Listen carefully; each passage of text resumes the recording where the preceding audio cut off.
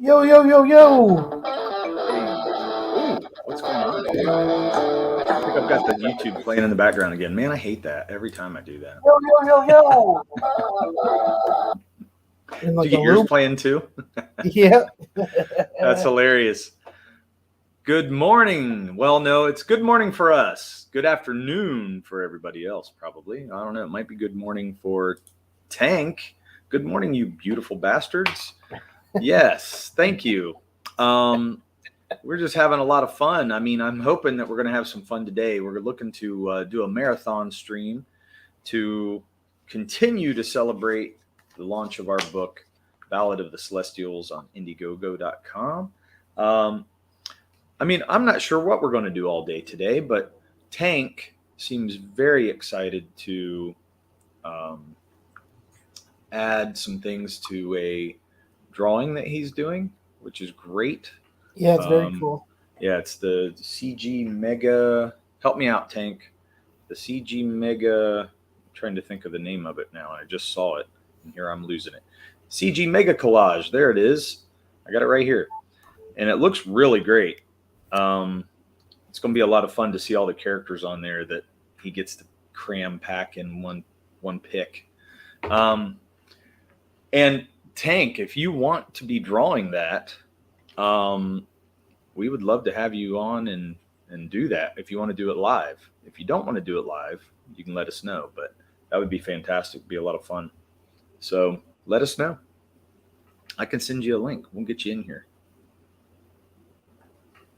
Thank God we So, didn't start doing this at 10 or 8 like we were thinking of, because oh man, I could not sleep last night. I'm like I a wreck right now.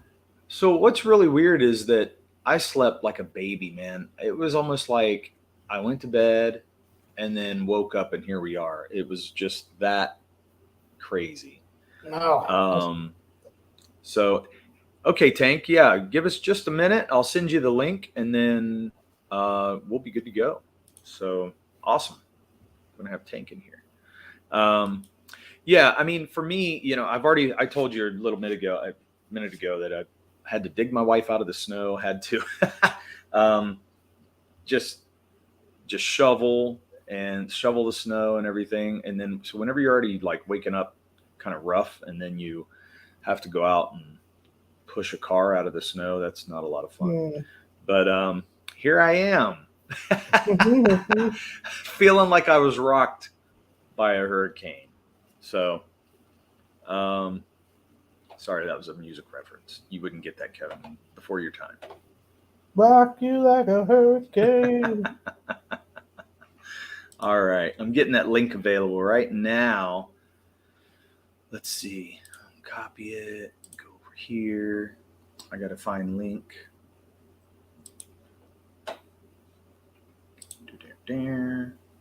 So, Kevin, Yo. go ahead. You can talk about anything you want while I'm getting links set up here. Well, we had a great night last night on Bancroft. It felt like we were only there for like 5 minutes, that it went so quick. And then we did a live stream, like a launch party after that, and that felt like it went really quick too. So hopefully today goes, because man, I'm tired, but it'll be good. Yeah. I'll probably have my video on like in an hour, just because I know my eyes, they probably look bloodshot right now. Oh, Um, yeah, I want man. to be pretty when I'm on the YouTube, so uh, Yeah, it's nice. It really is. It really is nice. yeah, So, got tons of love on Twitter. Man, people really putting our book oh, out it's so there, good. and Yeah. I just can't believe we're already at 60% of our goal. Yeah. Um, people are still backing it, still going strong, being in its first what 13 hours of the campaign. Oh, yeah. So Um, very happy that we're in the 1200 range of being backed. So that's freaking awesome. Blown yeah, away. it really is kind of crazy how much we got from that, and Hmm. how much people are really putting behind us. It was pretty amazing. Oh yeah. Um, But it was such a high. When I came off that high, I couldn't see straight last night, man. Like it rocked me. It really did And feel like being a kid on Christmas again. I mean, that yeah, type of feeling you don't get all the time. It's awesome to have that. yeah, it was such an adrenaline rush and excitement, and it's that kiddie excitement you get, like you're talking Yeah. about. It's that, yeah, you don't get that very often. No, Where no, no. I get that before a gig, like, and during a Wow, gig at times. that's awesome. Yeah. Yeah, because you're ready to show people you're having fun. You know they're having fun. If you see people dancing to your music, it feels so good, man. Yeah, you guys And always have those groupies that come and dance. Every time I've been to a show, you guys have some chicks come up there right in front and just start dancing. it's the way it should be, man. Mhm. Are you really rocking everybody if you don't have the girls dancing? Really? You just got to question that. That's not a bad point. I mean, and that makes your show so fun. But yeah. Oh, hey, look at that. We got Tank in now. Let's add him. Hey. Welcome, Good Tank. morning. Good morning. Thank you for having me. Good Hey. job on your campaign. Thank you, man. Thank you so much. I'm going to try to get us. There we go. That's a better view. Yeah, we appreciate it. We thank you so much for support and for coming on, and Yeah. it'll be some fun. Heck yeah. Hey, B Rose, bow. How's it going, man? Getting all the cool people up in here. That's right. Oh, we were just talking about how early this feels to us because the adrenaline rush last night, and then sleeping so hard, it was like, man, I haven't had a hard sleep like that for a while. Yeah, I can dig it. I haven't had a crash like this in forever. Like, yeah, it is crazy when you come down from that high. It's like, boom. Yeah, man. It's a delicious dopamine rush, isn't it? Yeah, it really is. And I was telling him, with my band, every time we gig, I have that feeling. And so there's nothing like whenever you come off your gig and you're just ready. But that's why, we would go and go to a friend's house afterward and hang out. But man, once you come down off of it, you're spent. You're done. You just can't do anything. Especially at my age now, it's like can't do what I used to do. Can't stay out till like 5 or 6 in the morning and just be like, oh, it's no big deal. No, I understand that. It takes a lot of work in order to keep up that energy level. Yeah, especially as you get older. I'm in my mid 40s, and yep. I've been largely sedentary for the last year, working on various projects. Right. And I've had to do like physical rehab on my right shoulder because I'm a walking catalog of sports injuries. So okay. See, I've had fun with my life, and I have the scars to prove it. Nice. Oh, okay. Well, you lose stamina. Like, you have stamina as a kid because you're like, or young because you're like going at it. You're up all the time. You're just doing it. But man, when you get old, you stop that. You have all this free energy as your cells are multiplying at an exponential rate. I mean, it's. I have 6 kids, and my oldest is 19. My youngest is 4.5. And pardon me, I'm going to make crinkly noises just for a second. You're all right. You're fine. I forgot to make smokes before the show, and I have a little cigarette machine. Oh, nice. Because I'm frugal. Yeah, I don't blame you these days. I mean, they did studies over at UCLA years ago that showed that 4-year-olds have more stamina than your peak athlete. Peak college athletes that are in the prime of their life. Man. Oh, that's awesome. But what does that say about mom and dad having to keep up? You know what I mean? Like, because I remember having to keep up with my kids, and I felt like I ran a marathon. I really did. Yeah. No, it's great exercise. I use when they're little, I like to use them as weights. Little squiggly wiggly weight sets, which is great. I mean, those CrossFit folks, they're onto something. Yeah.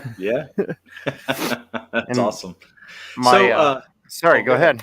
No, you were going to make. I was going to say, and now that my oldest son, who's 11, has taken an interest in martial arts, I've spent majority of my lifetime studying and practicing combat arts.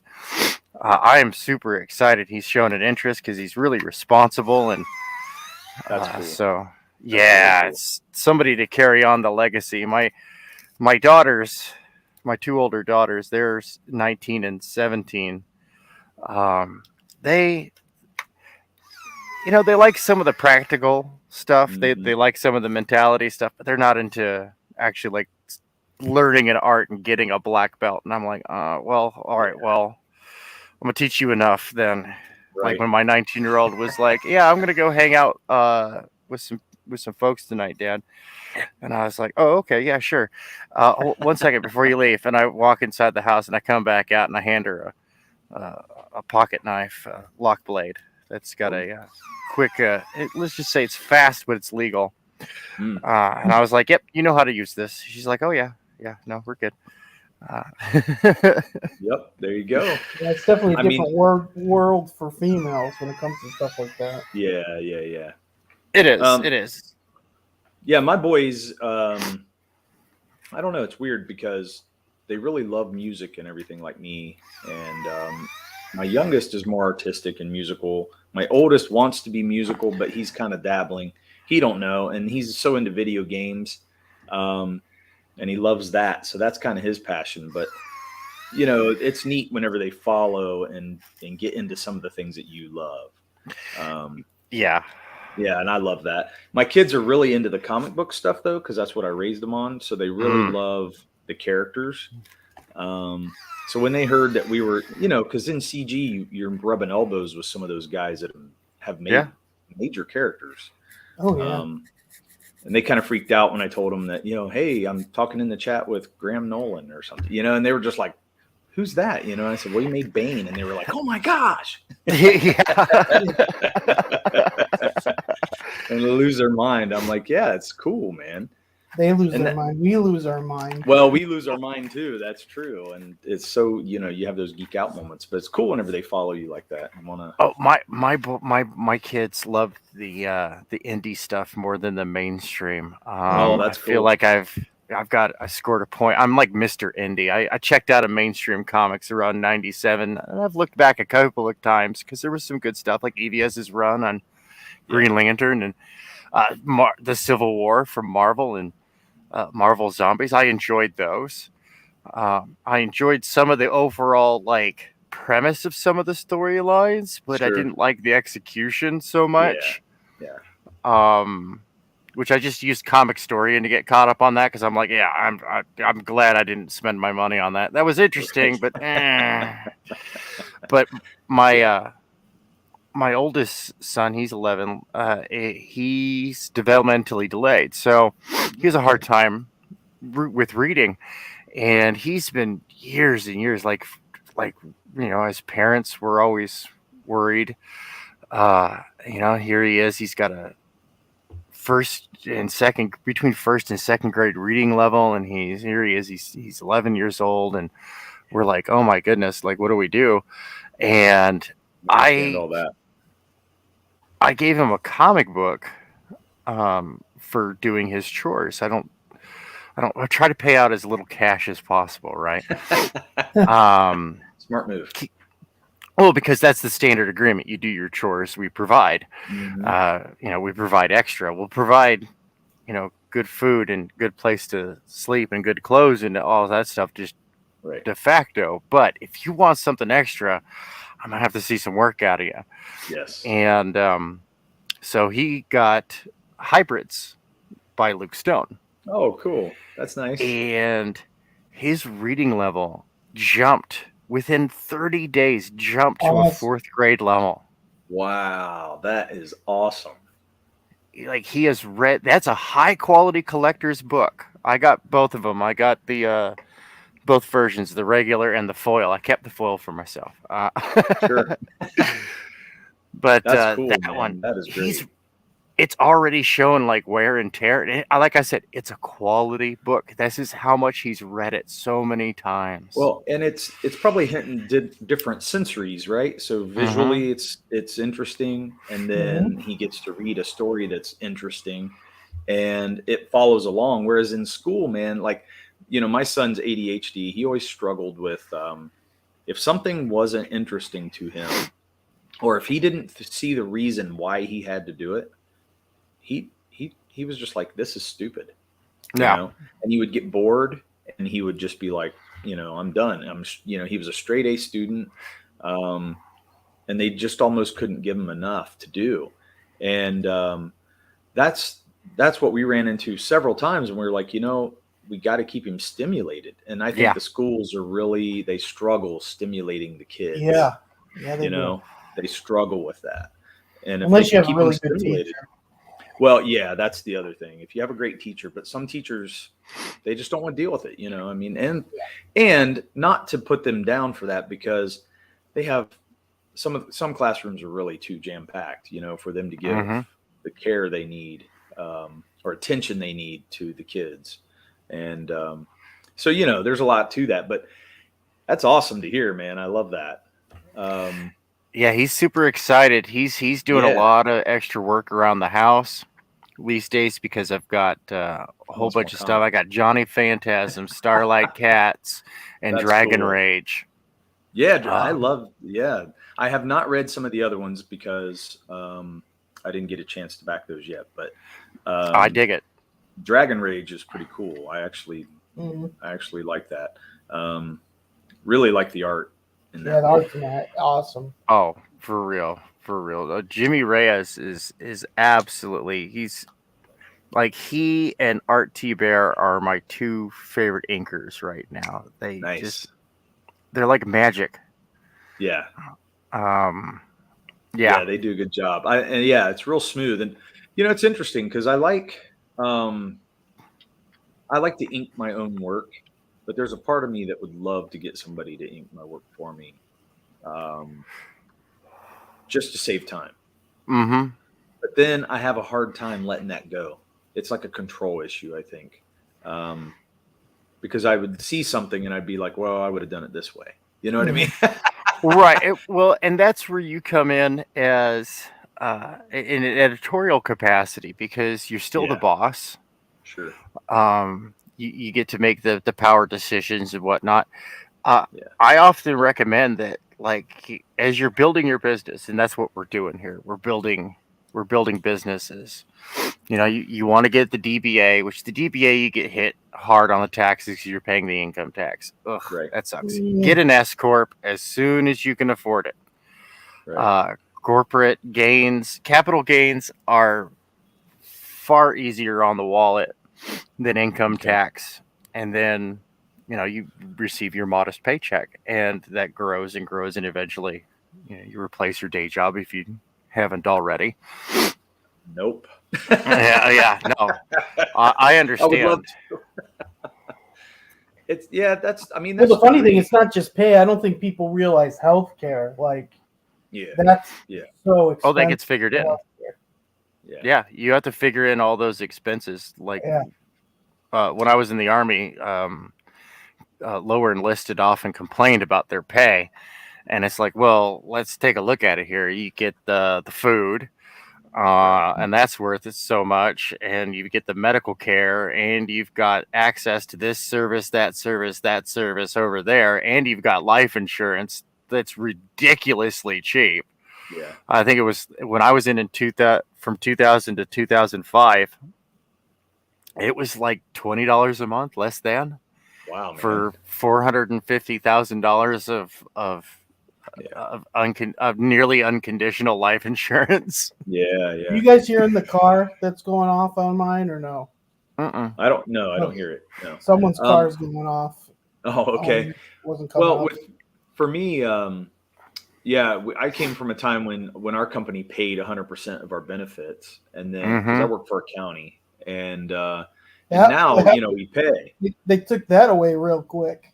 Well, not real quick. I mean, it's been a little while now, but I mean, for the first probably 8 to 10 years, we had free healthcare there, and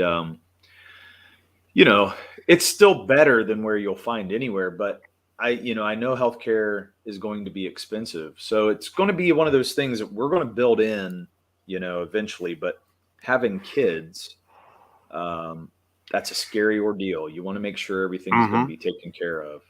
Well, that's another. Sorry. No, you're good. You're good. I was going to say that's another advantage to having an S corp is that the S corp can own things and actually gets better rates than you do, because now you've got more people to purchase for. So willing to take a pay cut. Yeah, you're a tiny little company that's, maybe you've got you two and a handful of other artists and whatnot working for you. Yeah. You can give them out proportional benefits. We have the technology. It exists. The math is there. We just need to activate on it. And I'm so excited watching CG grow, watching indie comics grow. I've watched a lot of indie comics stagnate. Yep. Or just disappear into risque girly mags. Yeah, that's a weird thing to me. And so back in the 80s, well, it was actually the 90s, it seemed like the indie thing, it was very underground. Everybody was kind of individual. Yep. They were very, they would put a book out here and there, and it wasn't well made either. Like you could tell they were really just doing everything on their own. And, but it was cool because the storylines and the characters were very cool. You'd come across some really neat things. And I always enjoyed seeing those guys that were at the smaller tables where you could be like, ooh, what do they got for me? Because I want to see something different. You know? I think that's what I like about CG is that the boutique comic book is really cool. It is. Because it adds something. And I think people it's like back in music. When you discovered a band that nobody else knew about, that was the shit. Yeah. Oh, yeah. Like, I know shit you don't know. And then everybody's like, what? What are you talking about? Why are you wearing a t-shirt of this band? And then they would find out who they were. And then once it became popular, you were like, it's not cool anymore. Yeah. I may or may not have been guilty of that. Oh, yeah. Before. I mean, that's the way it was. That's the way it was. Yeah, I think everyone's guilty of that, especially when you're a teenager. Yeah. I still get a little guilty of that because I just love the indie scene so much because of all the creativity. I do too, and that's what I love about my band. I feel like we're in that indie music scene. Although we're not very big or anything, we're trying to get back out and go gig. We're trying to get things up and running again. It's cool feeling like you're a part of something else. You're. And that not feeling of sold out, I didn't sell out, doing what I want. So yeah. Well, it's integrity is really that too. You feel that that artistic integrity. It's a thing. And this is why a lot of creators go indie. Yeah. Although back in the day they would go indie and take a pay cut, but they didn't care because now they're doing what they want to do. Oh yeah. These days they're going to indie to get a pay raise. That's it's so true, man. Well, I would just imagine like working for the big two and then you make a new character that's huge and it's like, you get nothing for that. Thanks for your creativity. Like, you would think so many of them after that would be like, yeah, I'm doing my own stuff because that character is amazing and I don't get anything from it. Well, you're talking about characters that company is going to have money on for how long, and then all the movies they're making with them, all the products they get to make with them. I mean, it's an ungodly amount of money, and that creator gets nothing. Yeah, that's ridiculous to me. Yeah. No, it's poor Steve Ditko all over again. Yeah, is what it is, and it's heartbreaking to watch that kind of stuff. It really is. It really is heartbreaking. I always thought Stan Lee was tragic because I still think he's tragic because, they used him in those movies and paid him pretty much nothing. It's like paying him pennies to be in those movies. Yeah. And everybody loves him. Yeah. Everybody loved him. Everybody really enjoyed Stan Lee, especially when he got older because he became that, kind of a cute old man. I mean, really. And then they continue to use him. Loved seeing him in all the little, all those cameos in the movies, but he got really nothing for it, nothing to show for it at all. He had to make his own universes and stuff like that to get more money. Yeah, outside of Marvel. So, well, a little bit of that is karmic. Stan Lee did a lot of people wrong, took a lot of credit where he shouldn't have, and I'm not saying it's okay, because it absolutely wasn't. That was straight up elder abuse. Yeah. Which that was just sick, man. Oh, I was like, that's that guy that was like taking him around to cons when he couldn't even he could barely even stay awake, right? Yeah. Ridiculous. No, that was sick. Yeah. That guy. There's a special place in HE double hockey sticks for your. I agree with you on that one. Like you're gonna get it, and you're probably gonna be under my supervision because I've been working on my resume. I want to get a position in senior management department of butthole spiders.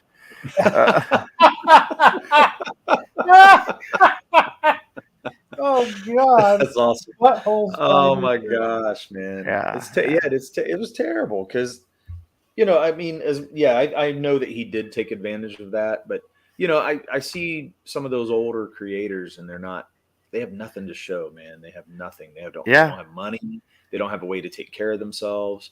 They're, if they go to the hospital, they have no way to pay for it. And I'm just like, how can they do this to these guys? Well, look at the whole Kirby thing. Like, that's just ridiculous.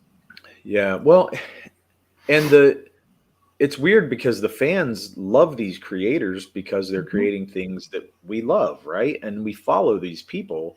You think they would want to take care of them because, once again, that's a marketing tool for their company, right? So if they're taking care of these guys get to go out and push their product even longer. I just don't get it. It is mind blowing because not just the fans, like you could see, like anytime you would see other artists with him, they would be like praising him. Even your big, like McFarlane would still praise Stan Lee at Comic Cons, and you know what I mean. And it's like, you think that'd be like the worst business model ever created, right? Because you're getting money in the short term, but in the long term, you're killing it.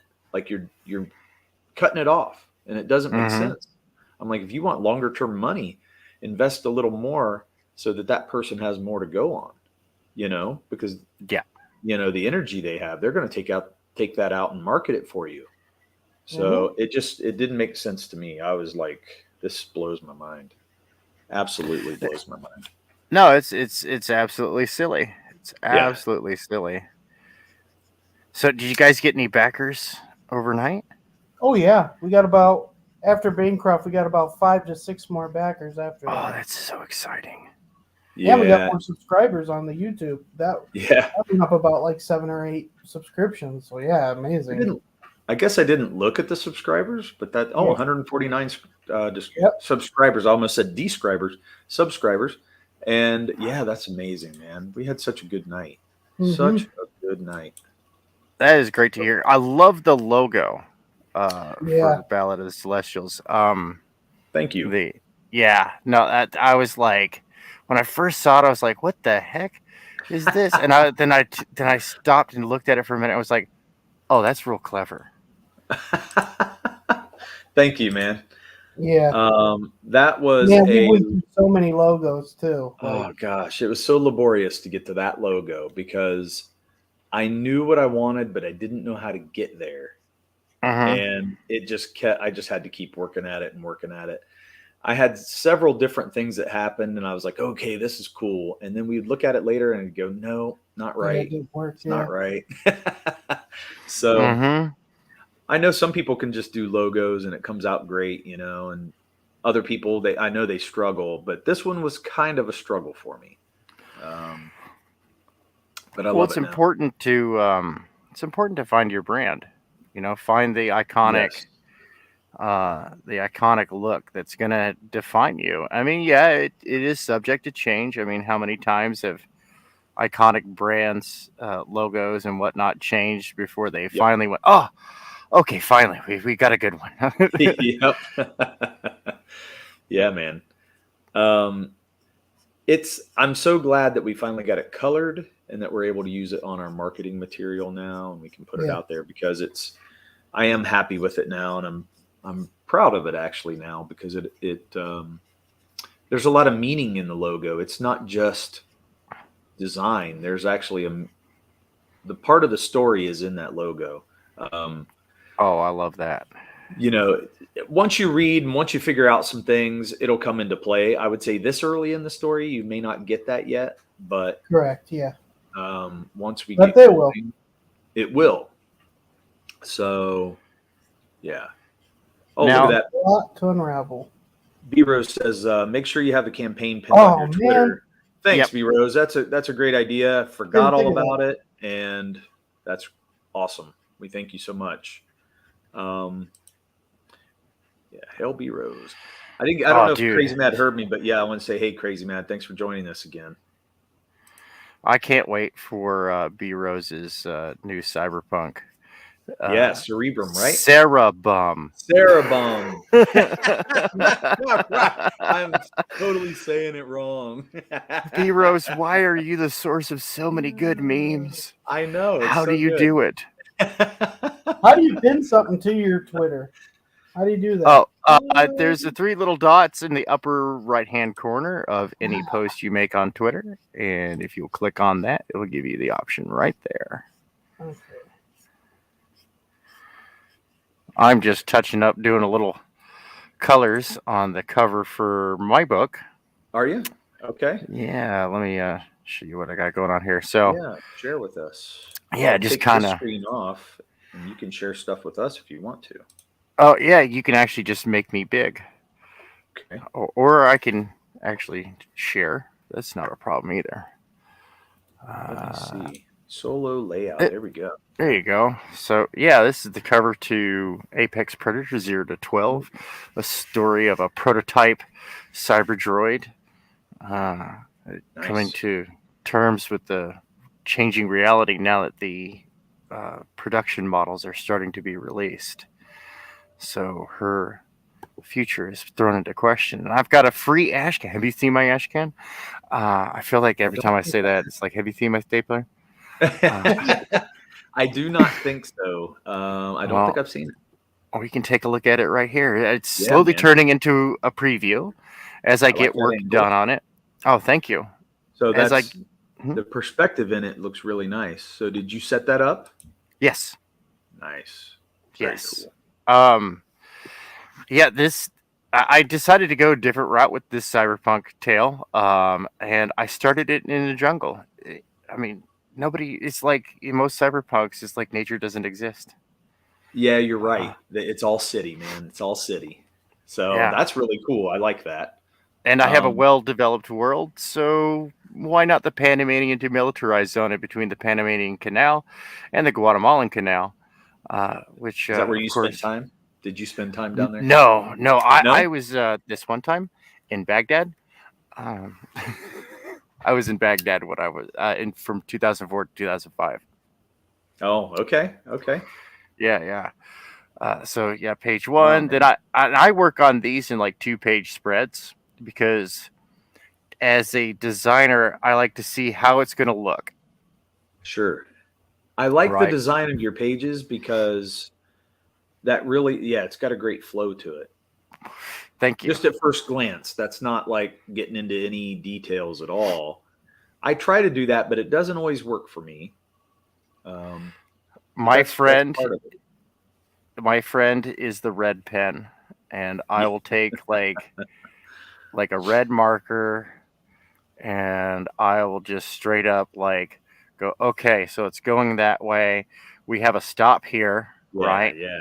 So, and this is going this way. This is going this way, but it's all pointing to this, right? Sure. But our inclination is to go here, stop, goes down, of course, which highlights this, which puts this as a secondary, right? And that's how I kind of plot things out. Sure. When I do that. And this one I'm still inking. Oh, That looks goodness nice. gracious. Thank you. Yeah. I bit off a big one to chew here. That looks blowing like up it, the man. That's jungle. awesome. Oh, that's awesome. That is really cool. So you're digital, right? Yeah, I'm doing this one digitally. Okay. I'm thinking about going digital for inking only, but I still love to draw with pencil. So I'm having a hard time giving that up. I feel that I actually prefer to pencil digitally and ink traditionally. Oh, wow. Okay. And I'm not going to do that for this. I mean, I will do a traditional piece just so that there will be original art to be purchased from myself on the campaign. Okay. So I got to bust out those supplies and actually set up good lighting in the studio. So we're still probably like maybe 30% chance of no new original art, like maybe some of the developmental stuff. Okay. Mm-hmm. Man, it looks awesome. I really like Thank the look you. of it. A lot of depth in the panels. You're using a lot of perspective.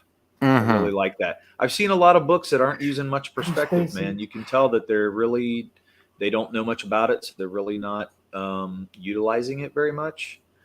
And that's one of the tools I feel that once you get perspective down, you get that drama going times 10, and it's awesome. It's awesome to see. Oh, for real? Yeah. No, I have seen good books laid to it, and I'm not going to call anybody out, but I'm just going to say I've seen too many books that looked flat, and I'd rather have a poorly done perspective with bad proportions than just flat panels all the time. Yeah. Especially if you've got talking heads. Oh my goodness, have them doing something. Gosh. Yeah, have them doing something. I agree. And that's one thing, like I feel like I'm starting to come in as an artist a little bit with my pages. As I got to the end of the book, I definitely leveled up. I know I leveled up. I can feel it. I can tell it. I was like, okay, this is flowing better for me. I feel like I'm actually, I have more control, and it was great. And even Kevin was making comments about it as we went along. And that let me know too. I was like, okay, that's good, because that means there's a lot of improvement. I don't think I'm done improving yet, which is weird because I'm 48, and I feel like if I'm going to continue to improve that way, it's fantastic. So I'm excited to see where it goes. It's one of those welcome to Comicsgate where everybody gets better. I've even watched EVS level up. Like, everybody's leveling up. It's so exciting. You got so many people. It's real. It's oh, holy cow! I'm actually doing this. I'm actually making a comic. I've worked in illustration and commercial art, and for years, for decades, and my comic art has always kind of like lagged behind. Until I got into CG, and I think it was 3 months. I did one fan art for the Unbreathable Skunk Girl, and then I did another one, which Manny Correa, the creator of Skunk Girl, purchased it and the rights so that he could use it as a trading card for the campaign. Nice. And it was 2 different artists. It was 2 different people. Is what it looked like. I said, which artist is better? And of course, people go, oh, well, this one. They're like, but this guy, he can keep going at it. And I was like, sure, that's really funny because that's the same. That's me. Oh, that's funny. That's cool. Well, I love the silhouettes you're using for the jungle and things like that. Oh, thank you. And to me, the jungle really lends itself for that kind of silhouette. It's beautiful. It's got a lot of texture you can go with, even in just black. And there's a lot of fun that I could do. I mean, in the script, it's like, okay, she bursts out of the jungle and then she slides down a hill. Yeah. And you'll notice that in this bottom panel here, it's tripping a tripwire. Right. And you can find those tripwires in this scene. Yeah. Oh, that's cool. Yeah, I like that. I Very nice. love to hide little tiny details. Let's see here. Where's that picture? Nope, that's the reference picture. Reference picture. Yeah, I have a lot of reference pictures. I do that. it's super cool. One thing I found when I draw digitally, I have a little more free flow. More reference pictures. That's what's her name? Autumn Ivy. Oh yeah, I've seen her come across Twitter feeds. Yeah, no, seriously, I would love for her to cosplay Scalpel Zero because she's got like the perfect build. Yeah, yeah. But yeah, I feel like I did the picture of Mare that we're going to use for the. I don't know if you scrolled down to the bottom of our page and saw the stretch goal of the card. That picture of Mare in the armor, that was all digital, and that was one of my first drawings in digital that I went all the way with. Completed it and was really happy with, and just I don't know what it was, but there's just a way that I can flow better. I think it's because if I make a mistake, I know that I have a safety net. yeah, With digital, because you can so easily cover it up and fix it. Whereas in, traditional media, once you mess up, you have to erase it all, or you have to, figure out a way to white it out, or, you know what I mean? And Roger. It's totally a different thing. So I think it gives me some freedom. It does. That's why I like doing the pencils, because I can get like really tight and refined pencils and then print them out. And because I normally ink on production copies, anyways. Yeah. Yeah, getting digital pencils, I'll burn through paper like no tomorrow. Mm-hmm. What was it? Where am I hiding that from myself? This opening page. Yeah. I drew this page 9 times. Oh wow. Yeah. To cut, and finally came to this one. And it does have text overlay, but I've still got to change that up because once again, this is an ash can that I'm turning into a preview and that's cool. Whatnot. But yeah, I like the detail you can get into too, because I noticed when I'm drawing with traditional media, in the ink will bleed a little bit in the paper, and then also to get the finer details of a face, it definitely makes it easier, because you can zoom in and you can keep the lines thinner. And so you get that nice finished face. When I was doing it traditional, I noticed, and we zoomed in, like in our trailer, I noticed they were zooming in on the trailer, and I'm like, oh man, that art is a little rough. And it's because of just what I'm saying, that ink bleed, but then also from far away, that ink looked really good. But whenever you get up close on it like that, you see all those nasty details. Yeah. So I really want to, I think I want to make the switch to a digital ink. Yeah, it all has advantages. Yeah. The only disadvantage really to doing digital is a lack of physical artwork. Yeah.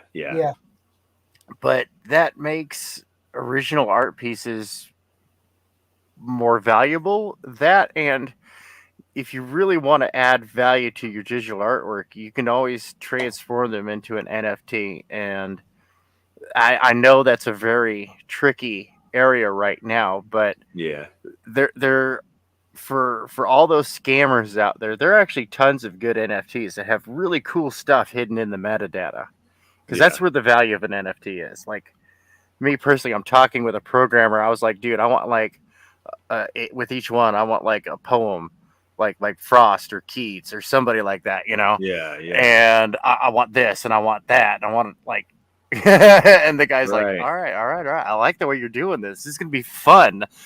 And I want like an Easter egg hunt. I want like a hidden code for them to get a free copy of the book. Wow. That's cool. Right. So that way. And so I'm looking into that stuff, and I've got 3 different people that I'm talking to about that, and I'm of course, like any business person, I'm going to go with the person who's going to provide me the best product. Right. I don't blame you for that. I mean, I haven't thought about NFTs at all yet. I mean, I'm sure we will. I want to, I guess this book is like getting up off the ground, and then I am excited to get into book 2 already, just because I'm ready to see where the story progresses, and I'm also ready to develop the characters into a new look, because the opening look in this book is just part of it. Like like that. I told you about that card down at the bottom of our campaign page. That's what Mare's going to look like, nice later. So I'm ready to get to that because I'm excited to draw that. His normal clothes are kind of boring compared to that. You know what I mean? Mm-hmm. Well, it's kind of the difference, like your alter ego and then your like superpower. When they get their armor, it's like when they're in their superhero uniforms. Yeah, it's their superhero uniform, and that's a lot of fun to draw. So, right, and I really like this. This is kind of cool. It reminds me of some fun Dungeons and Dragons games I've played in. Yeah, and that's always pleasant. Yeah, so there was like there's Conan influence. There is some Dungeons and Dragons influence. I mean, like Lord of the Rings stuff. We're not going for medieval necessarily. That's what it ended up kind of looking like. But I think I'm going to try to push it past the medieval. I want to go a little more into, I don't know if I'd call it primitive, but maybe just different. I don't know. Leaning more towards the sword and sorcery, I gather. Yes, more of that. I want a rougher look because I feel like this is a more brutal world they're living in. Okay. Yeah. So I want to get away from some of the medieval, but that's really hard to get away from because when you get into that realm, it's such a, I don't know, a staple of it, of that type of book, that it's hard to get away from that look of, I don't know, the armor and everything. Yeah. I dig it. And that's why I came up, with Mare's armor it's got a little element of it, but it's pretty original compared to most armor that you look at. It's got a design to it. It's got, the bird that you see in the logo. That is actually on his armor. Oh, that's really cool. Yeah, and it wraps around. So when you see the back of him, the wings will be on the back of his armor. And so the overall design really, I was influenced by Alex Ross. Alex Ross, like, he's able to take those design elements and put it across the whole body in such a cool way. And I've never seen anybody do it like him. They'll have an emblem or something, but I wanted more than an emblem. I wanted it to be more the overall design of the character. So that's what I did. Cool. It's fun. I'm digging it.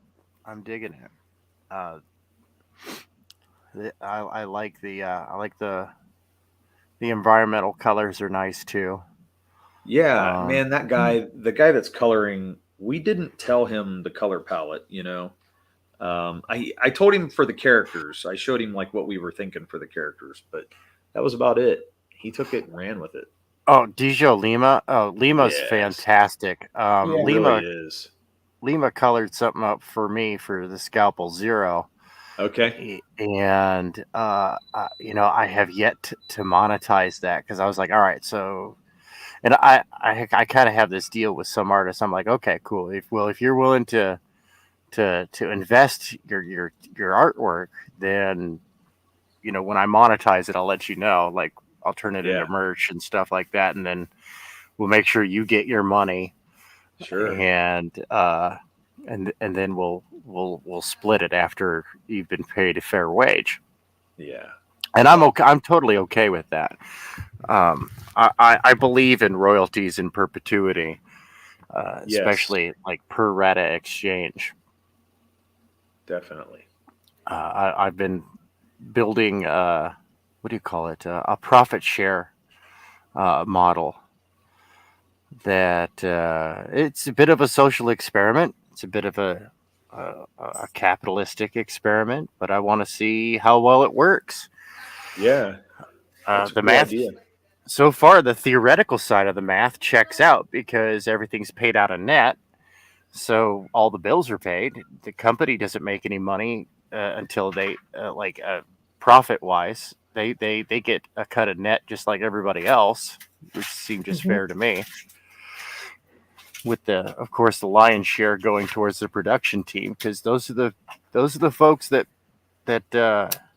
they pulled the weight. Yeah, yeah, I agree. I think it's really cool to see, people try to give the artists what they deserve, and I would love to be able to do that too. I mean, I think if our book takes off, I would love to be able to, I've seen where some of the stretch goals for some of the books, they're like, well, everybody gets a raise, and I'm like, that's cool because they're putting back into the team a little bit. It's not just about making money for the business; they're actually, trying to help the artists, which is great. Yes, yeah. Well, and that's the spirit behind this this mega collage here, is that when it's all said and done, the idea is to upload it to the net for free, and with instructions on how people can go get their own wall scrolls, tapestries, posters, whatever they want, printed up as a thank you to the fan base from all these creators. Yeah, that's awesome, man. For being there. And it'll come, of course, with a cheat sheet that'll have everybody outlined and numbered, and where we can find you, where they can go get your products.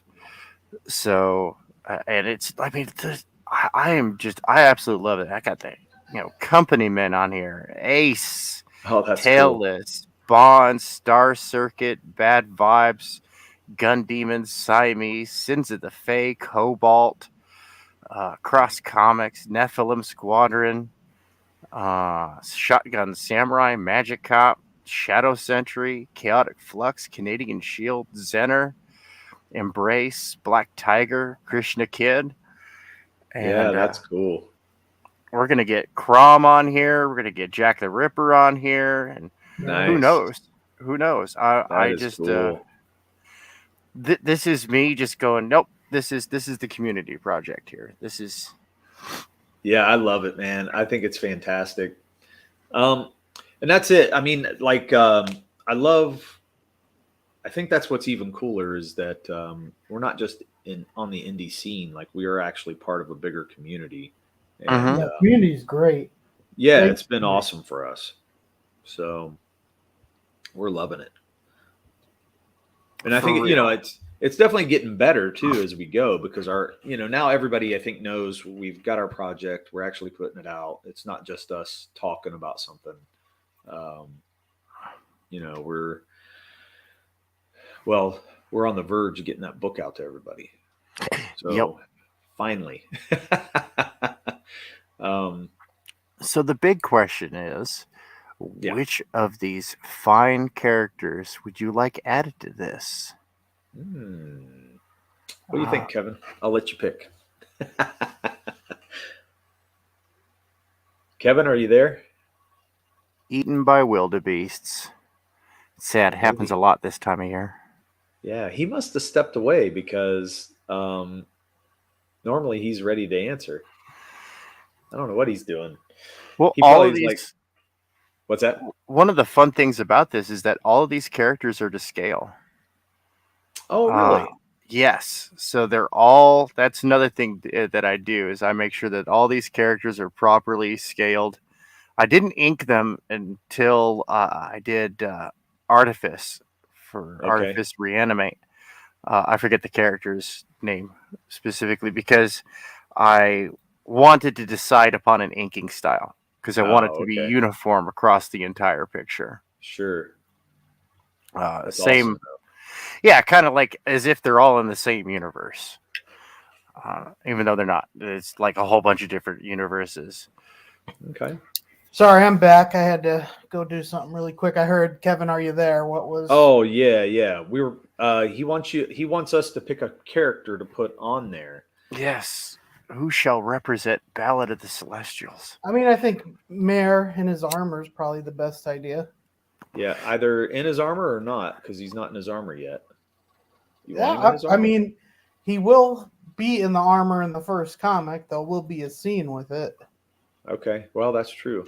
I think because of the hammer axe, you have to get that hammer axe. Yeah. Yeah, that thing is cool. Thank you. Yeah, that is that was an interesting design. I didn't want a normal axe. I wanted something that was going to be, it looked different. And we were talking about, giants, and I was like, what would take out a giant, you know? Mm-hmm. And I was like, well, it's got to be heavy or it's got to be big looking. And what would just, hurt a giant? And I was like, okay, a hammer maybe, because you'd have to break their bones. You'd have to if he slammed that thing into a shin of a giant, they're not really going to love that. They're not going to be able to withstand it. I They're was going to thinking break the same some thing. bones. I needed to see those like shins splintering and stuff like that. So I was like, okay, that's awesome. That'll be fun. So I put that big flat hammer side on there, and then he could turn it over for an axe if he had to, and just go for it. So, and nobody's had any kind of design like that before. Mm-mm. I've never seen anything like that, and I'm like, well, that's what we need. I want my weapons looking a little different. Mm-hmm. That is pretty cool. I do like that design. I'm a big fan of the multi-purpose pole arm. Yeah. We've actually made it. We haven't told very many people about this, but that thing is going to come apart where he can actually split it up into 2 weapons. Oh, Actually, that's cool. More than 2 weapons. It Really, can, 3, right? Like 4. It can break off into 2 axes, like 2 handle axes, a hammer, and then like a spear too. Yeah, that's right. I forgot about that part. So, yeah, and actually, we want to physically make one. Even if it's just like toy size or something, but we want to make one because I think just that alone will be intriguing for people. Also because I need a model to be able to draw. That thing is hard to draw. I'm going to tell you, it's tough. Have you talked to either George Peter Gatsis or Simon Poitier? No. No. Well, yeah, Sim. We've talked with Sim. Oh, okay. They're both 3D models. Yeah. Okay. And George Peter Gatsis has a decent amount of experience with 3D printing as well. Ooh, so he could probably do the whole shebang for you. Okay. Plus, he's a great guy to get to know in the community. He's quite a card. He's quite a card. Awesome. I like that guy. What's his name again? George Peter Gatsis. You can find him at georgepetergatsis.com. Okay. Awesome. Yeah, I really want to be able to make a real one that would really come apart. And for that, you want to talk to Men at Arms. Men at Arms. Okay. Yes, they're based here in Los Angeles, and they make They have made they made the Buster sword and like all of the Wolverine's claws. Like they made all this stuff, and it's all functional. Nice. They're real pricey. We're talking like several $100s. Sure. But if it can be made, they'll do it. Sure. Oh, you mean like a life-size model that we could hold? Oh, not like a... yeah, like a real. Dang. I don't know if I want a real one. Well, not yet. Eventually, I will. Yeah, eventually, yeah. But what I would love to have is even just a replica, like a smaller thing. But it would, I want to see how it really comes apart, and I want to design that and make it a practical thing. And it's going to be tough because it's, to do that, to make sure that it comes apart the way we want it to, because I'm going to draw that in the comic too. And so it's got some practicality to it. Yeah, we're going to have him deassemble it in the second issue. Yeah. So we'll have to get on that, Kevin. I know 3D printing would make it easy to see how it comes apart. Oh, yeah. Yes. And yeah, you could So, totally do that for that if you're not a 3D printing hobbyist.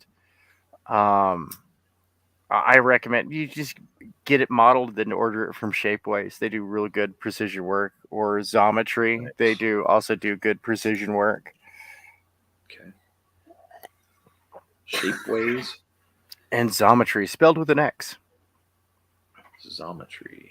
Mm-hmm. Okay, interesting. Yeah, they're not cheap, but you're gonna get a quality product. Okay. Cool. Wow. Yeah. That's Hey, gonna be get fun. what you pay for. Yeah, you do, man. Yeah. And honestly, the little desktop printers that they have now, like you can get a 4K printer setup with the rinsing station. It rinses and cures the rinses and then cures the plastic. You can get like that whole setup for like $600 delivered.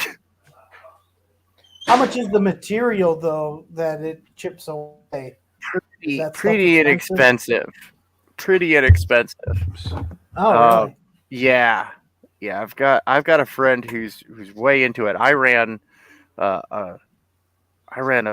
abysmal campaign, but a campaign nonetheless, and fulfilled for 3D for models for 3D printing, and I had a friend of mine format them all to Chitu box files, that's your standard for resin printing. That's what you're going to use for miniatures, and that's what I made the models for. Wow, that With is a little awesome. bit of tabletop. Yeah, man. I would love that, because one thing I'm really into is the character design. Mm-hmm. For me, that's one of the most important things. And I love the He-Man designs. I know sometimes it can be a little goofy, but Mm-hmm. I really love that. And as a kid, it really heavily influenced me. And then GI Joe, the character designs for GI Joe, and it was my favorite thing. And I started trying to think why I love that so much. Why was I loving the GI Joe story and all that stuff? And I was like, well, I think it's because the characters just look cool to me all the time. Yeah. There's something about it that those designs are really fun. Well, and the characters, all of them do something different too. So Yeah, that's true. But Destro's a badass looking design to me. Mm-hmm. I love Cobra Commander with the hooded mask. yeah. It was always intriguing, and it always made me wonder. Even though they made him goofy as hell, in the cartoons, I always loved the design of it. Have you seen GI Joe Resolute? I don't think so. Oh man. I gotta see it. Yes, it is the best Joe movie ever made. Nothing Is it comes. live action or is it animation? No, it's technically it's an anime, but it's got an American comic style, Oh, Okay. cool. and it Yeah. has the definitive final battle between Snake Eyes and Storm Shadow, and it's so epic. Like Nice. it's not for kids. This is not Okay. for the kids. This was made for us grups. Okay. Yeah, there's like when Snake Eyes infiltrates the Cobra Island, the Cobra occupied island, it's all sorts of Operator AF. And like he's like Chuck Norris, never heard of her. Oh, Like, that's awesome. oh, dude, Rambo. That's a strange girl's name. Oh man, man, you oh know, man. Ellen Ripley, never heard of him. No doubt. Just misgendering everybody. Why? Because he's that badass. It's so incredibly done. Great story development, good character development, story development. They even kill off some of the Joes. I'm not even going to say who, but Cobra Wow. Commander does this whole speech that is fantastic. He's like in the like Major Blood's up there, like, oh yeah, I'm the new leader of Cobra, and Cobra Commander comes out and just slits his throat. Oh wow. And then he addresses the audience. He goes, in the past, I feigned weakness and cowardice in order to inspire you to do more, but apparently I was wrong. And he just goes on this beautiful, like magnificent villainous speech. It's like, dude, Cobra Commander's scary. Which is the way he should be. Yeah. Because the way he looks, he should be intimidating as hell. Yeah, it's either Major Blood or Dr. Mindbender. I forget. You know what? You're gonna have to go watch. But he's straight up like just done. Wow.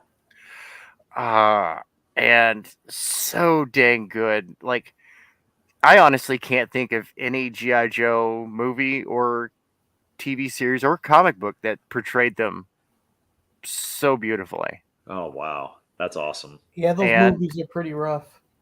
Yeah, and the new live action movies, it's like, oh my goodness, man! Like they messed them up. They're terrible. They're so bad. Not only the characters, like Duke and everything. I just hated all of it. Channing Tatum as Duke was terrible. You know. Yeah. I just felt like everybody they cast was wrong. Yeah. No, even the Henry Rock. Cavill. Like the Rock. Henry Cavill should have been Duke.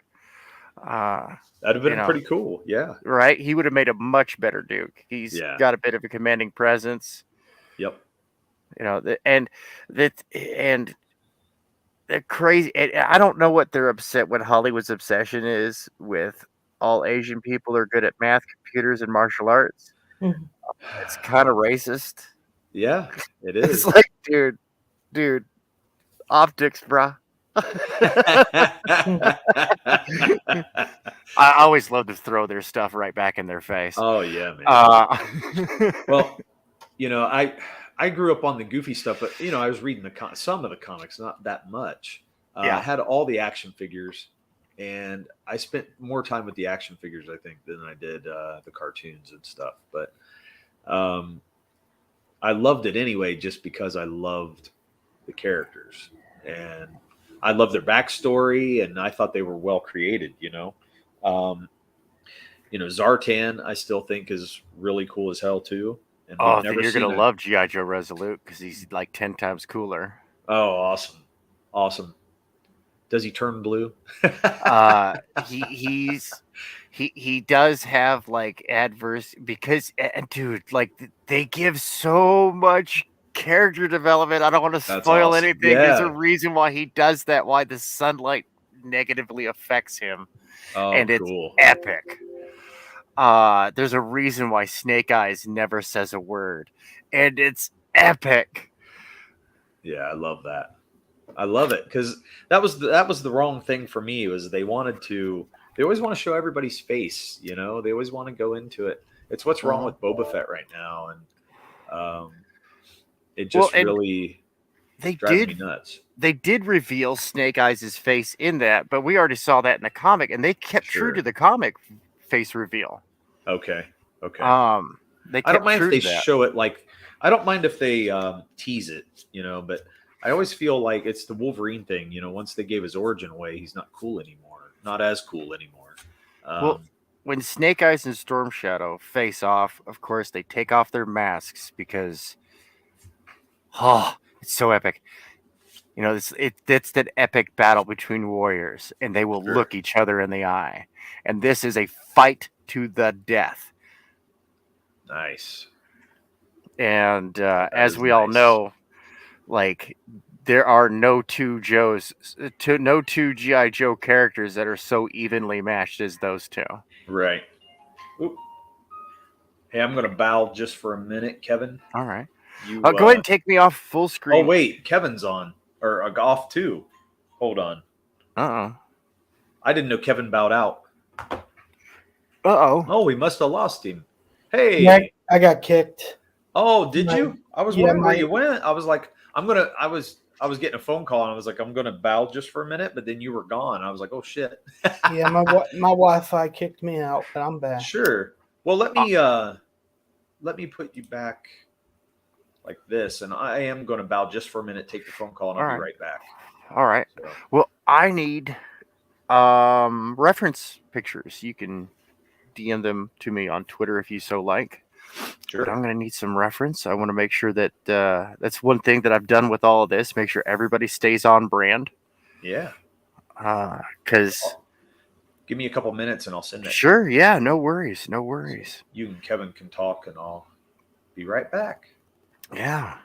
Were you guys still talking G.I. Joe when I got kicked? Yeah. We were talking. I was talking up G.I. Joe Resolute. I'm gonna have to go find that again. It's real hard to find these days. It's I not know like you on can. Netflix. Yeah. No. It's weird, man. I don't understand why Hollywood is doing this. Other than maybe trying to secure the new branding, but they're burying all the good cartoons from the early 2000s: G.I. Joe Resolute, the He-Man, the Thundercats. Like those were all good, and the Thundercats, like a lot of people were like, "Oh, it's too silly. It was for kids," and I was like, "Well, yeah, it was perfect for kids." Every episode had a moral, a lesson to be learned. Yeah, I love Thundercats. That was a great show. They brought back one of the original design artists, Jim Ross Mescamin, better known as the Jimpressionist, the guy who did the Shakespeare in like 30 different voices. Yeah. He was one of the original designers for the bad guys in the original Thundercats. Well, the cartoon they made, like, it was so bad too, like drawn. Like it looked like a little kid did it. It's the new one, the Thundercats Roar. Ugh, no. Yeah, I'm talking about the 2008 Yeah. reboot, which was really nice. Great character development, built up a better past for all the characters. Oh, really? They brought back Jim Mescamin. Like I was saying, he's one of the original character designers for the original run of Thundercats. And they brought him back as a voice actor, and he plays the duelist in episode 8.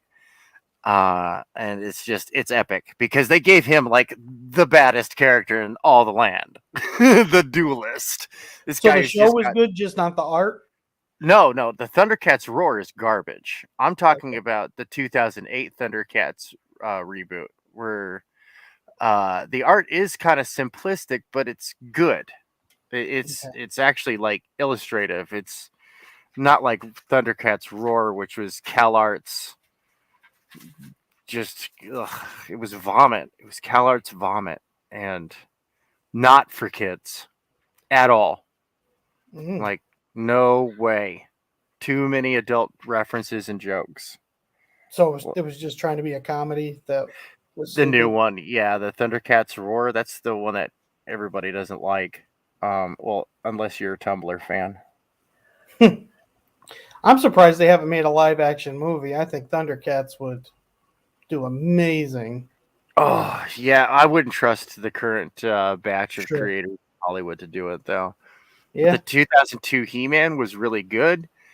Had chronological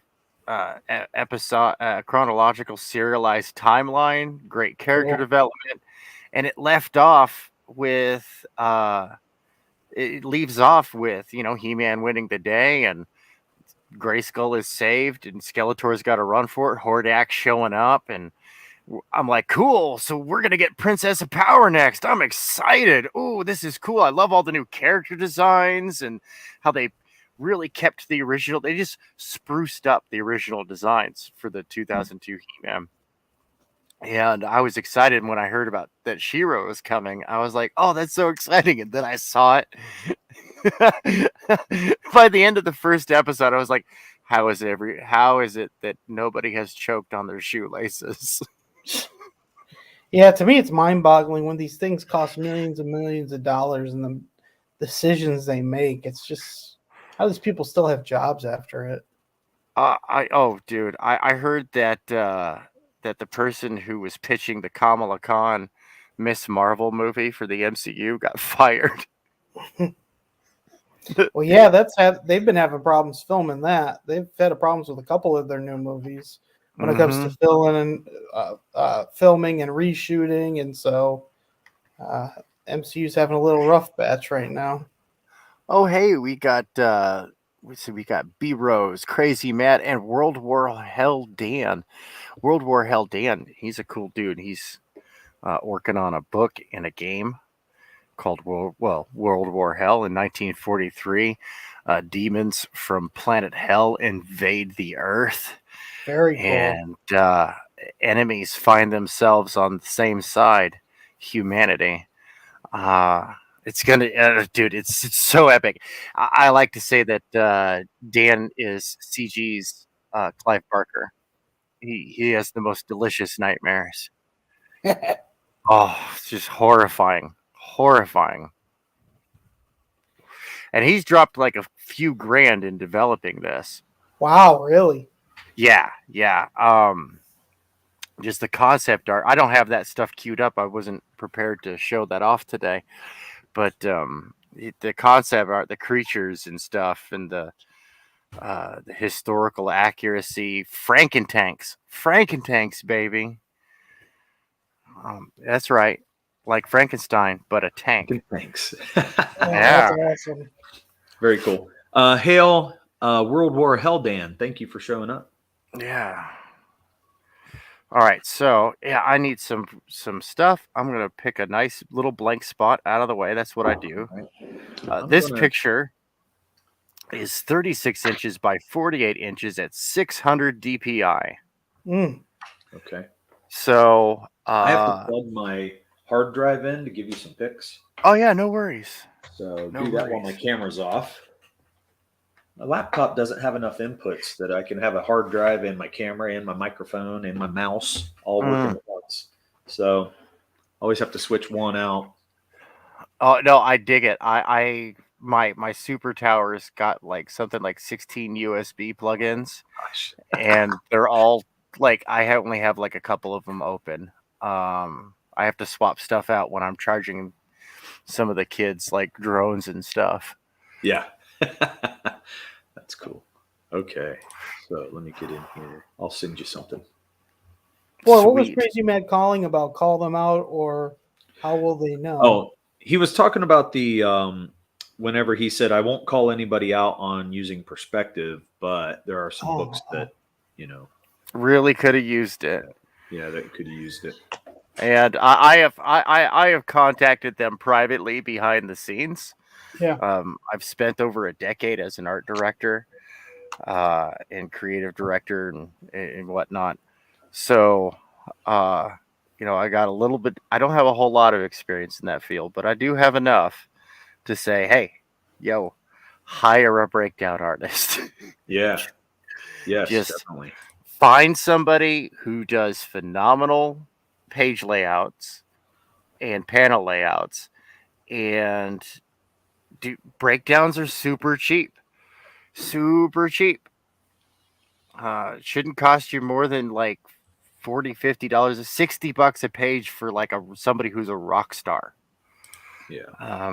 Rob Liefeld did his best work, in my opinion, over Dan Jurgens' breakdowns when he did Hawk and Dove, his debut into the world of professional comics. Nice. Yeah, I could see that really helping because I do it for myself. A lot of times I will set up the page before I do any kind of detailing. So I do the whole thing. I'll lay out every character and I'll lay out the panels and the foregrounds and the backgrounds and everything the way I want them. Then I'll go in and detail later because, it helps me get depth. It helps me get, all the poses down, everything that I want. I could view it before, we finish up. And it made our pages so much better. Yeah. Well, it's just like with any craft. Growing up, I learned the family business of masonry and framing. Cool. And those are extremely accurate. What do you call it? Blue collar vocations, right? Where normally in carpentry, 1/16 of an inch, you're good. Yeah. Framing, it's 32nd of an inch. Anything more than a 32nd of an inch off, and you're sloppy. Tile, it's the same thing. Honestly, you want to be so spot on accurate with tile that you're actually looking at 64ths of an inch. And so there's a lot of measuring. And that's really what you're doing when you're as an artist, when you're doing the breakdowns, is that you're just measuring.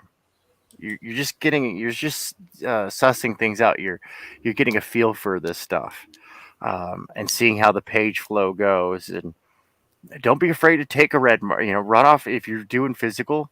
Run off a couple of copies, shrink them down, and take a red marker to them.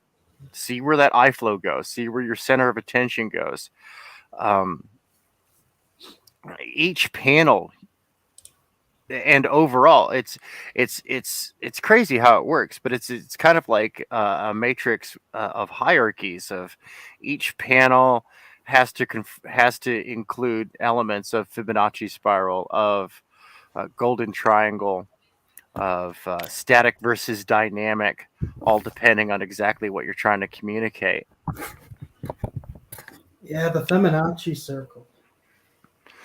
Yeah, the Fibonacci spiral it's important. The eye works that way. I can go take a look at this picture right here, right? And I'll go ahead and pop a new frame and make sure my pen is big enough that we can actually see what the heck it is I'm doing. I'll grab my red marker, as I like to do. And so we start here. Ooh, that's not big enough. There we go. That's probably too big. There we go. That's what she said. We start here. We read across the title. All right, we come down. We're attracted to a person's face. Heavy black shadows come and draw us in. The black shadows draw us back up to the hand, which actually has a broken line, right? So we've got a tangent going on between these items here, following the hair, on back down, and bloop. Yeah, that's cool. And if we take a look at the golden triangle, so the golden triangle sits at about like that, right? Yeah. Mm-hmm. And then I bloop, get rid of that. So we go back onto thirds, right? So approximately third, and so on and so forth. Yeah, I'm always looking at the thirds, and I'm always trying to look at shape of the design, especially in a pinup and or like even our covers. Yeah. I was trying to get that as much as I could. It was harder with the team because you got to fit everybody in, but I felt like it had to be a certain way, and I think it does add a lot of dynamism into your cover, or into your print, or whatever you're doing. For our cover for the wraparound, it was all about the perspective, drawing your eye. I wanted things to be slightly skewed a little bit, like with the going to see the villain. I wanted the ground to look uneven and kind of like off. I didn't want it to look, flat and level. I wanted it to be, what would you call that? Just flat. Uneven. Yeah. I mean, yeah. I want it to be, like higher on one side and lower on the other. So it's tilted a little, Right. Because you're going into this evil group's world at this point. He's hitting them head on. It's just like, the old comics, you want them to know that the villain is not a normal person. He's not thinking clearly. Yeah. So here, what I'm illustrating next is foreground, midground, background, and I'm color coding it. Yeah. Here. So we got the background, all of this. Yeah. Of course. And no matter how you do it, your title will always appear in the foreground. Sure. Right. So we boop, and that's just like same thing. I mean, even with not with something like this, because this is like two-dimensional. There's actually a little bit of a trick here. I'm doing an optical trick that Monet, Renoir. My bad. Renoir used to use, and that is stopping the flow. Oh, yeah. bam, you want to go this way. The picture the motion says this way, Right. but there's a conflict there, and that, like I said, that forces the eye to go to there. It's crazy, huh? Yeah, I love that kind of stuff though, because it's subliminal, but it's also like right in your face. It's just people don't realize it. But that to me is the beauty of our craft. That's what leads people through the story, and so that's our job. Our job is to do those things to get people to move from one place to the next, and I love it. That's what I love about it. Like even in this lower panel down here, there's a foreground, a midground, and a background. Foreground, that's our gunshot. Right? Midground, that's this guy. Everything else is background or foreground. You really can't tell because it's all silhouetted. But that's done so that way you're not lost down in this area. Right. You want the attention to go to this and then take a look at what's shooting it. I sent you a few pieces of reference. Oh, sweet. Now, one of them's sideways, but you'll be able to open it up and flip it around. Oh, yeah. I don't know. The hammer axe isn't great looking in some of this, but there's a couple colored versions, but I did that on my phone, so it looks like crap. But no worries. We're not marketing any of that material, so it's okay. It's all good. It's all gravy, all gravy. If you need something else, let me know, and I'll give you something else too. So. No, this should totally work. I just have to do the funky trick, because the studio's real picky about the files it'll recognize. Oh yeah. So what are you using? Is that that's not Clip Studio? It is. I use Clip Studio EX. Oh, it is. Yeah. Oh, okay. So it looks different. It's just your layout's different than mine. Yep. I like your layout though. Oh, thank you. I almost want to move to that kind of layout. Yeah, I switch stuff around from time to time and just kind of change it up as I see fit. Well, what I'm seeing with the EX, you get to see your whole comic laid out in the pages, though, don't you? Mm-hmm. That's what I want EX for. I want to upgrade to EX really bad because I don't have that yet. Yeah, that's where I have this. That's the whole 12 pages there. I have the cover on page 13 right now, but I'm going to move that. That's awesome. I'm kind of just keeping it all there for right now, because I'm getting individual time lapses for all these pictures. Okay. So I'm recording time lapses for all this stuff, and I added 4 pages for promo. So that stuff will go in with the ash can, because that's what I've been doing with this. Is I've just been throwing out. I got a Google Drive link and set it up, and people can go view or download. So it's an ash can. It's this full comic. You can just throw it away. It's there just so you get a taste. My mentor in comics was big on the ash can, and it did not steer me wrong. Julius Schwartz. Okay. When I was a kid, he like really impressed on me the importance of an ash can. It worked too. When I was a kid, I made a 4-issue miniseries. It was absolutely awful, but over those 4 issues, I sold over 500 copies. Wow. All throughout the San Francisco Bay Area, because I gave out ash cans to all the little comic stores, and then I got the pre-orders. They could order the comic. They could order the comic for a quarter and sell it for 75 cents.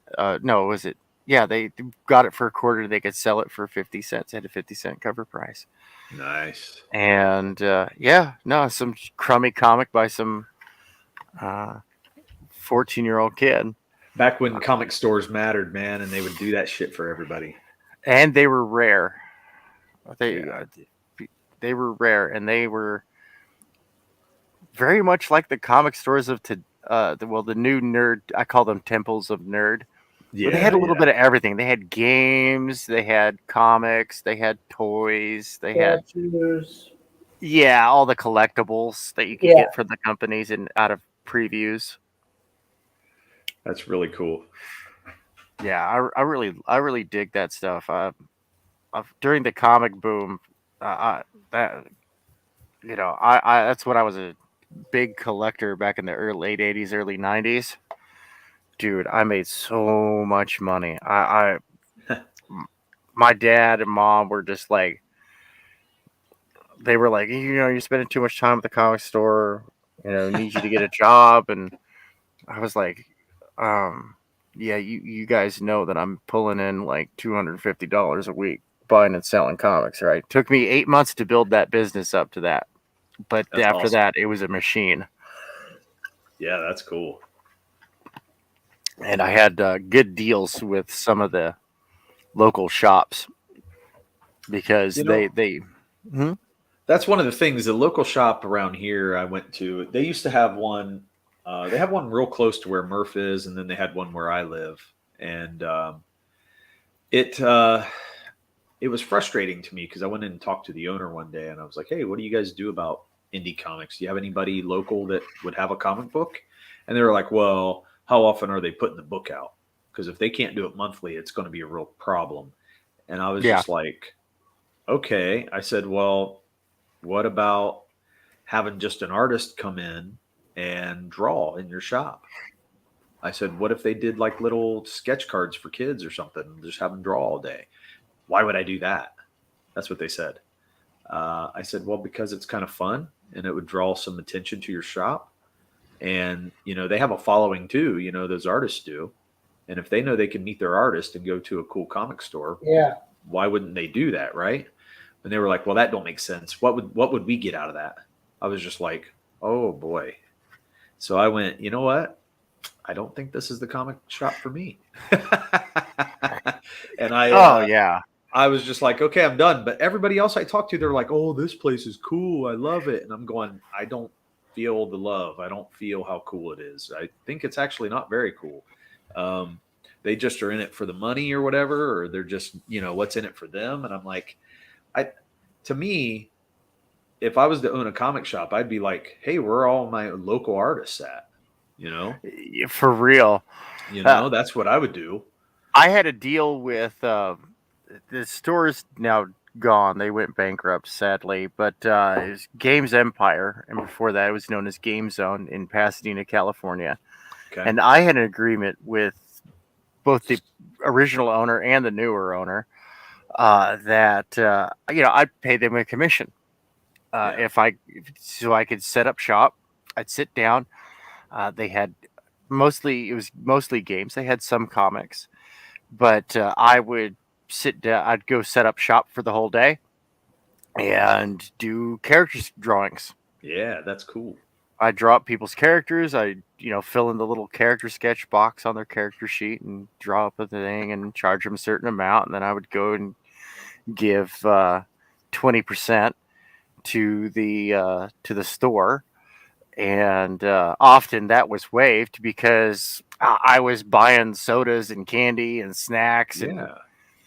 immediately turning around and spending that money on more 40K or Hero Clicks Right. or whatever was popular, Warzone, Mutant Chronicles, That's whatever funny. was popular at the time.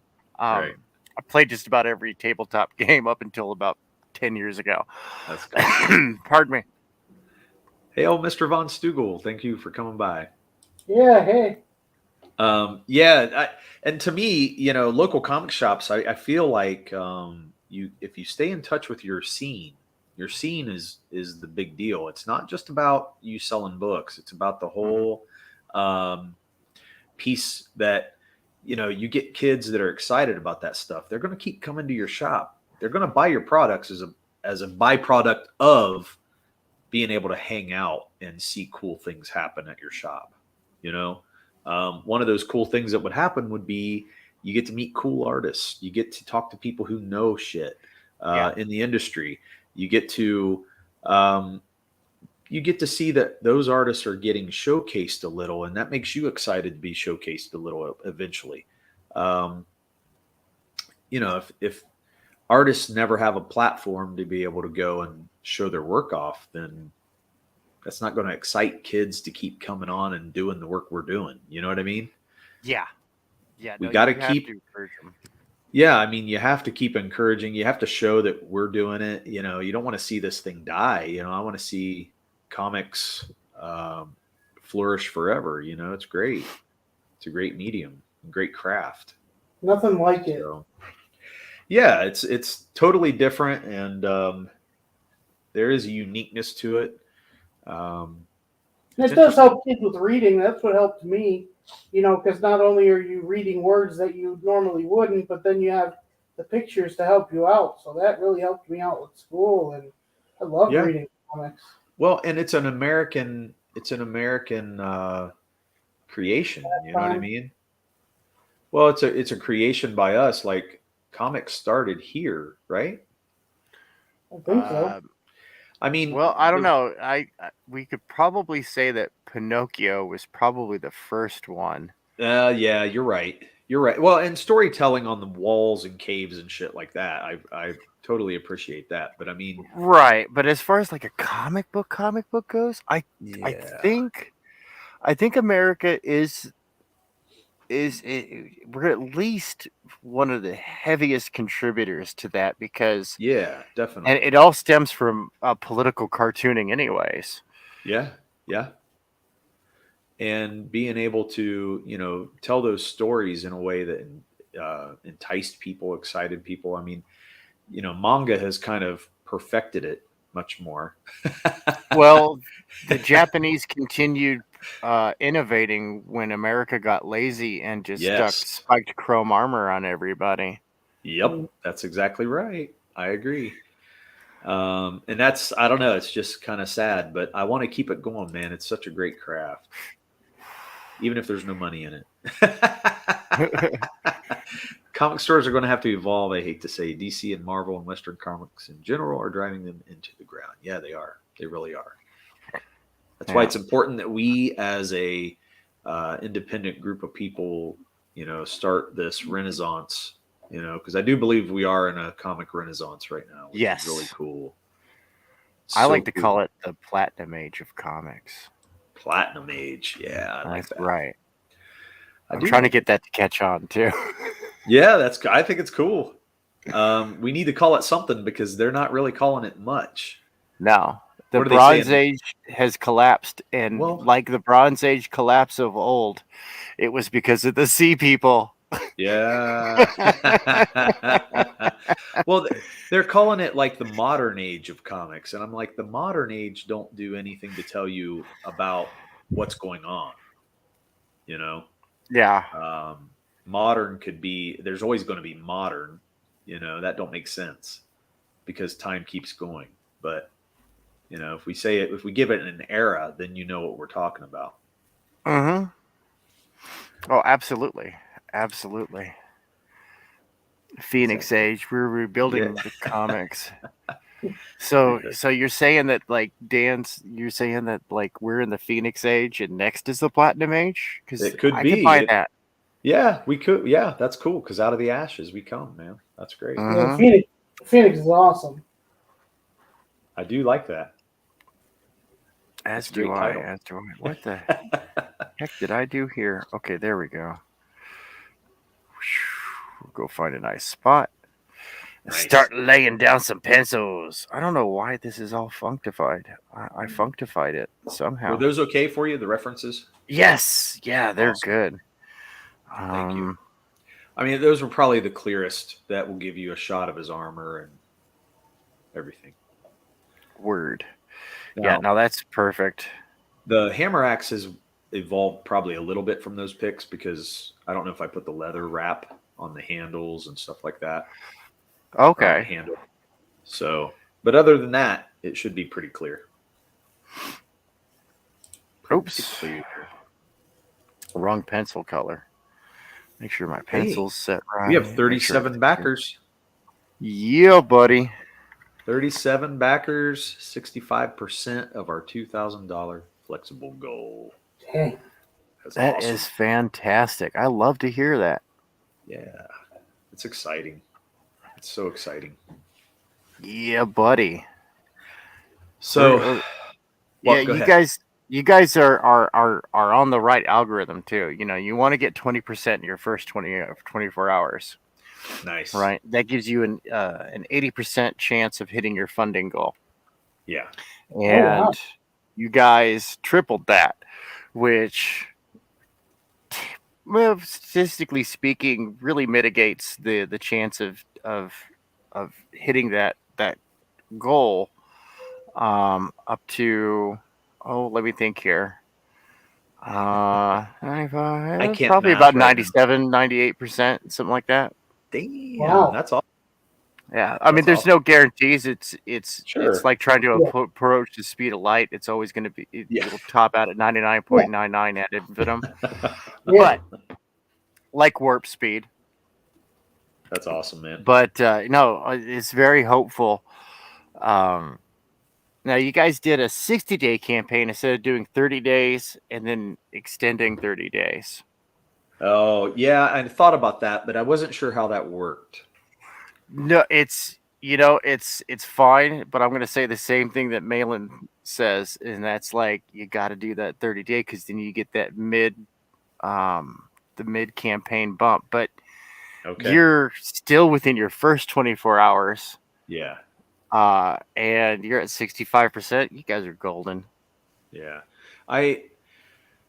We had a couple people tell us we would crush it, and I'm just like, I mean, that's awesome to hear because it gives you confidence to know that people like what they're seeing. So you feel like you're on the right track at least. Um, and that's it. I mean, everything's kind of open until you do it. It's really hard to gauge that sometimes, Mm. and it's all trial and error. So we didn't have a clue about half this crap until we just jumped in, and started doing it. So, Yeah.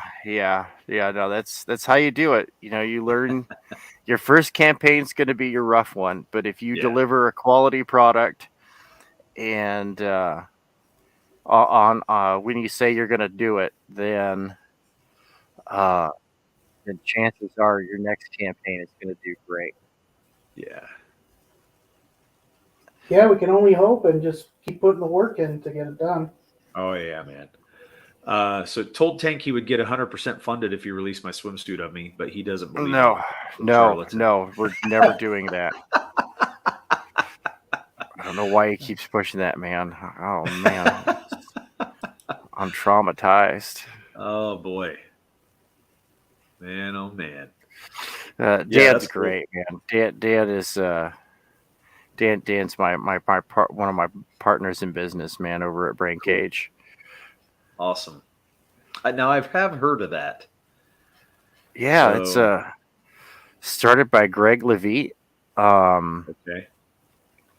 Yeah, of Gun Demon fame. He's got his book Gun Demon that's out on Indiegogo right now, and he brought us together, a whole bunch of people, and we've got a shared comic universe that's got like tons of Nice. different creators on it, to include like Stefani Renee. He's working on the Scarab, which is just this really cool, like it's just really cool. I mean, Stefani Renee, man, the guy's just amazing, and his character is just fantastic. I think I've seen that. I think I saw it. I've showed At it off a least few once. times, a few different places. Okay. So is Greg.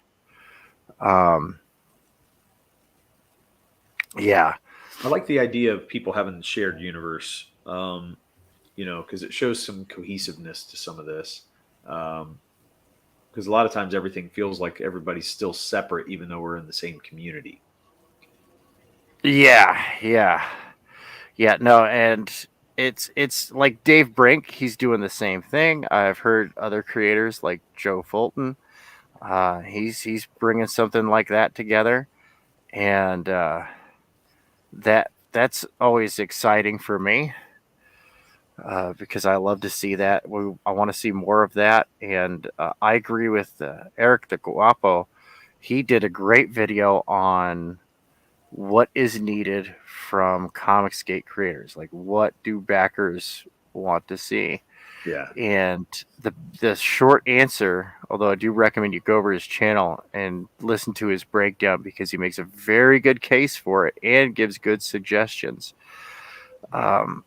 is that they want, once you're funded and stuff, you got to make it market accessible. Oh, yeah. You got to have some kind of plan to bring it to the general market. Like when I get the scalpels, when I get the Apex Predator Prologue to Retribution series done, um, I'm submitting it to Alterna. Oh, okay. Yeah, Pete's my man. Nice. Pete's a great guy. Pete's the reason I'm in CG. Oh, that's cool. I like Pete. He's very nice, very cool dude. He is an awesome fellow. He's got his jokes and whatnot, but he's a dude who has integrity. Yeah. And he's here to provide a viable service, you know. And I do appreciate that a whole lot. I love the feathered helmet. I love the feathered helms, even though they're totally impractical. Yeah. Yeah. Yeah, but who cares? Yeah, exactly. They're fun. That's the point. Yeah. It's cool as hell. It makes him look badass. And that's what I was going for. I always liked I mean, they're metal, so you can impale people with them if you want to. Right, but a good bearded axe will just make your day go really bad in a hurry. Yeah. But it's still cool. It is. It's the visual, man. You got to go for the visual. I wanted somebody. Well, I did the feathered helmet also because of the armor with the bird. So I thought it would kind of tie in as a thematic element. I got to deal with my cat. I'll be back. Yeah, that cat is not happy. No. That's funny. Yeah. Let's see here. So we got Yeah. So the belt on him, we were actually talking about eventually getting a wrestling belt made. Yeah, I was just thinking that. It'd be just fun to have hanging up somewhere. So. Oh, it'd be a great product. Yeah, and my nephew, he really wants it. He's like, "Oh, I hope you do that. I really want one," because he loves wrestling, but he likes my bird design too. So he thought it'd be very cool. I agree with him. I agree with him. Let's see, these are strapped down to the leg. Yeah, and they go down to, so it's gonna actually come up a little bit. Getting it all nice and loosey-goosey worked in. Yeah. I didn't want to go with like full leg armor. It just didn't seem practical to me. Full leg armor, it's interesting stuff. If it's well fitted, dude, it is so cool. Yeah. But if it gets knocked out of whack, it can be kind of crazy. One of my favorite videos is the guy in field plate doing all the somersaults and rolls and flips and cartwheels and stuff, and it's like, yeah, no, you could totally do that. And we see historical evidence that these people who were regulars, who were knights and whatnot, like these people were abnormally physically fit for people of their period. Yeah. Man, I'm sure they had to be carrying that weight all the time. Man, It's ridiculous. But yeah, I was trying to go with something that was a little bit different, but he could move. I want him to be still a little bit fast on his feet too. Well, I think you did good here. Thank you. I like these designs. This is fun. This is fun to draw. And the armor actually comes apart. Like it's almost like a football shoulder pad. And then you could, so the chest plate and the shoulder pads fit down over the body cavity. You know, I don't know what you sweet. would call that, but yeah. Yeah, I could see that it's kind of layered. It's kind of Yes. it's like a good. If I were running a D&D game with this, I'd say, man, that is some good half plate you got going on. Yeah.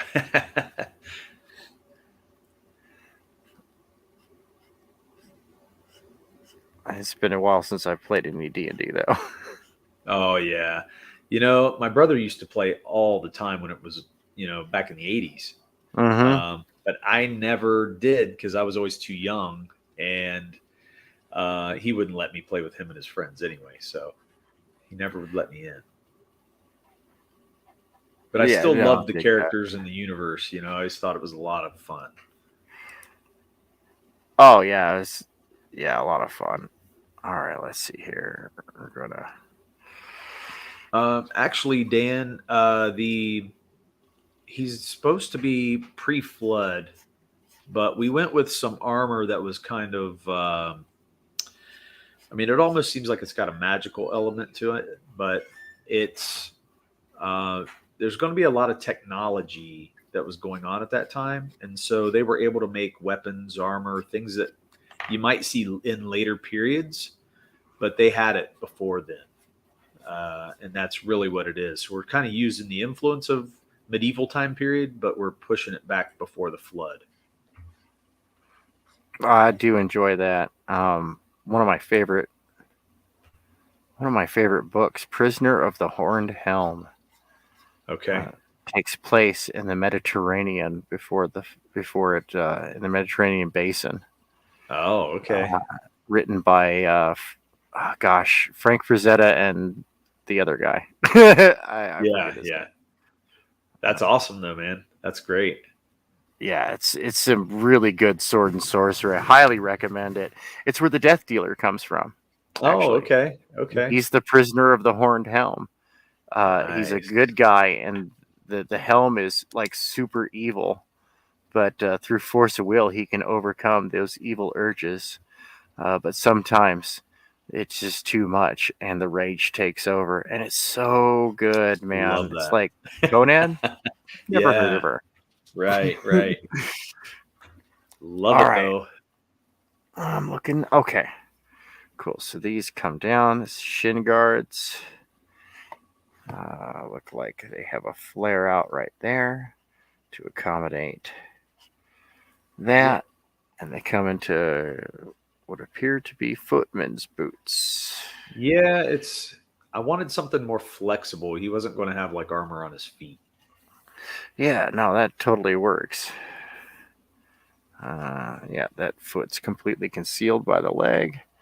All right, let's see how we're looking so far. We're getting there. Yep. I would say the blade of the axe probably needs to be bigger. And then there's a ball in the middle of it. Yeah, that's the detail I'm missing. Yeah. That's why it didn't feel right. It didn't feel right at all. That still looks cool. I still love that idea of that weapon. Just the hammer and the axe together, I think goes together so well. Mm-hmm. Let's see here. I'm going to go check out the first things first. I want to move you. Oh, there we go. That's the great thing about everything. All of these characters are all on their own individual layers. So that way, he's super big right now, but I will shrink him down. We'll get him shrunk down to size so that way he's to scale. And I still say that I want to see like a 3-way fist fight between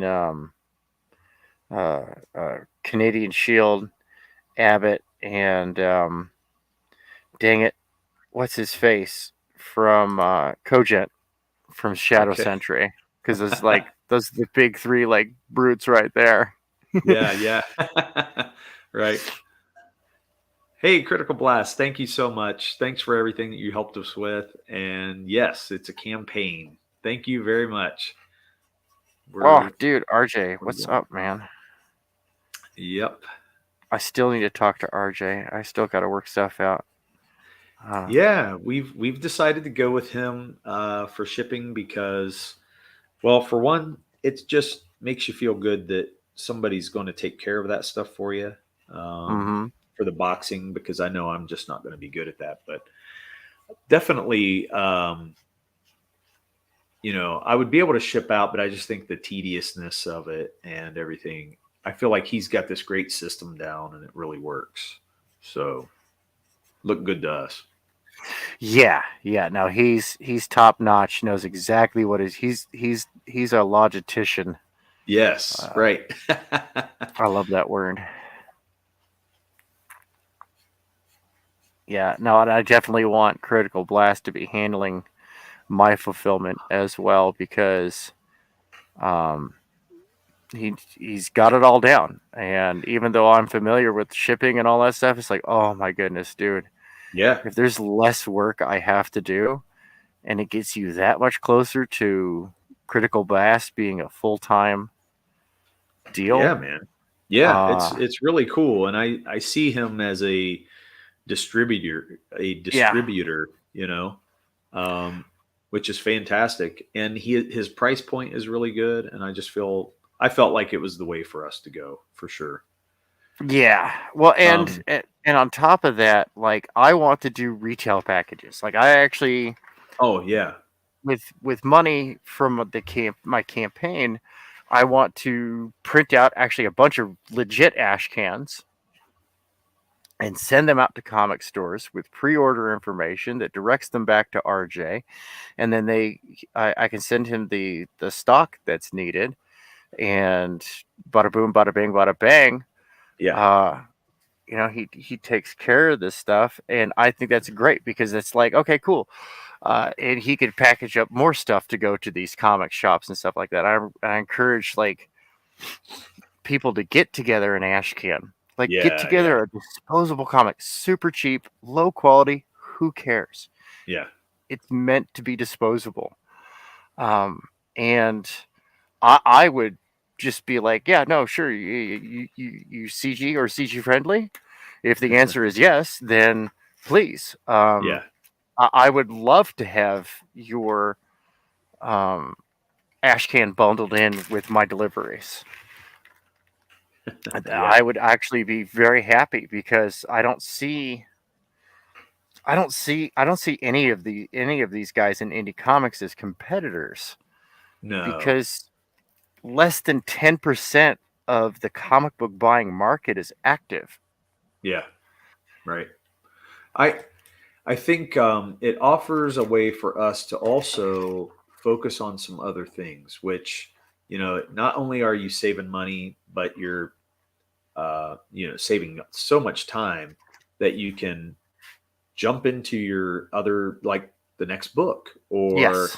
finishing up the first book in general and just making sure everything's where it needs to be so the details can be spent time on. And that was one thing I was thinking. I was like, gosh, there was so much work just getting up to where we are right now to launch. Hmm. I felt like it was more than having a second job. You know what I mean? Yeah.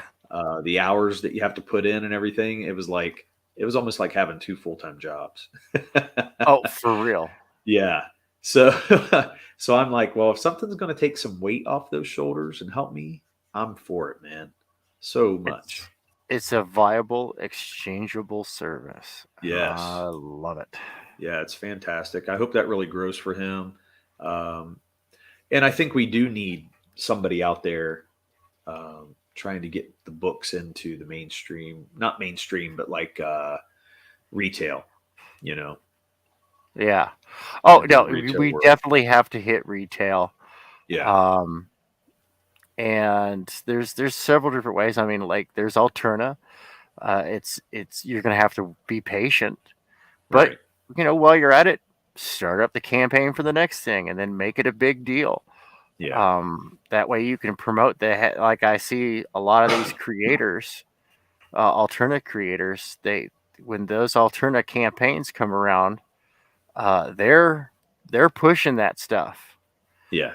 because they're selling books, and every time they sell a book, they get a paycheck. Oh, yeah. Uh, Yeah.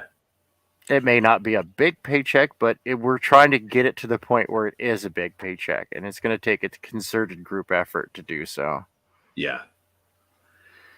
Yeah. Well, and that's one of the fears for us is that, once this goes, what's the next thing and how quick can we get it out? And, we know we want to do issue 2, but what are we going to do with it? Because it took a long time for us to get this thing off the ground.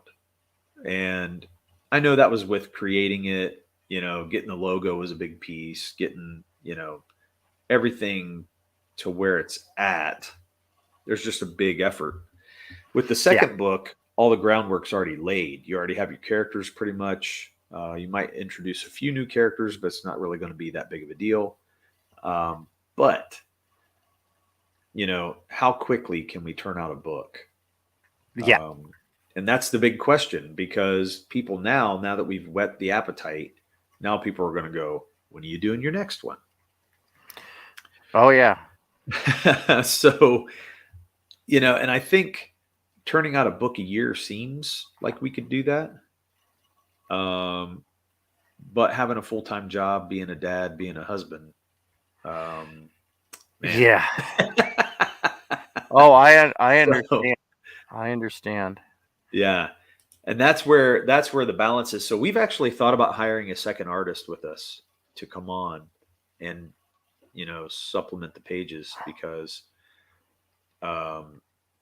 as much as a lot of people don't like that, it would help with timing. Yeah. Oh, and that's part of growing a business. And that's what you're doing. You're growing a business. Because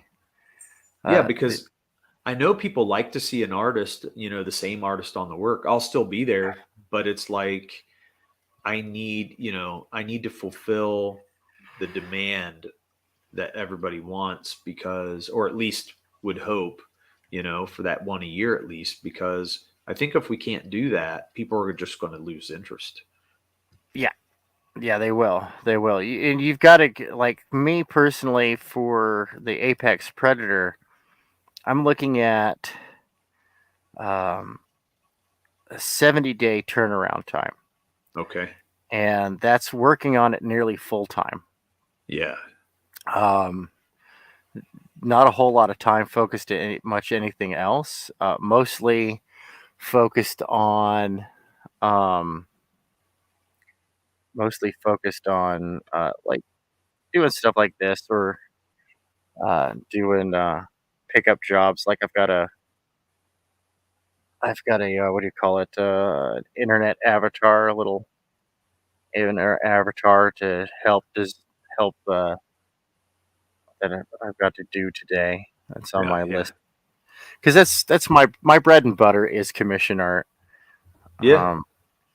And it's a hustle. I got to hustle every day, just to make sure that I've got those bills paid.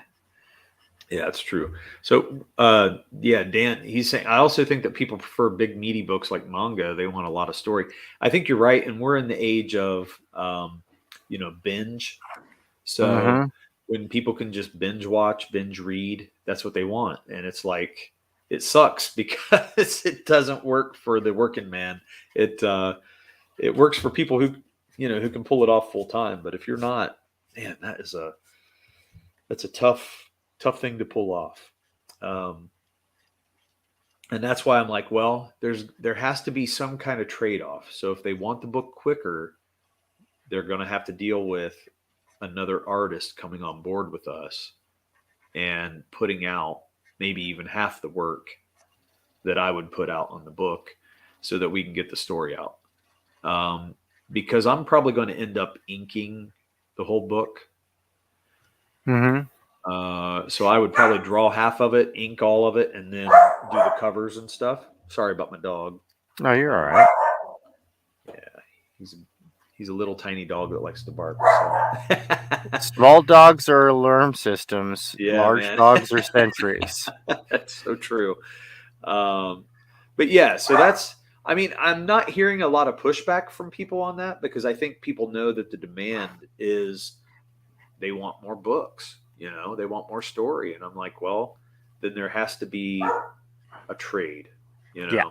You don't just get it all. You don't get to just have a book every year and think that that's the way it's going to be, because it's unrealistic. Yeah. So, all right, we're hey, coming Ethan, together here. would you help with the dog? So basically, I think it's like 4 or 5 issues worth of floppies in one book. Yeah, and so eventually, when we get enough, basically our floppies are put together, we're gonna collect them into one book, so people will have that option, which will be fantastic. But once they burn through that, then they're going to be right back to ground zero again, where we got to build up to the next one that we put together.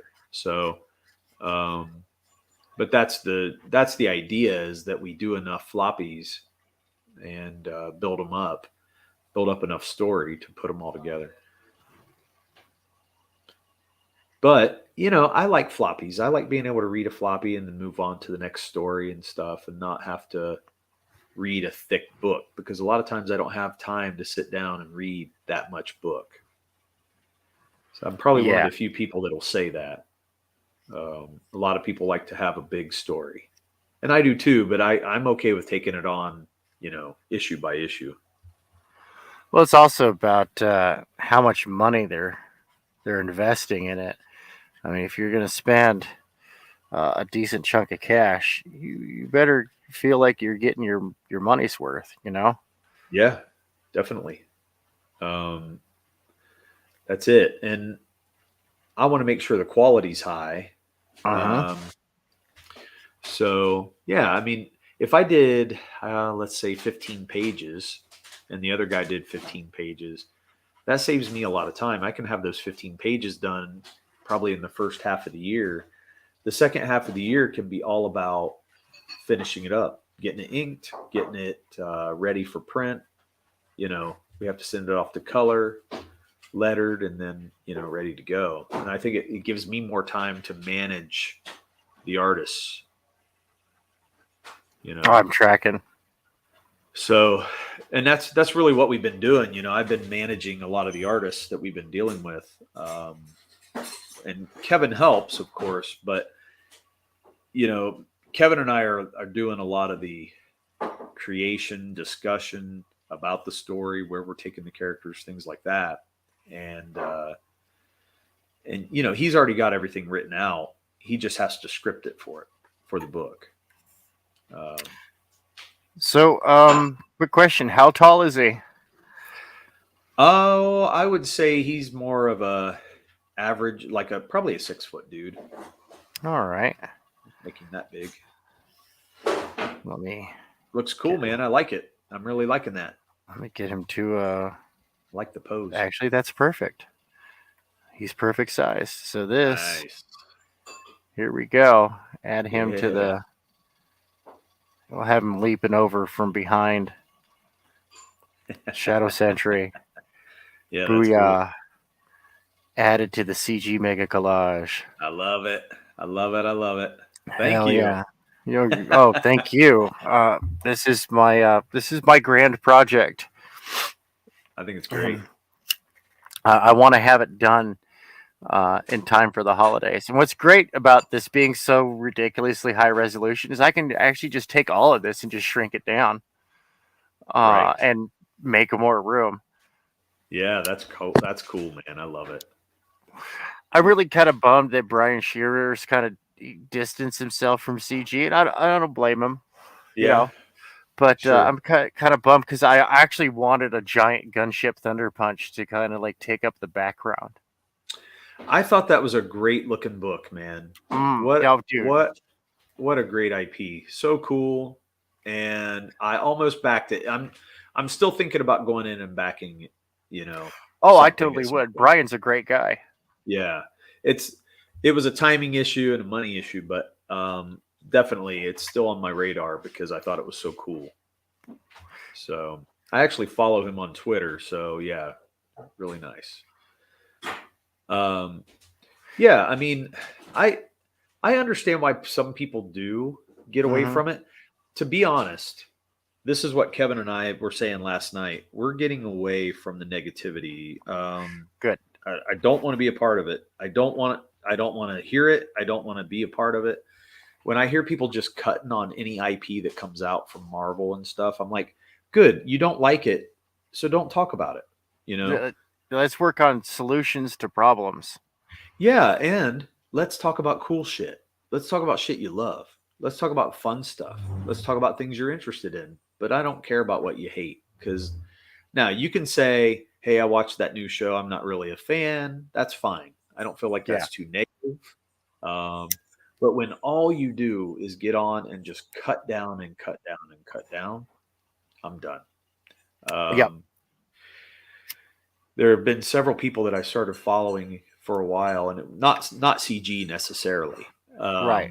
Some of these people were outside of that, and they started doing this negative, like a negative stream. And every day I was like, "Oh, cool, he's on." I thought he was funny. Well, then I just started watching it over and over, and I was like, this is getting redundant and it's getting negative, and I don't feel like it's fun anymore. So I was like, I'm out, and I stopped following them. Yeah. I was like, this is not cool to me. The cool stuff is what makes me excited. The guys that like to have fun, that's why we like Good Stuff, Comic Skater, and all those guys. Man, they Oh, have good such a stuff's great. they have such a great channel, fun, having a great time. Good guys. They really support and just really love the scene.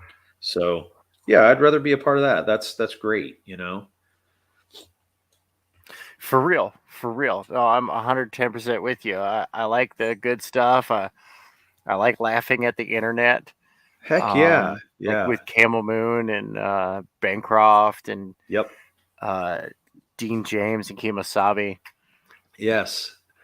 And Um, I like the in-depth discussions like Lord Crackhead. Man, he has just been bringing together just a dynamite panel yeah, to work on stuff. Plus, we've got Scott McCullough of Door Kickers fame. He has this show okay. called Writers Fix Problems, and they talk about geopolitical and military situations, and they look for solutions. Yeah, that's great. And That we've is got our great. guys that I like to call them the ships of the line Yeah, that go yeah, out there and take on our detractors head to head. yeah, and I don't mind that. That stuff needs to be taken on, and I see that Uh-huh. as a thing. And I've been a part of that too because I'm like, you guys are full of shit. And I don't mind calling people out for that stuff. But if all they're going to do is get on there and rip it, I'm like, okay, it's done. We've done Yeah. that. Let's move on, man. It gets old. Yes. It gets old. It gets Yes. Just boring. And it's like, kicking a bloated horse, man. Bloated dead horse. yeah.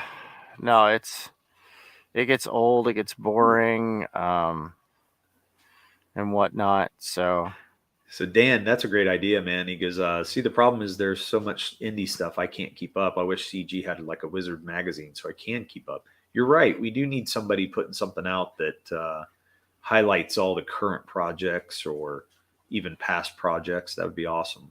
there have been a couple attempts at that. And Oh, really? yeah, right now they've got It's okay. was it CG Now? I think it is. No, Yeah. CG Now. Yeah. Yep. Bancroft started that. Yeah, it was Yep. great. Yeah. Actually, Mel B. Not Mel B, but so yeah, his wife. Yeah, Mel B. Yeah, There we Mel go. B. That's Yep. right. Because there's an Amanda B, and that always throws me off. Yes. Yes. But yeah, we get yeah, Mel B got that rolling, and once my campaign is done and I'm getting fulfilled, once again I'm taking RJ's willing to take the load. Yeah. Yep. That okay, cool. I just send him the overstock, and it's handled through that. Yep. Um, That's what we want to do too. mhm.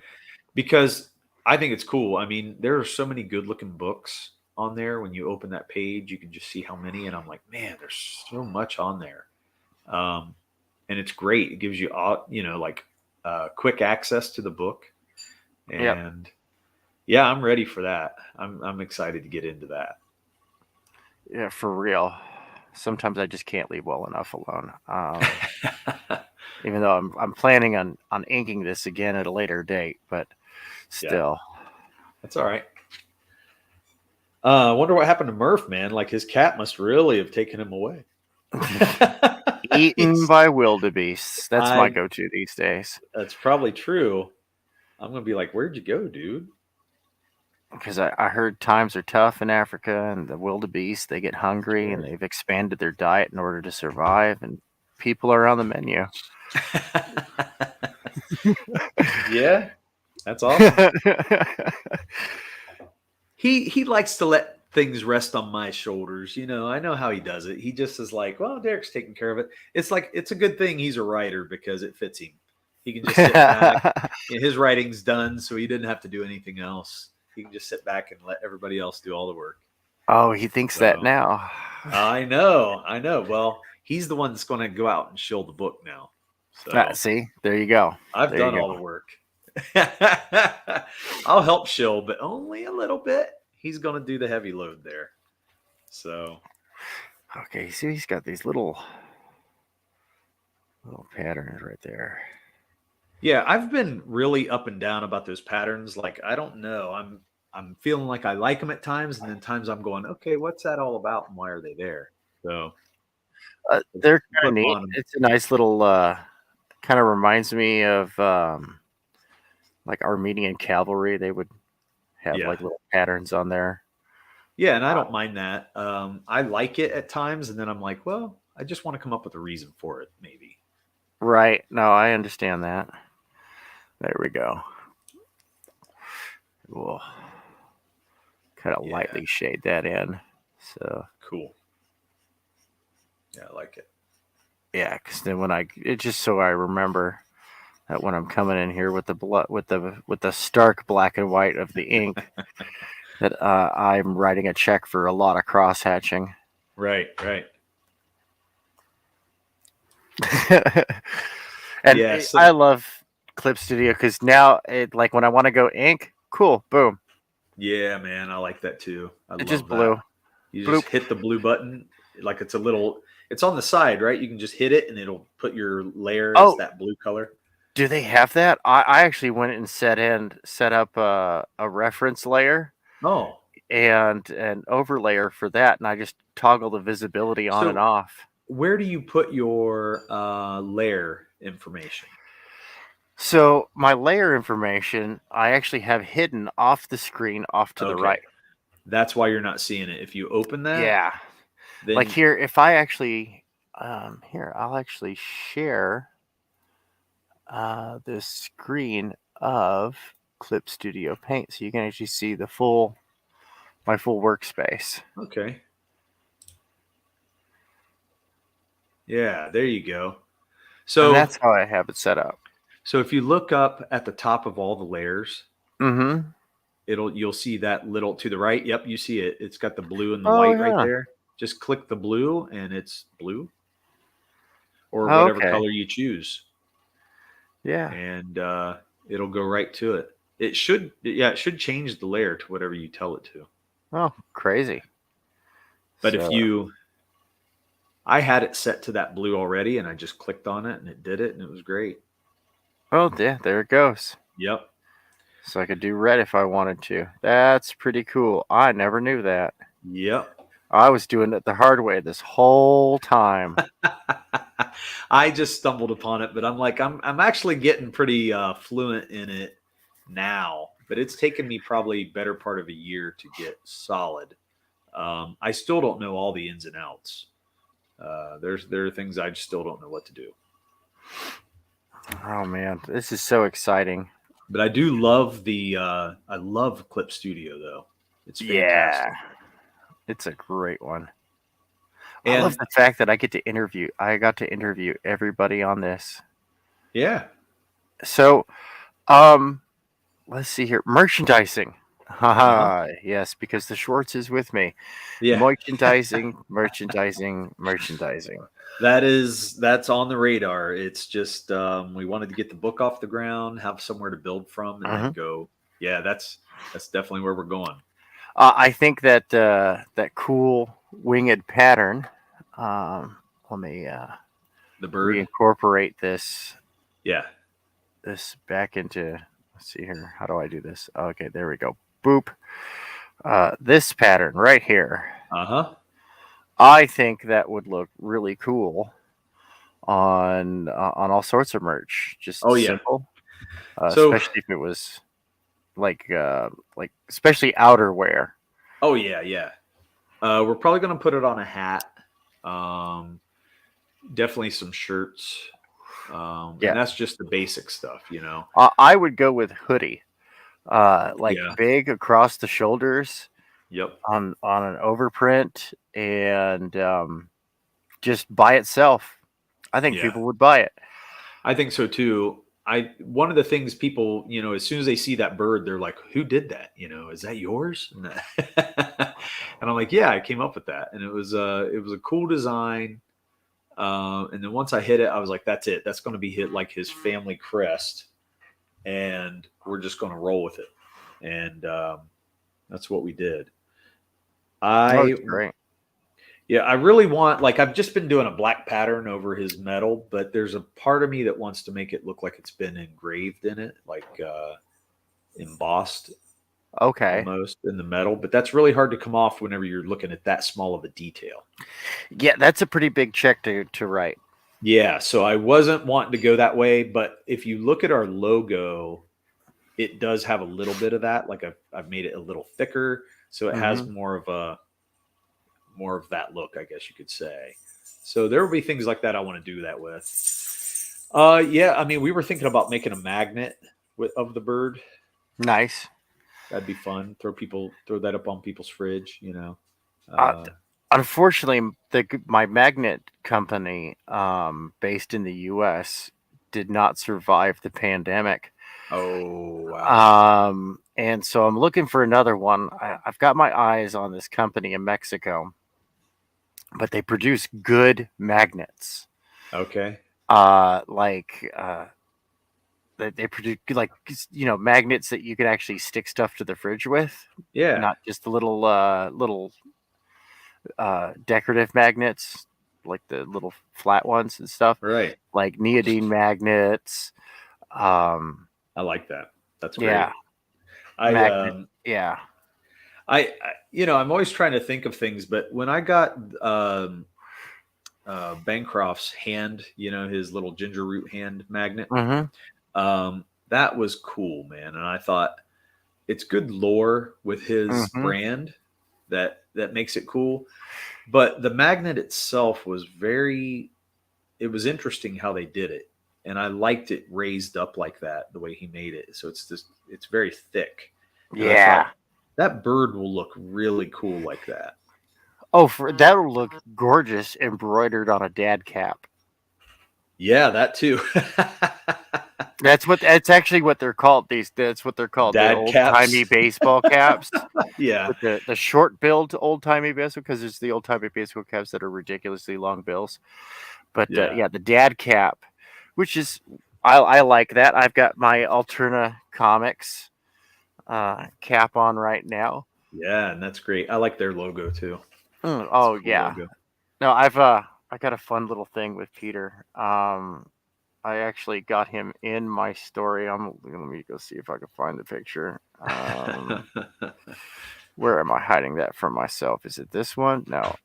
That one? No. We already covered that. Yeah, we did. Oh yeah, night vision goggles.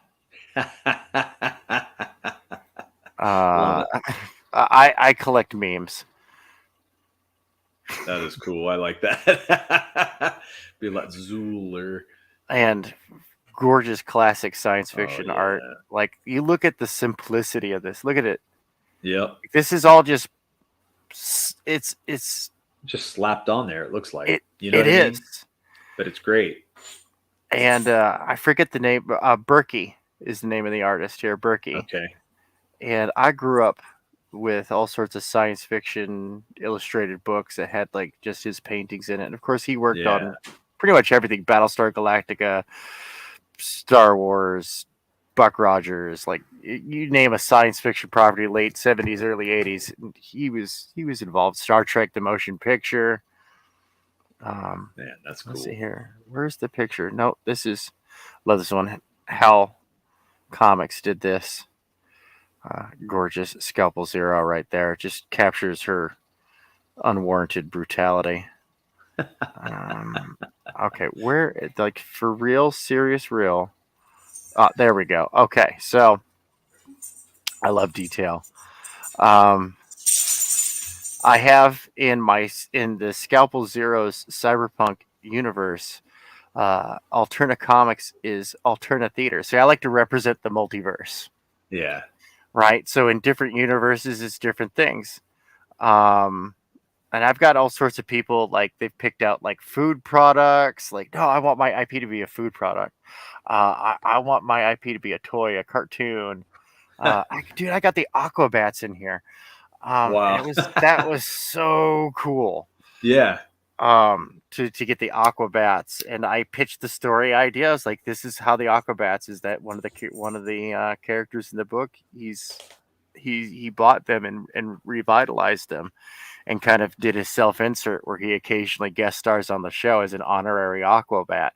And then so my character Andre Brazier, he is officially an unofficial Aquabat, and I love it. That's cool.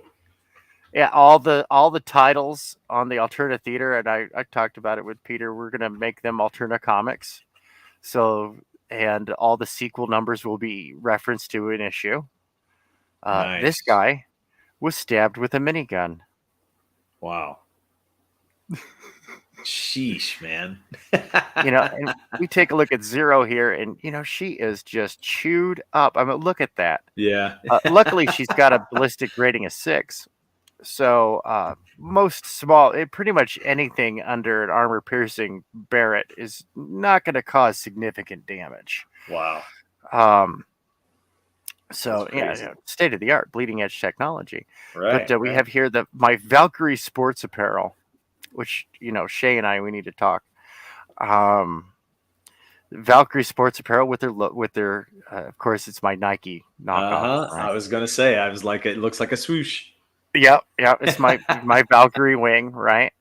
Cool. The Nike swoosh, it's the Valkyrie wing. Go for it, of course. Once again, a little parody. Now we see that everything is shot up. That screen's all busted into static. There's just blood and carnage everywhere. But her brand new Valkyrie holsters with attachable maintenance kits, mint condition. Why? Because a girl's got to have priorities. Yeah, that's right. Go for it. That's awesome. That is awesome. I like it. And then there's that horrifying moment where you realize there's no stars in the sky. Oh, wow. Light pollution, baby. Yeah. Ain't no stars in the sky in the city. Nope, that's for sure. That's cool. Anyway. I get into it, man. I get into it. That's why I'm really digging on this, because I see it. I see it. There's like nice little details in the background. Yeah. Everything's well fleshed out. Good depth. Like, this is like, people should be getting their hands on this. I hope so, man. I hope so. It's been a while. I mean, I haven't been around CG forever, but I started looking at everybody around 2020. Mm-hmm. And I was just lurking in all the chats, and then started looking at some of the IPs, and I was like, wow, these guys are serious. They've got some really great looking things. And, so then I started jumping into the chats and getting to know some people, and then it grew from there. So it took a while, it took a while to build the relationships, build the, I don't know, just getting to know who people were. And, really, I was on Bancroft's show. When was it? It was like last, I don't know, March, April, May, somewhere in there. And he had me on for just a few minutes, but still, he gave me a chance to get on there. It was pretty cool. And so from that point on, I was like, yeah, I think that's it, man. We're going to be a part of this. And it's been a lot of fun. Yeah. You know, and just to see people like give us a chance and look at our stuff, it's been really cool. Really, really cool. I love this. I'm kind of like one of the unofficial goodwill ambassadors for CG. When I see the new guys coming in, I try to make an effort to reach out a hand and welcome everybody to the Triforce that we have of Comicsgate, the network, the community, and the movement. Right. It's the unholy trinity. Yeah, we are the counterculture. I believe that too. You know, when I was thinking about that, I was talking about, you know, Ibex Entertainment, or Ibex. Oh, dude, that kid's great. Yeah, he's really cool and really cool kid. And I was like, you know, I'm glad that he came in and started to ask us questions. He wanted to come on our show. So I was like, yeah, come on. I don't care if you're a nobody, you know, or nobody, you know, you're brand new or whatever. I'm like, get on here. We'll have some fun. We'll talk about it, because I like taking young people under my wing a little bit, and just saying, yeah, let's hang out. Let's talk. Where are you going with this? What do you want to do? And see their excitement for it, which was really cool. Well, Rick Piper, Canadian Shield of Canadian Shield fame, he was the first guy to let me on his show. Yeah. And kind of got my teeth cut on the YouTube scene. And so, of course, I had to add Canadian Shield, and I added his other character, Demon Blaster, down here. He's the big guy. He's actually the biggest guy I have on here so far. Nice. And Rick, I love Rick, man. He's an example of what to do. He came out with a comic, and he delivered. He overcame all the difficulties that came with it. No excuses. He made things go right. John Dillard really helped him out. You know, super good job on that, making it happen. And he's coming out with Canadian Shield #2. Nice. And Snowdrift #1. He's, like he said he was going to do, he's going to do a whole comic universe. And he's doing it. Cool. Yeah, and I think that's great. I liked Canadian Shield #1. It was a bit rough, but I enjoyed it because I was like, you know, this is a Christian comic that's not like lecturing me. Yeah, right. And I'm not Christian, so I don't want to be lectured and preached at. Yeah, right. It's all done through the storytelling, and I was like, this meets the Comicsgate standards. Yes, it has a theme to it, but it's not shoving its message down your throat saying if you don't agree with it, then you're a bad person. I mean, that's it. Yeah, Kevin and I were worried about that a little bit too, because we're taking elements from different religions, you know, mythology, religions, all that, and it's like we don't want to be preachy. You know, right? Yeah. We don't want people to think that it's one thing or the other. It's like the comic's kind of going to sit in this middle ground of everything, but give reasons why it all ties together. Why is it all in the world? So if you have all this different, you know, Norse mythology, have to get that. That's S easy out there for you to say.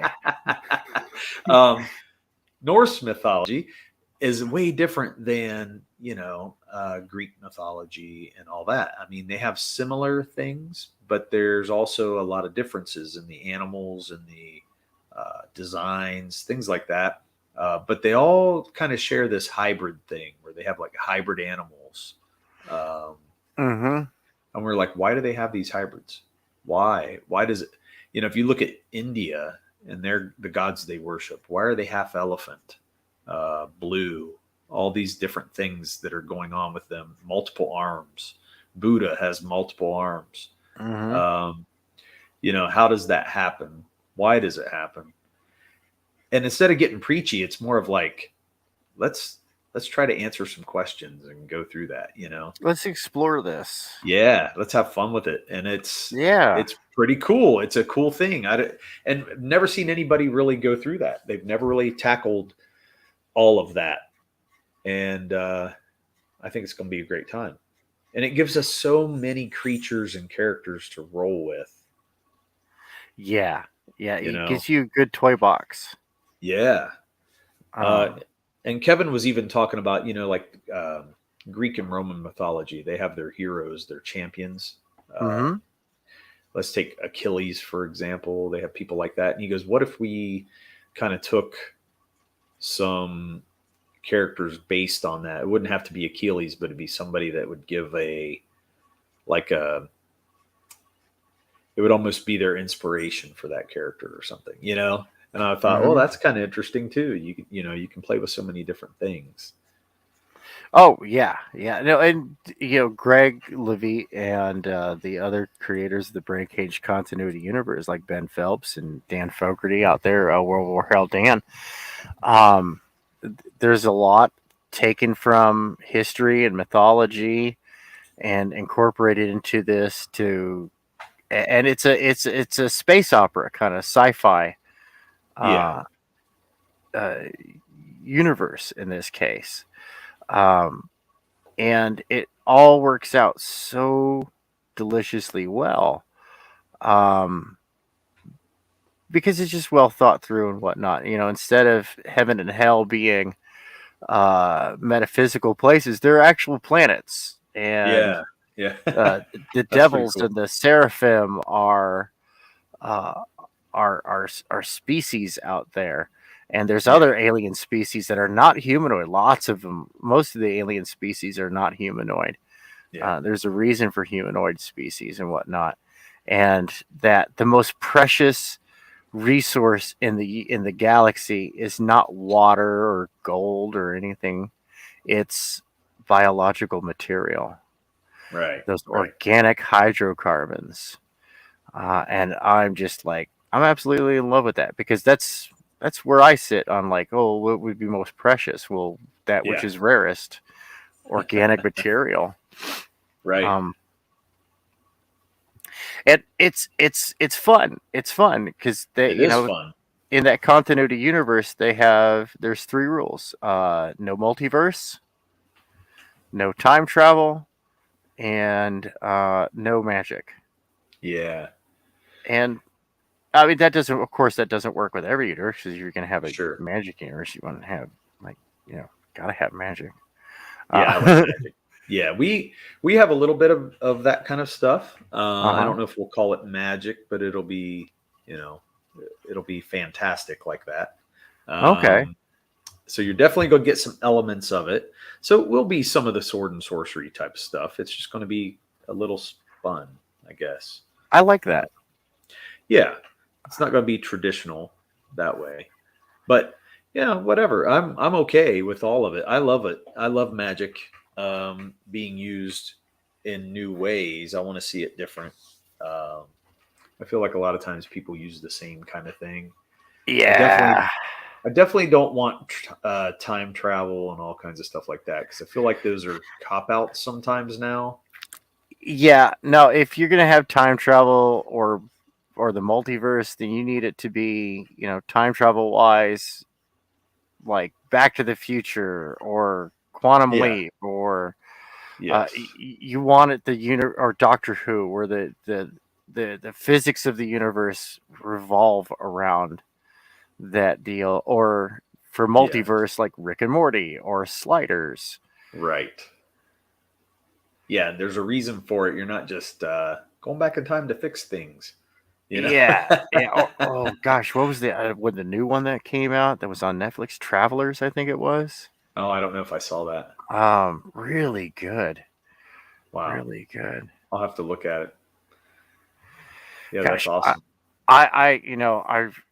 I'm just coloring this up myself, but honestly, I need to make some cash, because I want to hire my man Armand Strange to do the colors. Look at this. Oh, nice. He just really knocked it out of the park. Yeah, that's really cool. Yeah, he caught like so many subtle lightings. Even I can't even get the skin tone right for her. I'm always doing it too dark. She's pale like death. Right.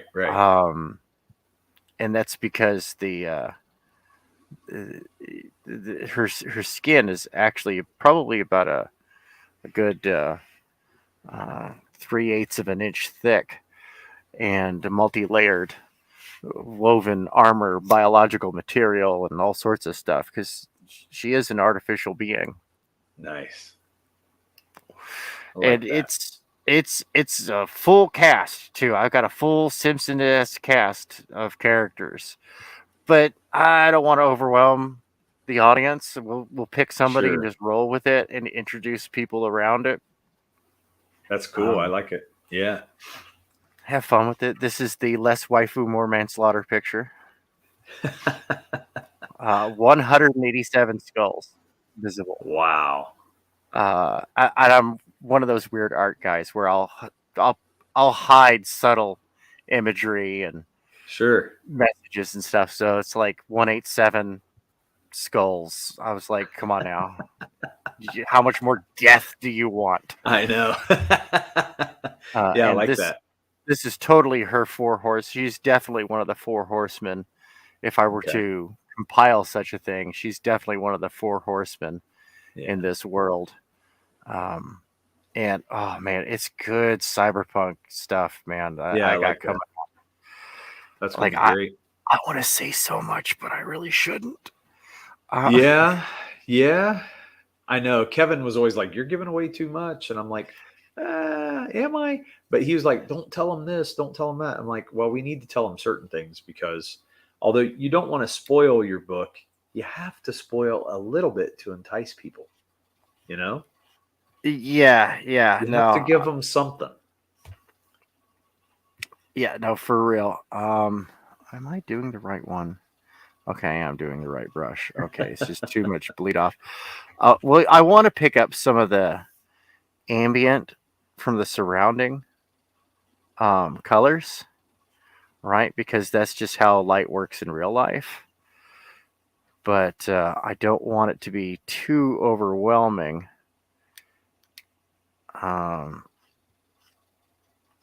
Just a little bit of ambient light pickup, just a tiny bit, just a little bit, little bits. Yeah. Damn you, Rick and Morty. I wish I could color, man. I really do. I do not have the skill set, and I feel like I've done so much other skill building in other areas that I'm like, if I do that too, that'll just be too much. I won't have time for anything. No, you really want to focus on one thing at a time. Yeah. And I feel like, that's why we're hiring out, Dio Lima, and, it's just going to be another weight off my shoulders. But there are times where I would love to be able to color something because, you just want to color your own art sometimes. Yeah. I only color out of sheer necessity. Yeah. These days, occasionally I'll do like I haven't had any time to play any recently, but I've got a Skyrim game going. I've got over 550 active plugins on this Skyrim. Wow. That's crazy. I did this speed. Oops. Here, let me go ahead and stop sharing that. Oh, okay, cool. You can see here I did a speed drawing, painting. I compiled it. And it takes a few minutes. It gives me a chance to take a break. I usually play it when I want to hide what I'm working on. Sure. Yeah, it's cool.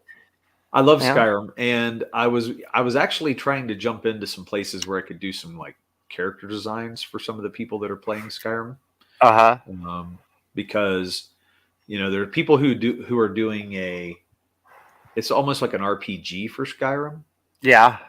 And they make up. It's almost like Dungeons and Dragons, where those guys get their characters made up. Yep. They have somebody, they commission somebody to create a character for them. And I was like, well, that's cool. I could do that for Skyrim all day. And, right.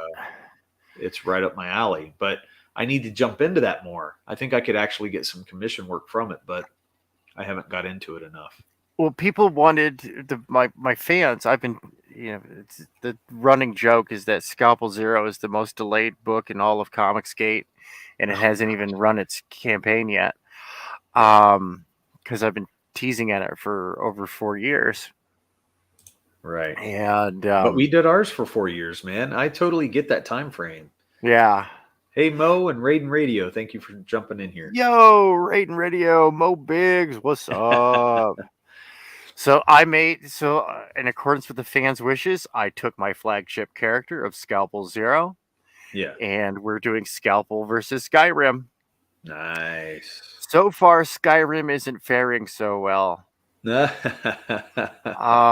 a That's cool. bit overpowered, but we'll see how it goes. I'm playing on legendary difficulty as well, but like I said, I got 550 active plugins, and none of it's like silly. Right. None of it's stupid. None of it's silly. There's a little bit of saucy armor and clothing, but Sure. it's about it. Most of it is just quality of game improvements, like 4K, 8K textures, new models, new textures. Yeah. Tons of gear and weapons. Really in-depth skill and character growth, which is a heck of a lot of fun. Yeah, I love that too. That. Like, I use it to... I've got two hunting... I like to say I have two hunting games that I like to play to kind of unwind. One of them is Hunter, Call of the Wild. Okay. Best hunting game I've ever played. The audio for that is so immersive that I can just sit out there and walk around in nature and just go for a hike. Fun. And then the other one is Skyrim, because I have all the hunting mods and they are a lot of fun. Yeah, that's pretty cool. I love to roam around Skyrim. I love it. And people are like, why do you love that so much? And I'm like, well, because it's open world. I like the idea of doing whatever I want. I hate when a game makes me do something. I like the idea of working through it myself, and choosing your own adventure. It's just the best way to go.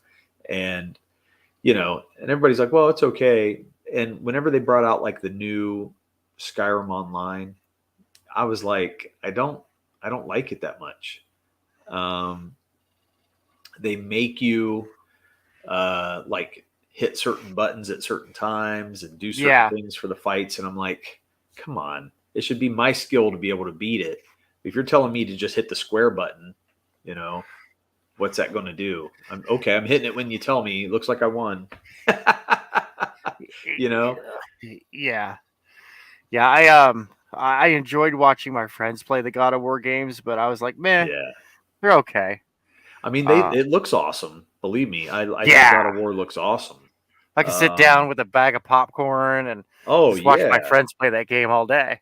Yes, but I want free roaming, man. I want them to come out with something that just lets you take forever and do your own thing. So much more fun. Well, and I love the mods that I have, because I've got like I got to find where the conflict is, because I've got a mod that allows me to have up to 15 companions, but somewhere there's a conflict with that many mods. Wow. It's like, oh my goodness gracious. 15 companions. Yeah. Amazing. And like full hunting, like you can learn how to skin, to harvest the meat, organs, cooking, alchemy, like cooking, like the more skilled you get, the more you unlock. Survival skills, crafting is real immersive. That's cool. And there's just so much you could... Skyrim is the most modded game in history. I never got any of the mods, but I know I'd love them. And but I just love playing it the way it is too. So it's like, whatever, man. I still go back to it. It's weird, because once I get hooked onto a game, I stay hooked on, and it doesn't matter. It's like I could play it a decade from now and I'd be happy, Mm-hmm. Even if the graphics will look stupid by that point, I'll still be like, this is great. So I did that with Bounty Hunter, the Jango Fett game on GameCube. That is still one of my favorite games, because you can, it tells you where to go and stuff, but I still love being able to pick people off and like, you Yeah. snipe people, stuff like that. It's just a lot of fun in the game. So I have a great time with it. Loads of fun. Oh, for real. And I one of the things I like to do is recreate characters of mine. And right now, these days, I don't get a choice. My fans are just like, dude, Scalpel Zero. I'm like, oh my god, okay, guys, I get it. All right, jeez. I'm gonna do it. Okay, I'm so sorry. The book is late. Late books. Right. Like you're letting air out of the tire. Late books. I don't know. I just I think, taking a while to get to what you need to get to and get into the level you want, man, I wouldn't feel too bad about it. Yeah. No, it's better to launch late than deliver late. And everybody out in the chat will agree with that 99.99% of the time. Some people just want to throw their money at you, like, shut up and take my money already. And there are people, there are folks in CG that are like that. Like, once you've hit that quality level. Yeah. Because there are a handful of people that right now they're backing one book a month. Oh yeah. But they're dropping $1,000 on that book. Sure. I mean, that makes sense to me. There are super fans, they get into things like that. That makes sense to me. I just really want to, like, I mean, for me, it's like I had people at work. They were bugging me. Right. When are you bringing it out? You're never going to bring out a comic, man. You're just not going to do it. I know you say, but it's never coming. And I'm like, no, dude, it's coming. You don't know the process of actually building a comic book. Yeah, no, I feel that one because I right now have a former friend in comics who turned on me, and he's like, "Oh, you're a pretender. You're never going to get your book out." I'm like, dude, I've worked on tons of other people's books. I've done cover art and pickup art for a handful of CG books. So one thing I don't see in your campaign that everybody should have. Okay. A drawn-in tier.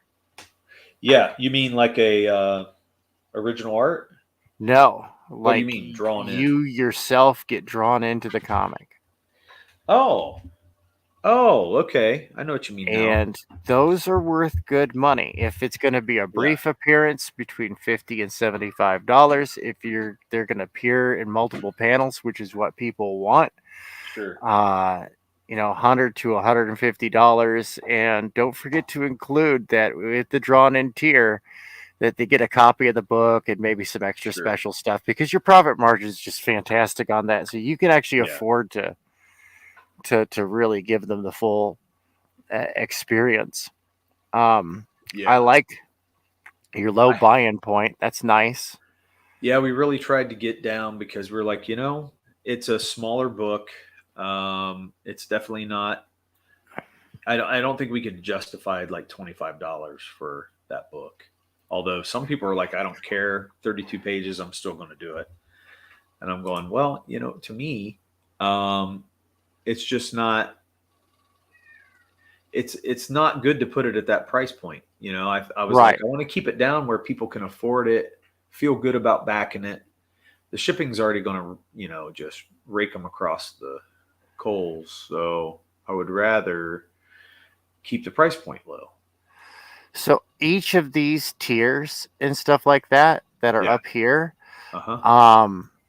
you want to somewhere down here after your initial presentation, right? Okay, after your presentation, we go through the presentation, before the creative team. Okay.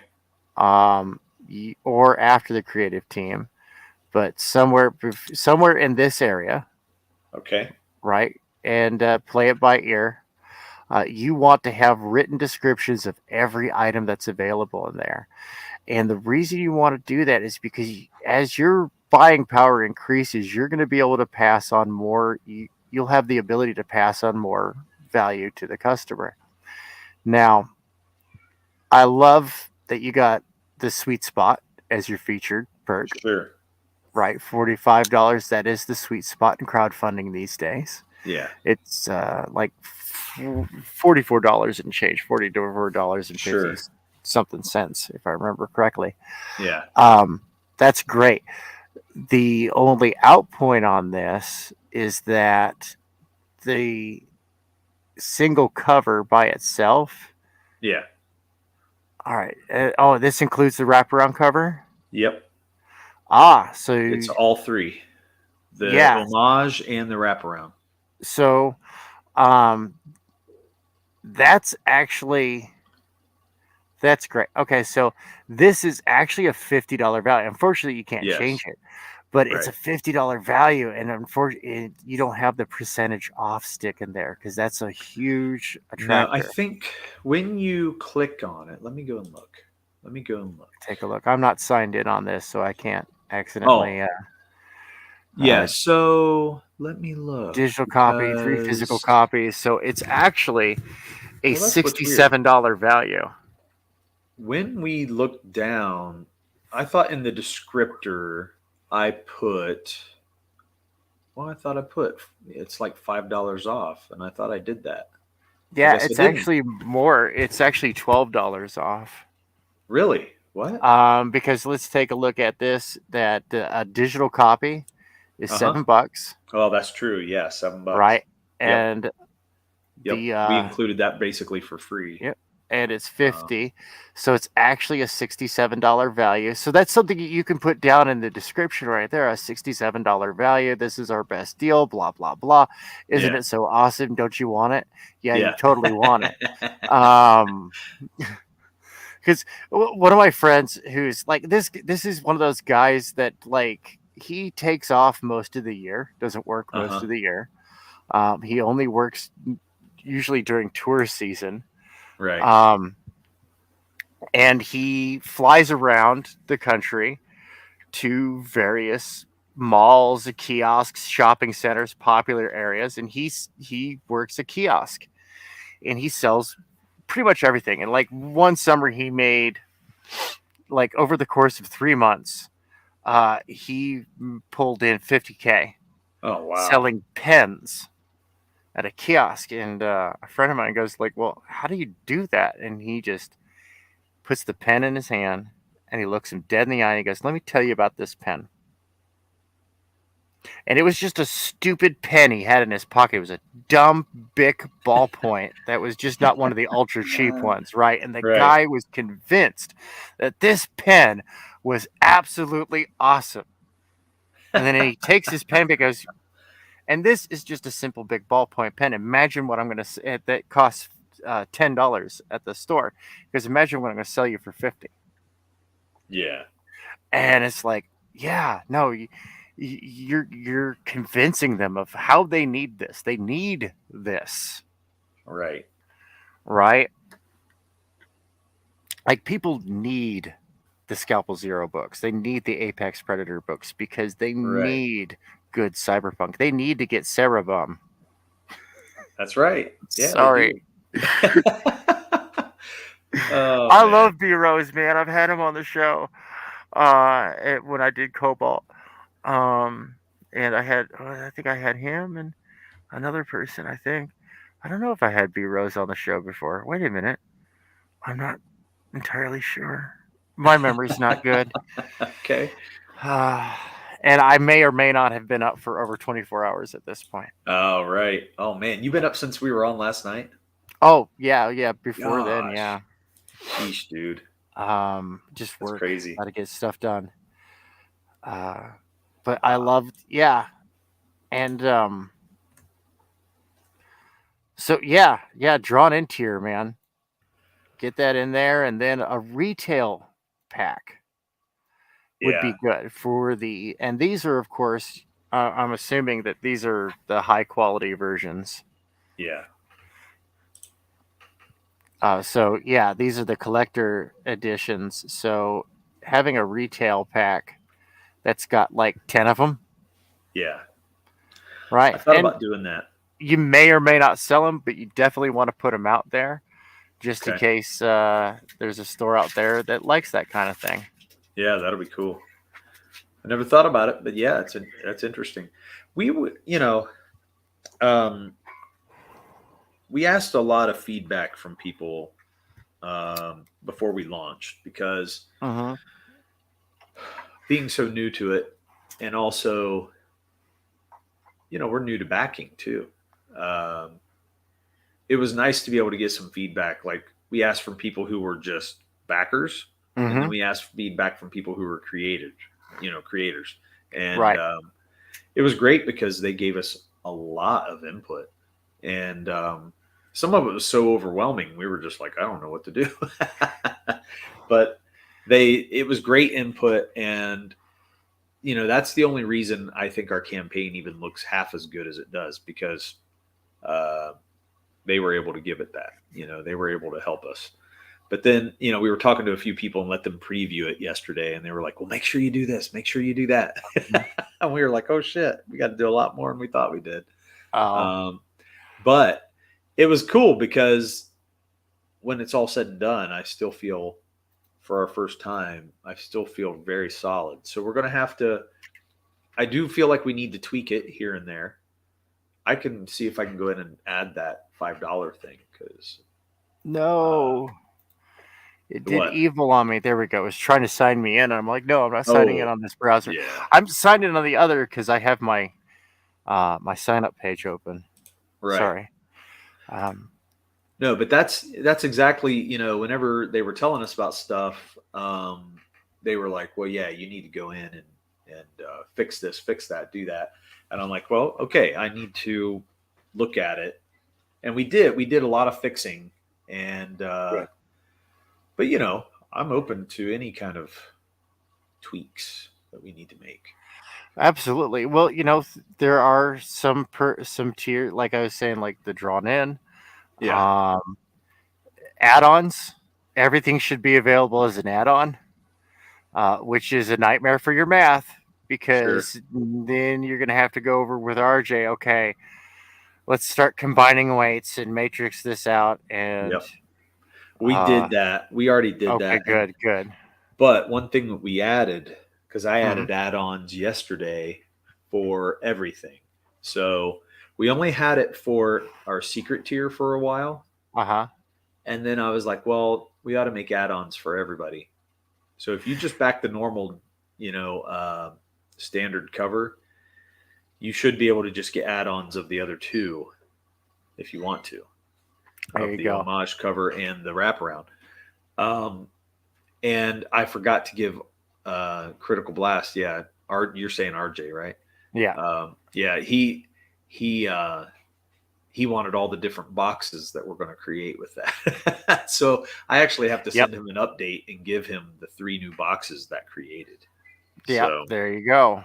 Yeah. No. That's just regular part of business. That's yeah, why it's good to have RJ, who's a fantastic logistician. He knows exactly what to ask, so he gets all the right answers, so he can best provide the service to you. yeah, Um, Another type of tier that backers usually like is your charitable tier. Now, this one is the one where you take the biggest hit to your profit margin, yeah, but that's because it's charity. right, The cool thing about that one is that is good for your taxes okay, because however much that was discounted off of the regular price, that's your loss. You donated that. yeah, yeah, And there's a lot of charities that you can just hand deliver to. There's no shipping right, involved, so there's no shipping fee. Like USO is great because you just go down to your local recruiting office and go, "Hey, do you guys do USO drop offs?" Or you go to your local VFW or American Legion. You guys do USO drop offs, and it's like, yeah, yes or no. Or they'll know where to go though right, right.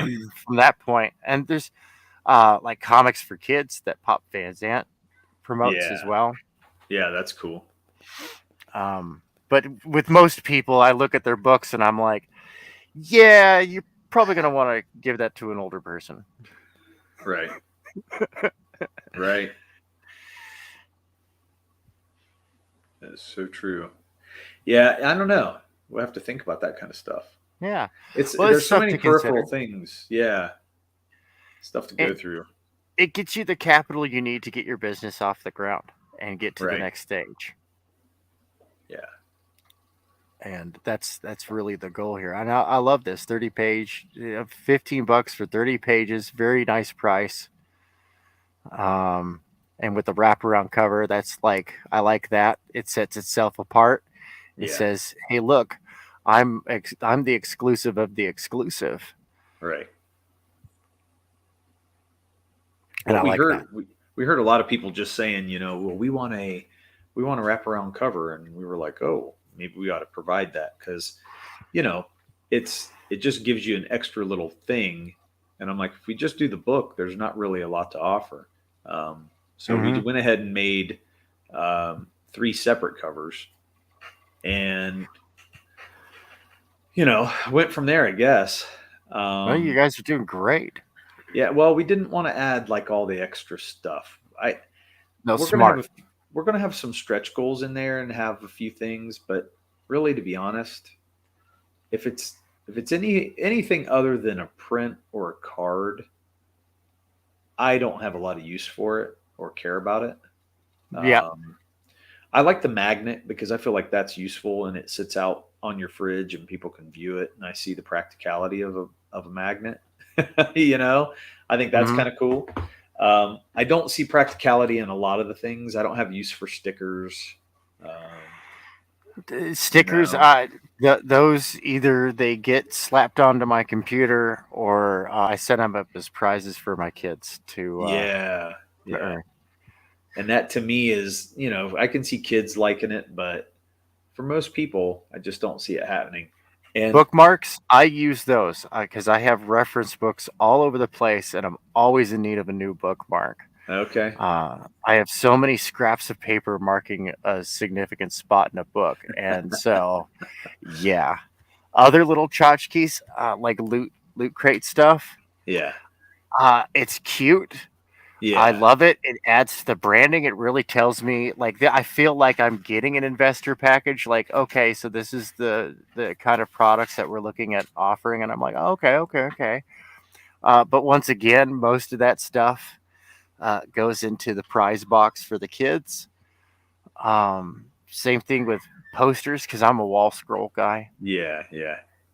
I like Um, posters. I like prints, and the trading cards are cool because you can display those too, and it's something to look at, and I really enjoy that. But beyond that, man, I don't have a lot of use for the other stuff, and yeah, I love um, the wall scrolls because I can just roll them up, easily store them, and then I can just pop them out. And if they get wrinkly, I can take a light iron to it. yeah, that's cool. Yeah, he's like, he definitely has no use for Ballad of the Celestials glass. Well, no, I definitely have a use for it. I drink my whiskey out of Yes, sir. that one.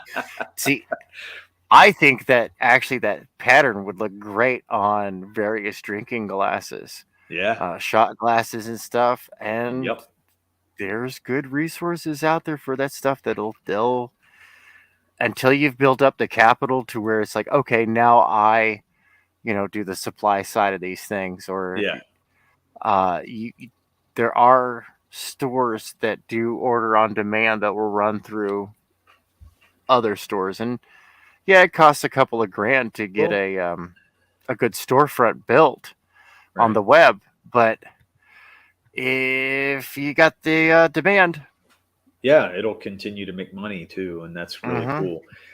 My nephew actually came up with the idea to put it on a whiskey glass for me, and it was an awesome Christmas present, man. Like I never expected him to get me much, and that's fine.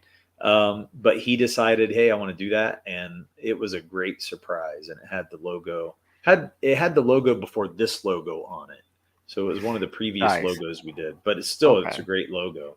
Well, now that's a collector's item, and that logo Yeah. too. That would look great, like on the back of a hoodie, on the front of a shirt, Yep. We're um, going to do it. It's definitely going to happen. embroidered on a hat. There's a Yeah. plugin actually for what is that program? Inkscape, I believe is the name of it. Okay.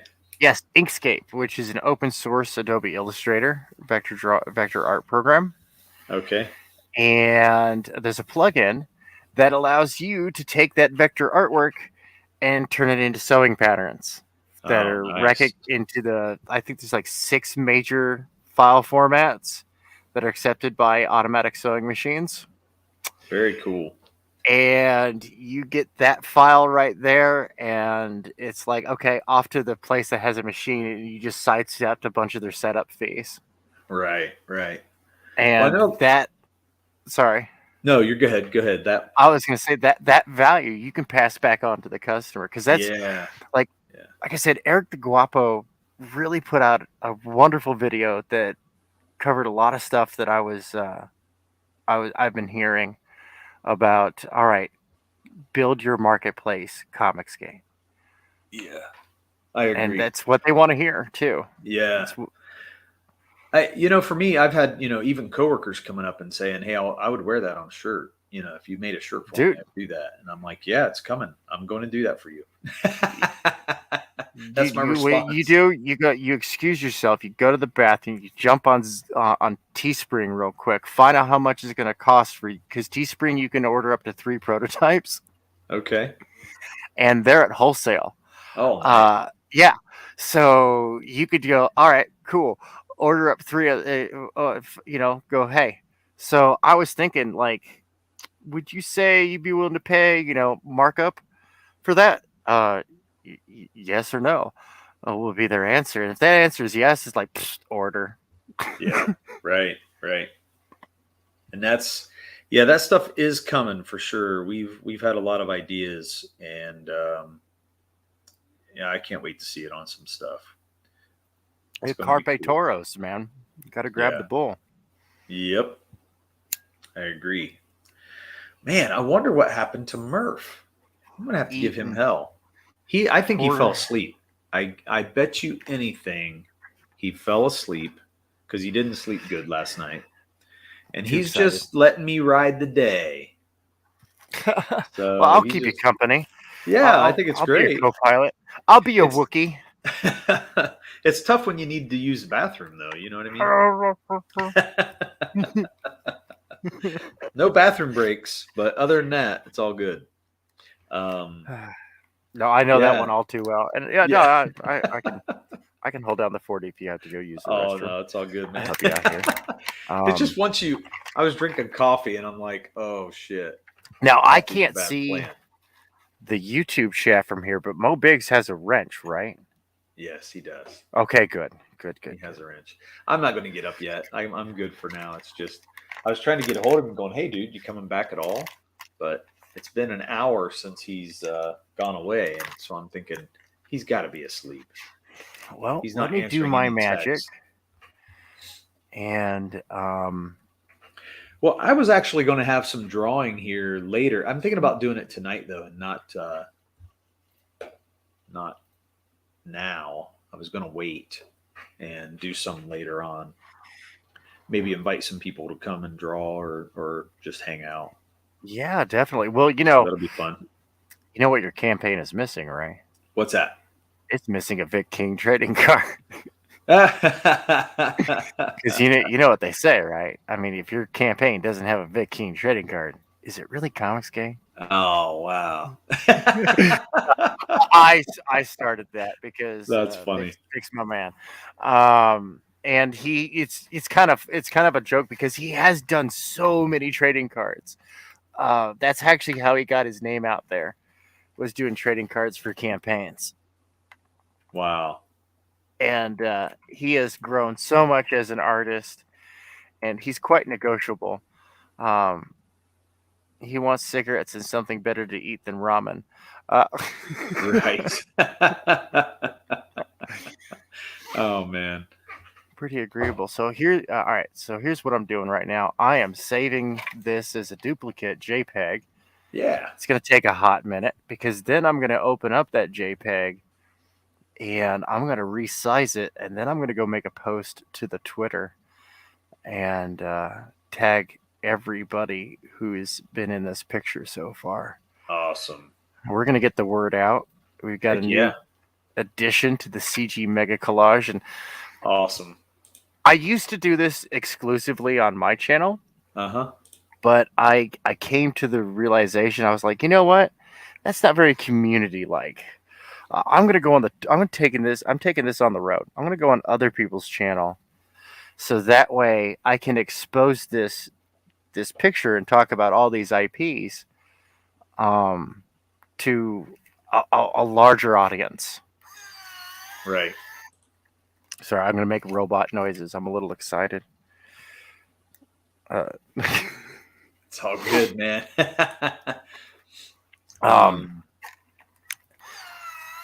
Because it is. I mean, I love this stuff, dude. Yeah, it's great. Like, there's just a little bit of everything, and it's still getting added. And I'm so excited that like Diaz brothers and Eric Nieltowski and Kami Mark. I mean, these are not small names.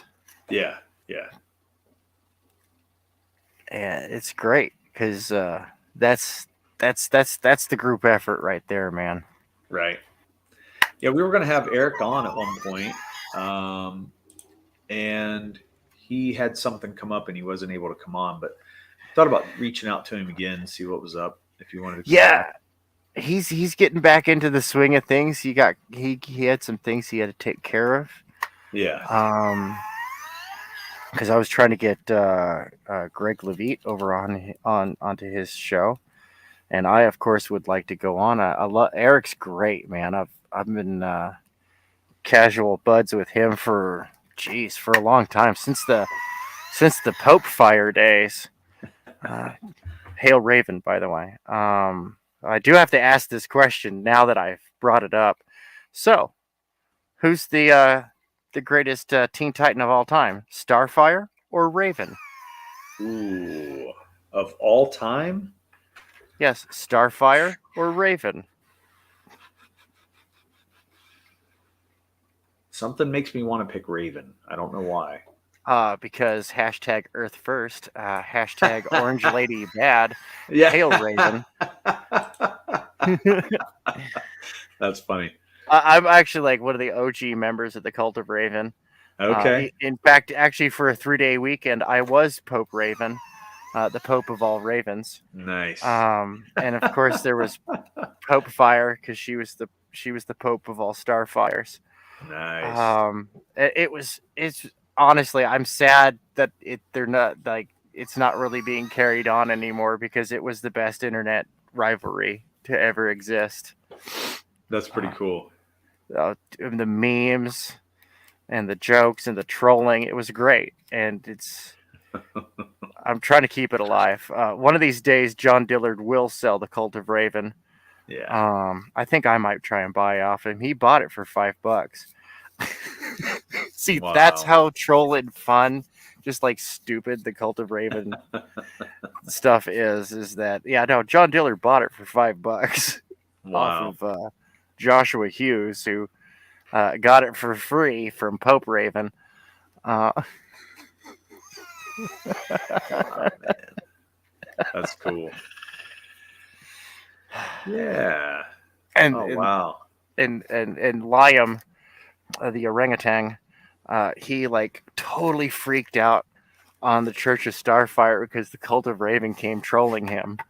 And see, he made the mistake of saying Starfire, and of course they were like started making, because he's always got that orange light on that makes him look so orange. Yeah. The Tamaranian jokes came out, and of course he was, because he was like her boyfriend, brother, cousin, and like he got so mad, like he took it so seriously. It was like, oh my god, dude, I think you're the first. Oh wow. Yeah, good times. Good times. It is, yeah, it's cool. Like this one. Oh, sorry. No, go ahead. No, go ahead. Go ahead. I've been running my mouth. I'm kind of flipping through Twitter just see what's going on, because I was trying to figure out what B Rose was saying about putting my thing up there, but I think you can just pin your tweet, right? Yes, that's what you do. You make a tweet and then you pin it. Yeah. So I'll get that in a little bit. But that's cool. Yeah. It's interesting. I never was able to get into, like, with the age of the internet, you can do so many cool things like that where you get into your characters that you love and have those debates. But never did. I was never able to get into that. Well, it's funny too, because when the whole Pope thing started, like there was Doom Pope and all these super popes and IP popes and stuff, but it really all came down to the Church of Starfire and the Cult of Raven. Even though I was Temple of Cyborg for a while in the beginning. I did try to get it going. I was like, come on, dude, I got this whole cyberpunk thing going on. How can I not pick Cyborg? And how can it not be a temple because he's Jewish? Like, for real, man. Like, I was nobody getting in on this. This is too deep. Right. That's funny. But yeah, no, I then joined the Cult of Raven, and it is hilarious. I actually commissioned my daughter, and I'll have to dig out that picture sometime for everybody and post it on Twitter. It was her first job, her first paid commission. Oh, wow. That's really cool. 13 years old. I had her draw me Derp Fire. Derp Fire. Okay. Yeah, like Starfire, but derpy. Derpy. She's got awesome. Like the little alien antenna ball thing on her head, and she has mismatching number of fingers. She looks all inbred, saggy teeth. And oh man! I was like, oh my goodness! I was like, you're gonna make a lot of money. That's too funny. She won't let me show her artwork these days, and I'm like, I really should. She's got a fantastic cartoony style. But that's really cool. She's my angsty teenager. Yeah. How old is she? Yeah. 17. Oh, wow. And she's getting ready to fly the coop. She's getting ready to move out.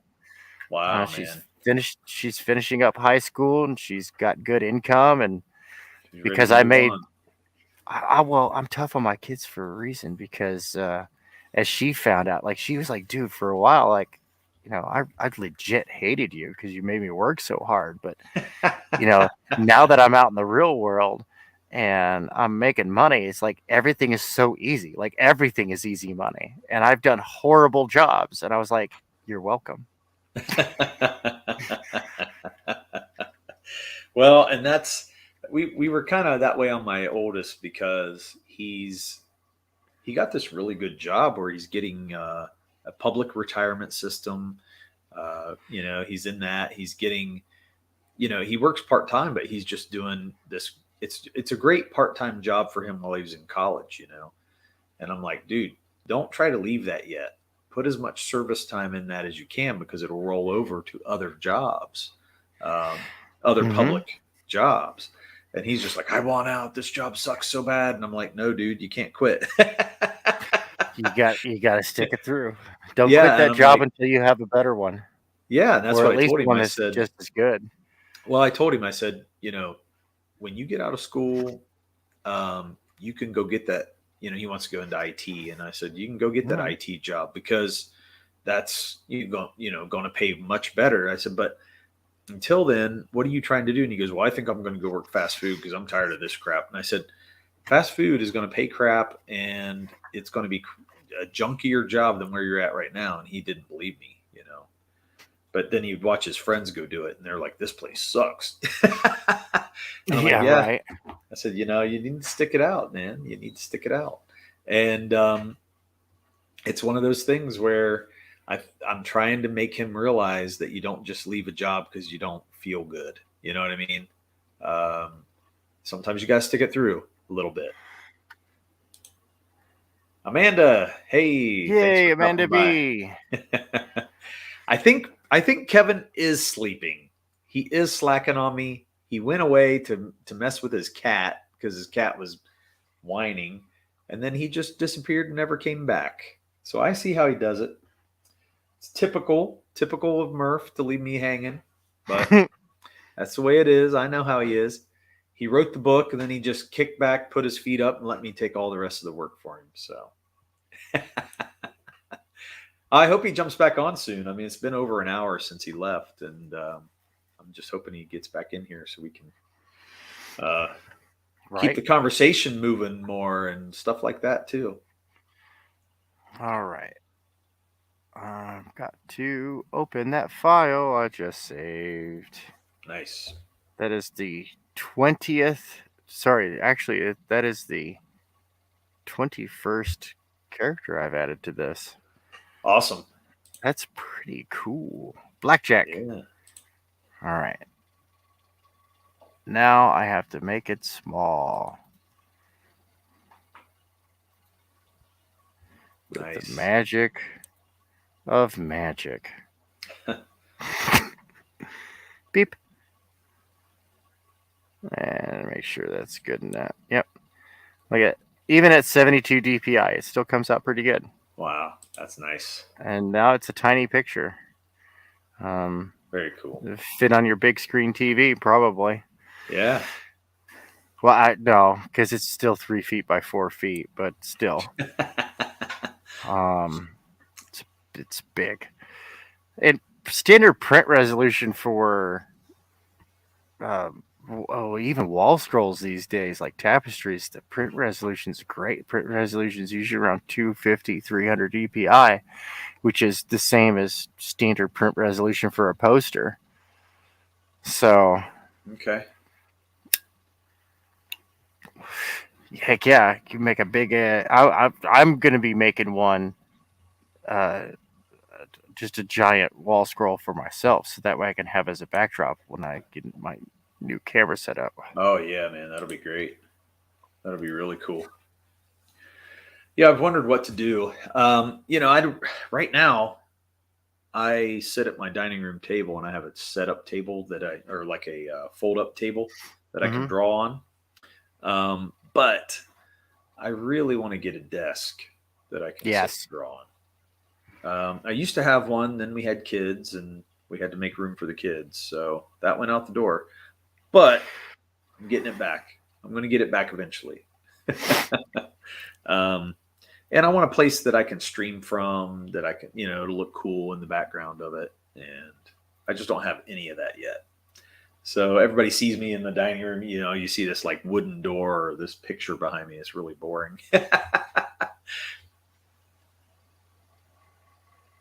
I dig it. Well, then Kevin, he puts all his omnibuses behind him. So he has a much better environment for his streaming than I do. Right. Oh, sorry. I'm sharing this out to Twitter right good. now. It's all good, man. I love it. I love that you're doing that. It's going to be great. It's what we do, dude. Oh, it's what we do. I aim to be a force multiplier. And, of course, I'm derpy. What was the guy's name again? Oh, Meir. M-E-I-R. Right. So I'm looking at some of these notifications and somebody's calling out like they're like, it didn't Marvel have the Celestials trademarked or something? Well, and, that's... And then, Bancroft gone on and said it's a common word. I doubt it can be trademarked. And I feel the same way. I'm like, it's a Celestial and it'll have nothing to do with the same thing that their Celestials are, Yeah. So it's going to be totally different. That's like saying the word, I don't know. Did they trademark mutant? Yeah, no, they can't do that. No, because Teenage Mutant Ninja Turtles, it's in their title. But they can't even, I mean, they can't even argue that, people with superpowers are referred to as mutants, because a lot of people do that. Even though DC did, they said they're metas. Yeah. Because they don't want to be seen as ripping them off. Right. But it's just optics. Honestly, I don't think a court would side with Marvel if you called your superpowered people mutants. Yeah. Yeah, I don't see how they could. It's kind of stupid, especially when the story is so removed from that. Um, so even the characters wouldn't be the same. No, they wouldn't Yeah. look the same or anything. So it's interesting. Guess I All wasn't right. thinking about that, but Grab links. Copy. Paste. I'm going to need a refill of coffee here in a little bit. Eyelids are getting a little heavy. yeah, Yeah, man, I I need bet, some man, being up as eyelid long as you strings. were, I might, we might call it here in about 15 minutes because we'll be streaming for almost, 4 hours. Oh, wow. Yeah, it's gone by fast. It's gone by, and I'm like, you know what? That'll be a good break. We'll give a break for about an hour or so, and then we'll come There you back on go. and do another one, and we'll do some different stuff. Maybe Murph will be ready to come back, and I'll leave him for an hour or so, and he can just kind of hang by himself. I'll kick back, drink some more whiskey, and just watch him burn. No, I'm just kidding. No, it'll be fun. It should be fun. But yeah, here in about 15 minutes, I think we'll stop this one and pick it back up again. All right. Let's see here. Holy smokes, I got a lot of people to tag.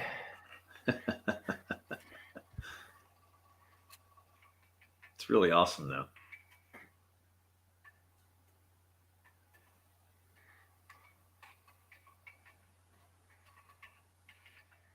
I'm going to start a hashtag train for Mega Collage.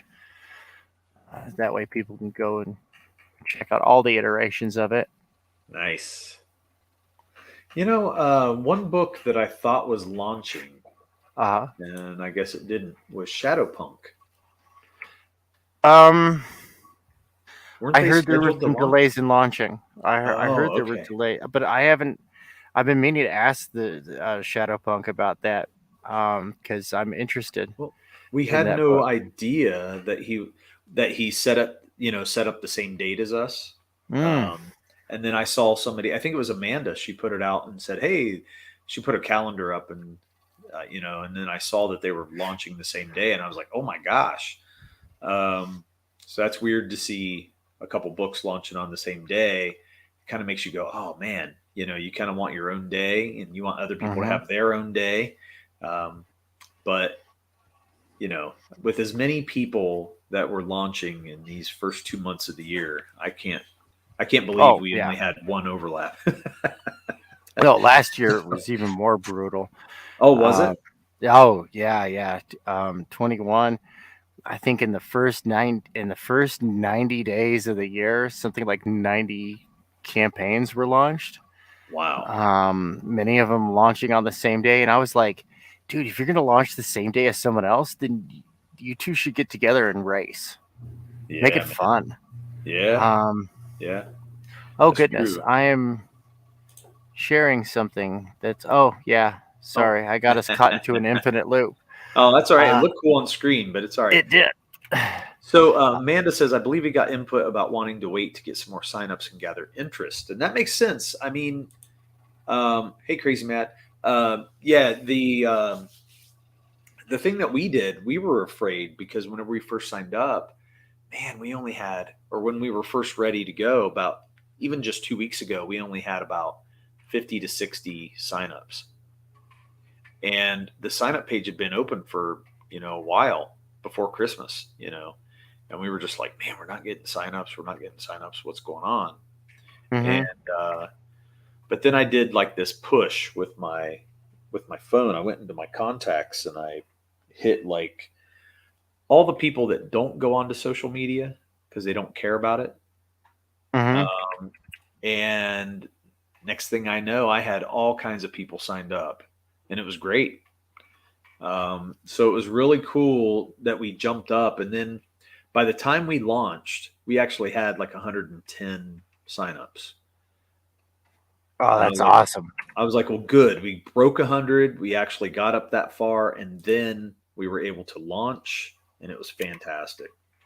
So, and it really helped us. And It scared me though. I mean, it's kind of a scary ordeal. So yeah, man, if he's not up to like a certain level of signups, it's probably a good idea for him to do that. Although Kevin and I were wondering how much signups are even relevant right now. Well, it's good to get a mailing list together. Yeah. Because that's what the purpose of the signups is, right? So I've got about 250 people on my mailing list right now, and I probably can get more. I just got to go farm the email addresses from people. But you want to do a newsletter. Like I'm late on delivering the newsletter, starting our newsletter. Okay. And you want to give like updates, cool news, cool stuff. Maybe give out something free that's digital. Like go look up what wallpaper dimensions and grab some cool art and turn it into a wallpaper. Yeah. Fun stuff like that. Engage people. Encourage them to write in. Yeah. Just when you're running a newspaper, when you're running an email list, remember to get another email address so that they can opt out. Oh, right. Right. So that way they don't receive any emails. Like, because what they signed up for is they signed up to get Indiegogo stuff. Yeah. But so you just got to give them away. That's just that's an international law thing. Yeah. I used to co-own an email marketing company. Okay. And so it's just, like for Brain Cage, it's braincageunsub@gmail.com. You want to unsubscribe from Brain Cage? Easy. Yeah. And we'll be sending out our news from braincagenews@gmail.com. Okay. Yeah, that's a good idea. Didn't even think of it. And it's one of those things, like I said, there's a lot of peripheral things that people don't think of while they're doing this. Well, and my main source of income is I'm a small business troubleshooter.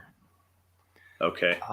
I go to small businesses, find trouble, and shoot it. No, I help businesses that are on the brink of ruin, and I go in, clean up the place, sometimes literally, get everything organized, and I write and implement policy, hire and fire people, make management changes, and get business plans, hire experts. And it's really funny because I get so many offers. Oh, you should partner with me. You should partner with me. And I'm like, no, it's cool. I pop my umbrella and I'm off to my next adventure. Yeah. Right. Which I've done some pretty neat stuff and met awesome people. Everybody from literally mom and pop. Right.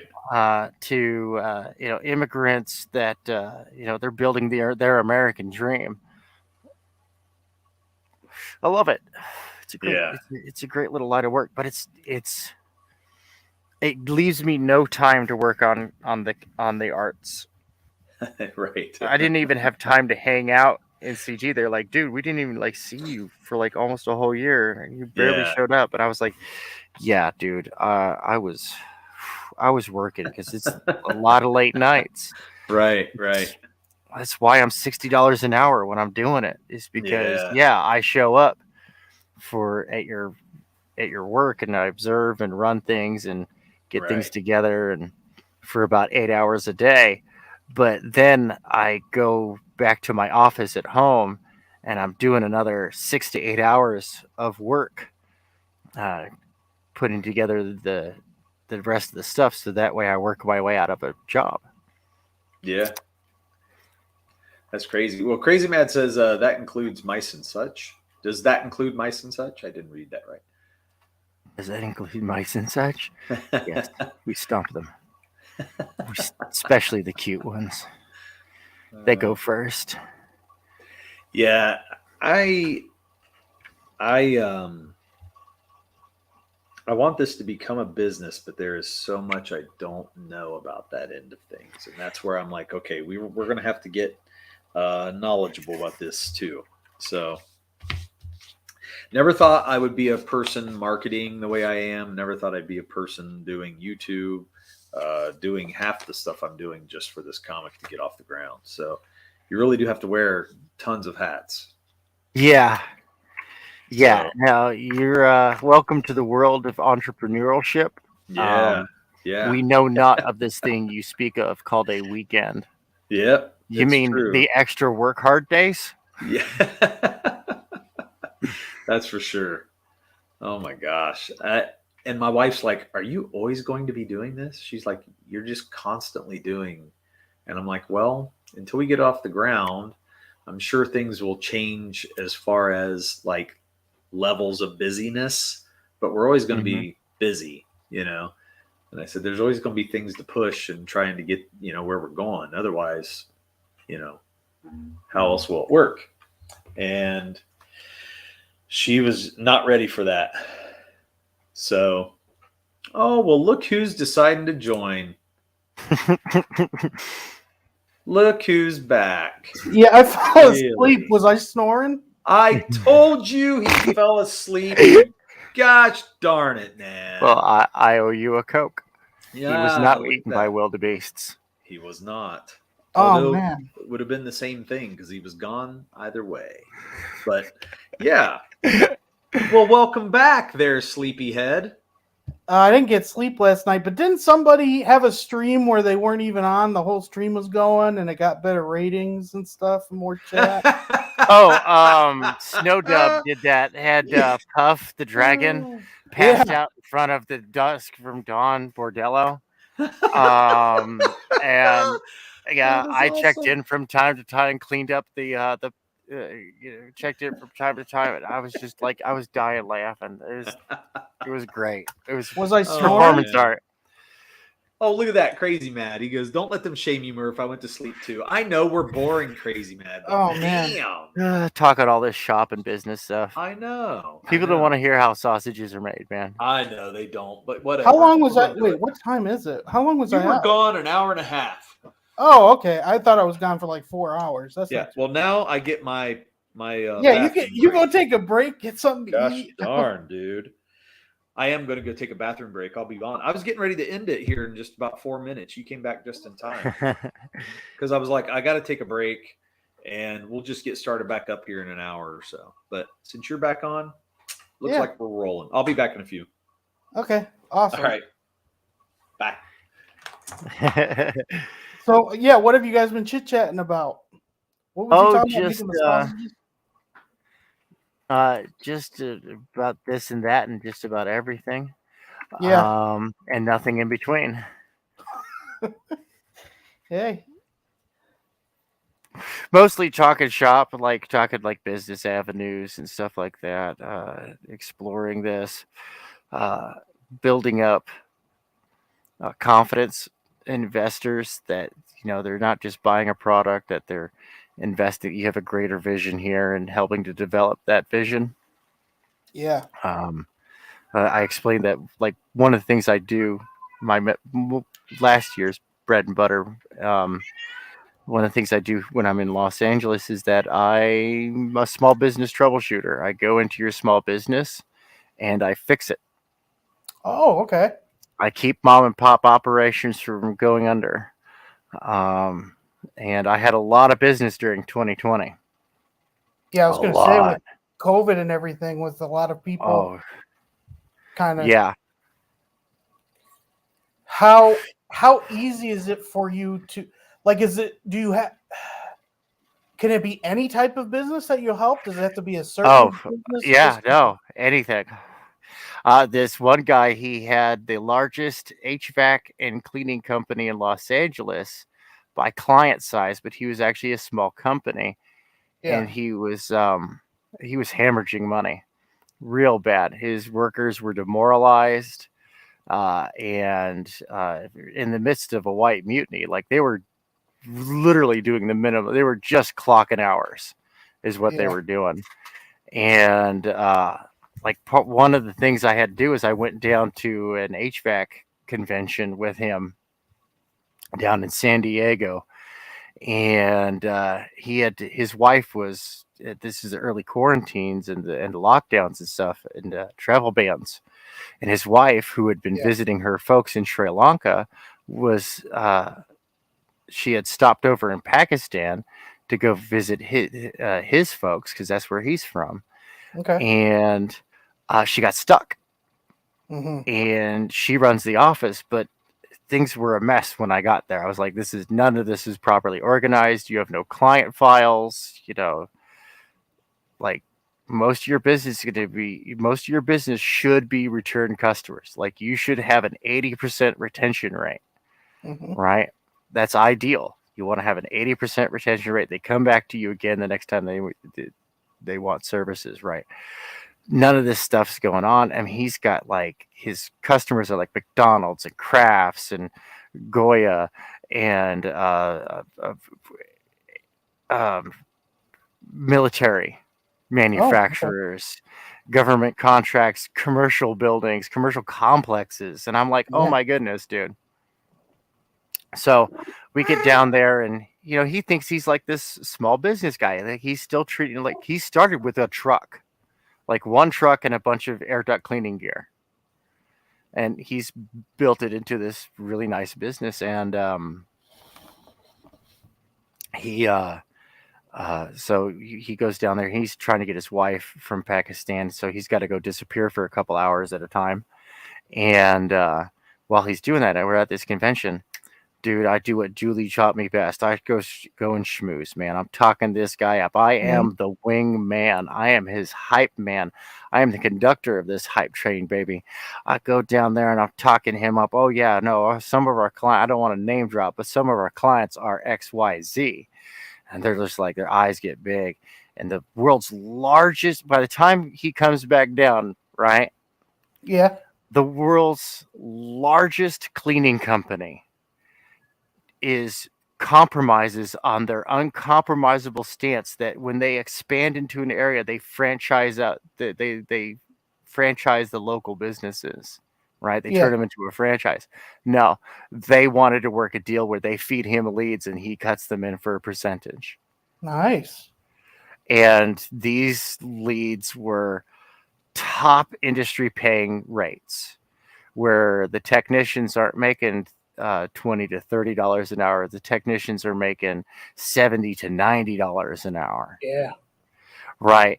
Boom. Like he had so many simps because I just got around and talked him up, and people were simping on him hard. Like he had a whole crowd. I was like, all right, so I'm going to go over to the smoking area and I'm going to go sit down and I'm going to go chat it up with a couple of these bigwigs over here. And just boom, he came away with all the best vendors and so many people wanting to do business with him. And they all like kissed up to him like, oh, dude, he was hot shot. And he went in there, little guy, who didn't even realize how big of a business he had.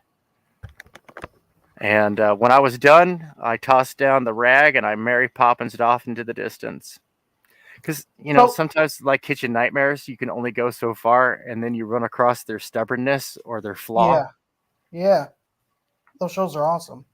Yeah. Sometimes it doesn't turn out good. Sometimes I can't get them to change their ways. So are you like it for you? Is it usually problem solving where people are just bad with money or organization, or are you usually kind of in that situation getting them more clients? Oh, I had one guy who was straight embezzling from the company. He didn't realize it was embezzlement. He was like, but it's my company. I'm like, you can't do that. That's fun. This is illegal.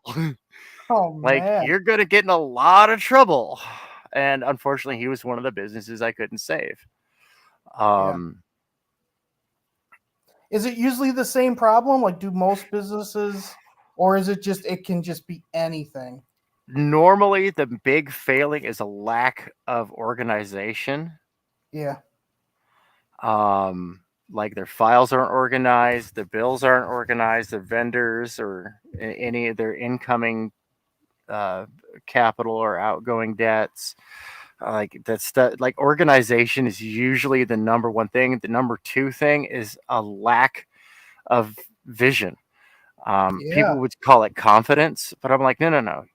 It's not so much confidence. You can be trepidatious and scared, but as long as you're pursuing that vision, and don't be like super grandiose about it. be like, no, where is my position? Well, I am, first thing is like, I am the apex predator of insert market. Like one of my clients was was an auto repair shop that went from getting like 4 cars a week. It took me 4 months to get them up to snuff. 4 cars a week to like 10 cars a day, where all their guys were over. They had an employment problem. They couldn't find enough people to work on the cars. So how often, just like those shows you were talking about, like those kitchen nightmares where they come in and it's either they shorten the menu to be more of something specific for the restaurant. Sometimes you got to do that. Yeah. On that show, there's a lot of times where people are like, no, I don't want to. I want to have, do you have people that get stubborn and are like, oh, well, every time they all have that in common. That's so crazy. Yeah, that's one of the things is that they're stuck. They, it worked once, it'll work again, and it's like, yeah. Getting them modernized sometimes, like getting them, and I love to do this because it's like, all right, cool, you guys are going to take out one last loan. We're going to take care of this right now. Go get your loan. Go get $50,000. We're going to turn this thing around. Go get $20,000. We're going to turn this thing around. And I get them their experts. I get them their future staff that are going to assist them, their administrative staff that are on really cheap retainers. And we get some services together. We do some paid advertising. I get them advertising experts that are experts in their specific field of business. I facilitate. I'm just a troubleshooter. I come in with a team of professionals. I worked in HR for a long time. And in HR capacities. So you make connections, and 6 degrees of Kevin Bacon, I can find a connection anywhere in the world to help a business. Yeah. Is it easier being in LA with it since it's such a big city? Yes. Yeah. It's harder to do. It's really hard to do this in small towns.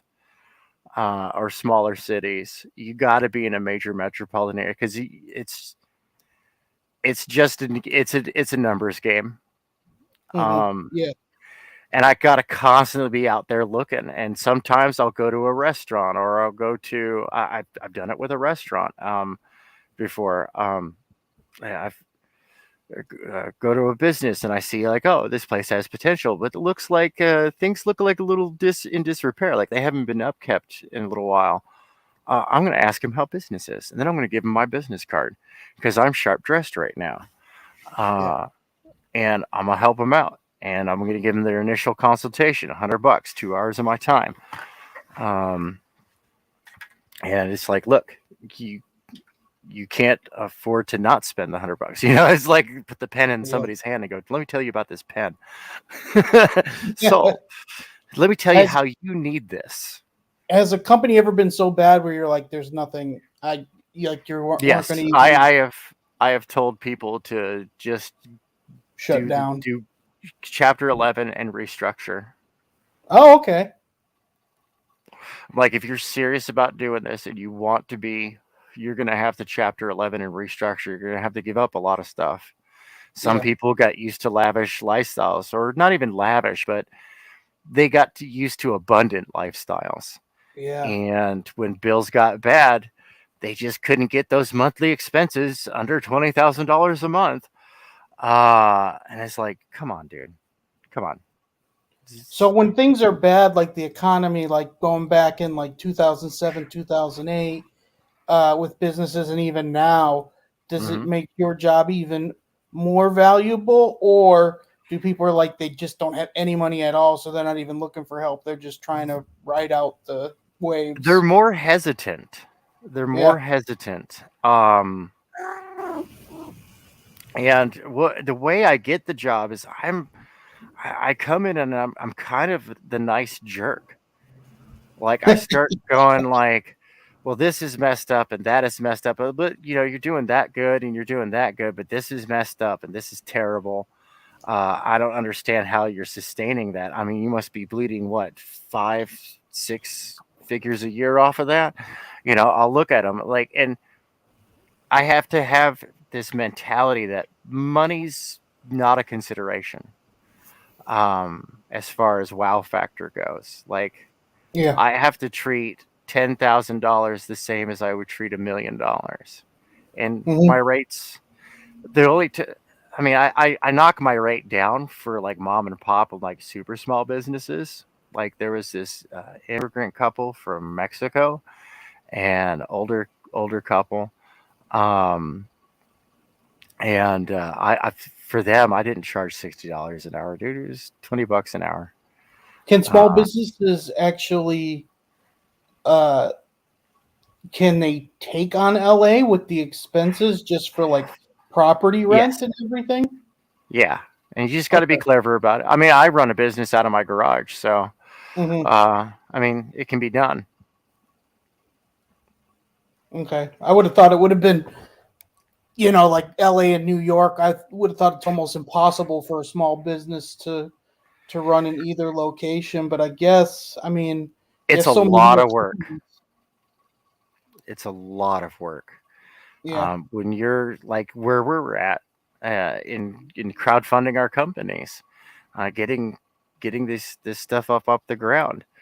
An entrepreneur knows no such thing as this weekend, unless you're talking about those couple of days that I have to work extra long and hard.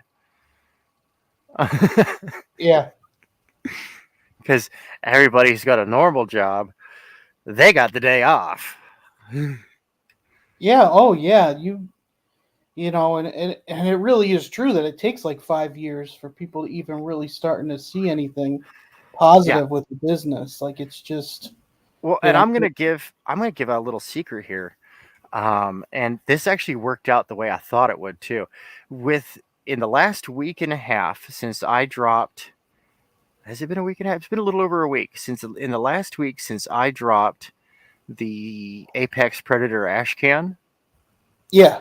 I have gotten at least 3 months of traction boost to my algorithm and my interaction with fan base. Cool. And potential consumers. And I knew this would work too. But I didn't know it would work so well. I expected, okay, well, maybe after like a week, I've got like a month worth of traction, 4x return, right? Mm-hmm. But this, a 3 month buildup's worth, and I've done this before, where I did like a normal buildup, a 3 months buildup in the matter of a week. That's a 13 times growth rate. Mm-hmm. And so my huge recommendation to folks is get together an ash can. 3 to 5 pages. 3 to 5 pages. It's all it's got to be. It doesn't have to be big and long like mine is. Yeah. Mine's potentially too big, but that's because I had ultimately had a plan to turn it into a full-on like preview.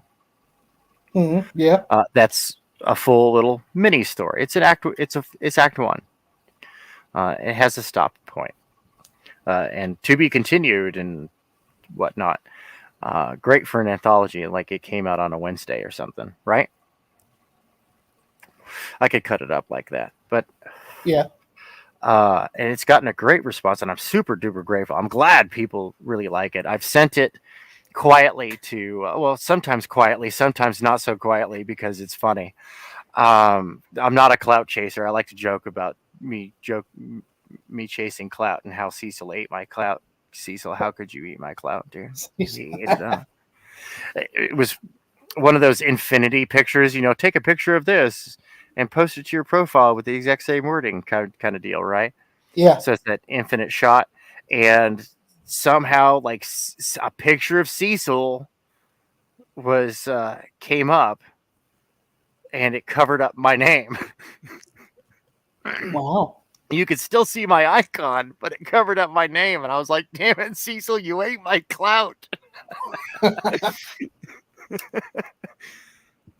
So how did you said you knew it would work. How did you know it would work? because I have the Schwartz is strong with me. Because Yeah. actually my mentor was Right. Julius Schwartz, father of Superman. And I actually, honestly, until I was in my late teens, I legitimately thought he was like my uncle. Like he was like my great uncle. Mm-hmm. I had a lot of Jewish uncles growing up, so this was nothing new. Not that I don't have any Jewish people directly in my near family, but I grew up with a large extended family. And Awesome. so, my mom was actually his personal assistant for a number of years. Okay. And so that's how we got to know him. I got to know him, I don't know, I was about 6 years old when I met him. And he actually gave me my first comic book, which was a Doom Patrol Okay. #1. And I didn't understand the significance of it. This was the first run of Doom Patrol. And which even back in 1983, that was a pricey comic book. And I read it to pieces, and he absolutely loved it. And when I got into drawing comics from the little He-Man comics, Yeah. that actually got me That to came with draw. the toys. Yeah. So when I was 12, because every year he would ask me, "Hey, you want to go to the comic book convention?" I was like, "No." "You want to go to the comic book convention?" "No." I mean, dude, I had the DC style guide. I thought it was a coloring book that was halfway done. Mm-hmm. So I colored it all in. Turns out this is the top secret DC style guide used for all of their merchandising. He gave it to me. Cool. When I was a kid, I didn't even know what I had, dude. And he loved the fact that I ruined it. Uh, he loved to see it get used. And he hated collectors. Not that he hated collectors, he hated the whole idea of like the collectability and collecting. Is like, it's meant to be consumed. Yeah. Yeah, I get that. So when I was 12, and I said, "Yeah, sure, I'll go to a comic book convention." Oh man. Next year I came back with a portfolio in hand. And this was in LA, like you've always lived in LA? No, this was up Oh, in I lived up in the San Francisco Bay Area at the time. okay. And this was the WonderCon at Jack London Square, back when WonderCon was a tiny little convention with Anime Expo attached to it, because Okay. nobody knew what anime was. So this wasn't a huge Uh-uh. Comic-Con back then. Okay. But it was big for its time, but it was no like Yeah. Chicago Comic Con or San Diego Where Comic there's like Con. celebrities and movie trailers and everything like that is now. Yeah, no, it was a different age. It was back Yeah. when they had open portfolio reviews. They had like whole tables set up just for you to get in line to see if you can get your portfolio reviewed by That's cool. submissions editor at the big companies. And Yeah, that's awesome. he told me, like, and I was an obstinate teenager, and of course I disobeyed. I was 13 years old, and he said, "Don't show anybody your portfolio. I have something special." I have something special for you. Of course, what's the first thing I did? Got in line over at DC Comics. uh, and that portfolio review that was my first portfolio review. It was perfect because I don't know, what's your policy on cussing on this channel? It's fine. Yeah. Okay, We do so it. I'm gonna tell a story. So I plopped Okay. down this portfolio, and I use that as loose term.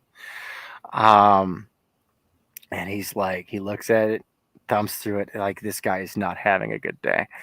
And he goes, "This is shit." Mhm. And I went, "Okay, well, what's shit about it?" And he goes, "Oh, this is fucked up and this is crap. And I don't know what the fuck you were trying to do here. Like, what the fuck is it? Well, seriously, what the fuck is this?" Like, he says that. I'm 13.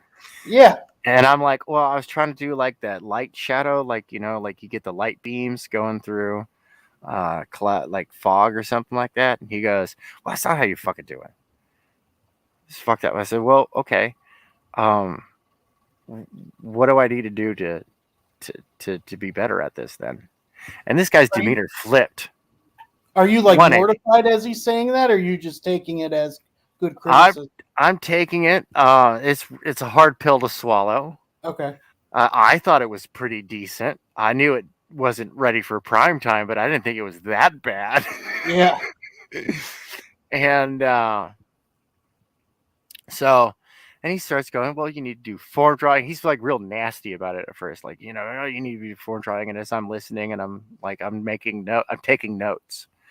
And like, as I'm taking notes, he's like, what are you writing down? And I said, oh, the stuff that I need to do. And this guy just like completely flips on a dime. He's super nice. Absolute, just complete sweetheart after that. And, you know, smile and a handshake. And of course, I'm dead inside. Whoa, what are you getting a smile and a handshake for? You're dead inside.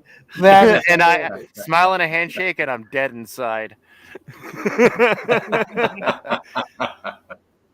So I go and, you know, I tell Uncle Julie about this, and he's pretty pissed that I went there, and he's like, he's gonna go chew that guy out, and I'm like, no, it's okay. And he's like, fine, come on, let's go. And so he takes me to his friends, Gil and Murphy. Now, I had no idea the significance of any of these guys, dude. Sorry about that. I didn't know who these guys were until this, like, truly knew who these were. I thought they were just Uncle Julie's friends, Gil Kane and Murphy Anderson. Oh, wow. And so he takes me up there, past the autograph line, and takes me behind the booth, and he has Gil Kane and Murphy Anderson review my portfolio. Oh, man. And did you, after just having your heart ripped out, did you still want it to be reviewed again, or were you like, let's just go home? No, I was game. Okay. I was gonna challenge accepted. I at the time, awesome. I had just gotten into full contact tournament karate, so okay. I was all sorts of like alpha male champion. Cool. So I'm expecting, and Gil Kane goes, you know what? He goes, it's real crude, it's real rough. I mean, you couldn't get a job today with this. He goes, but I'll tell you something. This is better than my art when I first started getting paid to do comic books. Dang, man. That's crazy. That's awesome.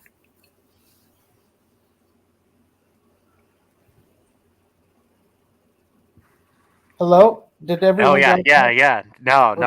It's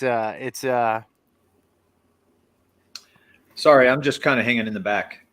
Well, yeah, no worries. I don't know if I dropped out or if everyone dropped out or there was just some. We just went radio silent for a minute. It's all right. I get a little conflamed because I miss the hell out of those guys. Oh, I'm sorry. Yeah. I don't blame you for that. I think that's really cool. That's a really cool thing. Yeah. Oh yeah. No, it was a fun little adventure into comic book. I wish I had stayed. I wish I had never left. I left comic book land in '97, and I went out into the real world. Yeah. I was like, all right, I'm 20 years old. I don't have a job in comics yet. I'm moving on. I didn't stop drawing or anything like that. I draw people's characters or stuff for RPGs, or I occasionally work on different things, but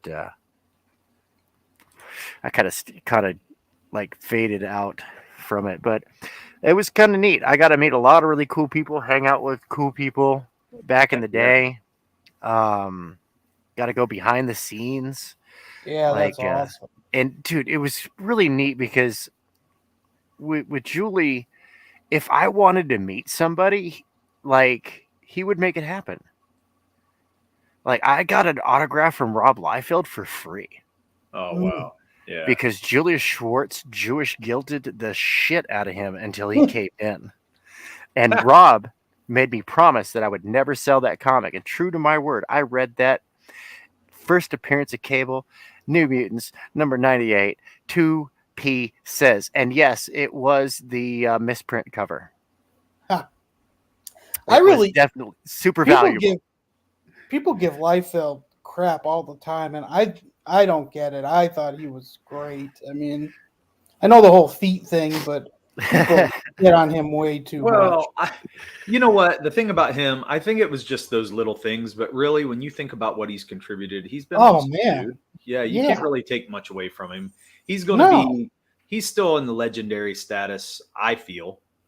Definitely. For that group of artists in that time frame, man, there's How so much old to he love was, about too? what he did. Yeah, they were kids, man. It's crazy. I don't know. I mean, Yeah, I you don't can think he cut. gets enough credit. I think he's. Well, I think a lot of people have just, marked him up as a joke or whatever for various reasons. I don't know all the reasons, but I've heard it. And I'm just like, I don't agree with everything. But, is he one of the greatest artists? Maybe not. But that's not necessarily what makes you, good or cool or, you know what I mean? Honestly, I think that his best work overall that I would give a best grade to is actually his inaugural, where he Yeah. had someone else doing his breakdowns. And if he did that, if he could just kick his ego to the side, his rendering is really nice. Yeah. He's got real solid rendering, but Well, his layouts are boring. They were Yeah. cool then, Sure. and it was kind of it's kind of cool. Like I redid some pages of the X-Force #1. I redid 4 pages of that for a portfolio piece, and I actually got a chance to show it to him, and he actually liked 2 of the pages better than what he had. That was a compliment he gave me, and I frequently got that compliment when I was young. It's like, okay, yeah, you may be sucking in all these other departments, but your layouts are good. Yeah. Well, and that to me is something that you got to look at. Being a drummer, I'm a drummer, and when people compare drummers, because drumming it's a sport, dude. People look at it as a sport. They don't look at it as you're just a drummer. They think you have to be this awesome badass. Everything you do has to be super showy or, really cool and cooler than anybody else in the band. You know what I mean? And there's just been this history of it. And I'm like, well, that's not always what makes a good drummer. It's not about the flash or even the licks. There's a lot more to it. There's subtlety to it. And there are things like you're talking about the rendering. That's the subtlety that you got to have. And those little details, they're what finishes a workout better than, just somebody who can whip out a cool looking pose or something. I just think that people overlook some of those small details. And if you're not always being some kind of superstar like that, they just kind of, they dismiss you. Yeah. Are you just saying this because you have no flair as a drummer? No, I mean, I have a little bit of flair, but no. Oh man, I thought you would have took that as a rib. Yeah, I'm not taking it because I don't even jump on your bandwagon anymore. But anyway, no, but the truth is, I know a lot of great solid drummers. They're solid. Their pocket is solid. And when you have a solid pocket as a drummer, that's the most important thing you can have. But then also the way they can put the feel in a groove, and if they make you groove and they make you feel that music better than anybody else, that's all that matters. No matter how much they're playing, they could be playing the most simple thing. Yeah. But if it makes you feel good, their job's done. It's done. I always liked Lightfield's art, but then because to me he's a big part of the X-Men family. You know what I mean?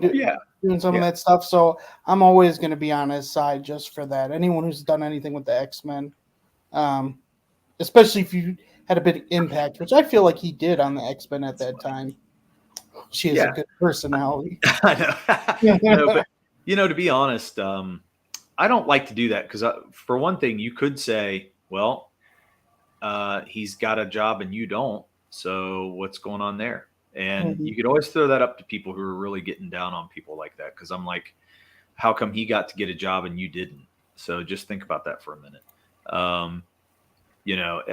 Quit cutting someone down because they're not quite up to what you like. There's always going to be artists. One guy that's always solid. I always thought Dan Jurgens' art was solid. Yes. But Dan Jurgens never excited me. No. Okay. Now, that doesn't mean anything. That just means for me, it's not my favorite. But dude, he can draw That's his an ass interesting off. take. But But well, he can always draw his ass off, and he did it well. And when he had Rob Liefeld going over his breakdowns for Hawk and Dove, it's still one of my favorite DC Comics miniseries of all time. Yeah. Well, and that's so good. I think that's what you got to look at is that, these guys, man, their pockets deep, they can get that thing. And once they get that thing, it's perfect. I always think of the drummer from, who are the guys from Toledo, the blues band, the Black Keys. Okay. You heard of the Black Keys, right? Mm-hmm. That drummer doesn't really do anything flashy at all, man. He is just a solid pocket drummer. He plays the blues really well. He's able to, it's just him and that guitarist, but he holds the fort down like nobody else. And he's just so solid. And I'm thinking, he's not flashy. He's not one of my favorite drummers, but you can't knock him. He's sitting there doing it. He's made it. He's in there making some money. He's being well known, and damn, he gets to go on tour. So he's definitely got more than me. Let's just say that. But yeah, I get tired of hearing people put down people when I'm going, but you're not doing it yourself. Holy smokes. Actually, it's 22 creators now. Wow, dude, that's awesome. So you got it put up on Twitter? Yes, I'm sorry. I did, and I tagged you guys. Okay, I'm going 22 to creators of what? What are you guys talking about? The CG Mega Collage. We have 22 creators Oh, that's cool. on here so far. It is so cool. Nice. Yeah, no, I love it. People go, well, what about Scalpel Zero or Brazier? What about one of your two key characters from your stick? I'm like, yeah. I'll fit them in later. This ain't about me. That's too cool. It's about all this. There it is. I see it now on the tweet. So very nice. We're right on the top of the page there, Kevin. Did you see it? Yeah, with him like coming down with the axe up. Yeah, you and what's her face from Chaotic Flux are coming in with the big axe spike polearm attacks. I love it. Yeah. Oh yeah. That's Cogent cool, from Shadow Sentries jumping down. Magic Cop gonna do some magic. Grey Wolf gonna hit him with the pump action because Shotgun Samurai is already on his way. Oh, I love it. I have fun with it.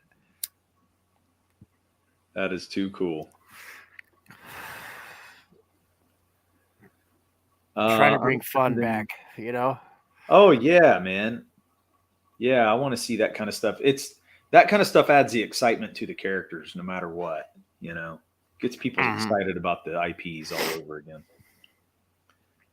And we got something going on over here, and contrary to popular belief, it's quite a diverse cast of characters up there. I'm just gonna, me, I like to turn the SJW talking points back on them and go, dude, this is all sorts of Burger King Kids Club. Yeah, man. Yeah. Mm-hmm. And not one of them is a horrible, tired stereotype. No. What sucks with the SJWs is you can't really even have a conversation. They're totally closed. They just have a belief. I don't think they even know why they believe what they believe. And it's just crazy because you can't even you'll have the same conversation with whoever is, you know what I mean? You can't have a different conversation. There's no greater thought. It's just a couple of points and then that's it. And I don't know. I just don't know how people can think that way. Right? Yeah. No. It's cognitive dissonance. Yeah. Yeah. Is the popular phrase used today to define that. Yeah, it's just nuts. It's like, man, how did it come to that so quickly? Yeah.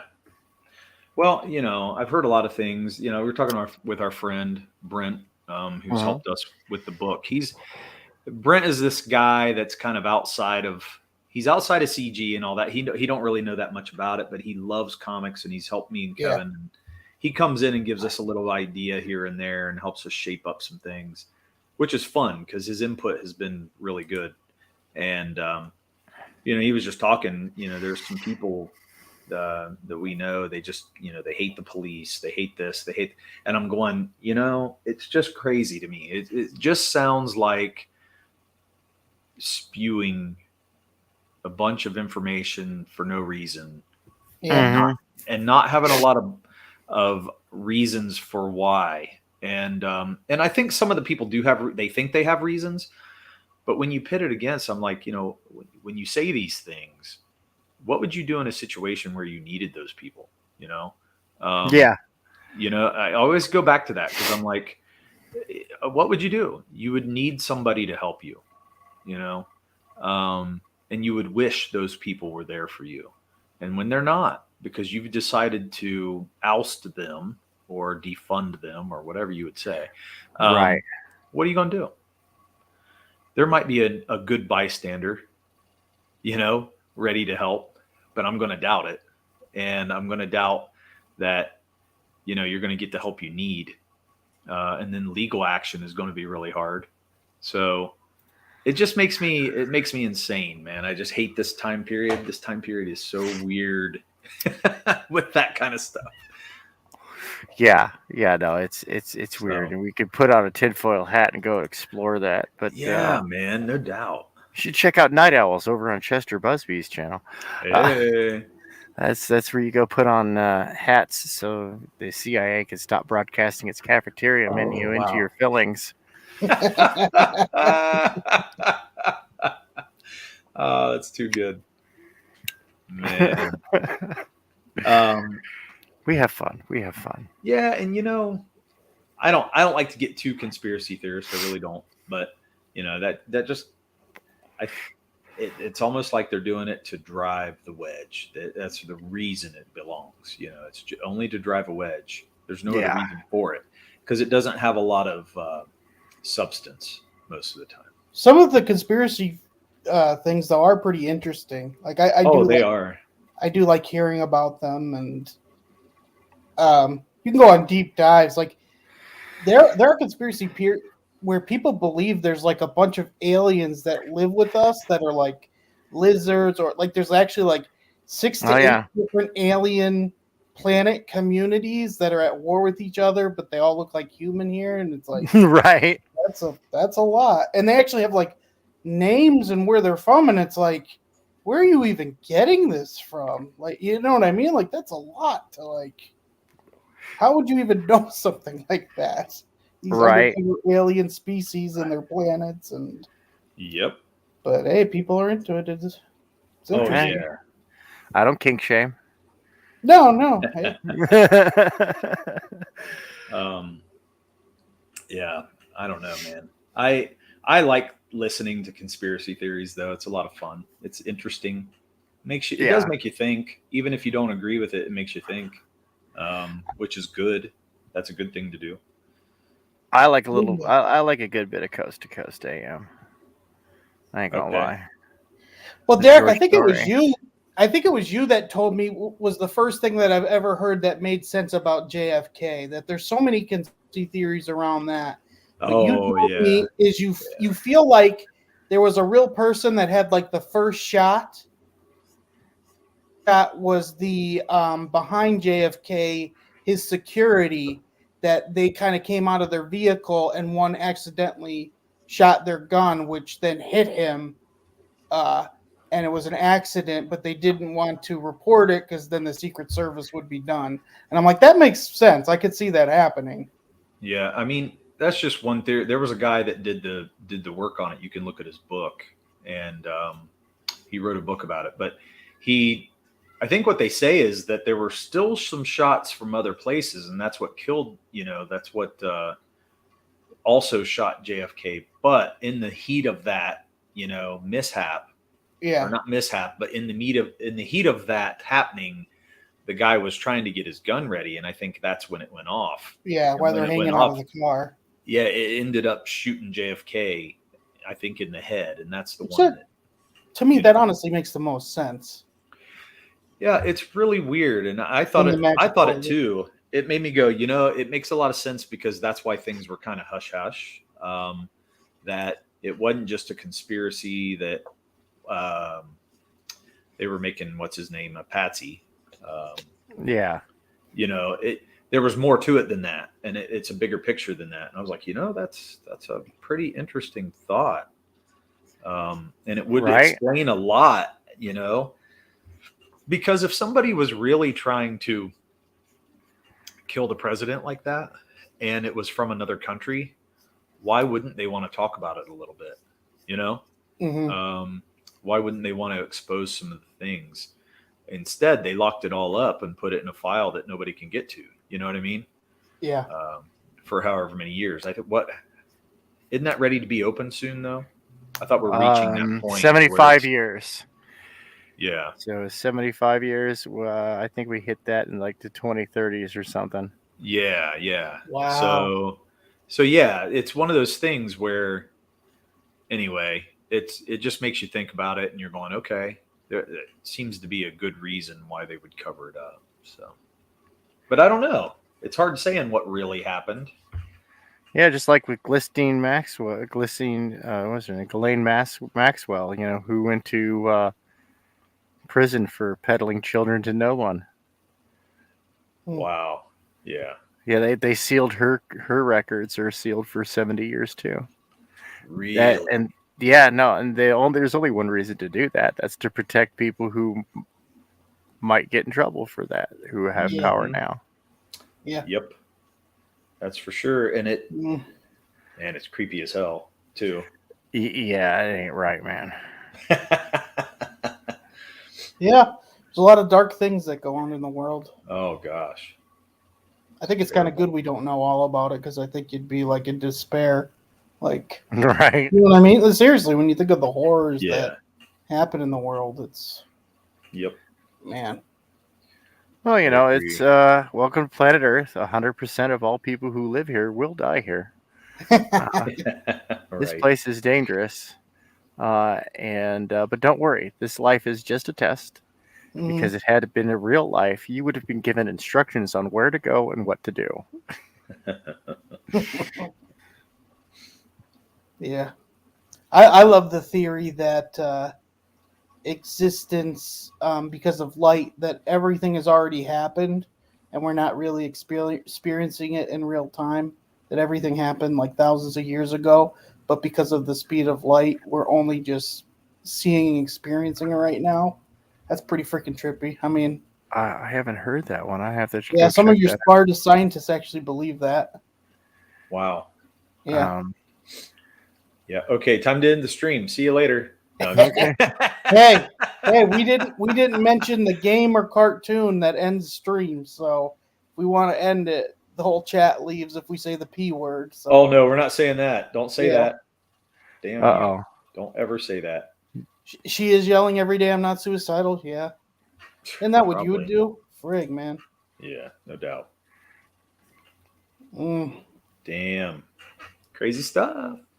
It's weird, wacky, wild stuff. That's right. Mm-hmm. Wild stuff. What was that from? That was from a movie, right? Johnny Carson.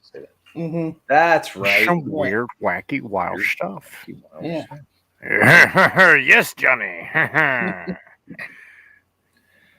Oh, interesting. Oh, yeah. Murph, you responded to they don't own the word for Marvel.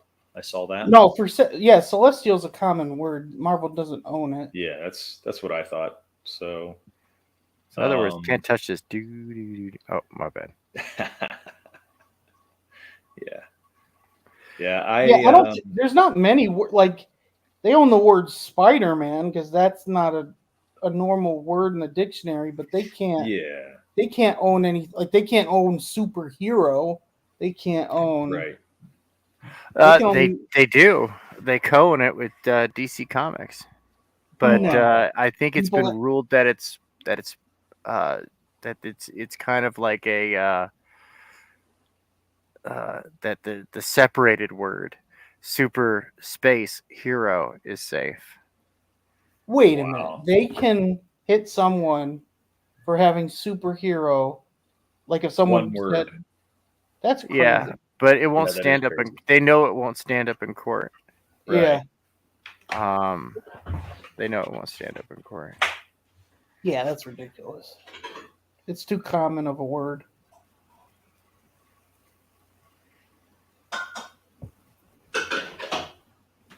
Yeah, I agree. Have you checked, Derek? Have we done any better on our? I have not checked. 24 hours. I mean, we got I had 37 earlier. Yeah, 37. We still have 37 right now. 65%. Man, well, but still, I mean, damn, it's not even been 24 hours yet. Looks like I think my wife might be home. If she is, the dogs are going to go ape shit. So I'll yes, they are. So, you ever find out where you had so many ambulances yesterday? No, I couldn't believe how many were going by, but that's what it's been happening. Yeah, here they go. There they go. The mama is home. That's how it goes, though, right? Yeah, do you get that same thing, Derek, or no? So I got to help my wife for a minute. And yeah, that's cool. I'll be right back. Yeah, it's going to take more than a minute. I'll be a few. It won't be very long, 5 to 10 minutes.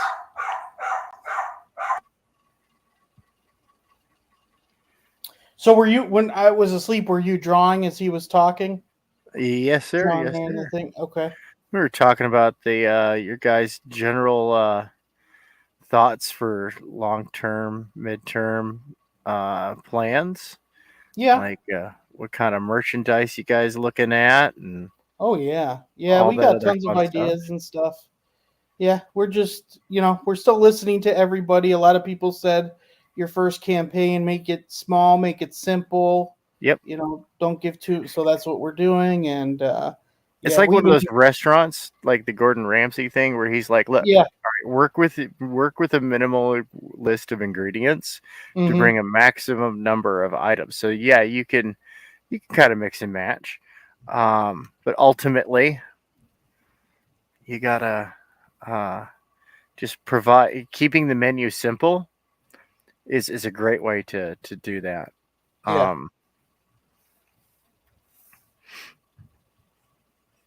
And I mean, our book is smaller with 30 pages too. So, but that's what's nice is every time we have a campaign, you kind of carry everything with it. So our next campaign will have book 2, but you can still get book 1 as well. And so it's just compacting, and which I think that'll gather more people because especially by book 3, you got the whole story. You have the first, second, and third act.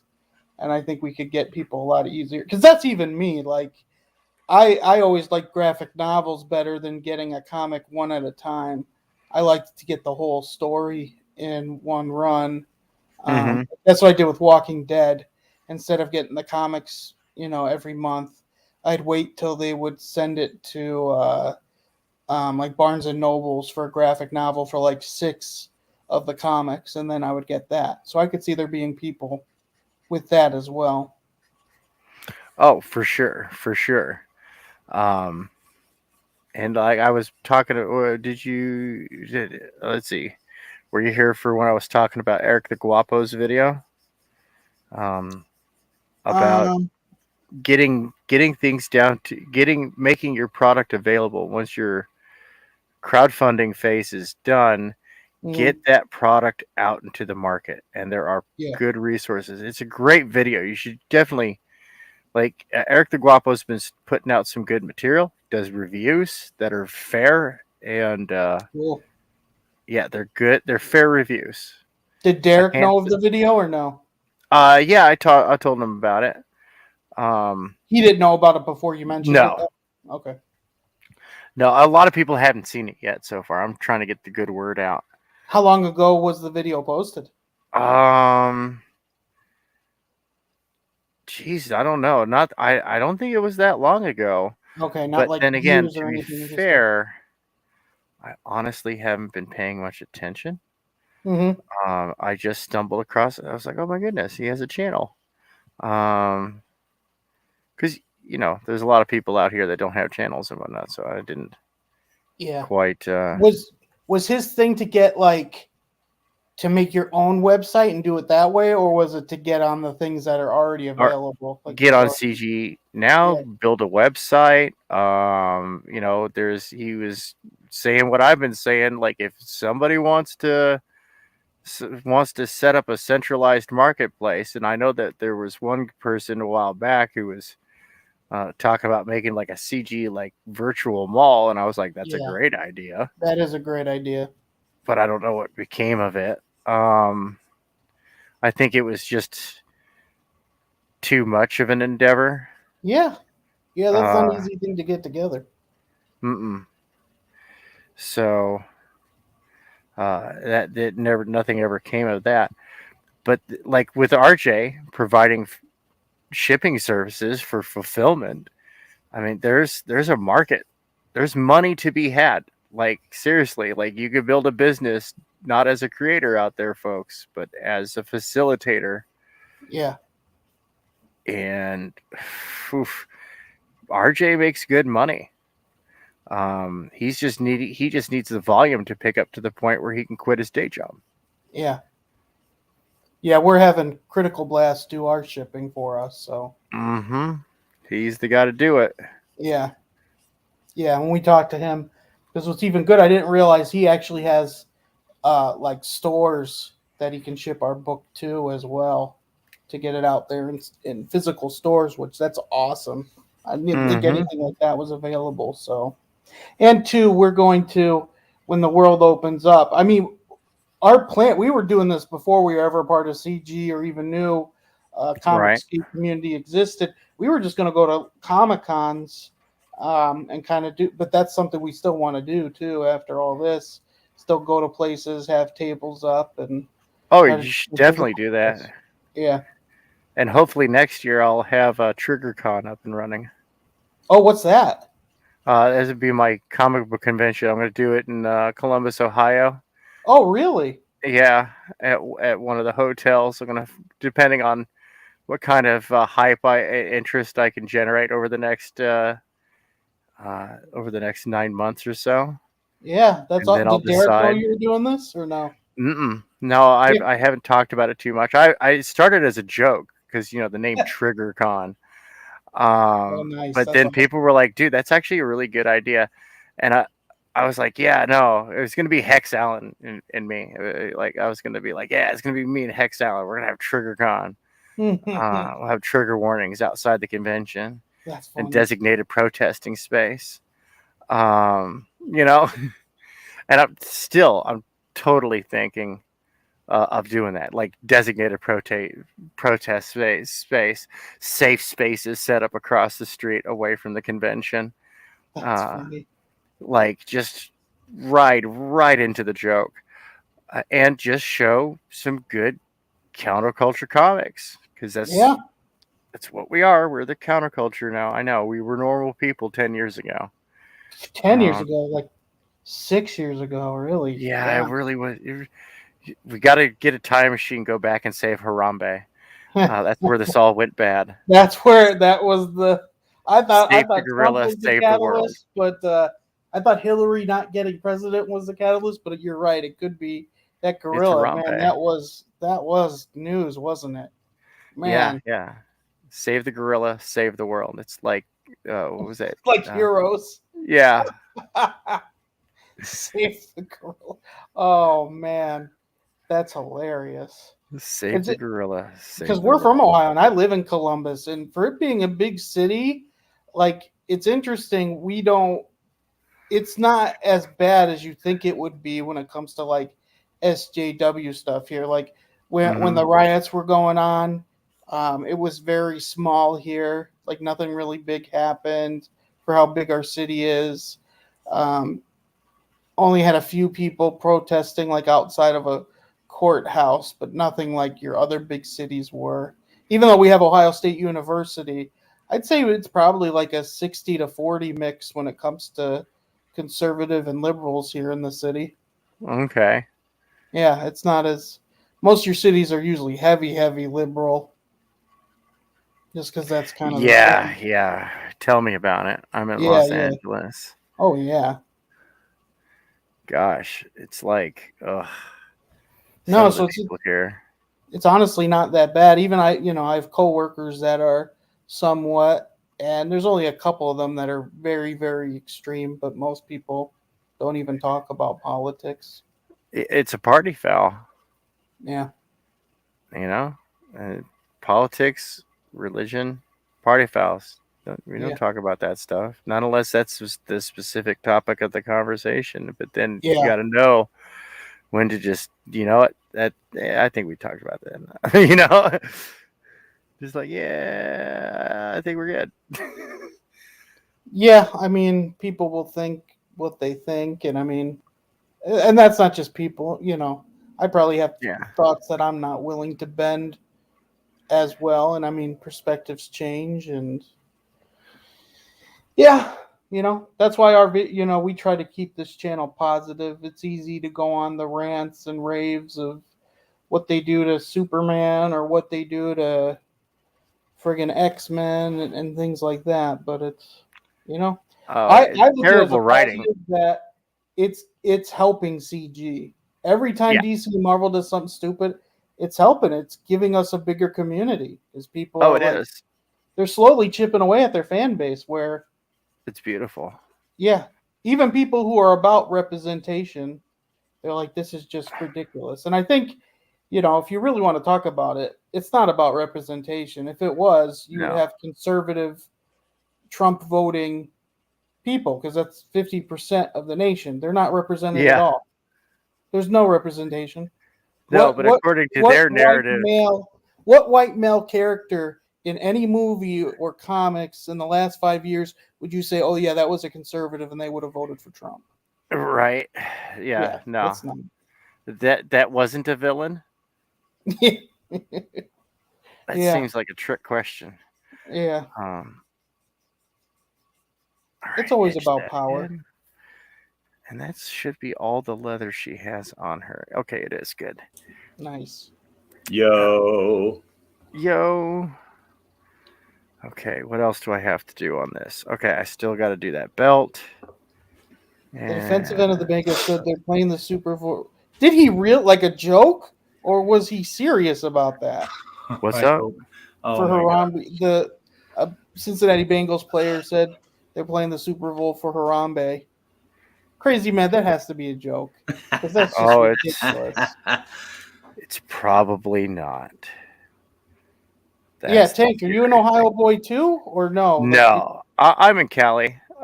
It's just that there's so many CG guys over in Ohio that that's why you're thinking of doing that in Columbus because of that. Yeah, and it's not too far from New York, New Jersey, and other things. So it's got a good location. Dog on a dog on a dog is a sandwich. Don't show her Bancroft's infamous kangaroo sandwich.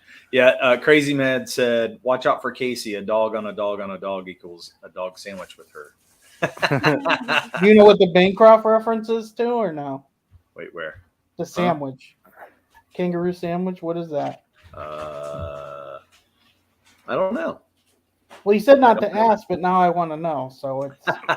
He said, "Don't show her." He kind of put me in Crazy Mad put me in a box here, where it seems like I shouldn't know, but now I want to know. Okay. So, what were you talking about doing in Columbus? I got to know this. Oh, TriggerCon. TriggerCon. Yeah, I want to do a comic book convention. Something's really small, right? Something small, something cheap, that is pretty well easily located for the vast majority of, say, like CG. Nice. I like that. It would be very cool. Yeah, man. Yeah, and I was thinking of calling it Trigger. It started with me joking with Hex Allen that we're going to do a convention here in Los Angeles. We're going to call it TriggerCon. Oh man, if you did in LA, you actually would have to worry about getting like bombed. Oh, dude, no, that's why I would actually like put up like the safe space. Like, I'm not even joking. Like, safe space across the street, Just for your um, safety. and a little protest area, and put up like all their happy, feel good signs and stuff like that, so that way they stay away from me. Yeah. Yeah, because there are people Well, that just.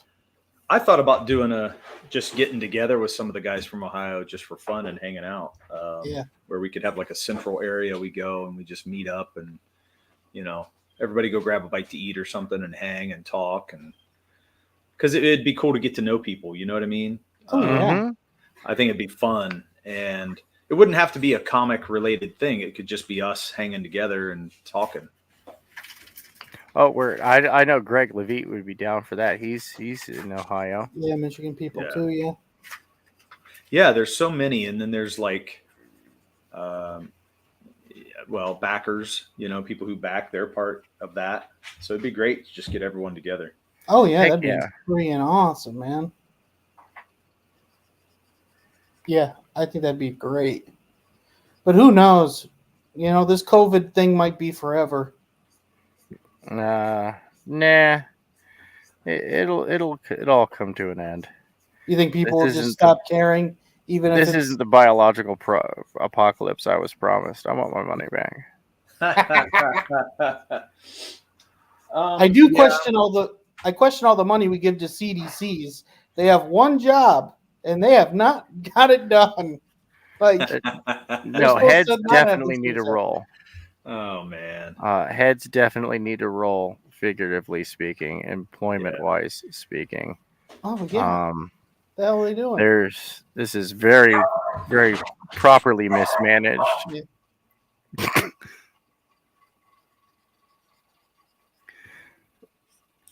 Here we go again.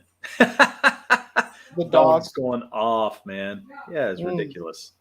Anybody walks outside or moves, it's like they gotta jump. There was nothing. There was nothing. Probably a cat. Might have been a cat. Crazy man, when you say no tie-ups, but I think it is difficult to get together for things. There are still things that are messing up with the COVID. Yeah. They're not being weird. I'm just saying, like. Well, I feel like for the most part here, I mean, we had a big jump in it again. We had a lot of people like where I work. A lot of people got sick, including my wife. So that was last week. But I feel like, after Christmas, everybody got together, during Christmas, and then they're all getting sick. So we're just now feeling the fallout from that. Well, that's why I say this can last forever. I'm not just saying the regulations. Yeah. Like, if COVID keeps having different strands, that could be where the winters are always just.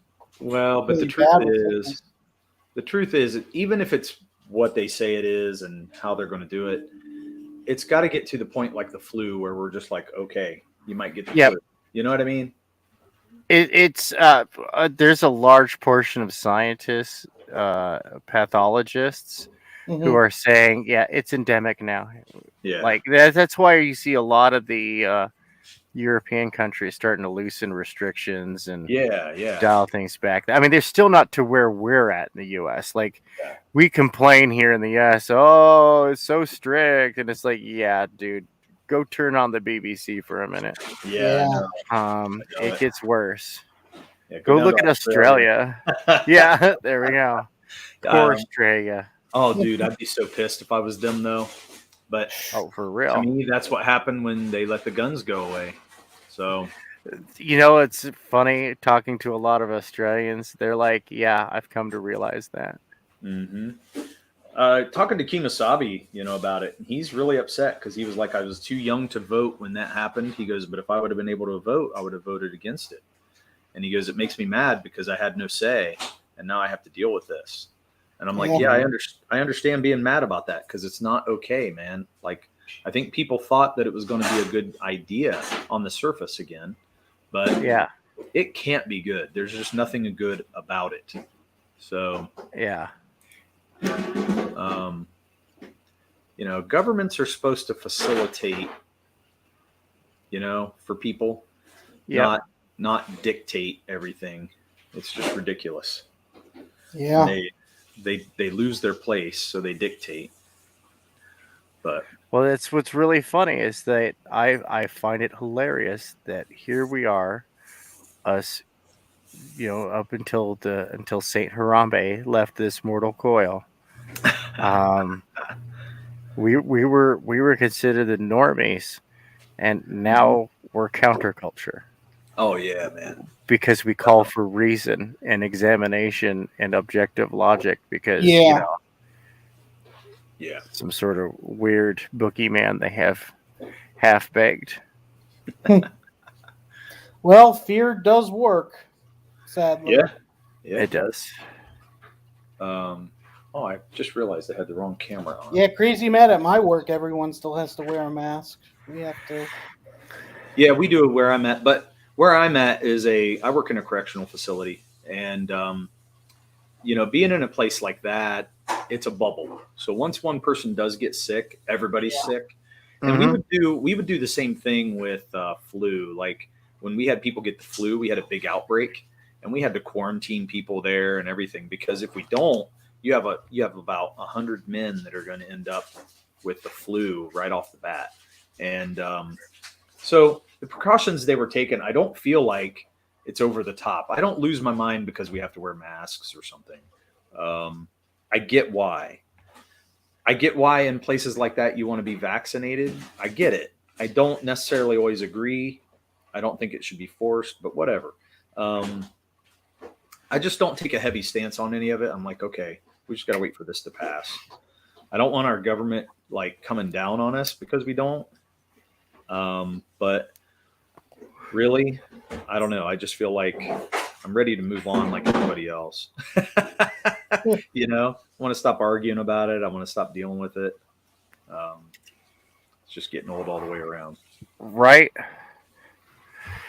So, yeah. And some people have stronger feelings about it than others, I've noticed. There's a lot more paranoia still out there. Oh, for real. And I'm like, I don't want to take that route either, but I get why they're doing that.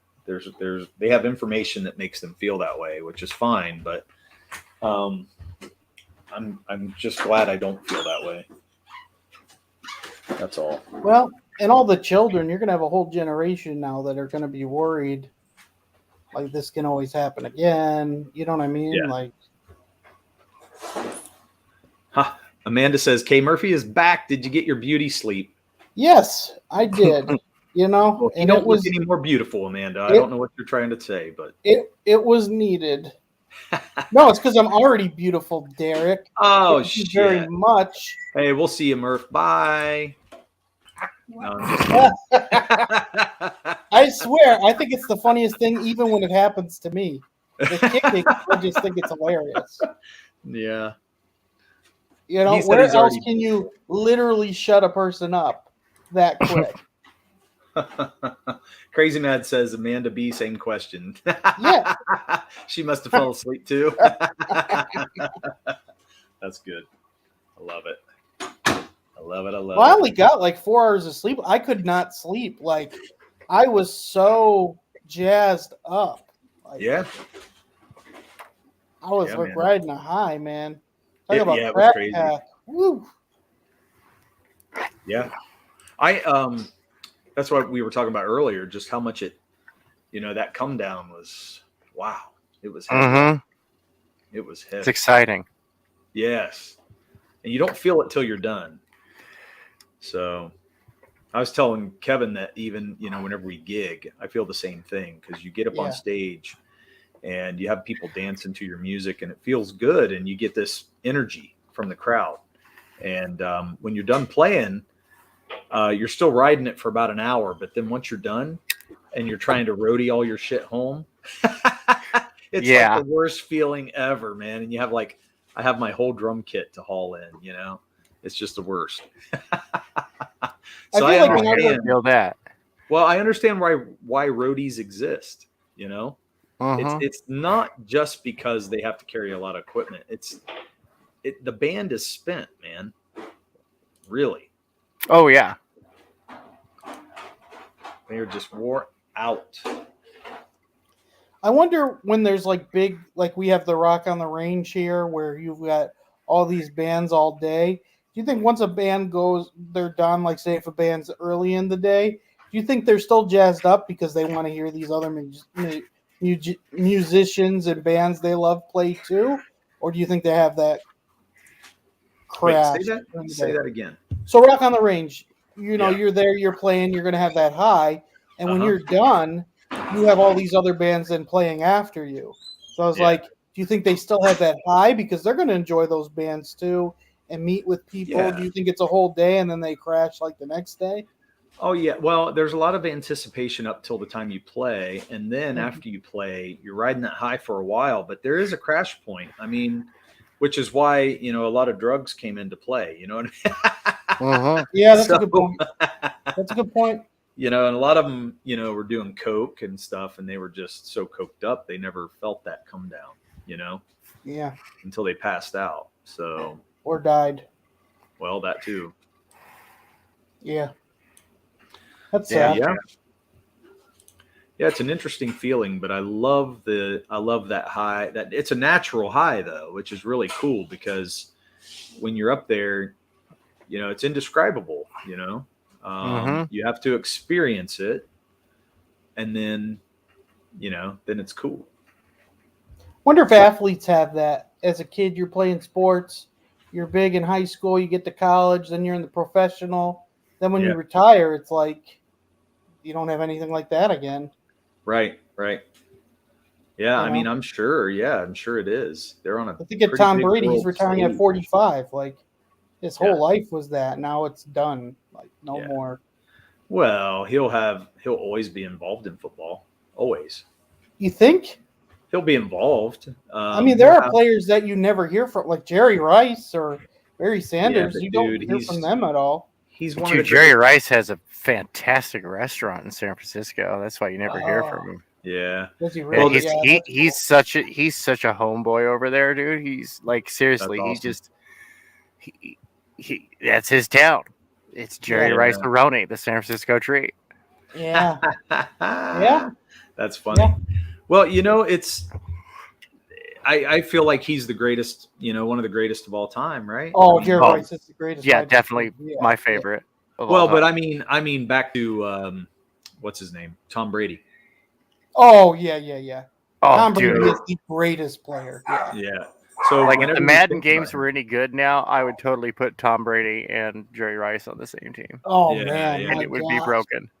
So that's why I say he'll always be involved because too many people, like him and want to talk to him. He'll probably be a commentator at some point, He's done it from time to time.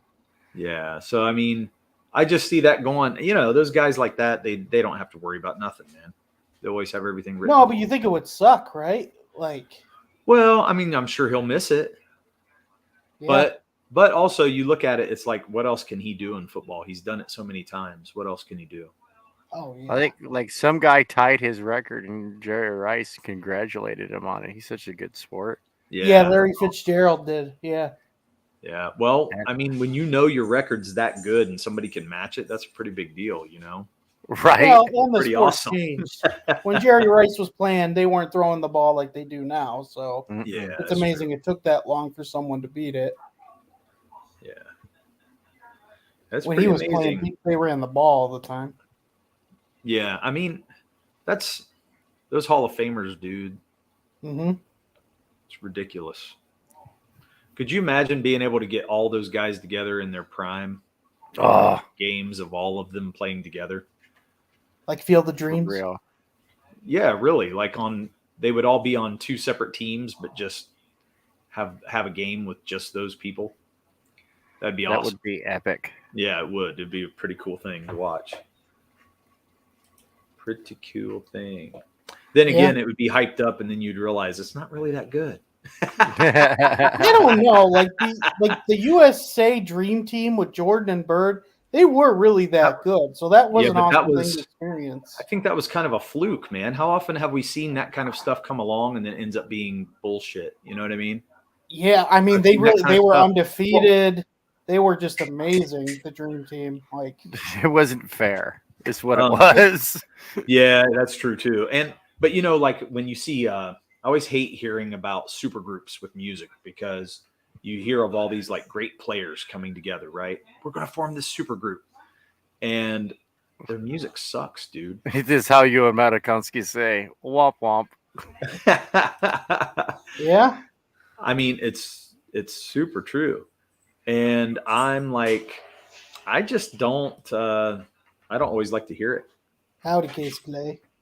Yeah, Casey's been. Yeah, when Slash got together with Wyland and they were, what was it, Velvet Revolver? That was supposed to be a big. Well, I thought Audio Slave was great. With Rage Against the Machine with not Wyland, from Audio Slave. Chris Cornell. Audio Slave is kind of a super group, but really what they are, I don't call that a super group because most of the band was already a band except for him coming in. You know what I mean? Yeah, it wasn't like an all-star like from different bands coming together. Okay, got a point there. Which, honestly, since the only band that I think that really nailed it is the Traveling Wilburys with Tom Petty. That's a great one, man. But you know why? Because they're all songwriters and they put the songs first. Yeah, that's the way it is. I mean, that's total truth. Every one of those dudes were songwriters. You're talking about Dylan, one of the greatest songwriters of all time. Mm-hmm. And then you had George Harrison, another greatest songwriter of all time. Yeah. I mean, that is ridiculous. But then you add those other guys in there. It's off the hook. So Crazy Mad has a great conversation question. Yeah. I almost want to leave it for like a regular YouTube. Nah, we'll do it now. We need content today, man. This is great content right now. Yeah. Now people are waking up and they're part of it. So let's. So would you rather know the cause of your death or the date of your death? I would much rather know the cause because of one. If it's like oh, I die at a theme park. Well, I'm never going to that theme park. Like, if you die in a roller coaster. Well, okay. I've got a lot of feelings about that. This is causing feelings for me, Crazy Man. Oh, really? Yeah. Like, legit. You're not joking. Well, yeah. I mean, actually, it is bringing up some stuff for me because as well as I do, I have this thing where I wake up in the middle of the night, like in cold sweat, and I like wake up scared shitless because I was dreaming that I was running headlong into like a semi. Yeah. In a car, so I'm like doing a head-on death. And this has been multiple times. Oh yeah, it happens like almost daily to me. I have dreams like this. And so to know the cause, I don't know if that would help because all it would do would be making me like not want to get in cars anymore. You know what I mean? It'd make me not want to. It would make you want to avoid what would kill you. Isn't that a natural reaction? Like, don't you think that would be the natural reaction? Well, wait a minute, though. Is it like I'll die in a car accident or I'll die in a car accident during the day on Route 33? Like, do I know where it is or do I just know what the activity? You know what I mean? Like, I think it's limited to activity because you said cause, not necessarily the event itself. Right. Okay. Right. So you die in a car accident, it's like shit. That can be whenever. You would be paranoid. Yeah, you'd be paranoid. So you'd be like, am I dying in like today? Yeah, I'd rather know when. Yeah. Crazy Mad says when. Yeah. I'd rather know when because honestly, I'd be curious as to how close I got it. Yeah. I mean, that's a good thought. It does make you think about that. Let's say like you're going to die a year from now. Would you really want to know that? Or would you rather I got things to do. I mean, I don't want to know any of it. And I think that's what's best because I don't want to be paranoid. I'm already paranoid enough, like just from, anxiety and shit. So I don't need more to add to that. So by doing that, I would just rather not, like Casey says, live every day like it's your last. You don't have to. Wait a minute. If you know the cause. Casey lives like every day is her last, and she's still fine calling me trash. If she'll call me trash, that'll be the last thing she ever says to me, and that's just cool. That's messed up, Casey. Messed up. I think it's admirable. That's dedication. Yeah. Yep. That's I imagine you just get the cause. Probably cancer. I mean, isn't that right though? Gosh, it feels like Right. cancer. Damn. Well, It's don't most ridiculous. people die in their sleep though? Wouldn't that, well, isn't heart don't attacks the biggest thing in America? Isn't heart disease and heart attack the number Probably, one? yeah. That's one of them. Yeah. So probably heart attack is what most people die from then. Yeah. Casey She says says I she have has a pretty good idea of how she'll die. I don't know. Maybe. I've partied. I already have a good idea of what's going to get me. It's fine if I won't remember it. Yeah. Won't. Yeah. That's what I thought she meant. She So, said I it's don't know, fine man. that she won't remember she called me trash on the day she died. Because she won't remember it. She's probably talking about Oh. something that kills. I don't know. What? That's what you mean? Oh yeah, she says it's fine. She won't remember that she called you trash. Only you will. See? That's hilarious. Monster. Straight up That's monster. hilarious. Yeah, man. I mean, that's a great conversation piece. I just know that with my paranoia and the things that I deal with, I'm scared enough to get in cars. So every time I drive, I am a little paranoid every day. It's crazy because when I look at my grandparents' deaths, like my grandmother on my dad's side, she died in her sleep. Oh, yeah. Then both my grandfathers died. Like my one grandfather passed out and drove into a car lot and was in the hospital for like 2 years on one of those air things. So that was terrible. Like my mom does not want to be resuscitated now because of that. Yeah. And then my other grandfather lived with us because he had dementia, and he died by falling down the stairs and hitting his head. This is depressing. Goodness gracious. Yeah, I mean, so it's like terrible. It's no, crazy. But I gotta say, you never know how you're gonna go. I think I would rather die in my sleep. I mean, you die peacefully. You're just dying. I think that's like the most ideal for people. Yeah. So, but to know of some other cause, you're just like, what? That'd be terrible. I think it'd be terrible to know. I'll probably be in the passenger seat when Derek has the car accident. I'm a goner. Wow. That makes it even worse. Now I'm responsible for somebody else. You got to die of something that's true. Yeah, I mean, something has to happen. Yeah. But I'd rather die of just old age and like my body just goes, fuck you, I'm out. Yeah, you know what? I've been enough by people's bedsides as they were passing. Yeah. And it does seem it's like a lot of people know when they're gonna die. Like they'll literally tell you, like, it is next weird. Tuesday I'm gonna lie. And they have so much peace about it though. So even dying in a hospital when there is a piece to that. So knowing when you're going to die, I've never seen anybody not have peace over that. Well, but that's more at the end when you know that things are coming. I'm talking about like knowing at our age, at our health. I think that's a weirder thing. So when you talk about, you're in fairly good health and you have good things going for you, and then all of a sudden you find out this is your death date. I think that would wreck you pretty bad. Yeah, that's funny. Yeah, Tank's not a part of this conversation. He kind of bowed on us. Sorry. No, I'm just all sucked into my work here. I'm almost done. Yeah, Casey says it's fine. You won't remember I died if you die too, Derek. So you won't feel bad. It's true. If I end up killing Casey and myself in a car, I won't even know it. So it's okay. Man.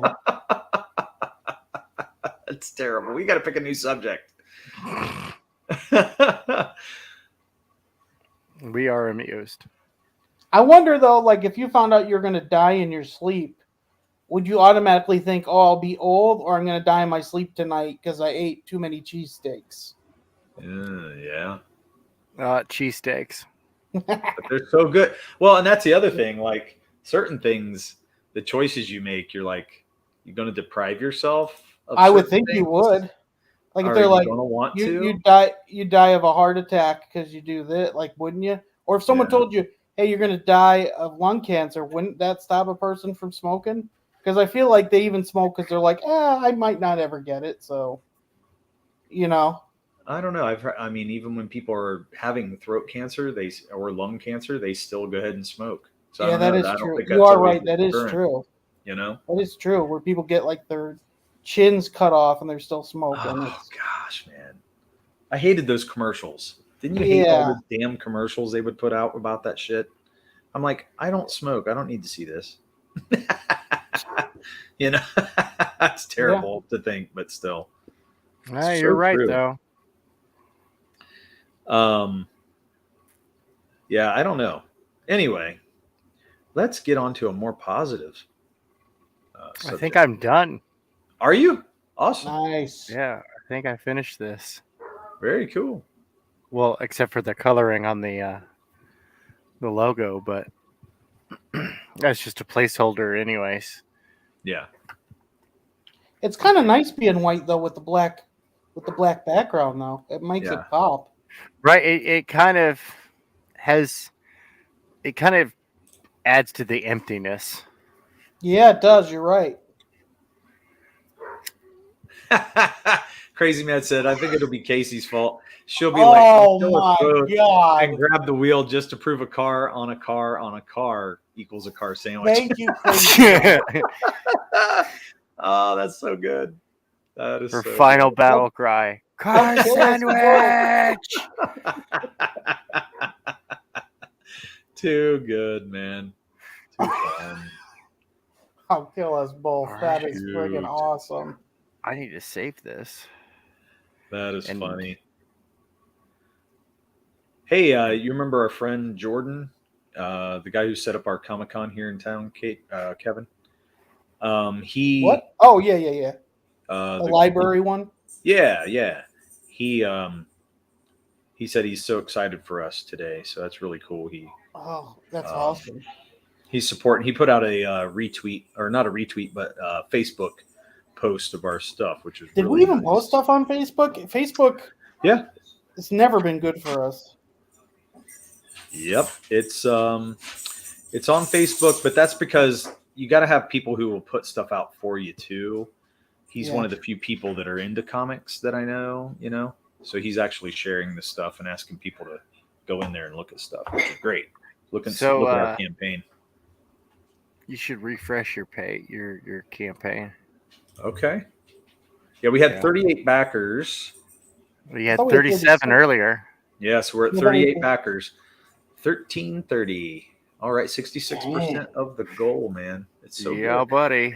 And we don't hit 24 hours till 11 o'clock. That's nuts. No, but I mean, to be this far in 24 hours, I think is really cool. Oh, yeah. Really good. My expectations were, I honestly, I said I'd be happy if we hit 500 on our first day. So I am beyond. Yeah. Let me look at my stream here. I sent Ibex an invite if he wanted to come hang with us. Yeah, that's cool. Or I thought I did. Maybe I didn't. Let me look. Well, darn it. Yeah, I did. Okay, cool. He must not be available. But that's okay. I thought I'd shoot it out to a couple people just to see if they want to come and hang out with us and have a good time. That's really cool. Thought about inviting Kimasabi just for fun because he's fantastic.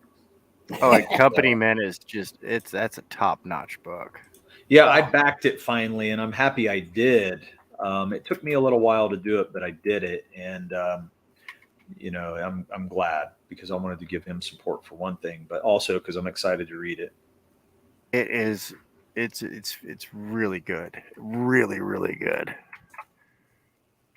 Man, and he loves those characters. He can talk about them for days. You know what I mean? Like if you ask a question, he knows how they would all react, and I like too how he always talks about how they work as a team. Mm-hmm. Yeah. So I'm throwing some stuff out to some different people, Yeah, definitely. Hopefully, we can get some of the people from the collage onto your show today. That would be great. Oh, cool. That would be fun. I saw where. Wait, let me see. Who was the one that responded to you? Was it Miriam? Isn't that her name, Miriam? Oh yeah, Nerium. Yeah. No, she's way cool. Yeah, she got back to you about it already and said this is awesome. Yeah, she's way cool, man. Red Gaze, the probe show on Yeah. Thursdays. Yeah. What a great interview show! You got to get on. You got to contact Red Gaze and Nerium. Yep. And see Red if I Gaze get did on. our trailer, by the way. Okay, good. And we were on their show once and did that. We had a good time with them, so it was fun. But yeah, It's growing. It's growing. oh yeah, man, so good. Let's see if I get anybody. Oh, okay. I'm just checking around, seeing if we can drum up some more attention on this. We do love a good opening weekend on a campaign. We're doing good. Malin broke 6 figures. Oh wow, Ahead of schedule again. He hits that 6 figures just a little bit earlier every time, and it's so Crazy. exciting. Yeah, and it's amazing to me. Mark Polton. Gosh, man, The Moral Compass. yeah, he's got so many books out there that he's doing. It's amazing to watch because he puts out at least 4 books a year or more. Yeah, he's putting out a book every quarter, which is what everybody should be doing. Gosh, Don't know how you could do that. That's what we call a full-time job. Yeah. Wow, it's crazy. Kemosabe's one of my faves too. Him and Dean, yeah, man, those guys. Yeah, no, they're way cool. I like him and Those- Dean. And Malin is a G. Dean and I like to razz each other a lot. He's got a good fun humor like that. Right. All right, Well- so I'm gonna grab this link. Okay. Get link, copy link, go to the StreamYard, post it back here in the private chat. All right, that's the link to the updated, and the ash can is updated. Okay. Awesome. Nice. And the new color picture is in there. Awesome. Yeah, that's So- great. Thank you. Yeah, and share it out because it's I an ash will. can. It's free, Nice. right? Just a little something fun. That is really cool. You put it on Twitter? I will. I'm just giving myself a moment. Okay. Out of caffeine and many hours into my day. So the thinking is hard. I bet, man. You've been going since last night. I can't believe that. Oh man, you haven't had sleep? Yeah, no, I just worked through it. Oh damn. Yeah, that's crazy. That's crazy. I'm telling you, that hour of sleep I had really helped. Yeah. Right? Yeah. I mean, I slept, oh gosh, till 9. I had about 7 hours. I didn't do too bad.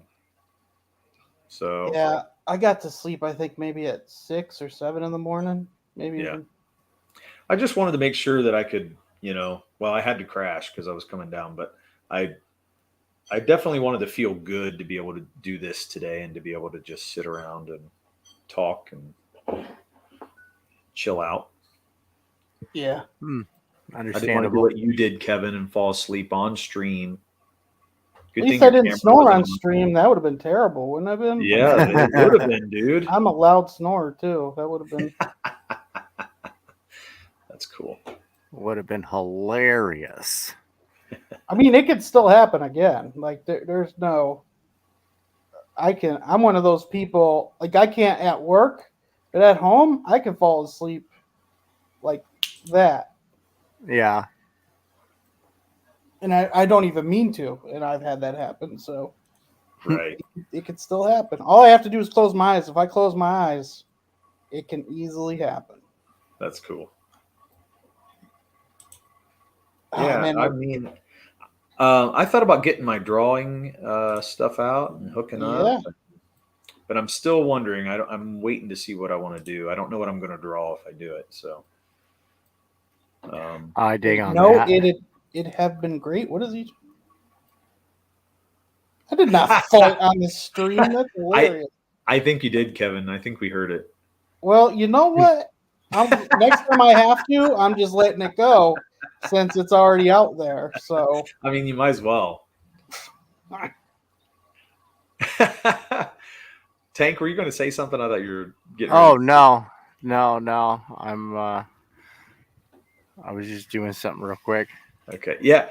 If I get my drawing stuff out, man, I was going to hook up and probably draw digitally, so I don't have to worry about my camera. But There you go. You know, I don't know what I'm going to draw. I don't have any ideas. I understand that. Well, and the reason why is because I feel kind of spent for now. Like the creative. Right. Why don't you ink one of the 2 pages we're adding to the book? You want me to do that?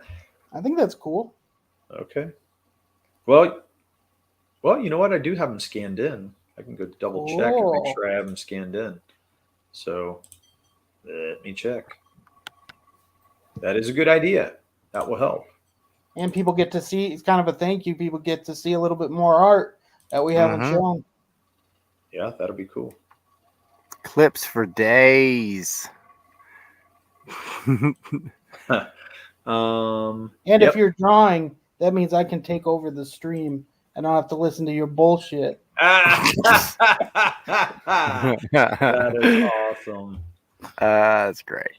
So but I love watching people draw, and it is such a peaceful thing. I really do like it, watching draw. Slept through most of Tank's drawing. Yeah. No, I've been watching him. It's very, very nice. Yeah. Thank you. I don't know. It's like those YouTube videos when you watch people build something. There's just something like very human about it when you see someone completing something. Like you can't look away. You know how it's hard to look away if there's an accident? I feel it's hard to look away when someone's like building or making something. Like it's so nice to watch. Yeah, I love it too. Yeah. Well, Kimasabi said I'll definitely jump on if I get some time. Perfect. Sweet. So he's a family man too. I know that he's got some responsibilities, so he's probably just waiting. I'm just telling him whenever he's ready, he can jump in. That'll be awesome. And we can talk about whatever the hell we want to talk about, which would be great. Oh, heck yeah. He never doesn't have a topic that he doesn't want to talk about. So I know, that's what I'm saying. That's why it's so good to have him on. So yeah. Well, gentlemen, I'm going to take off here. Awesome. Sure. Bring this up one more time so we can take a good look at it. Let me go find. Thank you for being on. Thank you for being able to talk to Derek when I was gone. Hey, dude, this made it a good, interesting day. I'm so glad you got to hang out with me. Yeah, I'm trying to make myself a little friendlier, get out a little more. Let me restate that. I think it was fun for me to hang out with you. So, well, yeah, it was fun. I appreciate having me on, and so we can play. Oh man, I love that. I love looking at Mary. That's awesome. Isn't that cool? Yeah. Very nice. Yeah. This is all coming together. I mean, this is so cool. I kind of geek out on it a little bit. Yeah. Because I'm just like, dude, it's so cool. All these creators lending this for something that's ultimately going to be free. Yeah, it's like Marvel's Secret Wars. You just got all these characters. Let's see. Okay. Heck yeah, dude, it's way cool. All right, well, yeah, thank you, and good luck on your campaign. It looks like you're off to a phenomenal start. That's always good news. I appreciate it. Yeah, man. I mean, if you want to jump back on later or whatever, you're always welcome. So you can just you're always welcome to come back anytime. Yeah, why? Thank you very much. All right, you all have yourselves a fantastic one. Later. Thank you. See you too. Bye. Nice. Yeah, man, that worked out really well. I thought it would be a drag for us to have a YouTube go all day, but I don't know. I mean, you've been doing it longer since I was asleep. that break probably really helped. No, I'm glad. I mean, that's cool you did that. I just wanted to know because I was like, oh God, man, I have to go to the bathroom. Like, I need to get up. You left me hanging. I need to go to the bathroom real bad. And so you're in your house. Like, you couldn't grab a cup and just go. Like, come on. Dude. Yeah, everybody hear me pissing on stream. No, you just mute your stream. Yeah, you ever have that though? Like being in traffic and you got to go like so bad. Oh yeah. And you're stuck in. Yeah. I'm like, I don't want to do that. So. Oh my god. Oh yeah. So anyway, okay, I can actually, I think, close this out because I opened up my pictures now in Clip Studio. And I can unplug my hard drive. And then I'm going to start my camera back so I can be on camera. Get things going here. I should be able to be good again. Let me see here. I think it picked the wrong camera. Yeah, it's a little fuzzy. It's the webcam. It didn't go to my USB cam. I need There to buy we a go. I need to buy a camera and buy an audio stick. Yeah. Well, I need to actually go get my drawing stuff. I think But that'd be really cool. Yeah. yeah, I'll ink it. I can go ahead and share it though, right? Yeah. I mean, since Should we put that on Twitter that we're sharing some new art? We could. You can put it out if you want to. Yeah. Where am I at? Where am I at? What is going on? There it is. Gotta find it. You see it? Yeah. There we go. Yeah, so this is one of the new pages we're going to be adding to the end of the story, right? Or somewhere in the story. No, in the middle. It'll be in the middle. Okay. It'll be a dream sequence. It's so weird because I actually think I draw him a little bit different than that now.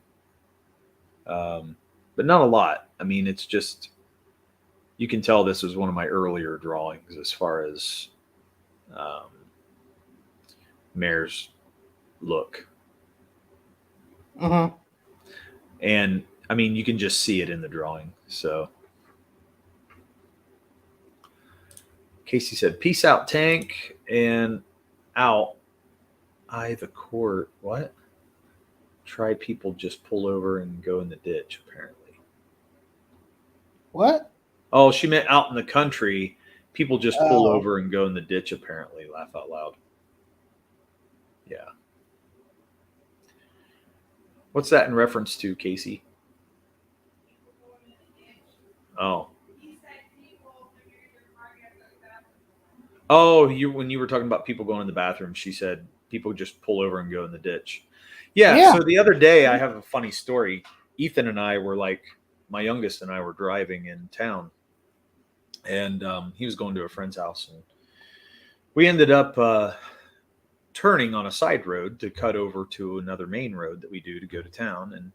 And at the corner, it was a nasty, wet day. And it was one of those days where it was it wasn't really cold out yet, but it was just nasty. And so we start, I put on my turn signal. I'm getting ready to slow down. I come up and there's a van at the side of the road, and the woman is squatting with her pants down to her knees. Oh She's my gosh. squatting to the ground, and having to go. And you can see her, she's putting her head down between her knees, and she's dumping right there on the side of the road. She's oh my dump. And I'm like, you've got to be kidding me, man. But you could tell she was sick because of the way she was acting. I was just like, oh, that's got to be a terrible feeling. And then to see a car go by while you're doing it,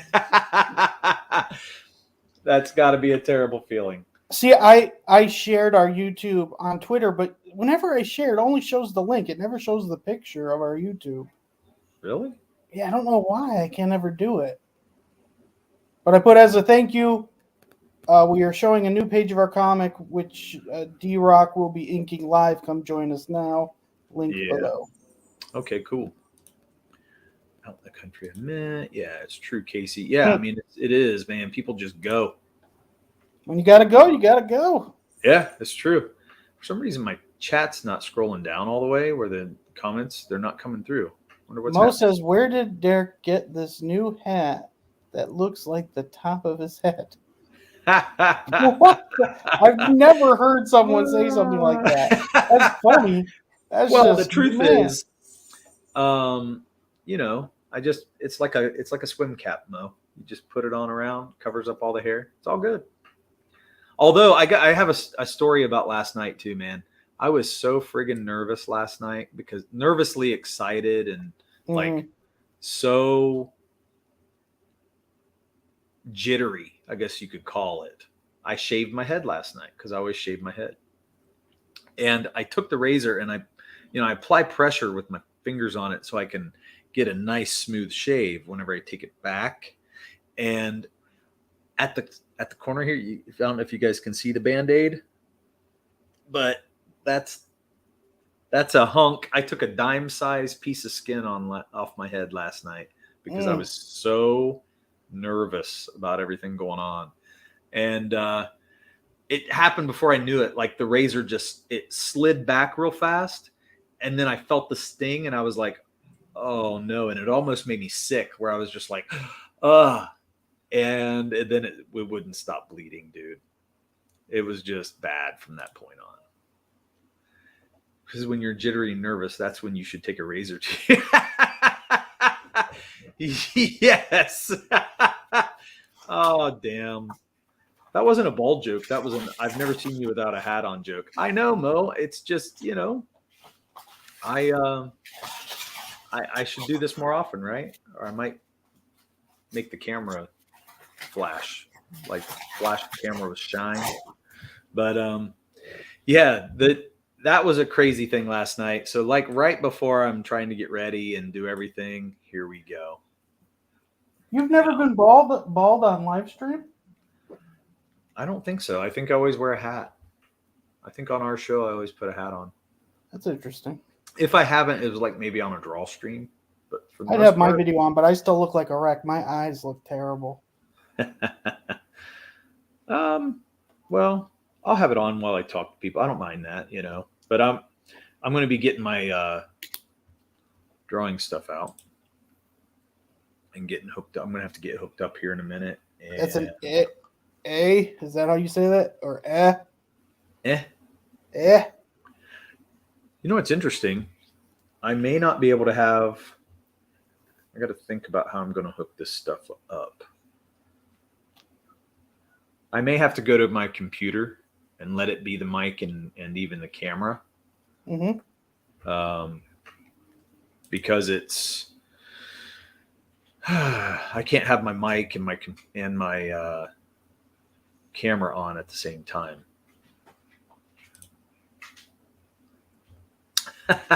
He showed me the chunky flap of dangly skin. So it was so bad. It was terrible, man. Like I pulled the hunk of skin out of the razor. It was a dime size. It was terrible. It was crazy. How bad? Like how long did you bleed for? Oh, all night last night. Oh, it never stopped. Yeah, the Band-Aid couldn't hold it. Yeah, CG is a hat group. See. That is funny. I do think that's funny that there is a Twitter that has that. Right. So we're gonna have to have you talk for a minute while I get some stuff hooked up. Well, that is fine. I could talk a little bit about the page if the page is still up. Yeah, it's up right now. You don't see it? Yeah. I didn't know if you had to take it away, but so this is the very interesting thing. This page was never meant for the comic. I never wrote this scene or anything like that for Derek. He just one day, it was still bleeding this morning. That's terrible. He just for some reason he drew this picture and he made a blood sacrifice. I love it. Well, if that's the case, Derek, you need to bleed more. Let's get going. I know. Come on, do it for the team. Oh my gosh. Okay, I'm going to remove myself for a minute while I get hooked up, and I'll be back. That's about cool. 5 minutes. 5 minutes. So what's really cool about this. So Derek, I don't know why he drew it. He just drew it one day, I think, just for a thought. And it's kind of the whole like Kirby and Stan Lee thing, where there were times where Kirby would just draw pictures and then Lee would make a story to it.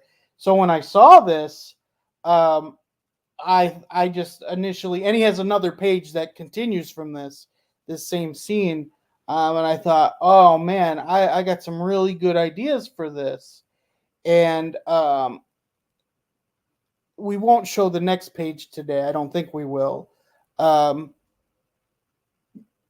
think we'll probably keep it back because something interesting happens, and I think it'd be better for people to see it in the book because it's dynamic and it's interesting, and it kind of leads to stuff in the future. But I just thought, man, this would be a great dream sequence. And, we were really going to only have 27 pages to the book, but 30 sounded better. And even when we had our editor look at it, he gave us some points of maybe things weren't described enough, or there wasn't enough information to where it wouldn't feel right to the reader. And so putting in this sequence kind of fills in some gaps, as well as bringing some intrigue and maybe some foreshadowing, which is good. And so, again, not to ruin the story, it is a dream sequence, and this is Mare there, but just because of that doesn't mean this is Mare's dream. This could be someone else dreaming, and I'll say that. It's not him.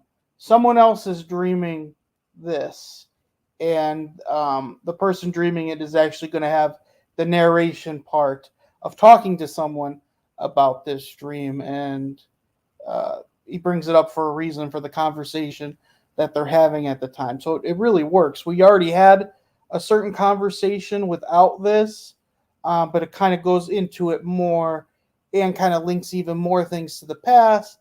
And then again, too, it could be foreshadowing.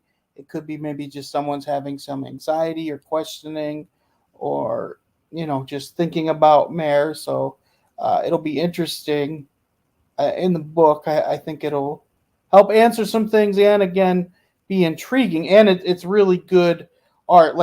So we didn't have Mare in his actual armor, or what I like to think of like their superhero gear. When they're in wars, they're going to be wearing this stuff, and so we actually have it here instead of waiting to see it in the second comic.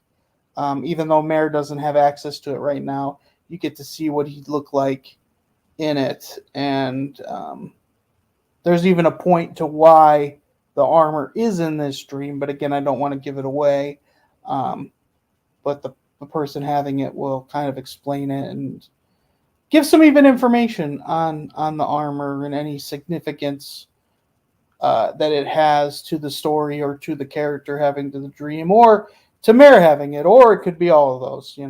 Try not to give away too much. It's it can be difficult holding back, but don't want to ruin things for stuff. Want to make the book as exciting and compelling as it can be. But so I saw Derek draw this, and I was just like, man, I really like it. And it literally only took me about a minute to be like, oh yeah, we can use this in stories. Again, I wasn't actually going to use it for the first comic. It was probably going to take place in the second, maybe the third. There's still things I'm not sure time frame wise, if it should be in the second or if things should be held back for the third comic. So again, it's just, it's the whole thing of getting it done and seeing what works better momentum wise and for the reader. But we'll start more on that once our 60 days of campaigning is done, and then getting shipping out. We don't want to start on the second book until people actually get this in their hands and have happy customers, and hopefully hear some good reviews and hear some maybe things that need to be changed, or things customers don't like. We want to be all about the customer. We want them to be a part of the story, at least somewhat, and kind of help us with this world. But again, I love the armor Mare has. If you see on the Indiegogo page, I put Derek as the character designer.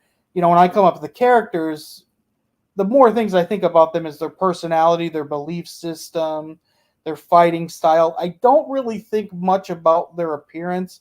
Like, there'll usually be something specific. Like, so for instance, Mare, I always wanted him to have long hair and a beard.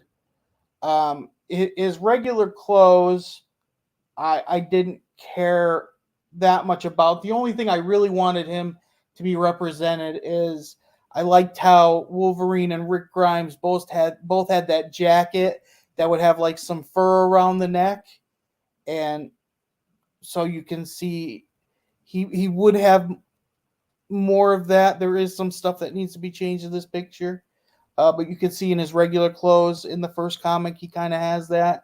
And then when it came to his warrior armor, like Derek said, I always wanted the football jersey type of thing. I wanted it to have big shoulders, and I wanted it to come over, and I wanted it to connect. And you won't see it here, but in the second book, you should see how the armor actually connects in a cool way together. And then Derek really came up with the helmet.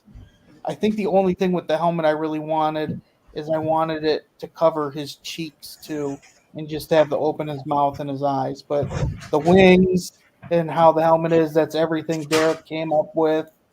The logo on the armor, the bird, that's all Derek.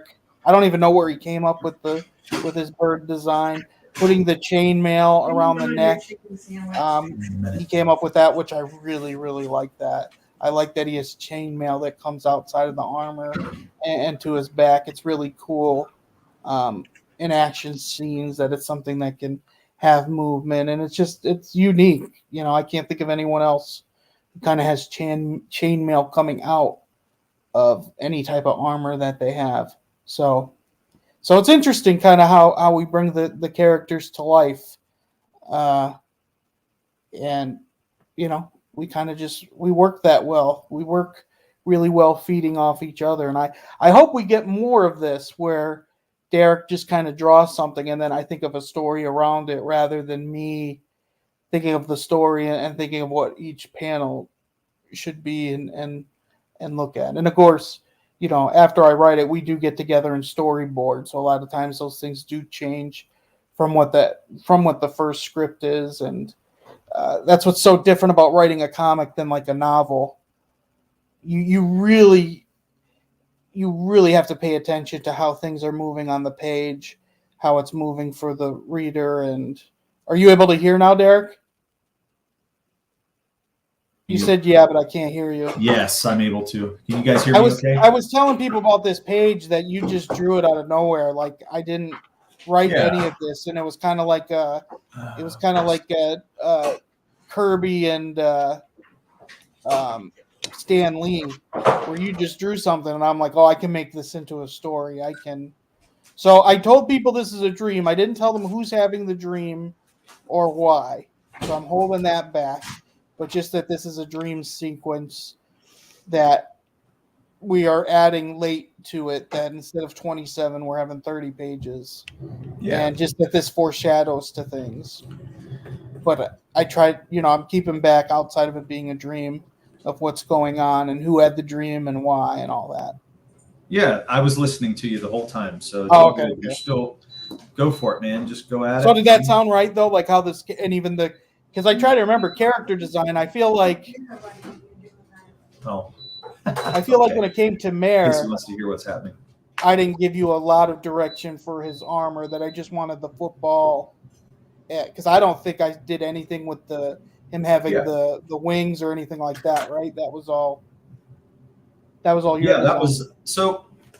To give you backstory on our design. I mean, basically, I had already designed the bird, logo, and I had this thought. Actually, let me take it back even further. I had drawn this character where I drew the bird, and the whole idea was that this bird would be on his chest. And like I said, Alex Ross was. I said this earlier with Tank a couple hours ago, and I said, I always loved how Alex Ross took a design element like that. Mm-hmm. So he would take like an emblem from a hero, and then he was always able to make that fit across their whole body. You know, he could make it look so cool and interesting and different than most creators could. And so I always thought Alex Ross was the best. He's definitely one of the best designers out there. And so I wanted to do something like that, and I took a character and I drew that, you know, that triangle right here that goes across Mare's chest. Yeah. Which you can see in this top panel up here. I'll zoom in. And I had that on a more of a superhero uniform, though. It was almost like that spandex type of uniform. Yeah. And then I didn't know what to do with the character, though. And I came up, thank you, came up with this great design, you know. But I was like, where do I take it from here, man? Like, okay, it's a cool design, but who is this character? What is he about? Like, why am I doing this? And so I didn't know what to do. And it sat there for a while. And I was like, okay, I'm just going to let it rest. Because for one thing, I knew I would come back to it because I love the design element of it. Yeah. And it is fun to do it. Talking, and we were talking about Mare being a hero that, you know, about his family and legacy and everything. And I thought, ooh, what a great thing. Because symbology is big for people, especially, you know, ancient people. You always see that they used symbols for everything they did. So I was like, well, that could be a family crest. That's something they believe in. It represents them. It's like their house, you know, their house symbol. And so I was like, that's great. And I took that bird element, put it into his armor, and the rest is where we're at. I mean, I can go in here and show people in our drive. I actually have concept art. I think I have some concept art in here of Mare's armor and how it breaks down. You want to go into that? Yeah, that's cool. Do that and show it? Okay. So this is the, you guys can't see it yet. I'll hit stop screen. I'll share. When you were away, did you make any more blood sacrifices? No, not yet. There it is. Okay, so I got to get out of this. Oh, that's not the right one. Whoops. Not the right one. Hold on. I'm sorry. Cool. Hey, Ibex is in the house. Hey. Oh, Logan, what's up? What's up? Sorry it took so long. I saw you sent the link earlier, but sometimes my Can you computer take likes to refuse like the fact that I have Wi-Fi in the house and just not like show it, so I can't connect to it. But I got it. Oh, that's cool, man. That's all right. Thank you for stopping by. Yeah, thanks for coming on. Yeah, I heard you guys want to do a draw stream. Yeah. Yeah, I think here in just a few we will. Yeah, we're going over a page right now, but then I'm going to be inking a page that we're adding to the book. And yeah, you guys are, you know, whoever wants to jump on and be willing, you're welcome to draw. So let me go. That sounds fun. And I definitely want to see, because your art is so unique. I want to see kind of how you draw it. I don't have a good setup for like traditional drawing, but I have Photoshop open. I could try and do some digital drawing. I don't do often, but maybe I can start practicing. Yeah, I think that's fun. I mean, even if you're just drawing for the fun of it, man, you don't have to be doing anything serious. So it'd be great. Yeah. So this is Mare's armor. This is the design of his armor. Quick, simple design. Let me go back this way and see. I know that it's crooked, but you can see how his armor comes apart. He has like a top strap over here over his shoulders that would cover his chest and his rib cage. And then the shoulder pads and the chest plate slide over top. And those elements connect, which makes the armor a little tougher. Yeah, they snap together. Yeah, so that was the whole design. here's an early design of his armor, which didn't seem to work out as well. Yeah. And I was like, it's fun, it's neat, but it's not what we wanted. Yeah. And so I came up with this. Yeah, I remember that was awesome. Yeah, so you can see his chest plate sticking out because it overlaps the cavity portion of it. Mm-hmm. And I wanted the portion around here that wraps around the sides and even up to the back to be thick. Like, that's going to be heavy armor. I remember Man-at-Arms and He-Man always having like a thick body plate in that section, and it would wrap around his whole body. And I was like, I always love that. So that's where I got some inspiration for it. And then, of course, the wrestling belt fits into the curvature of that down around here. And yeah. Like he's holding a set of tongs. A set of tongs? Yeah, well, that's because the actual the end of the stick isn't drawn. You know, he's holding like probably a hatchet or something. That's hilarious. Yeah, he's like grilling some hot dogs. I'd like to think that he's actually just holding like a couple lines like that, some uncolored lines. Yes. So, but yeah. So anyway, that's the design. You can see the bird here. So, you know, the beak of the bird, the eyes of the bird are right in here. The wings then wrap around his back, around to the side and up on his back, kind of like a wing would They fold can't around. see your hands. Yeah, they can. Oh. I'm on camera, Oh. so they can see it. So she goes, they can't see your hands. That's I'm funny. like, yeah, they actually They're can. talking with your But hands. and then the little loin thing that would normally be like a cloth is a little tougher. It's almost like a leather piece that hangs, and it looks like the tail of the bird hanging down. And so if you were to open the armor up, it would open up like the full bird design. And I thought, you know, nobody's ever done that with the armor before. They've done it with superhero stuff, but I've never seen somebody take an armor and design with an element like that in mind. And so to me, I love that it's got this originality to it. And it fit the aesthetic of the book perfectly. Mm-hmm. So that's what I was trying to go for. Do I have anything else? I don't know if we got anything else. Well, this is some different early concept art. Yeah, that's more of the finished design, what it looks like. And, you know, I know Dojo wants us to get this colored, which I actually would like to see it colored, to be honest. But if it gets colored, it's not getting inked. I'm leaving it in that pencil form because I want to see what it would look like with color, with that pencil form. But this is going to be our first stretch goal. So when we make it to $3,000, this will be the first stretch goal. That it will be a metal trading card. We're going to contact Phoenix Animation. He already knows we want this made, but we're going to have him get that made for us. And that'll be really cool whenever you see that gray on that metal. I think that's just going to look badass. And that's why we don't want to get it colored. So as much as people may want that, I think it's going to look cooler the way it is. Mm-hmm. So yeah, especially the metal Logan? card. What do you think, Logan? Do you agree with that, or do you think it's something that we should color? Yeah, I think you should color it, but I like the idea of leaving the lines pencil-y, I think, instead of inking it. Because I've done that with some stuff in the past where you leave it sketchy and you color it. Yeah, I think it'll look great with the color as a separate thing, but on a metal card, I think that pencil will look awesome. Yeah, I think so. So yeah, I don't know. It's just those are the ideas.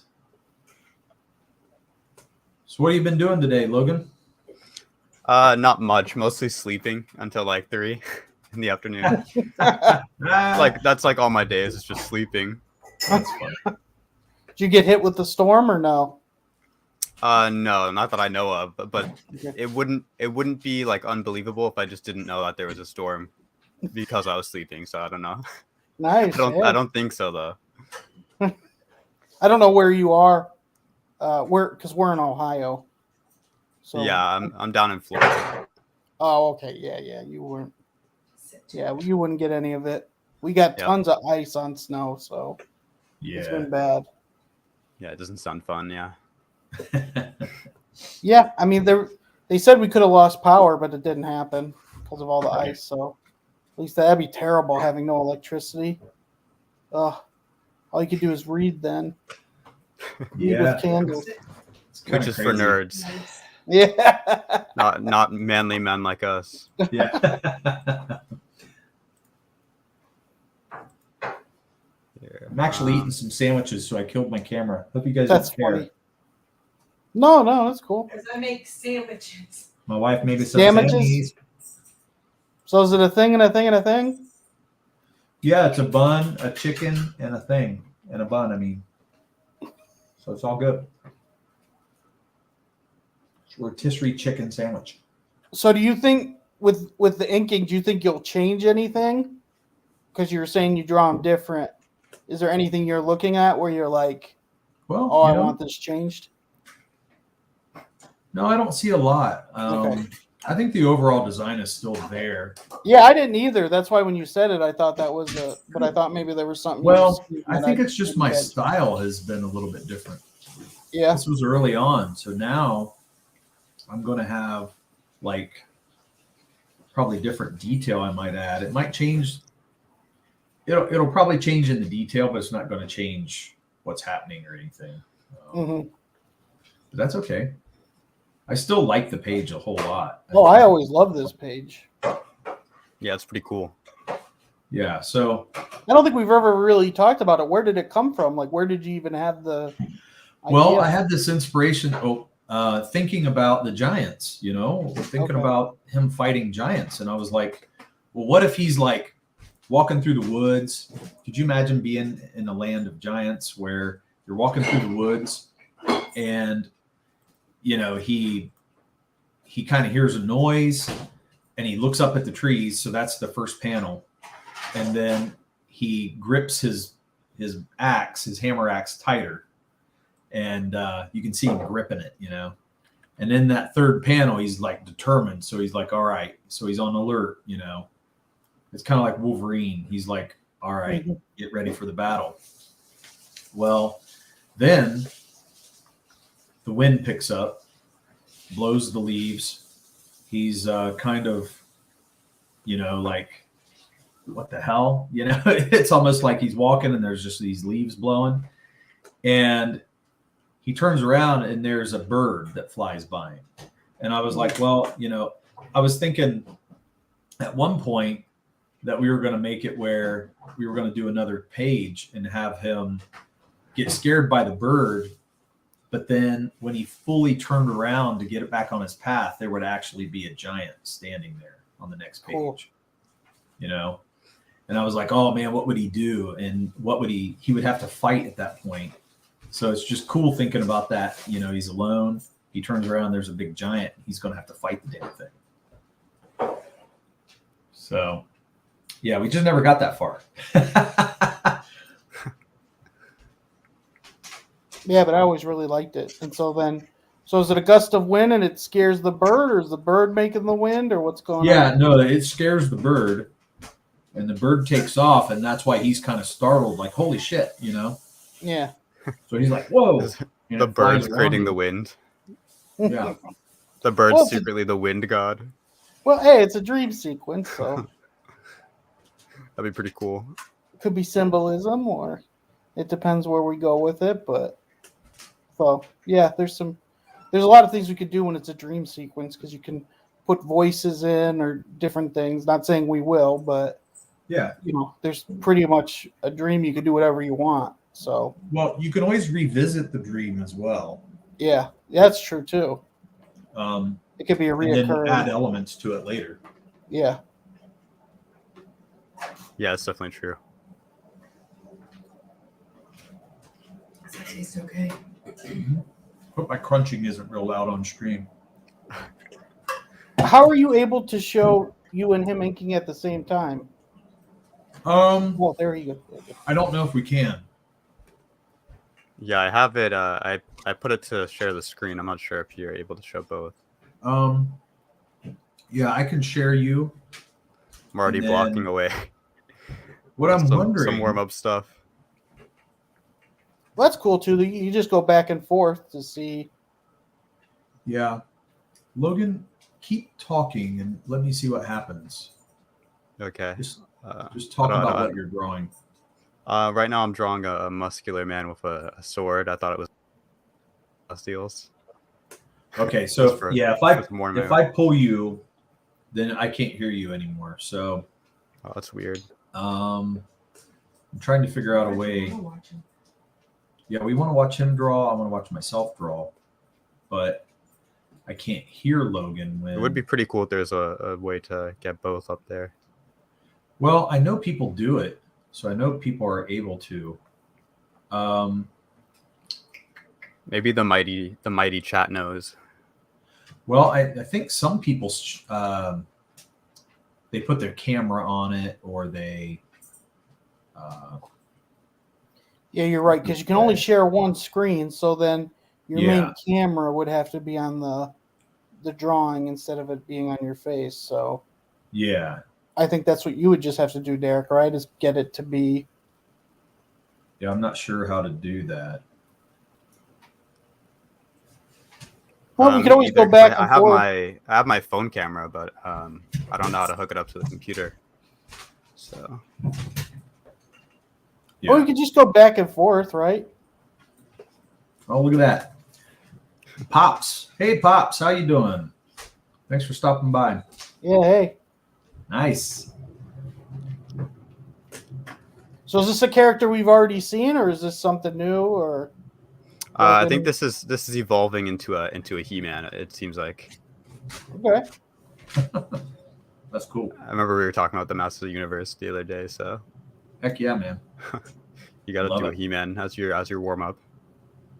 Yeah, nice. Let's get some horror in there. Everyone wants to change his little like weird bob cut thing that he has, but I don't know. I kind of like it. Yeah. That's one of the parts I always hated about He-Man was that bob.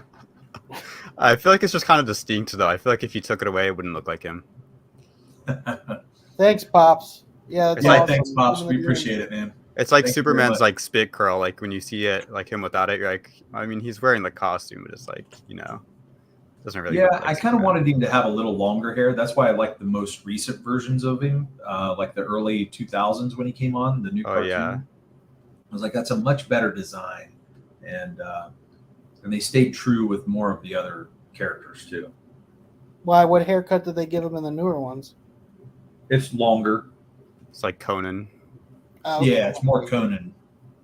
Hold on, let me see if I can get some reference pictures instead of drawing this from memory. And, I always thought that was it's a little bit on the girly man side. You know what I mean? I was like, Oh, yeah, that's a very feminine haircut. Well, I mean, when he's not He-Man, he's wearing like a pink shirt and stuff. So I know. I was thinking that too. I was Because he like, why does Prince Adam have to look stupid? he doesn't have a problem looking a little feminine. I guess he's in touch with that side. Yeah, hey. When you're human, I guess you don't care what people think, right? You just Yep. do your thing. And they always drew Prince Adam as muscular as He-Man too. Yeah, it makes no sense. No one can tell that's him when he's like literally like the same physique and everything. Yeah, so I was always like, how can you not see that? I mean, he is perfectly He-Man the whole time. Well, isn't that kind of like Superman? Like he literally just puts on glasses. Yeah, Like, come but- on. I mean, yeah, but He-Man never changed anything but took his shirt off. And got tanner, I'm pretty sure. He got Tanner. Oh, that's hilarious. Oh, nice. You said they'll be promoting this one all month. Need to get you guys on the show. That'll be awesome. Oh, Pops. We'd yeah, love that to. would be great. Yep. Let us know when you're available. We would love Yeah. to. Yeah, you should. It seems like you're doing a cool thing with the Ballad of Celestials story. Yeah, we've gotten a lot of positive from everybody, so it's definitely helps because you never know how the response is going to be. So We'll probably keep it back to some. I think I got It's a probably reference because, here now. I probably can't do this because we've got the cheap version of StreamYard. Oh, The cheap version doesn't want you to do anything. I did like a test stream the other night, and it's like, Yeah. it's like, no, you can't have custom logos. You can't do anything. Yeah, it really sucks. So I think eventually we will pay for it, but just right now we're not. it's not cheap though. No, Like, it's it's not. really What not. is like $30 a month? Yeah. It's not cheap at all. No. Probably gonna add more detail to the sword later. He has a really weird looking sword. Probably just gonna keep him So- for now. You see that, Kevin? Yeah, Awesome. Monday Madness the 14th at 4 p.m. Oh man, I'm still at work though at 4 p.m. Eastern time. Yeah. I don't get home till like 5:30. Wait, is the 14th?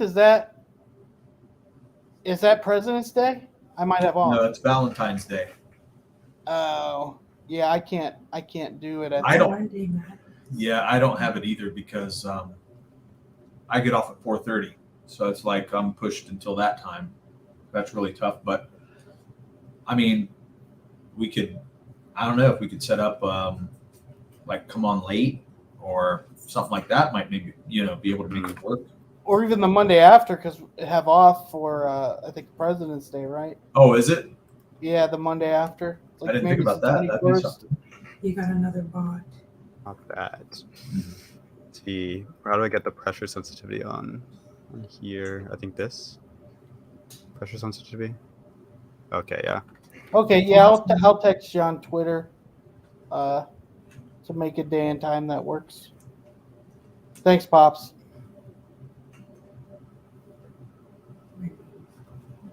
What is Ohio on it? Ohio is Central Time. No, Eastern. It is Eastern too. Yeah. Wait, you guys aren't. I don't think you guys aren't even in like that in the middle of the states as I'm thinking. I don't think. Are you? All of Ohio is still Eastern time. I'm trying to think what's. That's a good question. It is a little weird. What are you talking about? All of the state of Ohio is in Eastern time, right? It's Yeah. not like half of it. It's the whole. Yeah, it's all Eastern Standard Time. Is Indiana Eastern or no? Is that Central? I'm Yeah. not sure if it's all of Indiana or if it switches over in Illinois. Yeah, I Can't don't remember know. where that is. Where the line, is. All I know, there's a part of Florida that's not Eastern, and I know there's a part of Oregon that isn't. I'm not on it What's the anymore. last? Is it Pacific? The last? Yeah, well, it's Mountain and Pacific. Yeah. So there's part of Oregon that's still mountain. So there's part of Florida and a part of Washington that are only an hour apart, which is crazy to think about that. I haven't heard. We just I got haven't heard a another lot of people backer. that. I haven't heard a lot of people that pronounce it Oregon. Who? Too bad. Well, hey, we just Wait, got what? another backer. Oh, awesome. Looks like my singer, one of my singers, Ryan Bashong. Don't let me down. that's That's what cool. he said. Don't. You're let- saying I say Oregon weird? Yeah, I feel like usually I hear people say Oregon, Yeah, they just say Oregon. You go I say Oregon. Oregon. Oregon. You say like a Oregon. Pokemon name. Yeah. That's like the new I have to thank Pokemon. Brian. Oh no! Don't say that word. It What? shuts down streams. Oh, that's true. That's Never- true. Yeah, don't do Never yeah. say the It'll B go word. away. Sorry, I nearly sabotaged the stream. Yes. It's been known to start volcanoes. Like you just gotta stay away from it. Yeah. I don't know That's if this is looking okay so far. I I think it looks cool. Yeah, I don't like use it. the tablet that much to draw. Usually I just do it on paper and then scan it in. You just Little not bit. like the feel, or Yeah, I mean I've always drawn on paper, so I feel like I'm just too used to it. yeah. It's hard So- to transition to drawing with tablet. Do you have a camera that will let you, let us look at you drawing on paper?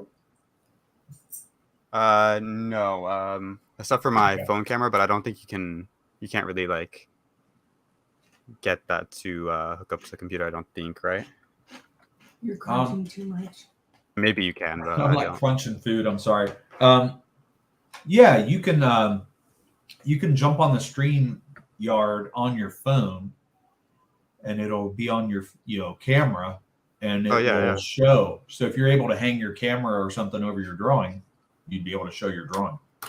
I think I can do that, or I can jump on the phone and have the camera on my phone recording the screen, because it's a pretty decent quality. I don't think it's gonna look like terrible, so that you can also stream your drawing. I think Awesome. might be good. Yeah, let me do that. Yeah, well, I mean, I was going to let you work on this for a little bit. I wasn't trying to kick you off of that. No, I mean, I think it'd be cool to see you draw as well. Yeah, we'll do it. I want to finish my food, so I mean, keep going, man. Like, I'm trying to chomp through like croutons and crap. I hope it's not. I was gonna say, well, yeah. What are you eating? Making me hungry. I have a salad. Oh, that sucks. That's nothing. Well, a salad and a sandwich. Well, I said, what's the sandwich? And you're telling me about the salad. I didn't care about the salad. Well, I already told you about the sandwich, but I'm chomping on croutons. I hope it's not coming across my mic. It's rotisserie chicken, if said I remember right. Yeah, it was a bun, a chicken, and a bun. Yeah. Can you hear that? Gross. The whole entire chat just leaves. It could have, because you did say the P word, so That's true. that was funny. Like, I really thought that was a joke, but when he said it, really, like, just like half the chat just left, like, instantaneously. Like, yeah, we need some sort of shirt that has like a logo, and it's like, don't say the P word. like Voldemort, it's the name we don't. Everyone's afraid of it now. You just don't say it. The franchise that must not be mentioned. Yeah. Which is weird, because that was such a big franchise. You would think everybody at least enjoys it for some part, right? Like, enough to not leave when they hear it. Because I had a Game Boy and I played the yellow version and I had fun with it. I never played another one after it, but I could see why people really, really enjoyed it. Maybe it's the cartoon that people hated. I can't believe all the bots we're getting in our stream, man. Dude, no, yeah, we've never had doing that. It like crazy. It's been nuts. Never That's had how you know it you made it. Seriously, that's what I was thinking. Like, well, we got an email from Kickstarter, like, asking to go on. It's like, okay. Yeah, I mean, I see Mo in there trying to delete them and stuff. I've been hitting them when I see them, I guess, but dang, man. We had like 3 in a row just now. It's ridiculous. Do you think people really will, like, click on it? Like, I don't know. I think they're just, they're trying to troll. People set that out to troll, What if it's Kickstarter doing it because we haven't gotten back to them? I'm not going to get back to them because I really. That is crazy, though, when you think of privacy, that they knew we were launching. I mean, they're looking at all the campaigns. They're trying to get people who are, launching to come to their platform. But to be honest, I mean, when that woman, when she unfriended me on there and I didn't even know who she was. Yeah, that's weird. I'm like, really? I don't think I really have a lot for that person.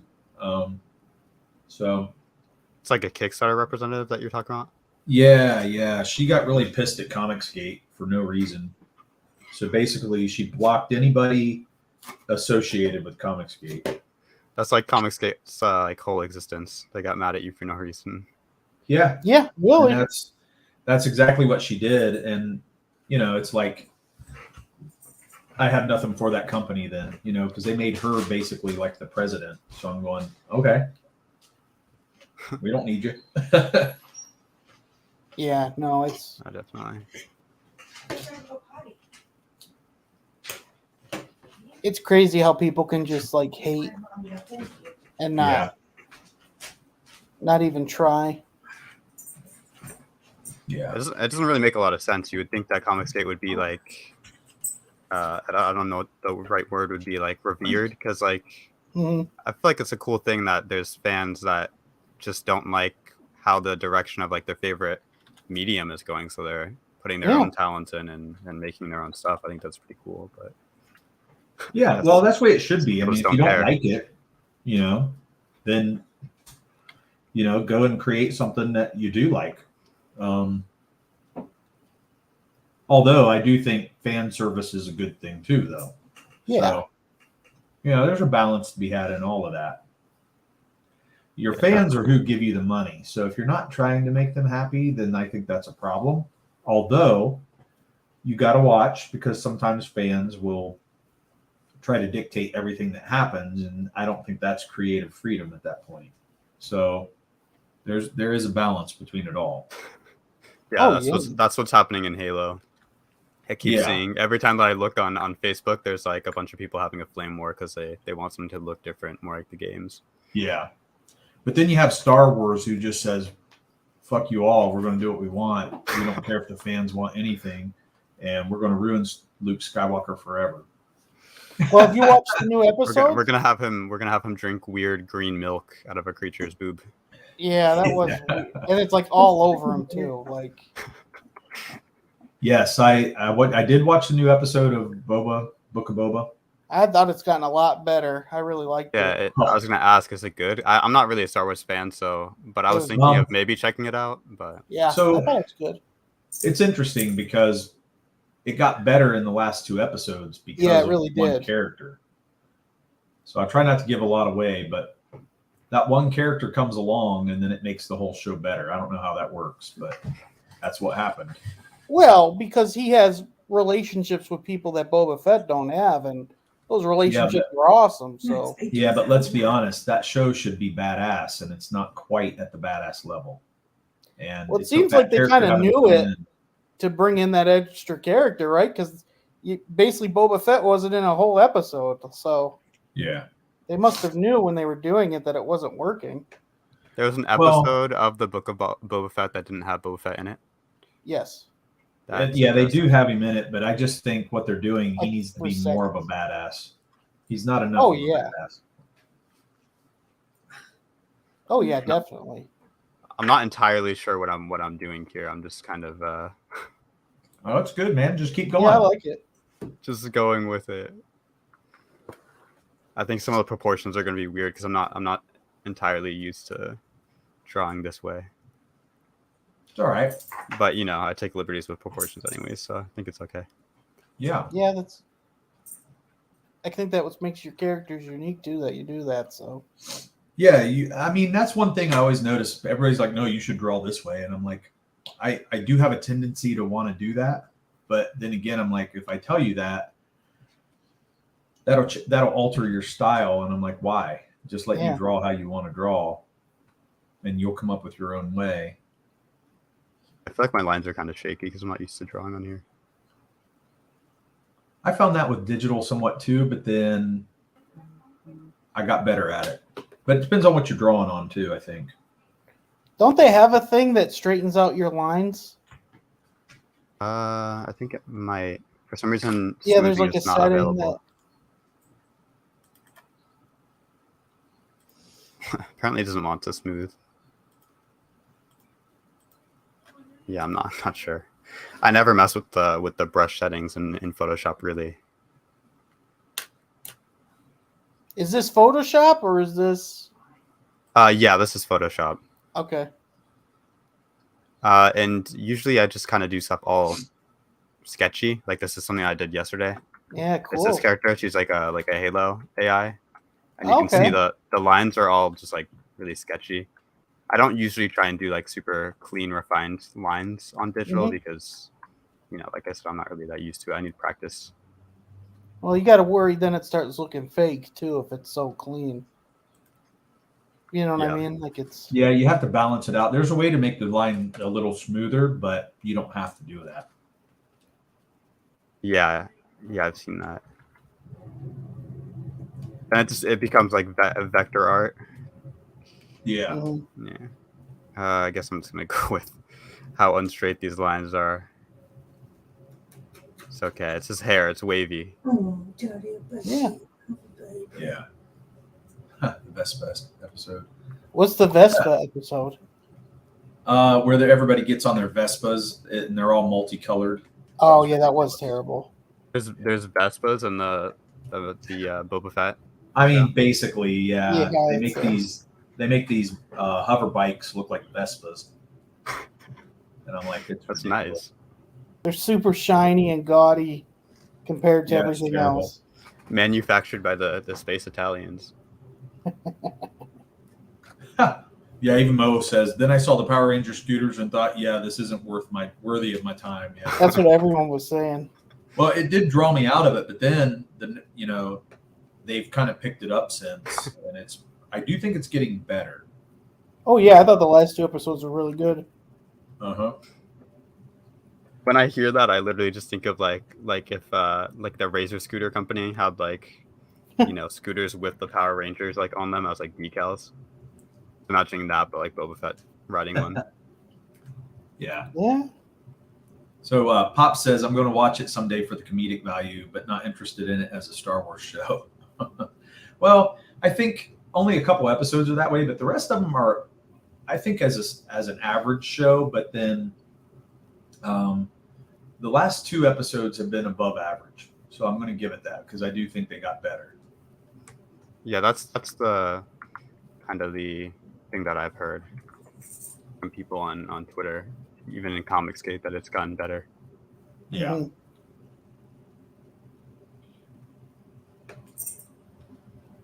It's fine. Let's get rid of that. Okay.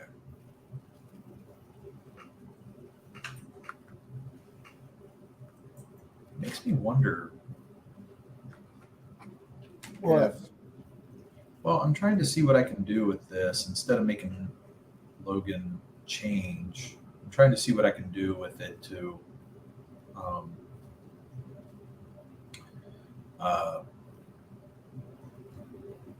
maybe make it where it's his avatar, not his avatar, but you know what I mean, like his main screen. Yeah. I don't know if there is. If I solo him, Yeah, I don't have a problem switching as well to the other camera setup. yeah. Now see, it doesn't though. I try to put mine in, and it doesn't work. So I have to take it off solo, and I think it's just something we have to, we're gonna have to flip back and forth to do. I wonder if people who pay for it feel like it's worth it, or if it's something they just have to do, or if it's something they enjoy. Yeah, I guess it depends on who it is, because like if you're like Bancroft and you get like 200 viewers a stream, I'd say it's pretty worth it. Have Yeah. all those branding capabilities and stuff. But I don't know. Probably for some smaller people, probably not. Yeah, Bancroft is on every night, so that is a big difference. well, I think if we got enough people on our stream, watching, and we were consistently having big numbers, then I'd be like, yeah, let's pay for it because we want it as good as we can get it. Do you think we'd ever go daily, or do you think it is better just to do once a week? Well, I don't know. That depends. I mean, daily for me would be a lot. Yeah, it does sound like a lot, doesn't it? Like, Yeah, I don't think I would like that. I want some freedom in my schedule. And if I'm doing that, how am I going to have time to draw? You know what I mean? yeah, that's a good point. So I feel like it may be slower growth the way we're doing it, but I think it's better in the long run for our schedules and for us being able to create. So we only have to worry about Tuesday. We don't have to worry about every damn day. I don't know how Bancroft does it, really, to be honest. Yeah. And people like EVS who are also like drawing a book, like as they do that, they're like, Yeah. they're able to just hop on streams. Kind of, I don't know how they balance their time. They must have amazing time management skills to even if like the book's late, to get the book out at all. I feel like is a testament. They must have really good time management. Well, he says his daily routine is like he wakes up, eats breakfast, draws for like 4 hours, then I think he said he'll take like a midday nap, he like lunch, and then he'll draw for like another 4. So he does have like a routine that he does every day. EVS, you're saying? Yeah, he Yeah, said he it on gets one. up. He gets up. He eats breakfast. He goes out into his pool and saves frogs. And he gets the drawing. Yeah, man. It sounds fantastic, but that's his full time. Yeah. Well, I think it's definitely better than what he used to have to do, going to an office, listen to other people tell him what to do, or this doesn't work. Or... Right. Yeah. I think they're trying to get him to draw Supergirl or whatever as well, which who wants to do that? That girl. You imagine that though, losing your job for like petty people and like it becoming the best thing for you. Like that's got to be crazy. You hear it all the time though. Yeah. Bad things happen that losing make your life job better. for having opinions. Yeah, I know, man. That's crazy. In the United Even if you like States. had a crazy opinion, you know what I mean? Like a real Yeah. like everyone should die. It's like, hey, Jerry, you're not going to kill anyone here. No. Okay, well then fine. It's okay that you think everyone should die. I mean, everyone does as long as you're not going to bomb the place. Like, that's a crazy thought, but I mean, yeah, definitely. In the U.S., you have the freedom to be crazy, ideally. Yeah. Mm-hmm. I'll be right back, and then we'll start switching around and stuff. Like it is a liberty to have a hate group, like a hate group to meet and things like that. I mean, Yeah. it's stupid that people have it, but it's a right as long as they're not hurting anybody. Yeah, I've thought about that as well. Yeah, I mean, you can't stop hate. Like you can't. There's no. The government can't stop hate. You just can't. Like, how do you regulate it? How do you? Be the hate police. We need to form a new division of the government. Seriously. It's just. I don't know. Hopefully. I don't think it's something that can last because I really don't think it has a foundation that can. I think even people that are heavily into it will get tired after, like, man, me hating so much just takes so much energy out and it's not giving me anything back. Like, somehow those people don't get tired of it. I don't really understand. I don't know. Either they don't have anything going on in life or that's probably it. Yeah. It could be. I mean, I think like when you're a teenager, you have so much drama in your life just because you're bored. You don't have as many things to, you don't have to pay bills. So you get into shit that, when you're an adult, you don't want to deal with it because you got too many other things you got to focus on. So I think those people kind of like really do live in their parents' basements and they're just on the internet all day. Probably. Which can't be great. Like, even though if you are getting things for free, like not having your own place, it only lasts for a little bit till it makes you kind of want to go stir crazy. Yeah, I guess they're already kind of crazy though. So. Well, yeah, I mean, there are people that are just legit crazy too. So it's like people ain't gonna take meds or go to counseling. That's what's gonna keep happening. Just hopefully people stop listening to them. Like, why are those people even given time of day? Like, yeah, I'm not really sure either. And now people are going after Joe Rogan. Yeah, I have heard about that. Why is that happening again? I didn't really hear the details. I think it all has to do with people he's had on talking about COVID and what scientifically, so they just don't like that he's given people a say in it, like to go against what the government says about mask and all the things that they've done for it. So they say he's giving out misinformation that's killing people. and that should be illegal, misinformation on health. But I mean, you go down that road, misinformation on health, that's always going to hit people, even health professionals, because things change, understanding. So misinformation on health is a very questionable road to go down.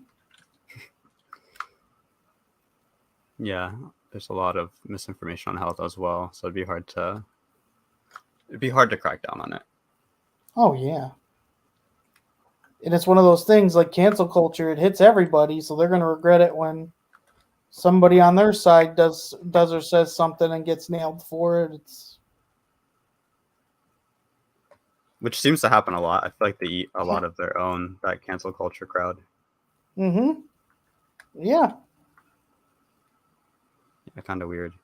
Like they weren't they mad at the lady that plays the Wasp from the Ant-Man movies recently? Yeah, because she said she doesn't support vaccination mandates. Yeah, just the mandates. She's even vaccinated everything. She just thinks it's and if you look into her, it doesn't make any sense because she's like, she's all that pro everything. She just didn't like that. So she's one of them. She's a Democrat. Yeah. But she even government mandates, and that's crazy. That's a crazy thought. Like the government shouldn't have control.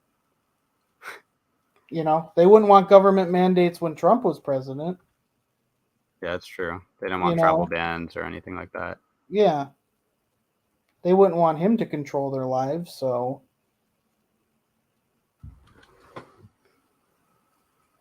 apparently, it's okay if it's Biden though. So. Yeah, they're actually saying that his approval rating keeps going down and down and down, that he might hit like the worst president of all time. It's not much to like. No, I mean he's just not, he's just old, he's just not healthy. Like he's not cognitive there. Like a husk of a man. Yeah, I mean it's kind of sad. Like he holds such an important office and he is not. It's kind of, I think it's wrong that people didn't step in and have someone else go, because he just isn't, he's just not in a good place. And that's too much to put on someone that's not healthy. Probably. Every president goes in with their hair, and they come out with their hair like white or gray ridiculously. Like when you look at Obama from when he started and when he ended, he looks like a totally different person just from the weight of the office. And Trump too, like it ages people so much. Yeah, it seems stressful. Okay.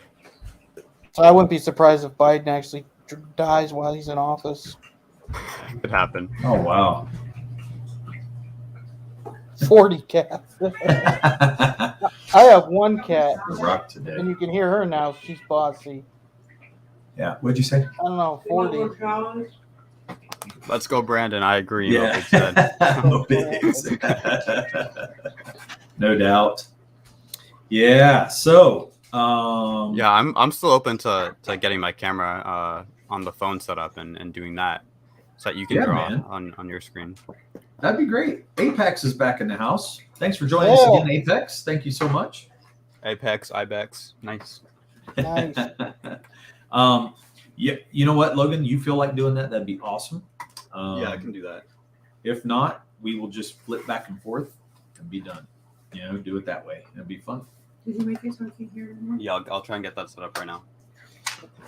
So. Oh my god, camera. Yeah. Oh my gosh. Bo Jiden. Oh wow. Yeah. I shouldn't get started politically. I just shouldn't. I'm not going to. We'll kill. It'd be like mentioning the P word on here again, like that, and killing the chat, killing everything in the stream. So we don't want to do that. Yeah, I mean, we weren't really dogging people though. I felt like we kept it. I know. It's probably better if I just don't do it. Yeah. You get on a soapbox. Yeah. He's like Batman when he's beating up criminals. He's like restraining himself. Right. So Logan, are you going to go ahead and do that then? Yeah, I'm doing that. Okay, I'm going to go ahead and pull your pick off here. Okay. And I'll add mine. And then what we'll do, I wonder, Logan, if you'll have to have your phone doing everything, be your microphone and your... I'm going to step out for a second to feed my cat. Yeah, Does probably. that make sense? Yeah, I get what you mean. I think so. Let me see. Yeah, because then it'll be your main thing. We'll hear you there, and we'll also see what you're doing there. But it should work fine because I've done that several times before I had a camera and before I had a mic. So you should be able to do it.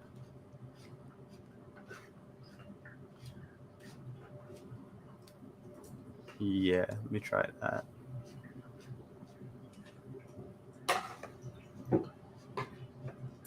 For those who are just joining, this is a page that we're going to be adding to the Ballad of the Celestials. This is a dream sequence page, and whoops, we're getting too much. And it's kind of an early page that we came up with for the book. It's something that we felt was a good add-in, something that would really help us, get some extra content, but it ties right into the story. So let me see. Is that your phone, Logan? Yeah, I'm about to enter the studio. I just got to get my audio set up on it. Okay. Yeah. Just tell me when you're going to end up switching over totally, and I'll put it in there.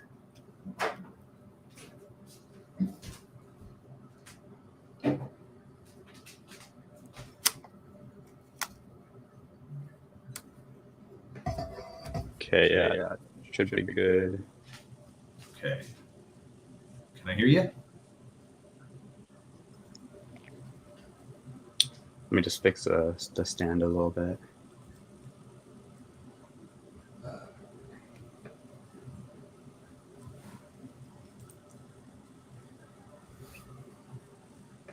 I don't know if that's okay. Yeah, that looks good.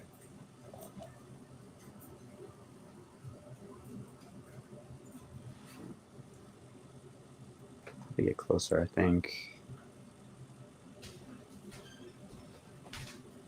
Yeah, you can stop sharing the other one if you want to, and then then I think it would be pretty good if you are. Okay, there you go. I stopped sharing the other screen. Yeah, there you go. That's awesome. So now you're in. Fantastic. Move my microphone. There we go.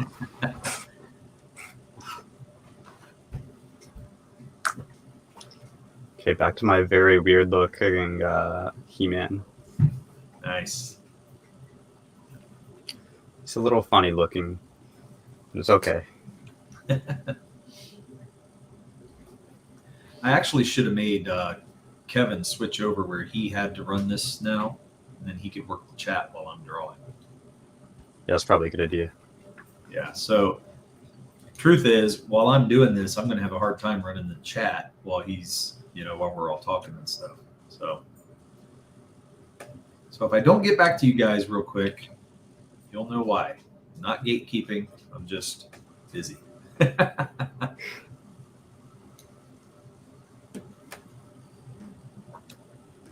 Oh, man. We've had such a good response from everybody today. It's been really cool. I wonder if I should restart the line work, but more sketchy, because I'm having trouble keeping the lines straight. It's kind of hard to keep them not wobbly. Oh, I see that. You're coming in twice. You're coming in on the phone and on the... Oh, wait, I'm on a PC too. Okay, there you go.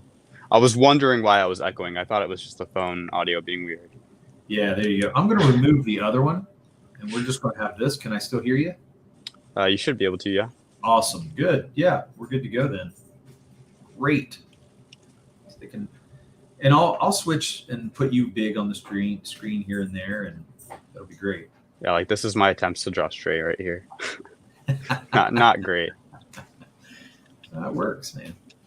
It works. Sometimes pulling your line quick helps.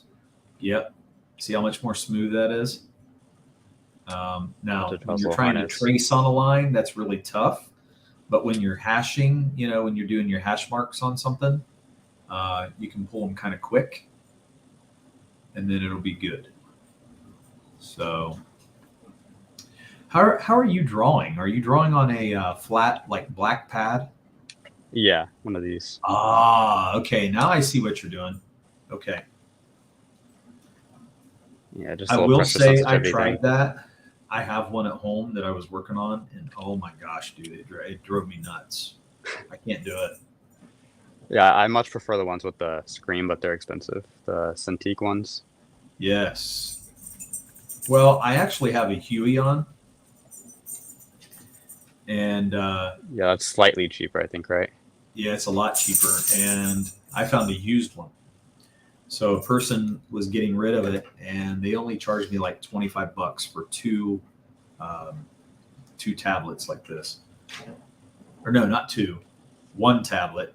I had the other tablet, but she said I could have it for the same price, and I thought I don't have a reason to have two, so I gave it back to her. But this thing has been one of the best things I've had, and it's not state of the art or anything, and it's not high end, but it lets me get my job done, and it's good. It's great. So I love doing it. Yeah, I should look into that too. Yeah, man. You may want to look for even used just to get yourself started. Yeah, it seems like those are a lot more like drawing on paper, since you actually put your hand onto where you're drawing instead of having to put your hand somewhere else and like looking at a different area. Yes. Uh-oh. I'm having trouble getting my pen to work. Sometimes when I plug my pen in after I've had my mouse plugged in, it doesn't want to respond. So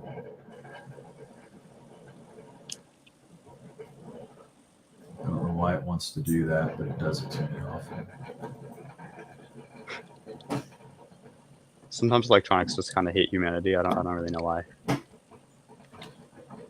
Yeah, there's. Ooh. Okay. Here we go. Just acting out now. Weird thing is, it lets me use it as a mouse, but it's not necessarily letting me use it for anything else. So right now I can't draw. It's weird. It's making me upset. Pen display. Okay. Come on. Yeah, it just won't work. I'm struggling. I may just have to start over or something. I don't know. Hail Dojo, thanks for stopping in. Glad to see you again. Logan and I are going to be drawing. You can see Logan drawing down on his avatar there. I'm going to solo you, Logan, for right now because I can't get my stuff to work. Sorry, I had to go cook something to eat. Oh, that's okay, man. I can't get my pen to work. Oh, that sucks. Yeah, it happens when I unplug my mouse and then I switch over to the pen. Do you want coffee, honey? My cup's up there. Yeah, and for some reason it just wants to be stupid right now.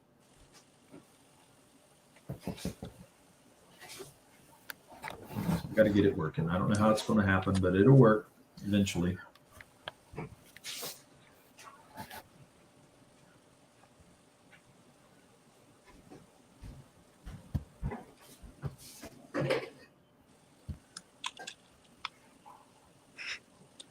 Lines are interesting, to say the least.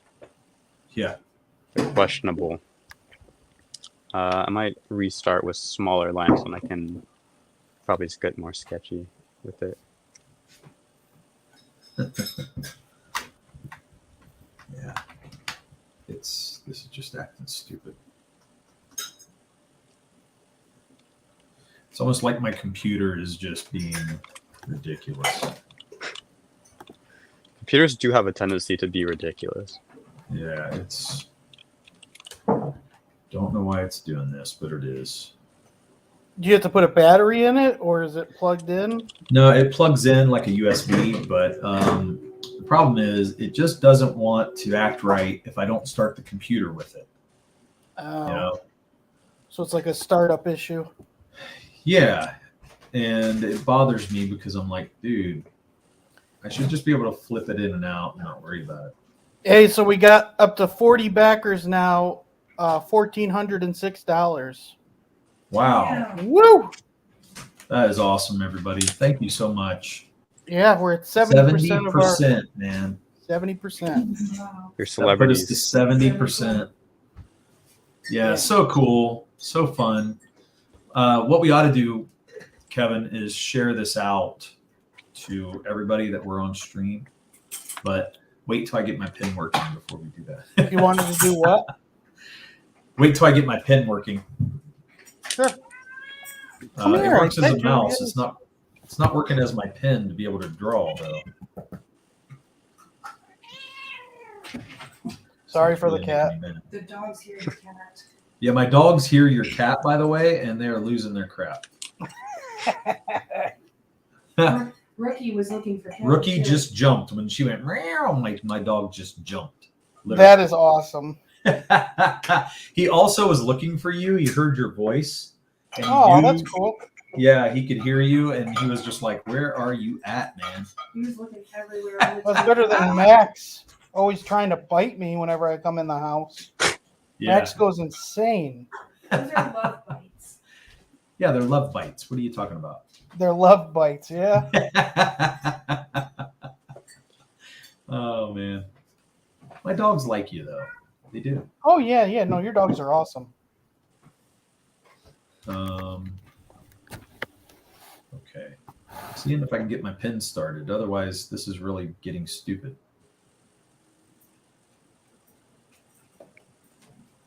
Switched over to like a weird pencil brush. I'm trying to see if it works better. Yeah, I might see if it does it, but man, for some reason, I just think it's really struggling with realizing that it's plugged in. And Try so, unplugging it and plugging it back in. well, I did that already, Oh. and it just will not respond to it for some dumb reason. So I don't know what's going on. Can you go into your what's it called? The place that you go for like the printers? Like settings? Yeah, if you go and Maybe. Are we still getting Logan drawing? yeah, we can see his Okay. fine. Good. I just want to make Oh sure. my gosh. What is your problem, cat?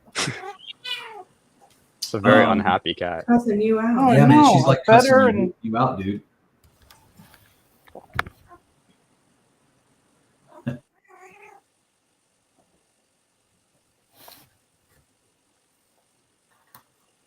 Yeah, hopefully this is kind of better. I don't know. I'm using a different brush now. It's the clean one, so I can be kind of sketchy now.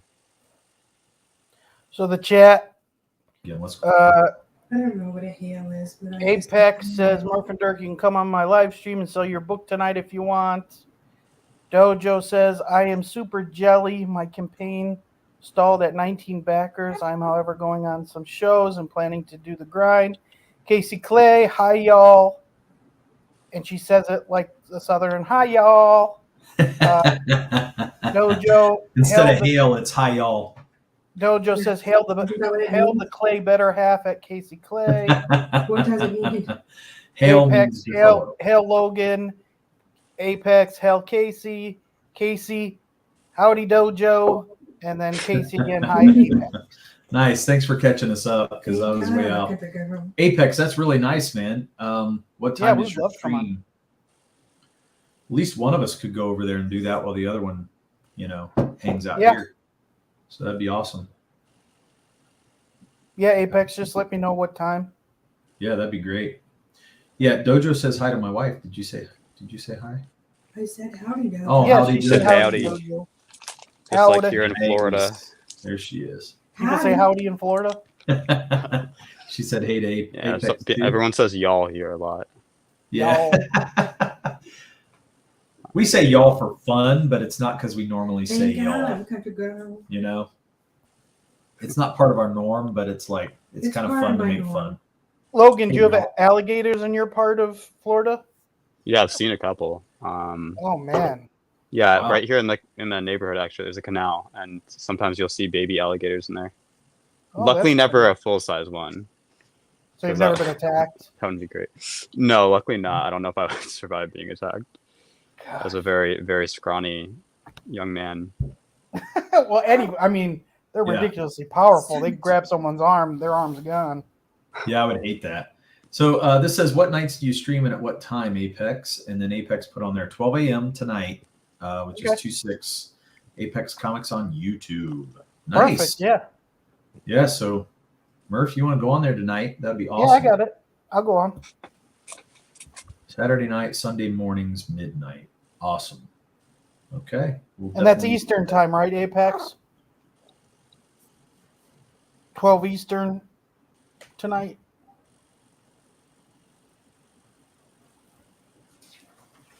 I think what I'm going to do, since this is working as a mouse, I'm going to restart my. Yeah, please, Dojo, if you would add us to the CG guide. At Apex. He's talking to Apex. Yeah, that'd be great. Oh, he's talking to Apex. I'm sorry. Yeah, he's talking to Apex. Get him in there on the CG guide. That'd be great. Yeah. That CG guide has been a really great tool for a lot of people. Yeah, I So if wasn't you're thinking really clearly. I unsure. thought we were on it, but I was like, oh. Maybe Yeah, we're not. he's got us on there. And but if you're unsure of times of any of the shows, I mean, that's the place to go. Mhm. You can go to dojocoomcomics.com, I think is what it is. And you can download the CG guide from there, which is really cool. So use it often, and go and subscribe to some channels.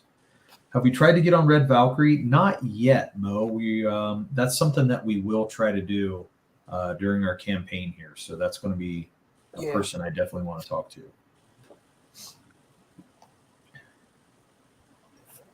Okay, so it's 1 a.m. Eastern Standard Time. Yeah, that's fine. So, Kevin, you want to do that? DM him? Yeah. Yeah, I'll do that. Okay, Comic Apex. So, A night owl over there. yeah. Yeah, there's Dojo saying, yes, I'm asking Apex. So, and we are on the CG guide. So, it's all good. We thank you for that so much, Dojo, because that's been a great tool. Great creation for CG, for sure. Well, it's a great tool, too, because I got to look over it and start asking people to get on shows. So, yeah, I'm going to do that tomorrow. Go through Dojo's guide and just start texting people and asking if there's a day and time I can come on the shield. That's the Comicsgate motto: is keep shilling, keep on shilling. Yeah. Yeah, No I mean, it works. Yeah. It's like they keep on swimming from Nemo. Keep on shilling. Well, B-Rose said a great way on Twitter to get more followers is just to follow people. And I've been doing that, and that works really well. I'd say probably every person you follow, you get probably about a 1 in 4 chances they'll follow you back. But, you know, you follow like 1,000 people, you're going to have like 250 new followers. Yeah, I did that. I have like over 1,000 followers now. Yeah. Bureau's taught me the ways. Mm-hmm.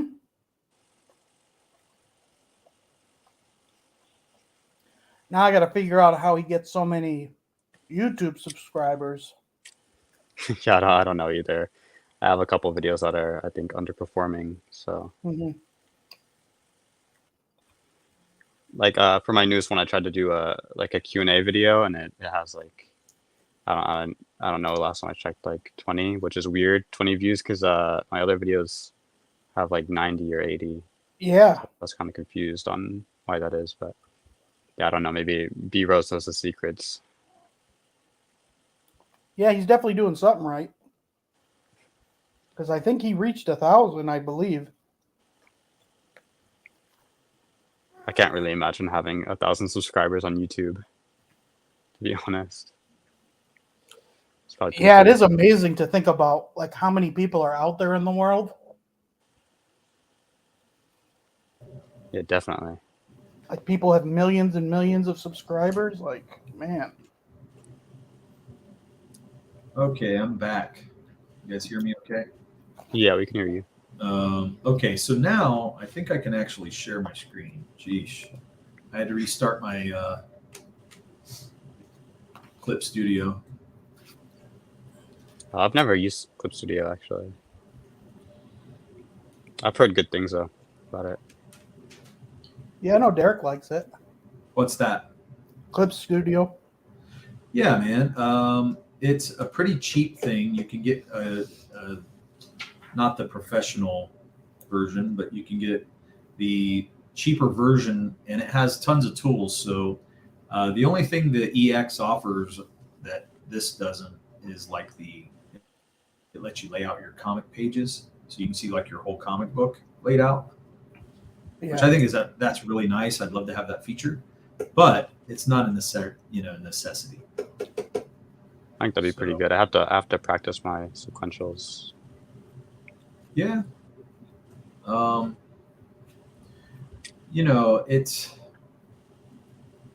It's just something once you get it though, man, you'll get it and feel better about what you're doing. You'll have a lot more tools at your disposal. I would say you need to upgrade from that drawing tablet that you have to an actual pen display. Yeah, probably. And that will change your drawing dramatically. Yeah, I think so. Because the reason I can't draw the way you're doing it is because there's a detachment from my drawing. You're drawing on the paper and looking at the screen, and that's weird for me. I really hate that, man. It is kind of weird, yeah. Definitely. Yeah. Dojo says, get me in the DMs, Apex. Get with me in the DMs. I mean, do not credit B-Rose with anything.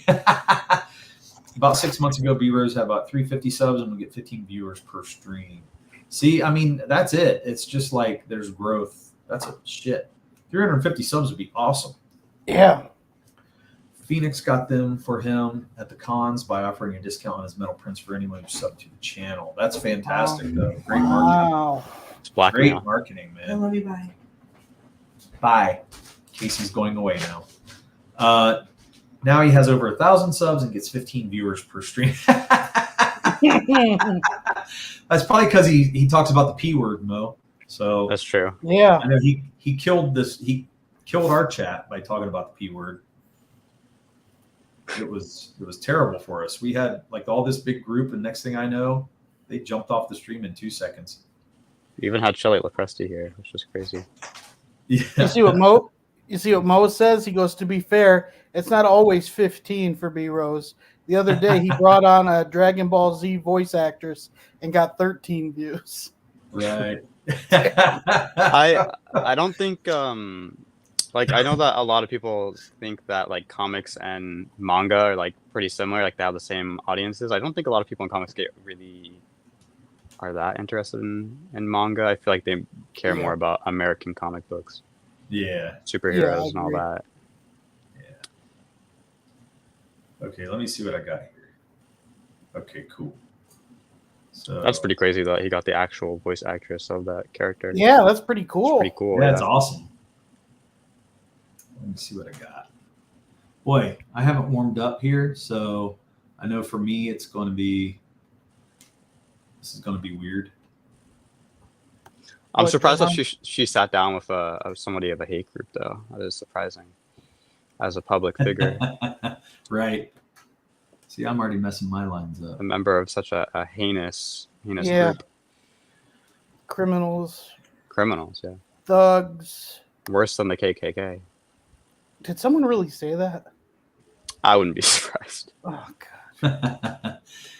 Yeah, that would be pretty amazing. I mean, I wouldn't be able to believe that. I don't want to get like too political, obviously, but I did see somebody that was it, Blacks for Trump was trending, so I wanted to check it out because I'm half black and I'm conservative. So I went to go check it out, and someone said, "Are you serious with this? This is like the same thing as Juice for Hitler." I was like, What? Wow. So Wow. I wouldn't be that surprised if someone likened us to like the KKK or something. That wouldn't really surprise me that much. Yeah. There's a lot of like political demonization, so isn't great. It's just crazy to me that they think that, because you belong to a certain ethnicity, that you have to be a certain way. Oh, yeah. Which is kind of racist in and of itself. Oh, yeah. Yes, exactly. And I think it's that's what they don't realize. They're not seeing their own problem. bigotry. Yeah, people aren't that self-aware nowadays, unfortunately. Yeah. I know. Yeah, it's ridiculous. That's why I think it's great to see, us having some diversity and things like that. I mentioned that to you last time, but I still agree with it. Oh, damn, I am really sucking right now. I gotta get warmed up.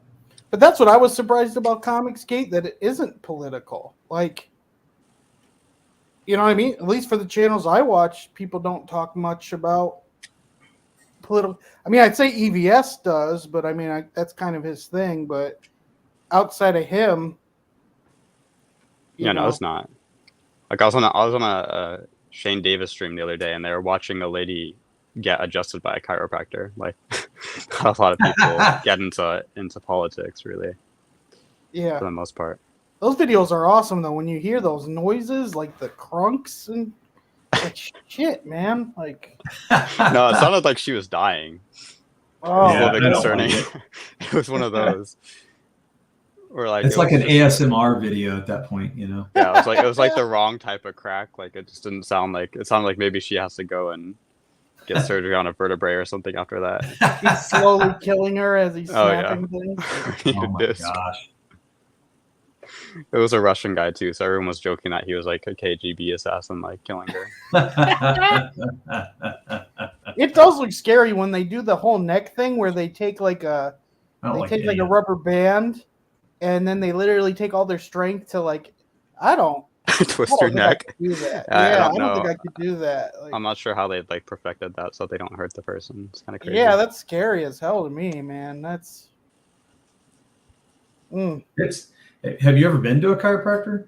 No, I've had people that really say good things, but I'm kind of afraid to do it, honestly. Oh, yeah, I'm not afraid, but you do. I've had some bad chiropractors. That's for sure. And I've heard that too. I've heard people with bad experiences as well. So I've had them crack my neck, and it was great, and it felt great, and I was like, oh man, this is awesome. But then I've had them crack my neck, and I was like, wait a minute, did you just paralyze me?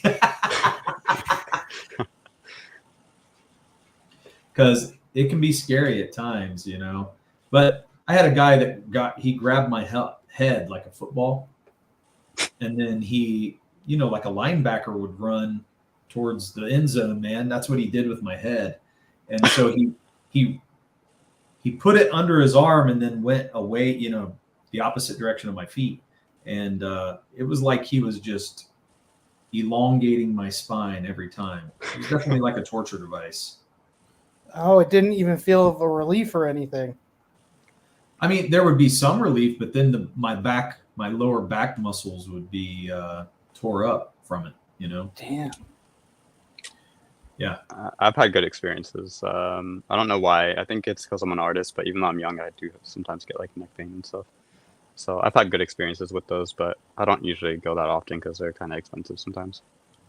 So have you got your neck and all that, or did you get like smaller things? Yeah, it's kind of scary when they adjust your neck. Yeah, what does it feel like? This could be my last time walking where they snap it. That's how I'd be paranoid too. Like, frig. Yeah, definitely. I don't know if there's that many like reported cases of like chiropractics going wrong like that, but that's just like your instinct that you're like. Yeah. I remember I watched this documentary on. So there's this weird thing for surfboarding, and it only happens like once in 1,000. But I guess how you get up off the surfboard and stand, people have lost the ability to use their legs. What the heck? And just from doing that motion. That's crazy. And people have been in wheelchairs from popping their spine from surfboarding. And so it's only happened to a couple people, and they don't know why, but it has happened multiple times. And that's crazy to think of that, right? Like, well, yeah, that's scary. That's Especially when you're definitely doing scary. something that sounds, you want to be having fun, and yeah. you know. it's And definitely instead, not you're fun. just paralyzed, which is Yeah. not Yeah. fun. No, and they're like teenagers too. Like they're just kids having fun. They get up and all of a sudden they lose all the feelings in their legs and they can never walk again. And it's like, what the hell? I never had an interest in surfing, but now I'm probably not gonna No. get If you into thought that. sharks were bad, guess what? You're gonna end up in a wheelchair for getting up off of one. Wow. It's true. Oh shit. I haven't heard of that phenomenon. Yeah, I don't even know how I got to it, but yeah, I saw it. I was like, I kind of watched it because I was like, that can't be, Then I'm watching it. They did this whole report of all these people that have had it happen to them, and they're like, the doctors are like, they don't know how it happens, but it just does, and it's like, makes you think of just getting up off the floor, like you're gonna, like, right? Like, what's the? Well, You just pull Is a it little just more 'cause than the a water? hamstring. Yeah. yeah, that's got to be. I mean, people have to have some kind of nerve thing, right? I don't. Yeah, maybe they have something pre-existing before that. Yeah, and it like I don't just know about. moves it enough to where. Something like that. Yeah, Yeah, Yeah. It's crazy. I would think, because that doesn't sound like something that would happen to like a perfectly healthy person. Yeah. Boy, these lines are rough today, man. I got to get warmed up. Mine too. Yeah, I gotta get more used to these tablets. I never draw digitally. I only color digitally. That's it. But that's what's nice Yeah. with the digital. When your lines aren't as straight, you can just get an eraser and make them. That's true. Yeah, you can clean them up. But yeah, that's. Well, I always hit the back button. I try not to go too Oh, far. yeah. It just takes it away. But That's me Still. all the time when I'm trying to draw digitally. It's like just like undoing over and over yeah, again. it's probably That's better terrible. than erasing. Like erasing is. Well, but I'm relying too much probably on the undo. But whatever. Yeah, I've Still seen feel a lot like of my people lines do aren't it. terrible. It's just, man, today they're just. Most of the time I can do it pretty good, but for some reason Are you tired, or do you feel like you got enough sleep last night to where you're good? I feel good. I don't feel terrible. I think I could have got more sleep, but to be honest, I slept long enough. I probably slept longer last night than I have in a while. Wow. Okay. So Yeah, I never get that much sleep. It's not great. Really? It's a habit I need to yes. kick. I feel like I could improve my time management if I Yeah. went to sleep earlier and all that. Yeah, I was like that when I was a teenager in my 20s. But now I can't do it. Like if I stay up too late, it's terrible. My body can't be okay with it like it Yeah. could then. Yeah, it can be really bad because it wears you out, man. Yeah. You know? So Like falling asleep on a live stream when you don't mean to. Did that happen to one of you guys? It happened to me on this stream. Oh my god. I was Hey, you asleep fell for like an asleep hour. today. Oh man, it's so funny because I was sitting there talking to with what's his name? I can't even think. Maybe I am tired. Help me out. Oh my god, I can't think either. We're terrible. No, I know. This is terrible. Tank. Whenever I was Yeah. talking to Tank, I couldn't and, think of his. I wanted to say Yeah. Trent for some reason, and it was messing me up so bad. So And Tank was on I this knew for it was a wrong, long and I was time, like, I right? can't do that. He was on here with us for what, like 5 hours? Oh yeah, 4 or 5 hours, man. It's freaking awesome.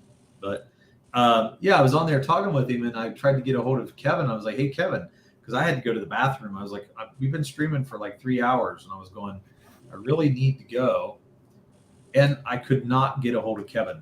And I was like, I was damn out. it, man, where are you? Just But- like in your computer chair, just like done. Yeah, with my laptop still on my, on my leg. I'm just out. Yeah, he was sleeping. I was Happens. texting. I called him. Nothing. I think I called you. Maybe I didn't call you. Yeah, you did. You gave me text messages. Is everything all right? Do I need to call the hospital? Are you dead? Are you dead? In a sense, yes. Yeah. Yeah, that sounds crazy. Yeah. Well, it was funny. So I can tell you right now, if I close my eyes, I could fall asleep again. Oh, really? Right now, yeah. I might actually take a nap before I go on that 1 o'clock show. Yeah. Like at 12 or like at 11. Well, I don't plan on doing this all night. I mean, there's going to be a time where I am going to, I do want to stop because, enough's enough. But we'll be on here for a while. We still got some time. Yeah, it's kind of weird too. You think since like you're sitting while you're drawing and you're not doing much like that, it wouldn't be exhausting, but it kind of is. I've found it really is. out of all the like activities that you can do, for some reason drawing it just feels kind of. I guess it's because it's kind of tedious. You're just doing the same repetitive thing over and over again, so it feels kind of like exhausting. Like you just want to stop after a while. To me, watching it's very soothing, so I think that helps. But then last night I couldn't sleep because I was so amped from last night. I only slept for like 4 hours, and then coming down from last night too, it's like energy level, because it was like being a kid on Christmas where you have so much energy, like what's going to happen, then we're doing really well, and it's like, man, this is friggin' awesome, and everybody giving us like good. It was just great, like. And then you fell asleep on the stream. Yeah, pretty much. The crazy thing is, we originally were gonna do this stream at like 8 a.m. We didn't do it till 12, which was way better. Because oh my god, I can only imagine. Yeah. Oh yeah, that would have been crazy. Well, and we streamed sometime last night too, didn't we? Like an hour or two after. Yeah. Yep. So I think we streamed till like 2 a.m. maybe. At least 1 a.m. Yeah, I figured that you guys were streaming pretty late since it was such like a successful thing yesterday. Oh yeah, and we were still getting people, because I think when we left Bancroft, I still think we were under 1,000. Oh really? And yeah, we got a good number of people just from streaming after that. I'm so worried that my campaign is going to fail because I'm not like a really business savvy person. Like I don't know if I'm going to do a good job advertising it and networking for it. Mm-hmm. Feel like it's like one of my fears. I just have a really bad launch. You know what, Logan? I mean, this is part of it right here, man. You're doing the right thing here. Yeah, you're hanging out with people, and you're getting people to know you, and that's the whole thing. When they know you're cool, when they know that you're just going to chill out and be a part of everything and support people, that goes a long way. And people need to see that you're going to come and hang with them like you're going to expect them to do with you, Yeah. So updating from the chat, Dojo says, nope, manga is degenerate weebery. Mo goes, there's a few people who like both, but you're mostly right. And the manga people aren't exactly starving for content they like. That's a good point. Yeah. Yeah. They don't have gay Superman in their things. Yeah. Mo Big says, true, Brian. I'm not sure what that's to. Dojo goes, it's cool that Tank added you to the CG college. Well, your character mayor. Yeah, that was awesome that he did it. And then Dojo, the last thing Dojo said, yes, you got to over 1,000 on your own stream. Yeah, man. I think we were 9-something on Bancroft. So if I go, I'm going to refresh, just see what we got, see if we got anything. Okay, we're still sitting at 40 backers, $1,406, which is good, 1,406. Oh, yeah. So we're still at 70%, but dude, it's just so fantastic. Well, yeah, that's. I mean, to me too, it's like we don't have any big ticket items. I mean, 45 isn't cheap, but it's nothing like, you look at other people's campaigns and there's things that are like astronomical priced wise, Yeah. like $75 tiers and 100, or when people have their own art like 250. Yeah, I've seen that. Yeah. I can't really back that many campaigns really because of that. A lot of Well, I people think have that really was the- extravagant things. Yeah, that was the problem with us. We were worried that people were going to be that way with us because really there have been so many launches this week. Yeah, I heard That Bancroft called it like the Launchapalooza or something like that. yeah, man. I mean, Yeah. it's just been nuts. So I think we were lucky to get what we got just because, of that. Dojo goes, collage equals picture of many items. College equals institution of higher learning. Come on, Murph. LOL. Nice. Ooh, look at those eyes. Nice. I like it. It's got some nice peepers. Yeah. Jeepers creepers, where'd you get those peepers? Okay. That is a song. It is. Do you think of any other song with peepers? Peepers? Probably some creep. It sounds like a creepy song, like you're creeping on women or something. Creeping on. Peeping Tom. Mm-hmm. There are those old songs that do really have weird lyrics and you don't think about them. Well, how about that one song that was you better run, outrun my gun. All the little Yeah. kids with, It's about school shootings, yeah. Yeah. And that was like a huge song on the radio, and are people listening here to the lyrics? I don't think most people. A lot of people I feel like didn't know as well. Yeah, because like all you little kids with the pumped up Kicks. something kicks. Yeah. Talking about the shoes. Run. Yeah. Pumped up I think shoes. I saw that like an interview with the person that made the song, the people that made the song, and they said their goal was to try and make as a hypnotic of a beat as they possibly could to distract people from the lyrics. Oh wow. Yeah. I mean, I the guess an truth FU. is, it's a well done song.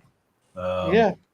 It really is. It's this catchy thing that it really got people wanting to sing along. Yeah. Yeah.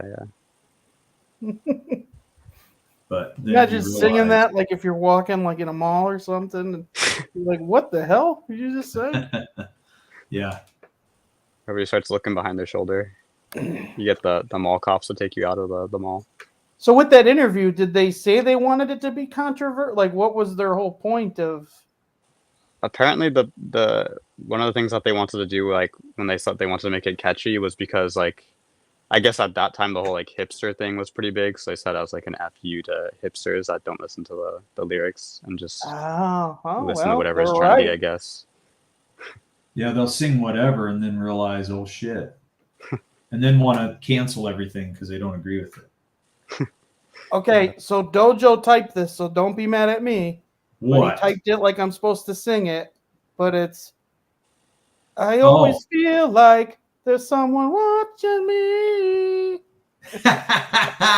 Somebody's watching me. Yeah, That's a great song. I really do like that song. Catchy. It's catchy. So I didn't want to sing it, but Dojo put the quotation. So I didn't want to sing it. Whatever. I felt like I had to. At least I didn't put effort into it. Because if I put effort into it, it was still bad, then it sucks. If you don't put any effort, it's not as bad. That's funny. So. I went too thick on that line. Darn it. Hopefully I didn't open up my thing to a can of worms if now people will just in our chat put in music lyrics and I have to sing the whole night. Yeah. I say do it. Ouch. I won't do that again. Yeah, see?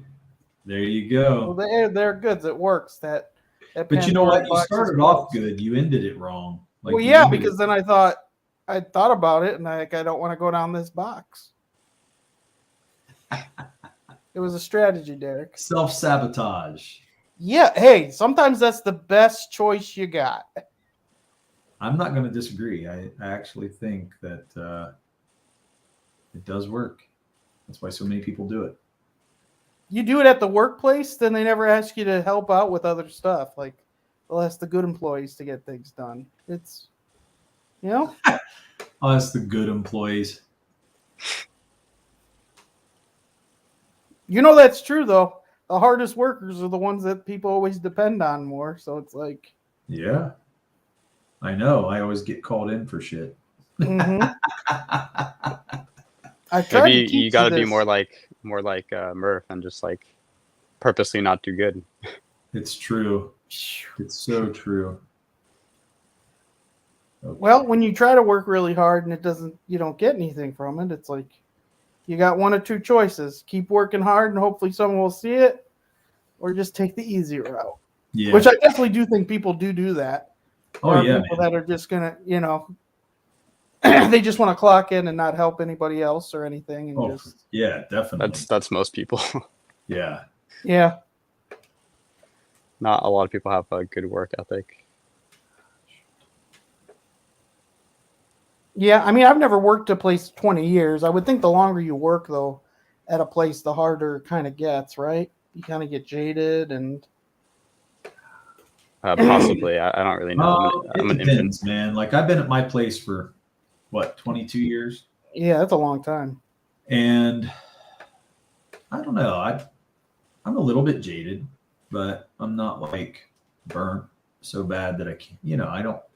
I always say I don't, I'm angry and all that, but really it's just getting frustrated because I actually do like some things, but, about my work.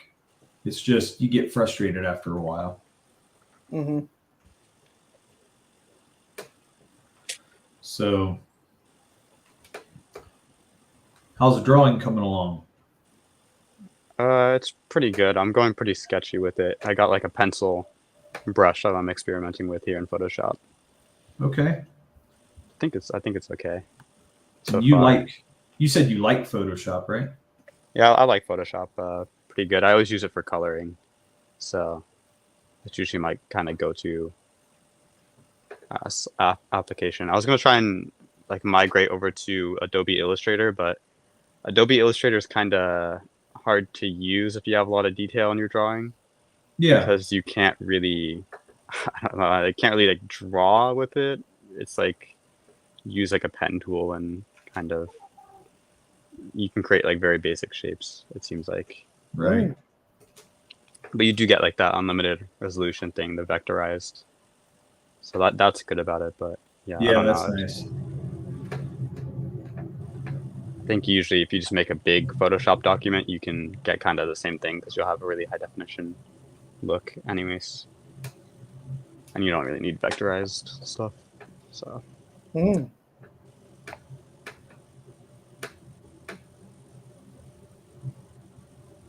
I think he's coming along though. I think I'm trying to add some muscle definition to make up for his weird face. Do you want his face to be weird, or does it just happen that way? It just kind of happened that way. So you're going with it, though. Yeah, I'm going with it. I don't know who he looks like. I feel like there's a celebrity that he looks like Patrick Warburton. I don't know who that is. He did the Tick. Oh, that guy that was on Seinfeld telling... He always Oh, talks you like like help? this. Yeah, he always talks like this. Yeah. And he tells her she's going to hell and she like hates him because of it. You know where you're going. I don't think I haven't really seen Seinfeld. But yeah, I know him. Really? He's been on a lot of stuff. Oh, Seinfeld, they're classic. There's so many classic episodes.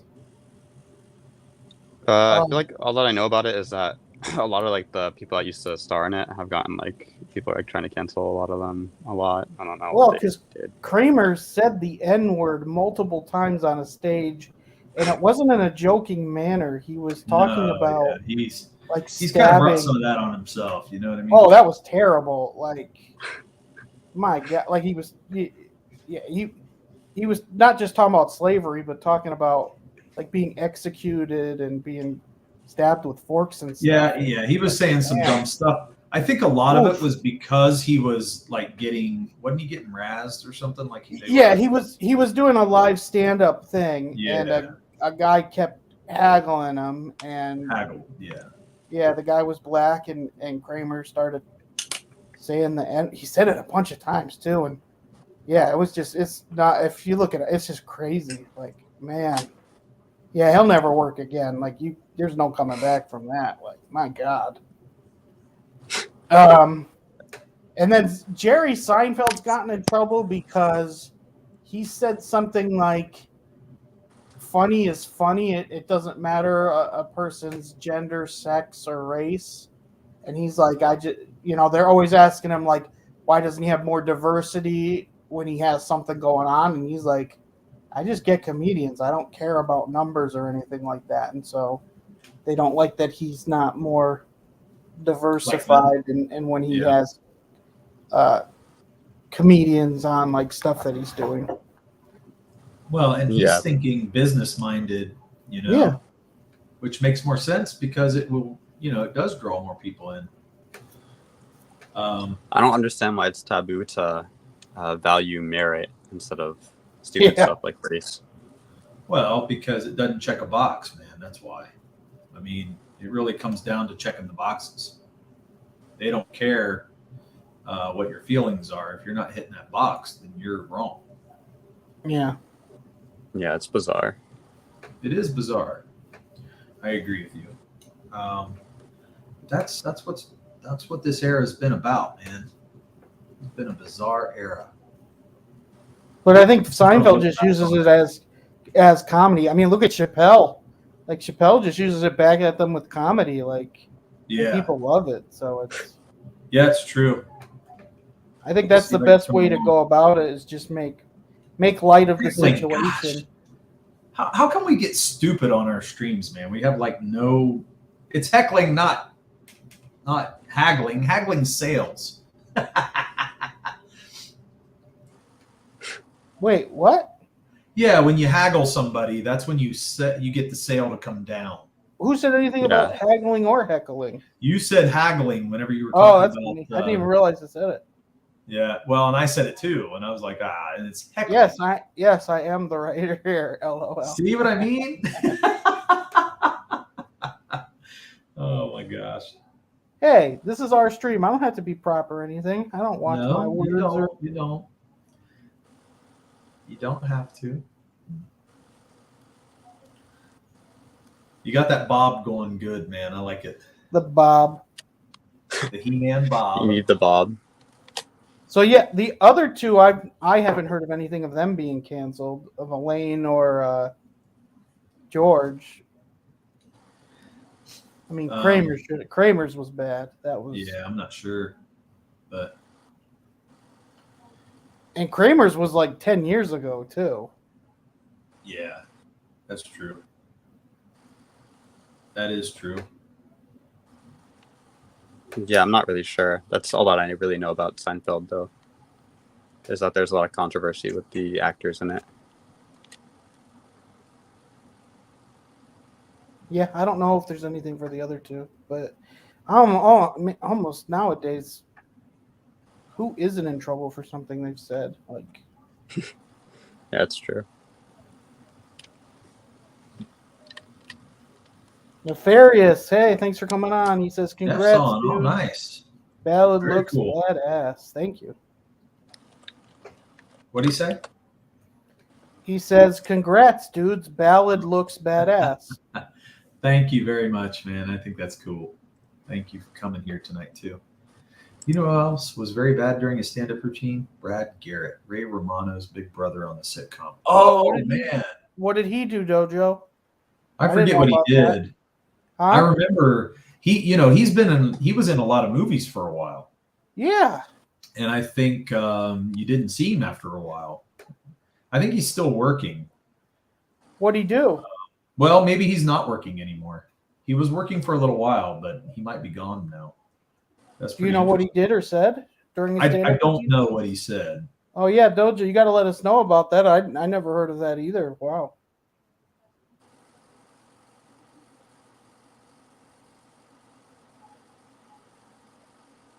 Hopefully, it wasn't racist. Like Kramer's was beyond racist. Like he was very racist and sexist. We went to see him live, and it was awful. Wow. Yeah, but you can have it if you need it. What? Sorry, my wife is asking me a question, so Oh. I just told everybody what she was asking. Dojo, did he get canceled? He might, because you're right. I haven't seen him in forever. I haven't seen Raymond either, so Yeah. they probably all can retire on their checks that they get from the reruns. Oh, dude, yeah. I mean, to be honest, Friends, I think they get like $1 million a year still really? from the reruns. Yeah, actors get paid for reruns or streaming. yeah, That's why being on a TV show is one of the best things to be on. yeah, because you Keep get all getting the. checks. That's awesome. Yeah, royalties. Yeah. Yeah. That's pretty cool. Oh, shoot. It's always weird. When I draw his mustache, I always feel like I have to start on a certain side. And if I don't, I feel like I'm off. Isn't that weird? The optimal side of his mustache. I know. That's why I'm like, why do I feel weird about having to start on a certain side? Must be like with reading. I mean, maybe. You have to do it in an order. Yeah, I don't know. It's kind of I got that stupid Run Better Run song in my head. Well, that was your fault, man. You had to bring that shit up. Dojo says, I don't know. If not, he just needed to fade away as more and more people stop going to his shows. Yeah. And, some people are just terrible stand-up, to be honest. Yeah. Yeah. They're just not good at it. It's not their thing, but they're trying to make it their thing. And I hate it.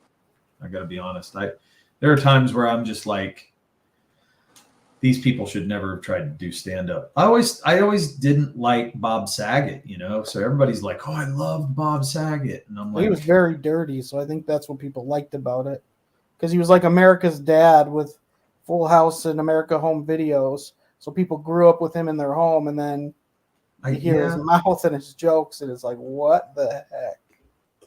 I think for me, it was just like, I always believed in some of the older comics when they said, if you have to do what he did, and just talk straight foul all the time, then you're not really funny. And I was like, I agree with that. Here's the thing, though. I think you have to be much more creative, to stay away from foul. Robin Williams was very dirty but hilarious, so it is. Well, but he was able to take it in other places. He wasn't always dirty, and he wasn't always foul, but he could go anywhere. He could do it all, and I think that was a true mark. Same with Dave. Well, it's interesting. A lot of actors can't do comedy. A lot of comedians can't do acting. Like, Dave Chappelle was in movies and stuff and never really hit it off. Yeah, I agree. It's like, I do believe Dave Chappelle is a master. Oh gosh, I think some of the stuff master comedian he says is just so quote worthy. Yeah, when he said empathy is bisexual, that it takes both sides, it was like, wow, that was a great. Yeah. Well, and I think that's the other thing about him is that he's so. He says some profound things, and they're quotable and dead on. You know what I mean? And it's still funny.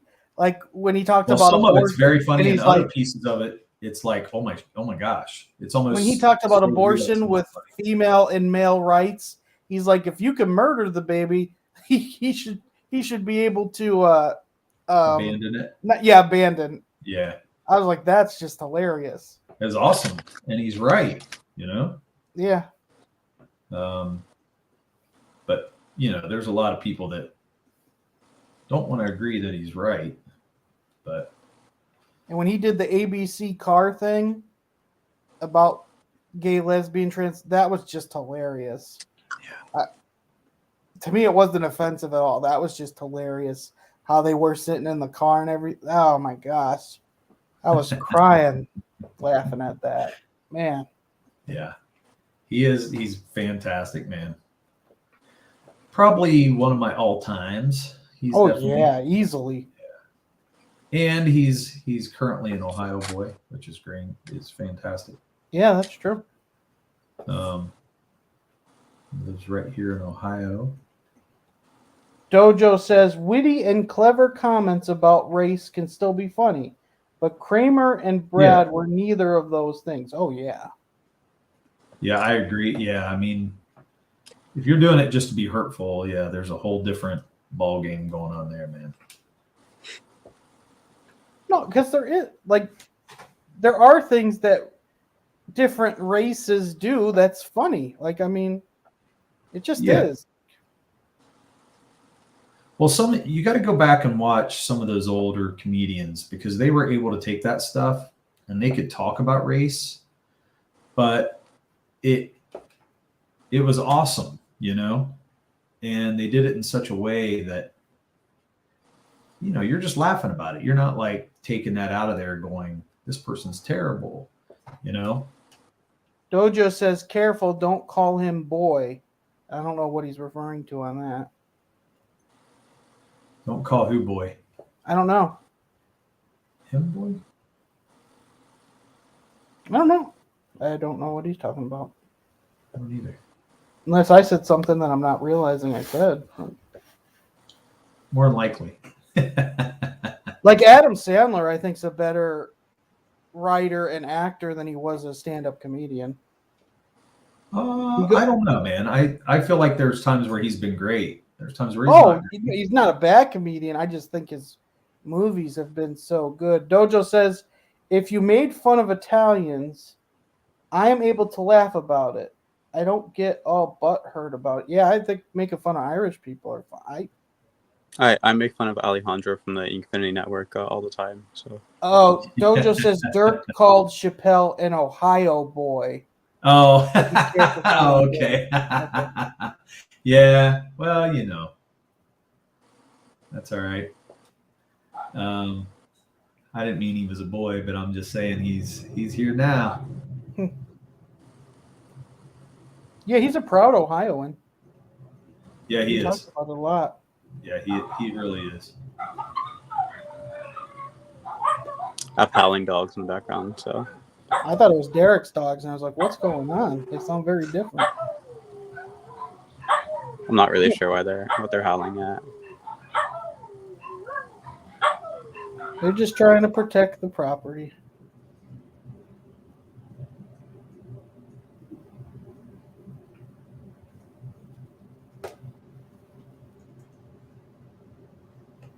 Yeah, see, Derek, it's funny, like how long ago you drew this, how much better you're at with hair. Yeah. That's one of the areas you've really gotten better with hair. Yeah, it's real interesting because I think so too, but it's being digital, I'm actually a little faster. But I'm just kind of working with the flow here right now, just see what it will come out like, because I'm not sure how I want to leave it. I may have to end up going back in and touching it back up. I'm just starting to get warmed up where I can feel like I can flow faster and go. And that's so weird that both of you need to warm up. Is that a normal thing for artists? Yeah. Yeah, I think so. How long does it take either of you to warm up? A lot of the time when I'm drawing on paper, I don't really have to warm up, but if it's a medium that I'm unfamiliar with, then usually I'll do like a couple sketches before I'm ready. Yeah, I mean, for me, it just depends. But yeah, it takes me a couple of sketches, and it's because, you know, you have to get the flow back. You have to get your hands used to feeling everything in your hand. And it's like I warm up with drumsticks too. You know, you got to get your muscles back into it.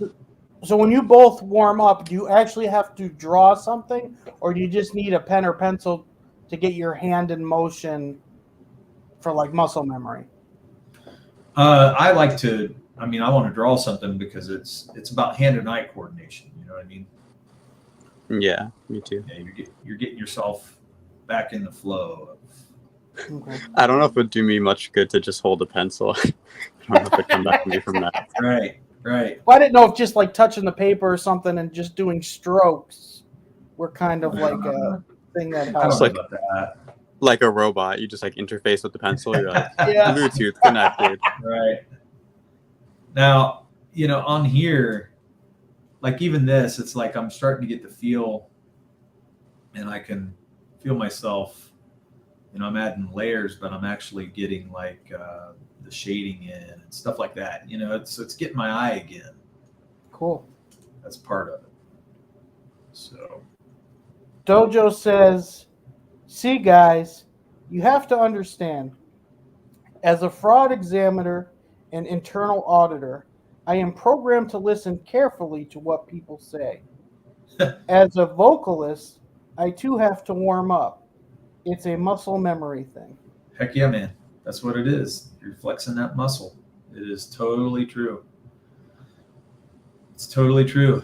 And as I get older, not that I'm old, but I get older, it takes me a while for my muscles to warm up. Like my hands, when I drum, I have to use the sticks for a little bit. Once I get using them for a little while, then my hands get back into it, and then I have a lot of flow and energy, and it feels good. You know what this made me think of is in Zombieland, when the young kid, I can't think of what his name is in it, is with Woody, and he goes, "Oh, you have to limber up first." And he goes, "I don't believe in it." And he's like, "Why?" Right. He goes, "Do you ever see a lion limber up before it chases an gazelle? Not an gazelle. Gosh, damn it, gazelle." And he's like, Yeah, I disagree with that philosophy though, because I know people who are into like CrossFit, and those CrossFit guys don't believe in it. They don't believe in warming up. No, they don't. They just believe you go do it, and your body will work with it. The only thing I feel is Stretch you have out. so many $1 million and $1 billion, sports where all of these athletes warm up before. Like every sport, they all do it. Yeah, but they're saying you don't have to, and they actually don't. And like some of these guys that are CrossFit, like my son's baseball coach, he wouldn't let them warm up before they started doing some of their workout routines for baseball. And Ethan ended up hurting himself.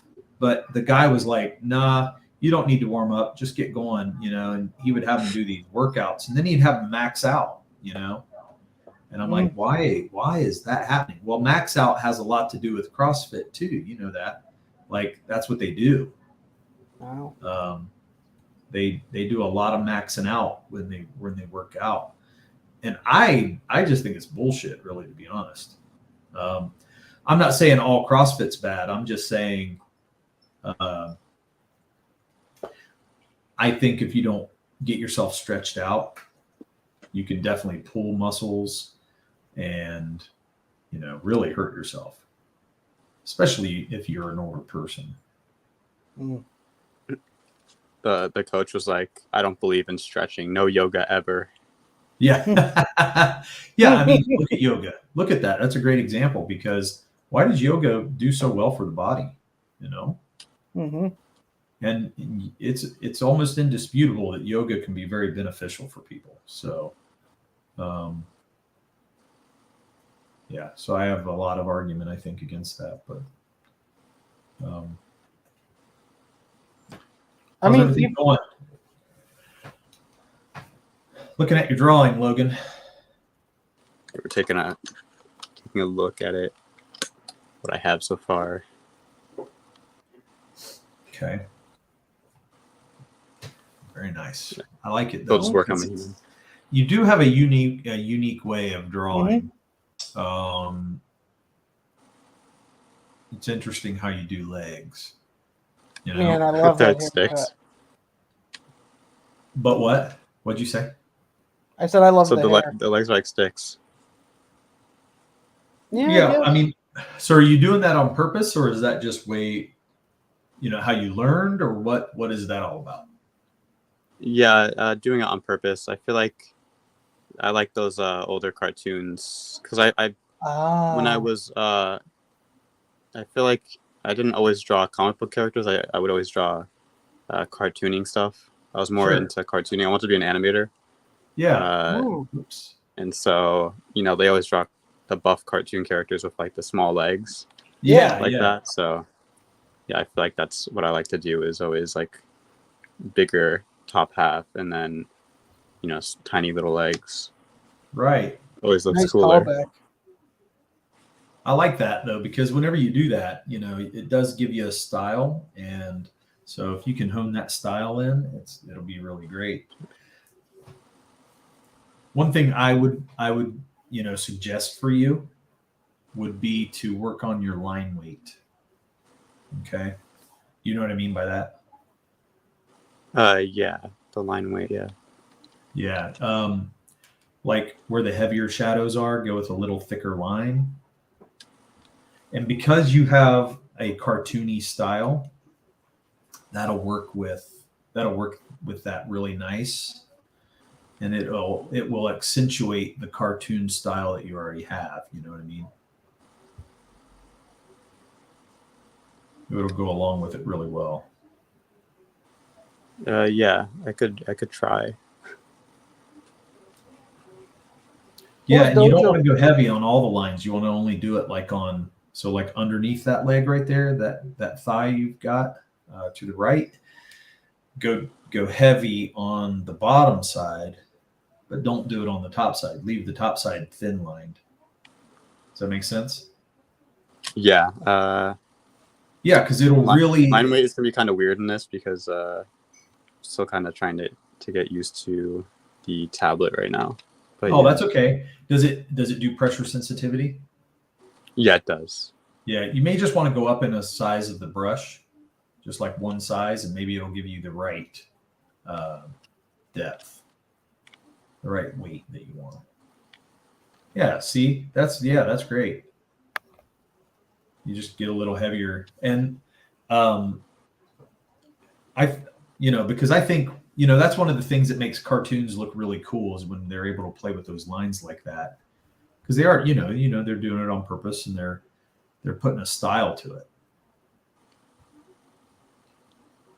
Yeah, definitely. Yeah, I think it'll make it look really cool.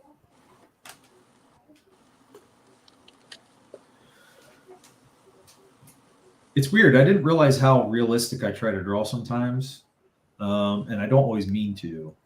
Sometimes I just want to flow and let it go and not worry about it, but I really get hung up on the details, and then I see myself like not able to move on to something because of that. Yeah, I think from what you showed, it does seem like you have a fairly realistic style, I think. Yeah, well, that's not always beneficial to getting work done. Yeah, I would say when it comes to comic book art, it's definitely on the more realistic side of the spectrum. Yeah. Dojo's heading out. He says, "Have a great night." Thank you, Dojo, for stopping by. Thank you for stopping by, man. Yeah, I appreciate it.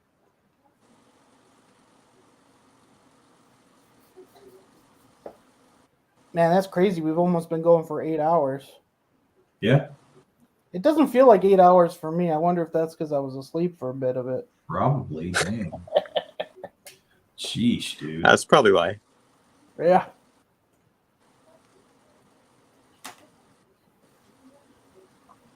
I can't get that shooting the kids song out of my head. That really is, that they did a good job with making that melody. Yeah, they did. Yeah. Did they get in trouble for it? Like, you think, like... why would they get in trouble for it? You're promoting school violence with guns? Were they?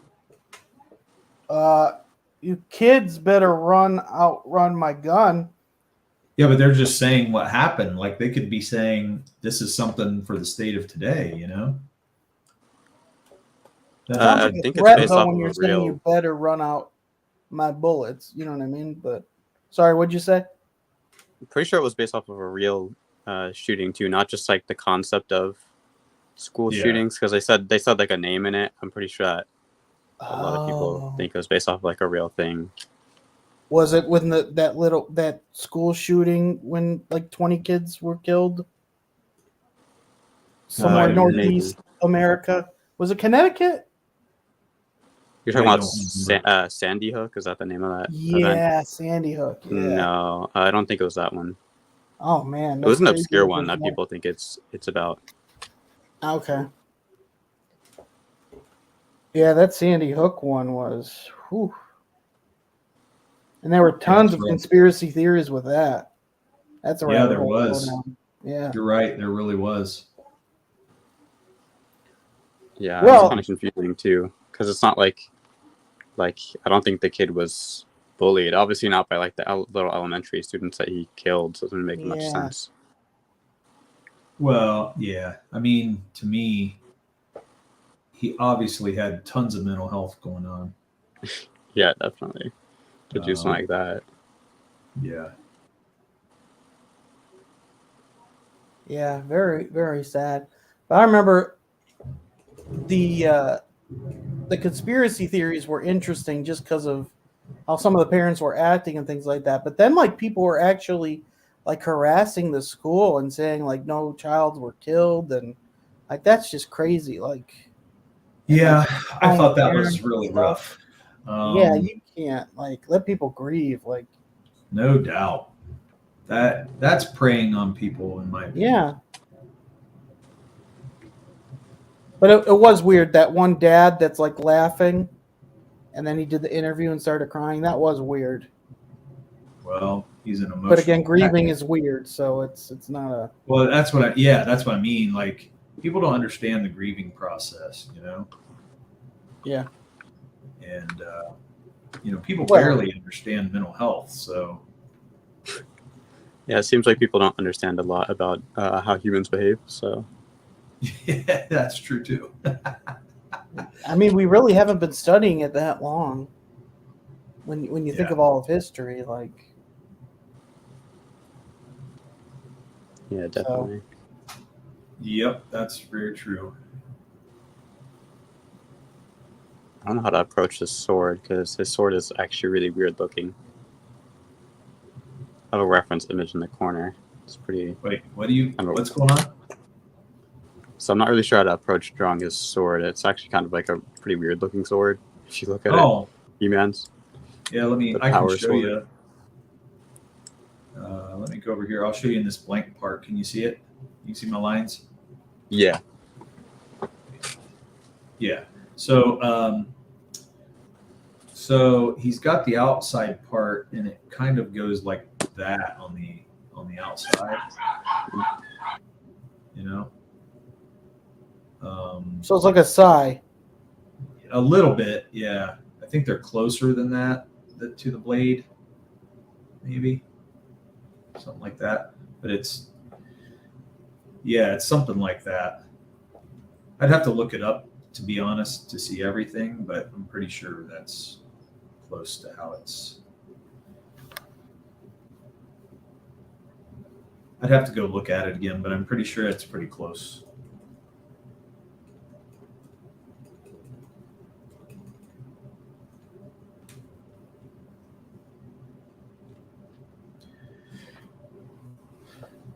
Well, he's coming out pretty good. Yeah. I like it. I do like that view. I need to get faster. I can tell I'm a little slow right now. That's all right. Yeah, I feel pretty slow too. I feel like usually it doesn't take me as long to do a sketch. Yeah. Really, so.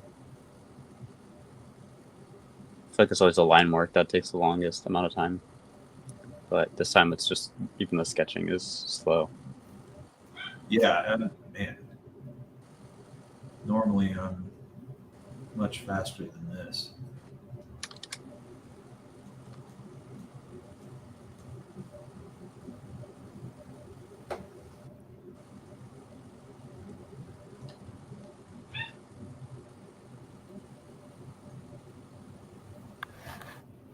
Make it happen for Ballad Celestials on Indiegogo.com.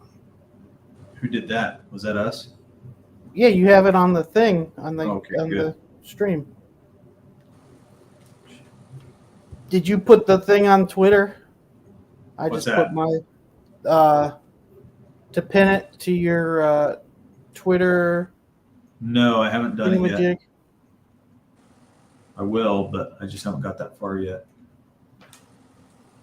I feel like a Oh. variant cover of that book by me would be pretty interesting. By you? Yeah, that'd be cool. Yeah, it'd be interesting.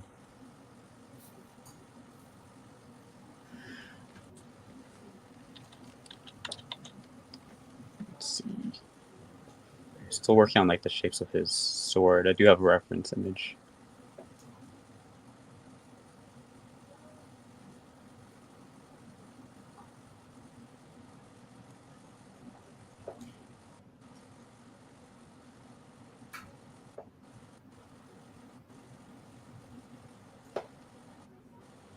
I can't get that stupid song out of my head. You listen to some ugly tone.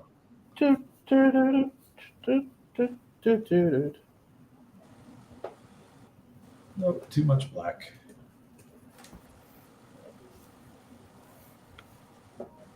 So let's zoom out. Yeah, looking good. All right. Looks like a neck. All right. Whew.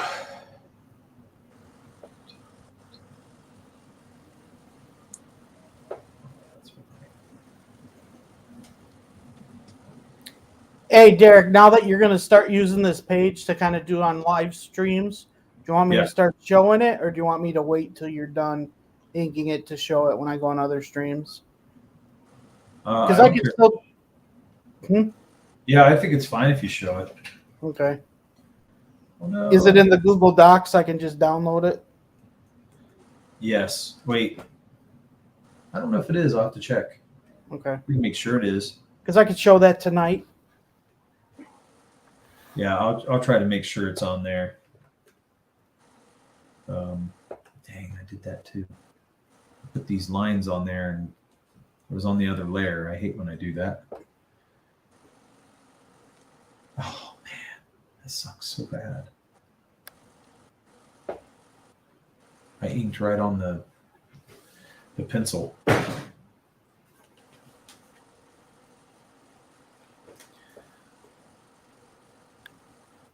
Darn. That's one thing I hate about layers. A setup. Oh, sorry, I cut you off.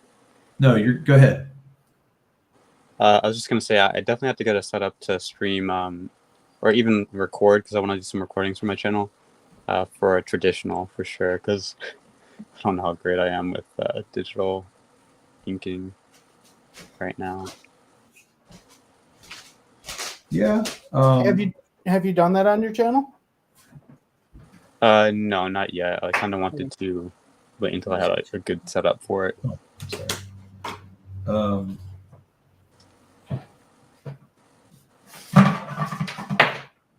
There you go.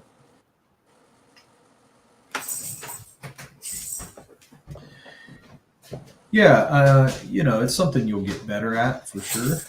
I know for me, I had to work a lot with stuff to get good. I mean, where I was comfortable and feeling confident. And now that I have this, once again, it goes down to that drawing tablet. Once I was able to get that drawing tablet, or the pen display, or whatever you want to call it, man, it changed everything. Did you hear Bancroft says the same thing? He said it's changed a lot for him. Mm-hmm. He's getting he's getting faster too, right? Yeah, the second book has come along so much faster because he's able to draw on that thing, and it's just made so much of a difference for him. So yeah. I do think that'd make a difference.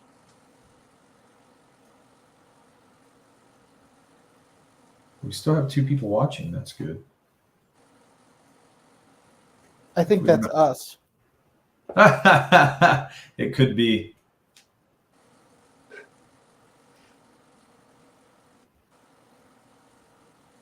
very well could be. Well, no, I'm not. I'm just watching. Are you watching the live stream? Ours? Yeah. No. Well, wait a minute. Yes, I am. Logan, Yeah. do you have the stream on or no? No, I'm just watching it on the Streamlabs, and that's it. Okay. So we probably have one person out there. And an angry poodle as well in the background. And what? I got an angry poodle in the background if you guys can hear. Oh, yeah. The small ones are always the loudest. Yeah, oh yeah. My grandparents had York's, what is it called? York's Field Terriers? Yorkies? Yeah, Yorkshire. Yeah, they were so loud. They're the smallest things in the world. Oh my God, would they bark nonstop too? Someone come through the door and it was like World War III. Yeah, she has the biggest personality out of all the dogs in the house for sure. That's awesome. Yeah, Yorkshire Terriers. That's what they are. It's funny how animals even have like family dynamics of who's the boss and who's the whole pecking order. Yeah, crazy. So the small one's the boss. Yeah, she definitely is. She's the mob boss of the house. Is she the one that's been there the longest? Like, is she the oldest or? Yeah, she's the oldest one too. So Yeah. a lot of them just let her get away with her bossiness. Funny. That's cool. I guess something like that. Sketching is kind of transparent a bit, but Yeah, it's really cool that you have your own style. Like no one else would. That's really cool. it's a bit more rugged than my usual style because of the pencils, but the pencil is very sketchy.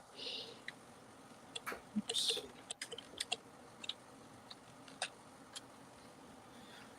Yeah, it's real cool, man. That's why I'm like, I like to watch. I want to see how people set up things, and I think it's fun. Yeah, definitely gotta get with the normal brush tool in this though. Oh, you looked up a reference. Did you look up a reference for the sword? Yeah, I got a picture in the. I was going to say because that looks more like the sword than what I drew for you. Sorry about that. I'll steer you wrong, I guess. Yeah, it's okay.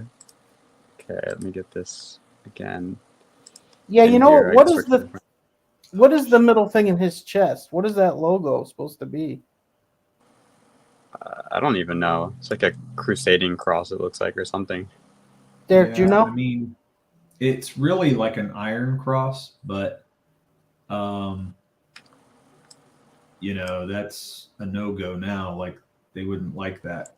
I think they've taken that off since then. Yeah, it's like a H, I think, or something. Yeah, like so because it looks like an iron cross, they're not real happy with it, so they removed it. Yeah, people don't really like anything. I heard that the new cartoon isn't really that good, but I haven't watched it.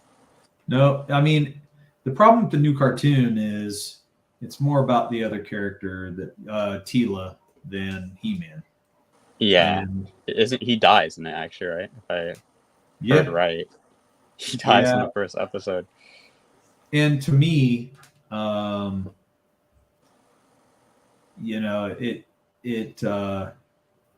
it really takes away from He-Man. It really does. But that was one thing I think Kevin Smith was like, no, it's going to be fine. And it wasn't fine. I mean, people were like, what the hell are you doing? It would be a different thing as well if he had advertised it like that. But when I was looking at the advertisements, I thought He-Man was going to be like the focus of it. Because like he was all that you saw in the trailer. I don't even think Tila was really in the trailer for it, actually. I remember watching the trailer.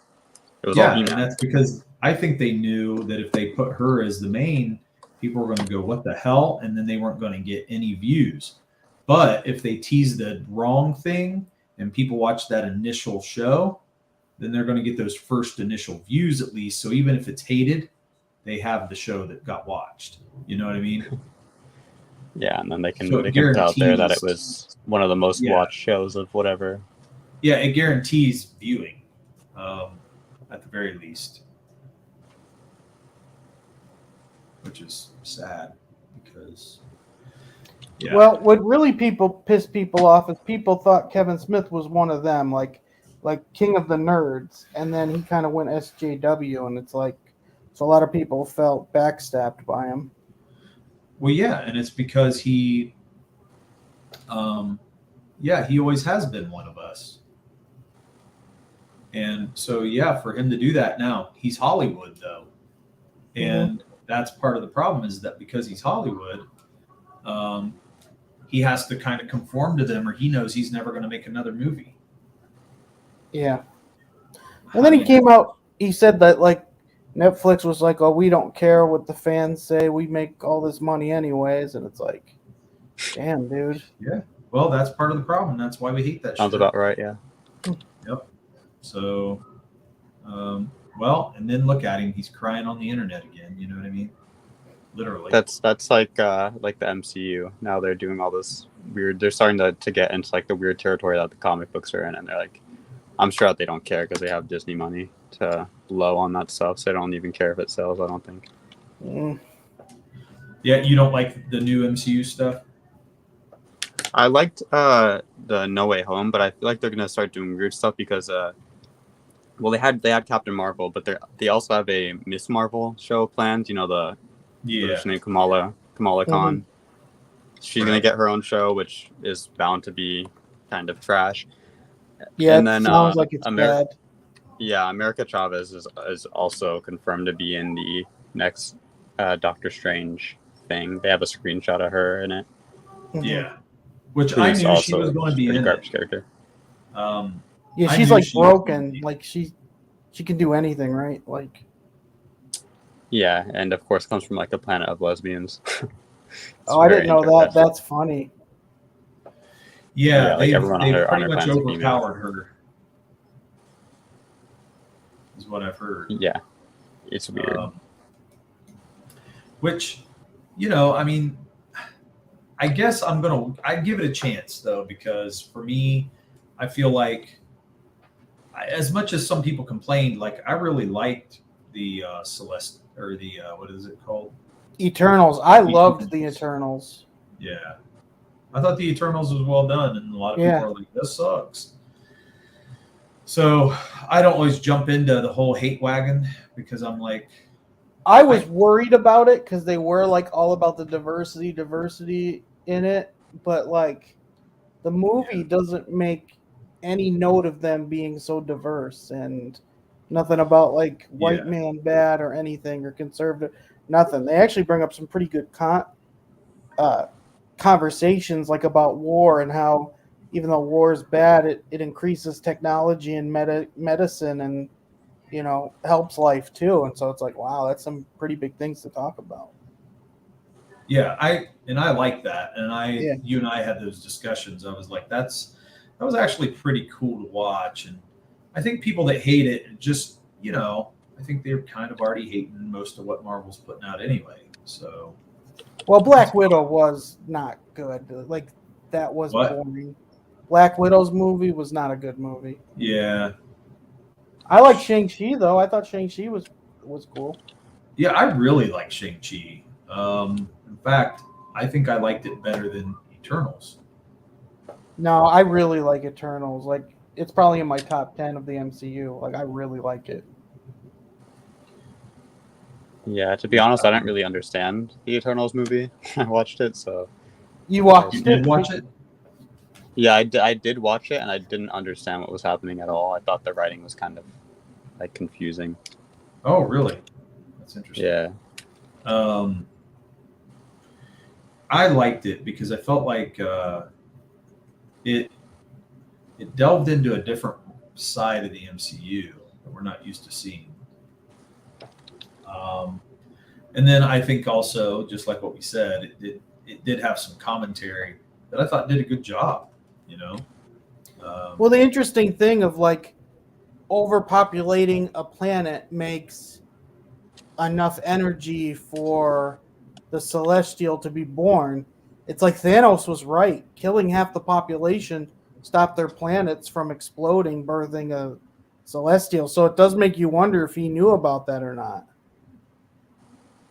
Well, yeah. Because I mean, he's an it would make Eternal as sense well. to me. Yeah. It would make sense to me, but you know what? I don't know. You never know. Yeah.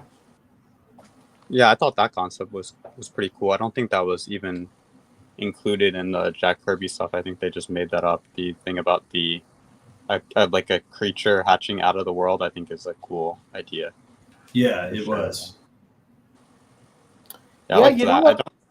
I don't know Go if I ahead. liked the movie that much overall. I just didn't really understand it. I don't know. I was just watching it. I didn't really understand what was happening. Well, I know Like a lot of people were plot like, or what? like Yeah, the the plot you was like didn't- kind of confusing, and I didn't really understand why they needed. It's like they spent the whole movie trying to get the whole entire team together, Yeah. and then at the end it was like, well, the Asian lady could like she could have done it by herself, since at the end it was just her freezing that the big Celestial. Anyways, it's like, does she really need? Do we really need to go and gather all the people from Well, all she around the did. world the whole movie? She needed their power together to do it. Because what's his name? What's his name? Fasto says that that's why the Eternals would survive every time a world would explode, because they'd get their power from the Celestial being born. So them together took power away from the Celestial in order to defeat it, to where she could then do it. She didn't do it alone. She did it with everyone giving their power. And that's how they were able to do it. But also getting the 'cause it was team like together was the plan of Icarus to slow them down so they wouldn't. That he said that. He's like, I got you guys together to distract them. So in two ways it worked. Does that make sense or no? I guess, I don't know. In the movie, it really just kind of seems like she just does it by herself. She's just like, oh yeah, I have this power now, and then she like freezes No, they all the get water. linked up. Like, remember, they all get the gold around them and they're in the air. Unimind.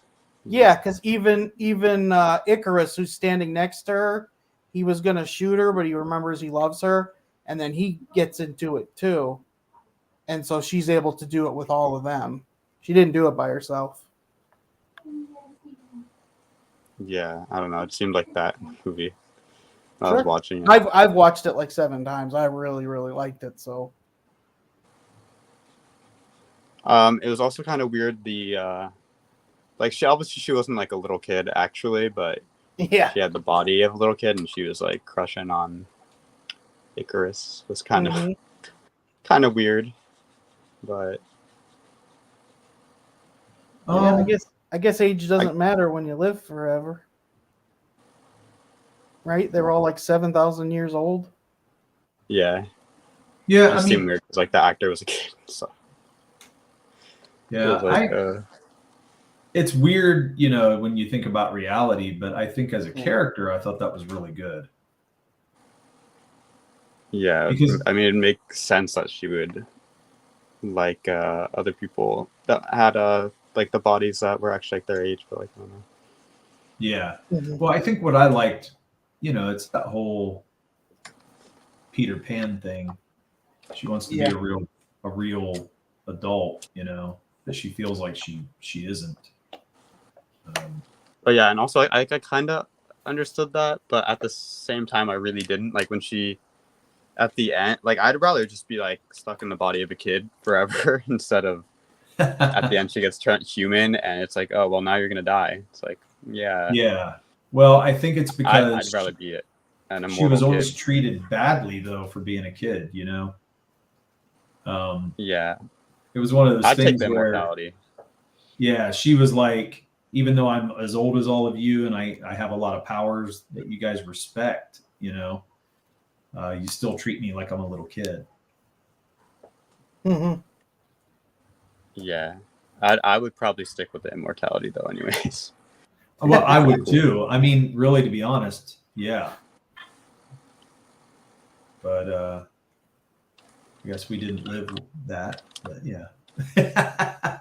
You think she could have been like, well, can you make me look like an adult and still be eternal instead of having to be a Right. human? Yeah, I feel like if they could morph her physiology like that, so Yeah. that she aged, they could definitely have done that for her. Instead, just make her look her age. Or I guess, like an adult, not necessarily her age, since she's like a million years old. I think I could see where you would actually just want to die, though, right? Like, I would not. you don't think like, I don't know. It's an interesting thought. You think 80 years is long. Maybe it's not really that long. Like maybe 1,000 years wouldn't feel that long. I don't know if I'd have. I don't think I would have much of a problem being immortal. I think I'd be okay with that. I'd be good. I think it would be hard. I think it'd be hard if everyone you care about keeps dying, right? Yeah, haven't you ever, Logan? Have you ever seen Highlander? No. Oh, that's why. That's why you're making the choices you are. Well, it's not like everyone's watched Highlander. I know, but listen, it tells you exactly. You want to live forever, and that's the song, right, by Queen. Yeah, Want Queen. to live forever, and the reason why, is because he's in love. So of course you want to live forever, but then he sees her get old and die. Isn't that what Queen says? Love must die. Yeah. And that's what happens. I mean, he loses the love of his life, early, and he has to live through this world without her. So, and that's part of it. It's like, once you realize that, would you want to be immortal? I think of being immortal would be tough at that point. You know what I mean? I mean, you lose all your loved ones anyways. You do. It's not a bad point you got there. You're going to experience your cancers dying, except whether I live forever or not. Yeah, but then you add to the number of people that you love exponentially because you're living forever. Yeah, it just seems like so you're losing can't way really do more anything people about it. They're going to die anyways. Yeah. I get what you're saying. Logan's like, I'll have new family members. My grandchildren will become adults. Then I'll watch them die. My great grandkids. I'll just keep watching all these family members pass. And I mean, like Logan isn't incorrect, Eric. When you think like, I'm not saying he's incorrect. I mean? Like you can always get another wife as time goes on, and you know what I mean. That's probably how you would start. I'd imagine that's probably how you would start thinking about it after a while. Well, yeah, you would have to because I don't see how else you could do it. You know what I mean? Logan, did you ever see the Invincible cartoon? Oh yeah, I did see that. So that's how the dad thought. Remember, he talked about Invincible's mom. She's more like a pet because she's gonna die. Would you be worried thinking of people like that because they don't live forever, that they're not as important? Yeah, I don't know. I remember that though. Yeah. You'll outlive all these people, and then what will you have? Think, Mark, think. Yeah, those two would live forever, so everyone else doesn't matter as much. And yeah, I think it'd be tough, man. I really do. I mean, you could also just, I know, like it's pretty natural to fall in love and all that, but you could also just like not have anymore. So like after the initial your parents dying and all that stuff, you don't have to like go and have like, grandkids and all that.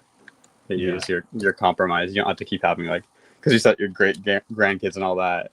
Yeah, if you like just don't have them, then I think it was. So Logan, you're thinking of like having no relationships as you live forever. Well, I think that's what it would be. You wouldn't want to have any more family because you lost the ones you already had, and you wouldn't want to keep going through it. I don't think that's true. I think I'd have more new family members. You know No, what I I mean? think you wouldn't want to keep going through the hardship of it. And it would be like, what's the point? They're just going to die, and I have to watch I don't think it all that's over true. again. Like, my parents are going to die one day. That doesn't mean I didn't want them in my life. You know what I mean? Like, living with people is so much more greater than them passing. Yeah, but when you have to keep losing those people over and over and over again, Yeah, I think you'd probably become pretty antisocial. yeah, well, you'd be antisocial, and you'd stop feeling it after a while. Yeah, probably. You- It's they've done that trope and things like quite a bit, but I feel like what we're talking about is probably more interesting than what you've seen explored in film. To be honest, Yeah, Yeah. I agree. I feel like sounds like a I pretty agree. good See, story. but I don't think grief beats love. That's why I feel like because you've had the love of family members, you would not want to lose that. It doesn't beat it, but it makes you, because love is strong, it makes you stay away because you're Well, guarding think of yourself. it. So Derek, let's say you did become, eternal. Your wife would pass and your kids would pass. You wouldn't Yeah. want more kids then after that? You wouldn't want to find someone else, 100 years from now and have kids again and experience that? I might experience it a couple times, but after that, I think it would be really heavy. So you think after like 2 to 3 or 4 families, you'd be like, I just can't go through this again? Yeah, The- I'd be the like, pain. I'm sick of going through this. Like, So for one thing, parents should never outlast their kids. Oh, yeah. That's one thing. Yeah, That does sound horrendous. And I believe that we are made to. yeah. The Right, reason for why our I kids. said that I think it'd be cool is just because, like, imagine what you could accomplish, Yeah, like all the things that you could learn. I mean, I agree with that end of it. But when you're talking about being a parent and you lose your kid, Yeah. I think that's terrible. And I think it's something that no parent should have to go through. So you think a person that would live forever, they wouldn't have kids, but they would keep getting married? They'd keep finding someone to love and spend life with? No, I don't. I think they would quit after a while. Really? Yeah. And not only that, think about this, Kevin. We work with people who deal with grief. Yeah. What is what they try to do? I mean, what they try to do all the time is get away from the pain. Yeah, grief. because they don't know how to deal. There's a healthy way to deal with pain. Yeah, but you know what they do? They run to drugs. They run to things that take them away, so they don't feel it anymore. Sure. Well, isn't that what we're talking about? I would run away from it. I would be like, I'm not doing that shit no more. I'll get all the women I can have, you know what I mean? But I'm not going to have a relationship. I don't know. When I've had loved ones passed away, I've never run away from it. Like it hurts, and I Kevin, go you through also it. are not a drug addict. Well, yeah, but that's why I feel like your commentary here isn't consistent, because drug addicts do everything different because of the addiction. It really doesn't have to do with grieving. It has to do with addiction Well, in itself. I think it's how they deal with grief, because they don't know how to cope, Well, a lot of people aren't taught to grieve, but there's way more people who deal with grief healthy than avoid it. You think so? I don't Oh, believe yeah. that. Yeah, I don't agree with that. Yeah, there's people who deal with grief way better than people who don't. It's just you don't see it. Hold on. I think that there are people who deal with grief well, but not more than, because have you ever been to a funeral or been to a holiday? Yeah. You ever been to a holiday with your family? Yes. I don't know about you, but a lot of the holidays that I go to or have been to, our family's always drinking, always doing something. Yeah. And holidays are supposed to be fun. You know what I mean? Or, Mhm. Good. But a lot of ways they're coping and dealing with family is by drinking or by whatever else they got to do. And it's but that's they're not doing it the right way. That's the wrong way to handle. Well, that's what I'm saying. I think more people do it that way. than not. You only see people, like when you're talking about other people's grief, you're not seeing them day to day like a counselor would see. You're seeing them at the funerals, which is completely different than grieving. Isn't a one-day thing. I mean, no, it's grieving's not. Years. I think what I'm saying is that I think what we're witnessing is somebody who doesn't handle and cope and deal well. And I think that happens more often than not. Yeah, I would for the amount of people I've seen go through it, I'd say there's more people who handle it better than not. I mean, if that was true, people handle it worse. I think you'd have more drug addicts and car accidents, and you know what I mean? That doesn't. What you're saying is things that ruin people's lives, and people grieve, but it doesn't ruin their lives. They don't lose their job over the grieving. They don't get into drug. You know what I mean? That's not my experience at all, man. Like working with the guys. You got to think about it. Yeah, but you're talking about a certain group of individuals. Everybody has grief and has loss. It's not like 50% of people in the United States are using drugs. Like it's not. No, but a lot of people are using and not having a problem. You know what I mean? Like as far as using it. Well, I mean, people drink alcohol regularly. That doesn't mean they don't know how to deal with life. I mean, no, it doesn't. Grieve. But a lot of times they're drinking at like the holiday parties and stuff because they don't want to deal with it. Some, but it's not. It's honestly not as many people as you would think. Again, the people that are in corrections, most of them aren't there because they lost a loved one. Most of them are there because they grew up with drug use, accidents due to medications that they take. It's not usually, I started doing cocaine because a family member passed away. Oh, I get that all the time. I have talked to several guys that have had that. So when you say usually, I don't know if they're the majority, but I know it's very common. I wouldn't say very common. There's not like I would. I know it is because the guys I used to teach in my class, that was, and not just the guys, the women too. A lot of their stories that I would come across was that they lost a family member. And they never used drugs before and they knew where to go and find it and start using it? Well, not just that. It progressed into a problem. So they started drinking or they started partying. And that led into the downward spiral of using harder drugs. And a lot of it stemmed from grief. Mm. So, yeah, I've seen it a lot. And a lot of the stories when they explain their felonies, that's what they go into. Well, yeah, when you do ORAS and assessment stuff, but usually their drug use isn't because of loss. Their drug use started with friends while they were teenagers at parties. That's the majority.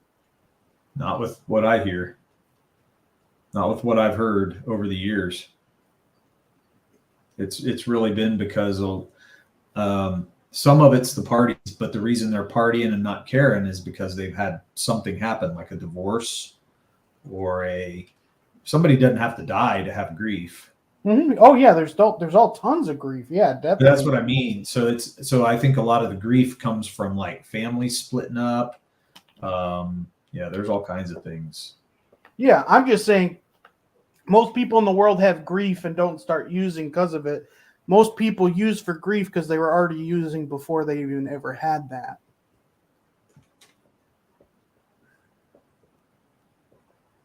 You know what I mean? Like even with the ORAS, if you ask them, when's the first time you used drugs and why? It's usually teenager at a party because friends were doing it.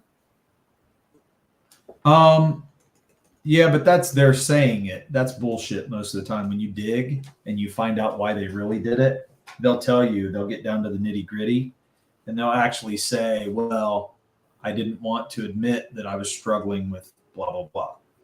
And a lot of times it has to do with a parent leaving, divorce, death, Somebody else, going away, like somebody who's important to them.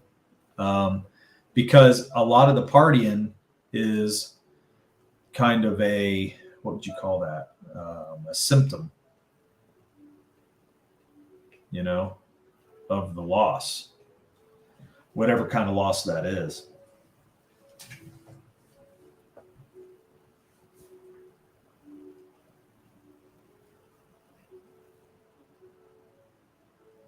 don't know if I like that arm. I may have to redo my arm on here.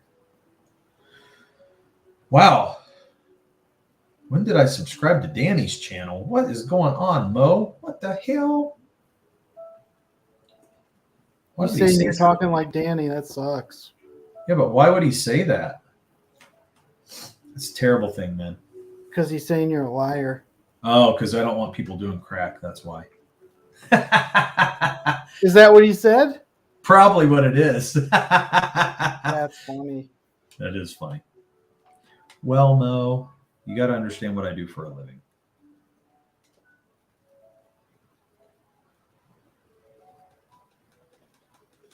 I don't like that arm. Something's going on with it. I have to redo it. It doesn't look bad, but it's not great. You have the muscle a little too high because that's where his shoulder would be. Well, his shoulder's up in, I don't know if you can see my cursor, but it's up in here. So really the muscle would come around. Let me do it later. Would there still be some of his shoulder out of there or no? So the muscle should be, what the hell's going on? Oh, I have the eraser on. So that muscle would be coming up like that. And his shoulder is really up in here like this. Okay. Yeah, okay. And so then you got this going on. So that's really what the shoulder would be doing. Okay. And it's just, that's not the part I'm messed up with. So triceps are always a pain in the ass. If you get a really muscular tricep, they can look really cool. Can't you just look at Hulk Hogan when he's flexing and stuff? Doesn't he have tons of like tricep arm things, movements? I mean, I can look at a lot of guys, but oh yeah, look at those the what are they called when they all tan and they're ridiculous? Bodybuilders? Yeah. Yeah, I don't like to always do that though, because you get hooked into drawing that way. So I like to look for reference sometimes. But to be honest, I would rather just draw.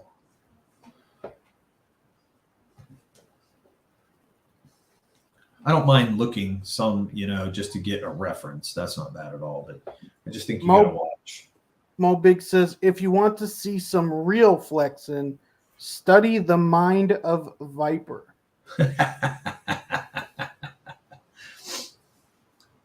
Mind of Viper. How do you study the mind of Viper? I have no idea. Mo, how do you do that? Teach us the way. This is the way. This is the way. Logan's probably like, what the hell am I involved in? Logan, do you watch the Boba Fett show or no? Is he with us anymore? Did he leave? I don't know. Maybe he did. Logan. He has it off. Maybe he had to go and do something. Logan, what happened, man? Oh, yeah, I dropped out of the thing. Oh, I'm sorry. Well, shit. Oh, he dropped again. No, I dropped him. I didn't mean to. I was trying to add him and put his solo. He meant, hey, man, that looks cool. Logan, do you watch the Boba Fett show? The what? The Boba Fett show on Disney? Oh, no, I haven't watched it yet. Oh, so I can't. I wanted to talk to Derek about something, but it's a spoiler. No, you can. I'm not sure if I'm going to watch it yet. Well, I'll do at it. All. So, Derek, I didn't like the last episode, how they made the character have a choice. I was like, that sucks. No, I liked it because you felt like it made sense. Because it's got to do with being a Jedi. It sucks though. Like that really Well, sucks. yeah, but so does being a Jedi sometimes because you got to deny yourself. That's why Anakin couldn't hang. Mm. You know, So you're saying that person would end up being like Anakin if they could be. You're in danger of it because you're so attached that it's a weakness that they can prey upon. But here's the thing. Isn't the other person that person's thinking going with, aren't they starting to be a Jedi because they left what they were? What are you talking about? So the guy from the other show, didn't he stop being who he was because he did something with the helmet and now he's turning into a Jedi instead of being that? He's not turning into a Jedi. I thought his leader said that, well, this is what a Jedi does, and he goes, but that goes against what we do, and he does have a lightsaber, so. Yeah, he's not trying to be a Jedi. In fact, he didn't want to leave behind the way. I know, but didn't he just kind of get forced to where he's going to now be a Jedi? No, he's not going to be a Jedi. That's what I thought they were going towards. Who knows? Maybe they will. I didn't think they would do that. I was thinking more of... I felt like that's what his leader, that was her alluding innuendo. She was alluding to him being a Jedi? Yeah, with the questions she was having towards him. Damn, I didn't get that, but it's because I was thinking she was calling it out because he is going. Maybe he'll get back with Grogu and you know. Man, I'm trying to talk in codes here, and you're just going all. You're naming names and everything. Well, Logan said he didn't care, but whatever. I know, but I was still trying to, in case anyone was watching or anything. Mo.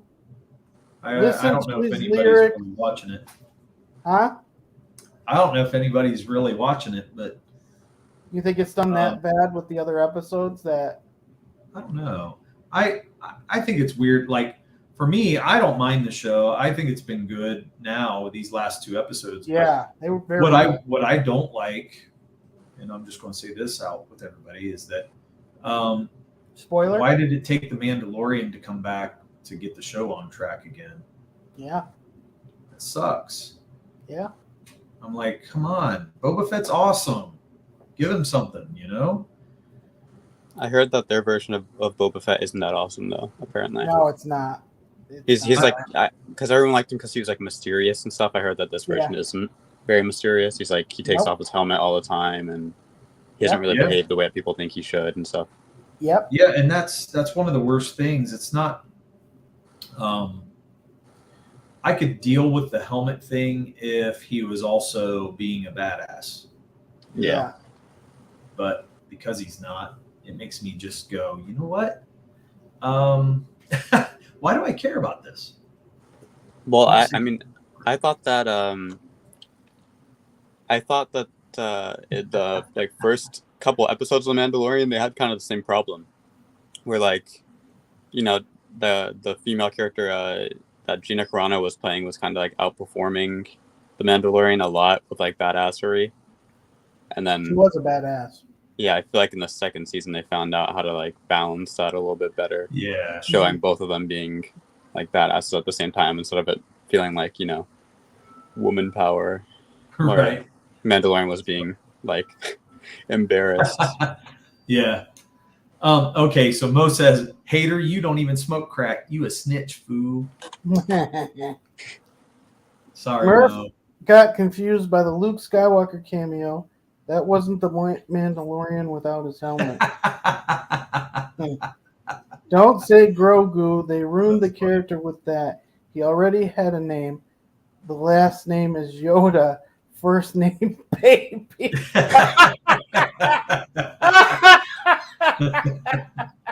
I would love it for some reason, like the baby had like an identification card, and that's literally what it said on it. Yeah, Baby Yoda. Yeah.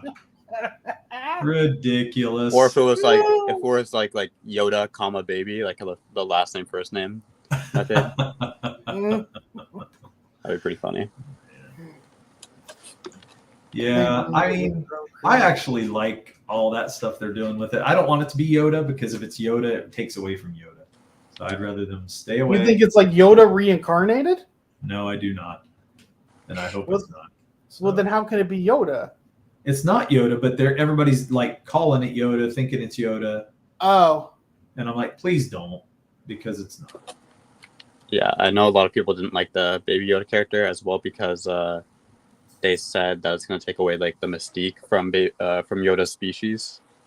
Because like they don't even have like a name right now in the Star Wars lore. I don't think, right? It's literally just Yoda's their species. Yeah, Oh. yeah. There's only been one other. Yeah, girl, right? Yeah, she was in episode 1. Yordle, Yeah, I think is her name. Yoda or Yaddle or Yordle, something. Yeah, like that. so like that's something kind of silly. So But- he's definitely Yoda's child then, right? No, Well, when he had the dream, wasn't he at the Jedi place where they were getting killed by the? Wasn't that from Revenge of the Sith? But didn't Yoda? yes. Yoda died like over 40 years ago in the lore, right? Yeah. And isn't the Yeah. baby is supposed to be like 40 years old, right? So how could he have had the baby? Yeah, and also, yeah, he was one of the younglings at the Jedi in Temple. Revenge of the Sith. Yeah. So Order 66, that's what we saw. Was Yeah. Personally, I wouldn't really care if they like showed the homeworld of Yoda and stuff because I'm not really that invested in Star Wars, but I can see why, Star Wars I would fans. like them to show it like because there's not enough species, so I don't mind if they do that. It doesn't take mystique away from Yoda for me. Mo Biggs, I wasn't saying he's Yoda like the Yoda from the original trilogy. Yoda is just his surname. Murph is getting confused just because OG Yoda's first name is Papa. He died because his balls had just been drained like never before when Luke showed up for the final conversation. I hated that they showed the Mandalorian's face. I think didn't the actor, what's his name, Pedro Pascal, he wanted that to happen, right? Because he didn't want to be recast. Yes. Yeah. So he wanted to show his face. He It's insisted. just a smart move because he could have It is, yeah, it is smart. It's just his face doesn't match like what you imagine like the character No, not at all. looking like I before agree. they showed his face. Yeah. I didn't love that, and now they want him to take his helmet off all the time, and I'm just like, He does. It's annoying. it really is. That's one thing Murph and I believe in wholeheartedly is the you got to leave that mystique for the character. The same thing they're talking about with Yoda, but only Yoda was never that mysterious. When we first met him on Dagobah, he was, but then they kind of don't really stick with that. But I think now it's okay. He was never built up to be that mysterious from the beginning. So I'm okay if we get a little more backstory on that. I think it'd be interesting because I really like Yoda and how he looks. So I'd like to see more of his species and what they look like. Yeah. That's always fun when you have like alien color variations and stuff, and you get to see like different markings and stuff like that on alien designs. I always love that stuff. Yeah. Yeah, I like that stuff too. And xenobiology, interesting. A lot of people don't, they want things to be what they initially think, I guess, and that's okay. It's just, I don't know. I think it makes it more interesting for me. Yeah, I think I'd like that too because I like all that stuff. I like designing aliens and stuff, and I always want to show all the color variations and stuff that you can get from them because I just think that that's what's interesting about real life animals and stuff. Yeah, Yeah. that is cool. Yeah, so I wouldn't mind that, but yeah, I wasn't a fan of when they took off his helmet. And it's not like it was for one. Like they took it off for a while. Like it was. Yeah, he's just like sweaty and like I don't know, yeah, like right. sweaty, meaty faced dude. It's just kind of weird. I don't know. I don't like it. Well, they've made Boba Fett be this bald guy, and which I understand because he's older or whatever. But He doesn't look really that cool though. yeah, but pulling his helmet off so much is really, they already took away from his mystique when they put Jango Fett in there as a clone, or I mean, Boba Fett as a clone to Jango. And I think that's my biggest problem was that once they did that, Boba became kind of uncool. Yeah. Well, not as cool. Yeah, not as cool. I mean, clones are pretty cool, but yeah, it definitely takes away from his individualism. Right. But, for me, it's like the whole thing that made Boba Fett cool was his mysteriousness. Though that Chewbacca guy though that they got in this series, he's so badass, man. There's a Wookiee in it, or is it actually supposed to be Chewbacca? Oh yeah, it's a Wookiee. He's awesome. I like the Wookiees. I want to see more of them. He's pissed all the time, like he's just always like growling. He's awesome. That sounds like a Wookiee, yeah. Yeah, he pulls off a guy's arm in one of the episodes. Yeah, I remember that was always like a thing in the Lego games. Is that Wookiees would rip off arms of stormtroopers and stuff. Yeah, no, he looks super cool. If you look him up, he looks so badass. He's actually from the comics. Oh, he really is. Yeah. Is that blue guy from the end of the episode from the comics too? Oh yeah, Cad Bane. Well, no, Cad Bane's not from the comics. He's from the Clone Wars cartoons. Oh. That's like every other character in Star Wars. What's that? Is that blue guy? What'd you say now? The blue guy with the red eyes? Wait, what? Who are you? Who's referencing who here? Logan, what did you say? I said I feel like every other character in Star Wars is that blue guy. Actually, that's how you can summarize most of them. Yeah, I mean, but the thing that I like, I know Cad Bane is a really cool bounty hunter. And so to see him actually come to life, because I watched did you watch Rebels? No. I would recommend, if you want to catch up on some of the more recent stuff, watch Rebels because it was well done. And they actually get the whole Star Wars lore and they get the universe. They do a very good job with it. And I was blown away. I thought, no, this is going to suck. But no, they actually got the cool factor. And they really build into it. And I was impressed with it to the point where I'm like, man, it got me excited. And they tie it in up into the end of the Clone Wars. Ahsoka Tano ties into it. And then... Well, that bounty hunter guy, his voice sounded awesome. Yeah, well, he's that way in the Clone Wars cartoon, too. That's what he sounds like? He sounds awesome. Yeah, it's freaking... It's so perfect what they did with him. Like, when I saw him on that episode, I was blown away, dude. Like, I was excited. And as soon as I saw him walking, I was like, I think they're going to put Cad Bane in this. And boom, there he was. I was like, you got to be kidding me. This is great. And he lived up to what I was hoping he would live up to. So just for a pause, Mo's been going off. Has he? Yeah. So Mo goes, Tobey Maguire did the same thing, which is why Spider-Man is always going around revealing his secret identity to the world for no reason in Spider-Man Part 2 and 3. They need a scene where Force Ghost Papa Yoda has to babysit Baby Yoda in Season 3. Do it while we still have Frank Oz. Showing Boba as a little boy was straight up dumb. You don't show 10-year-old John Rambo. Oh, that's interesting. They need to hire some crackhead writers.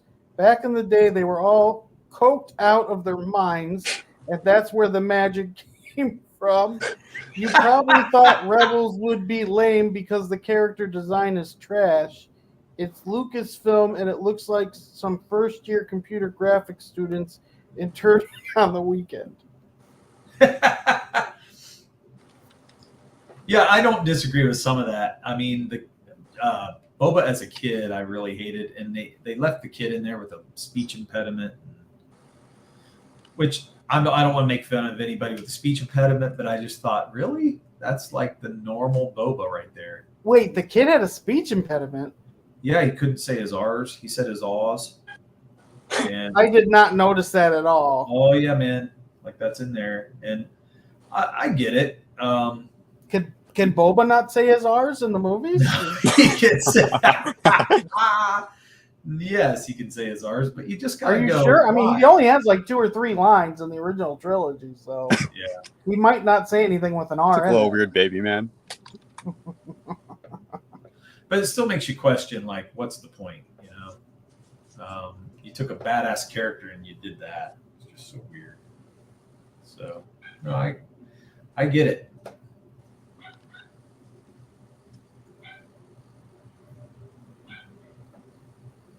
I'm trying to draw the poodle that's barking right now in the back. That's hilarious.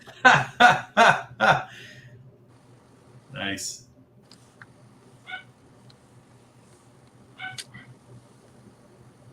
That's funny. Yeah, I was talking to some other CG people that they say it's probably not worth it, but I feel like it'd be pretty cool for fans to get their hands on franchises that they like. Like, Yeah. at least not even if you don't buy it outright, because I'm sure that those things are millions of dollars, just to get like the whatever you want to do, whether it's like screen rights if you want to do like a fan film, or like publishing rights if you want to do a comic book or something. I feel like that'd be pretty cool, but a lot of people are saying that it's probably not worth the money that it would cost to do that. Like for me, I feel like doing like a Halo fan thing would be pretty awesome.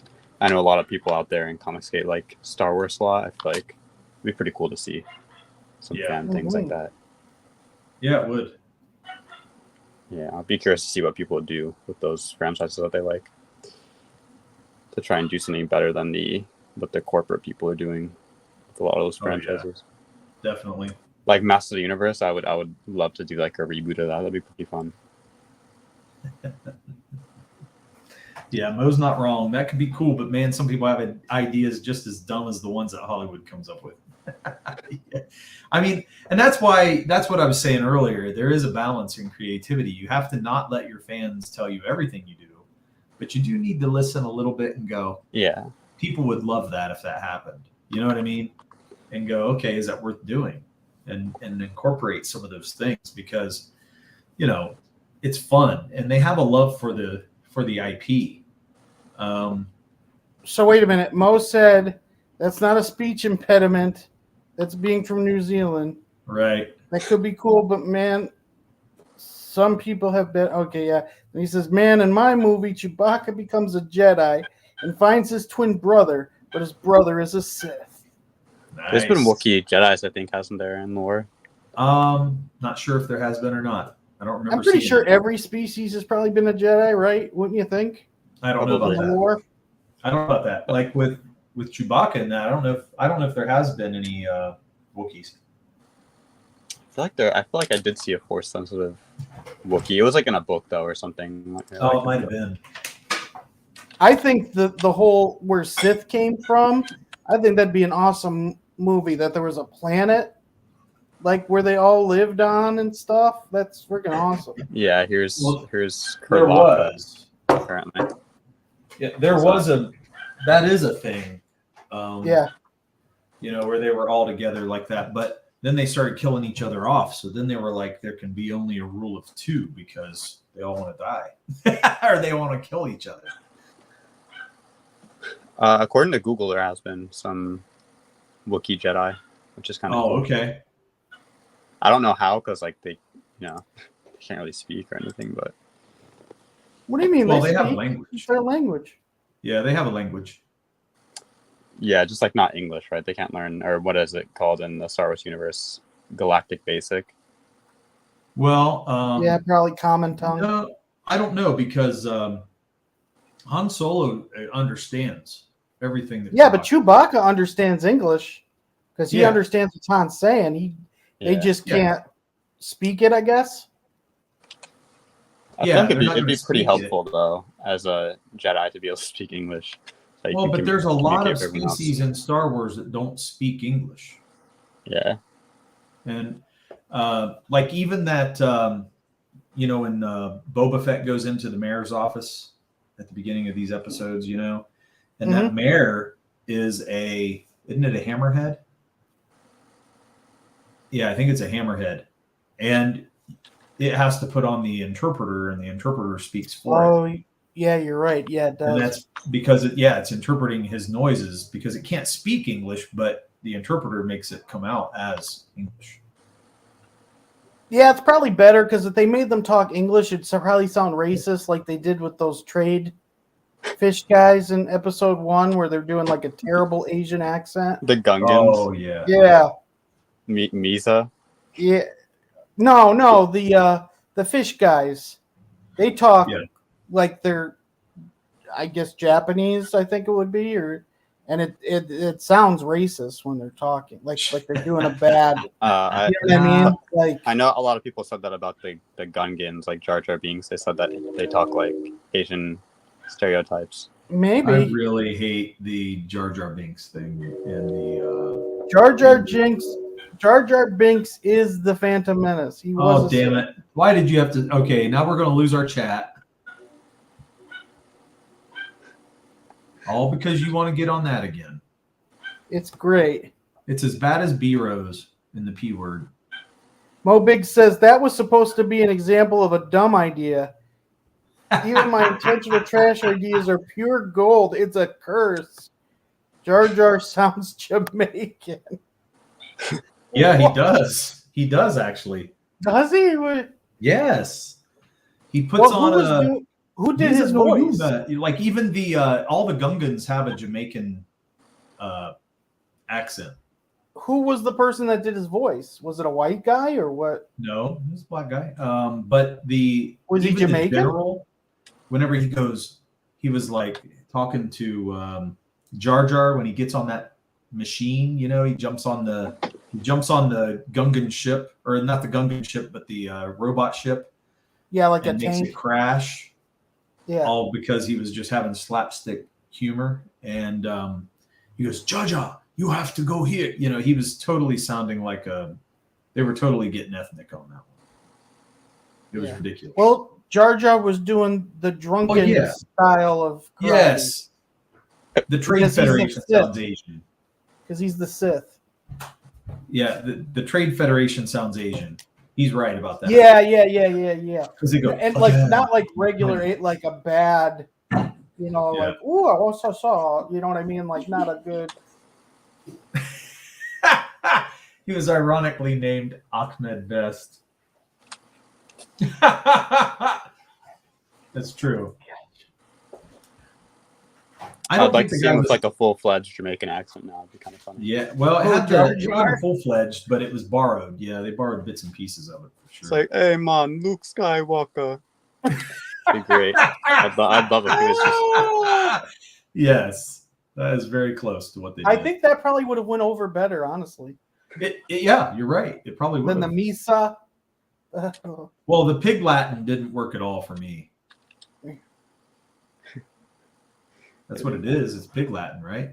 Was that what he was doing? Yeah. How is Misa Pig Latin? Isn't that Pig Latin that he was doing? Like Pig Latin is you take the first letter off. It's like Ig-yay, Big Yay, whatever. Oh, yeah, maybe it's not Pig Latin. It sounded like Isn't Pig Latin you take the first letter of the word and you put it at the end? Yeah, and then you put A at the end. Instead like of A-Y. like Ben, it would be NB, right? Like Ben to the store, you'd be like NB at a torse, maybe. I think that's how it is. I'm not sure. I know I didn't like it. I thought the Gungans kind of looked cool though, a little bit. They're like weird salamander people. I thought Jar Jar looked cool. Like I don't think there was any problem with his look. I don't know about that. What's going on? He's kind of a cool salamander guy. Yeah, you're right. Yeah, that is what he looks like, isn't it? Okay. He's like a weird salamander creature. Maybe I Have just you have a ever thing looked for up those amphibians, video? You need to look up Jar Jar being a Sith Lord master. It's freaking amazing. Why did I have this in my ear? I think he was meant to be a Sith Lord, but Lucas got scared, and that's why the second and third, the second in command Sith Lord, are all like barely have any story to them. They're kind of just inserted there because it was supposed to be Jar Jar. That would be kind of funny.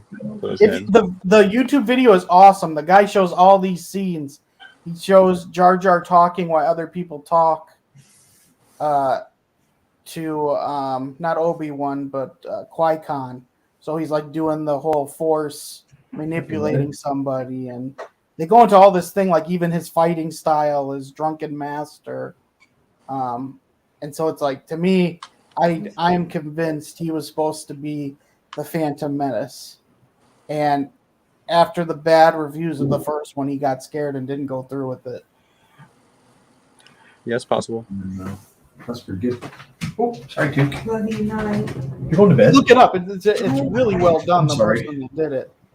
They show all the different clips and how he's supposed to be a klutz, but then like when the first time they meet Jar Jar, he does this cool like karate spin dive into the ocean. Like, how the heck did he do that? Like,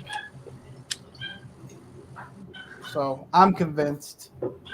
I do believe that he probably had plans for him. Yeah, because he wanted a big twist like Darth Vader. That, oh, Jar Jar's this idiot. Oh no, he's a Sith master. Just like Yoda. Like in the original trilogy, Yoda's acting like an idiot when Luke, like he's giggling, eating candy bars. Like, Yeah. you know what I mean? It's the same thing. Jar Jar's like an idiot, and he was supposed to be this master. Because even when he goes back home, all these people are afraid of him, and he's like, oh, they kicked me out because I'm clumsy. And even the Jedis go, you got kicked out for being clumsy. He got kicked out because he was pure evil. Right. I just love that theory. That would be entertaining, especially if you had the more stereotypical Jamaican accent that we discussed. Oh yeah, the Jamaican. I would have loved that. I want someone to do like a YouTube video of showing scenes where he's like that. Like, you ever see the cartoon of Juggernaut and there's someone talking and he's like, "I'm the Juggernaut, bitch," and it's like, it's great. Man, I hate that Like a so dub. Yeah, it's great. Every time Juggernaut's punching someone, he's like, "Do you know who I am? I'm the Juggernaut, bitch." It's just great. That'd be pretty funny. Yeah, it was a meme for a little bit because people thought it was so funny. I feel like I remember that because doesn't he say that in one of the X-Men like live action movies? Yeah. Yeah, so people thought that was funny. They kept using it. I've seen that as like a meme.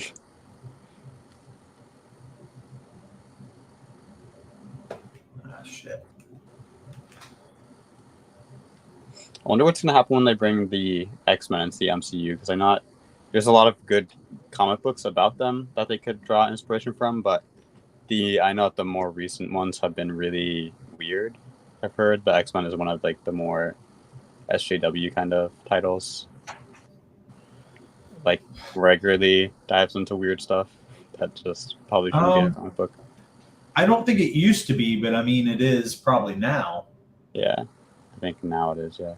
So I wonder if they're gonna go with like for the MCU if they're gonna do like the Chris Claremont stuff that's actually good, or if they're gonna be like they're gonna model after the modern one.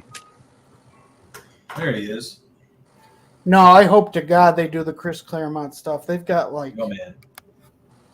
they'd be dumb if they don't. Were you calling because you got kicked out? Yeah, Oh, okay. What happened?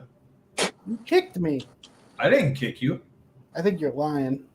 No, dude, I was drawing. Well, I got kicked somehow. Oh, well, you should be kicked. It was Jar Jar. Regularly. It was Heard you Jar talking Jar. On the regular.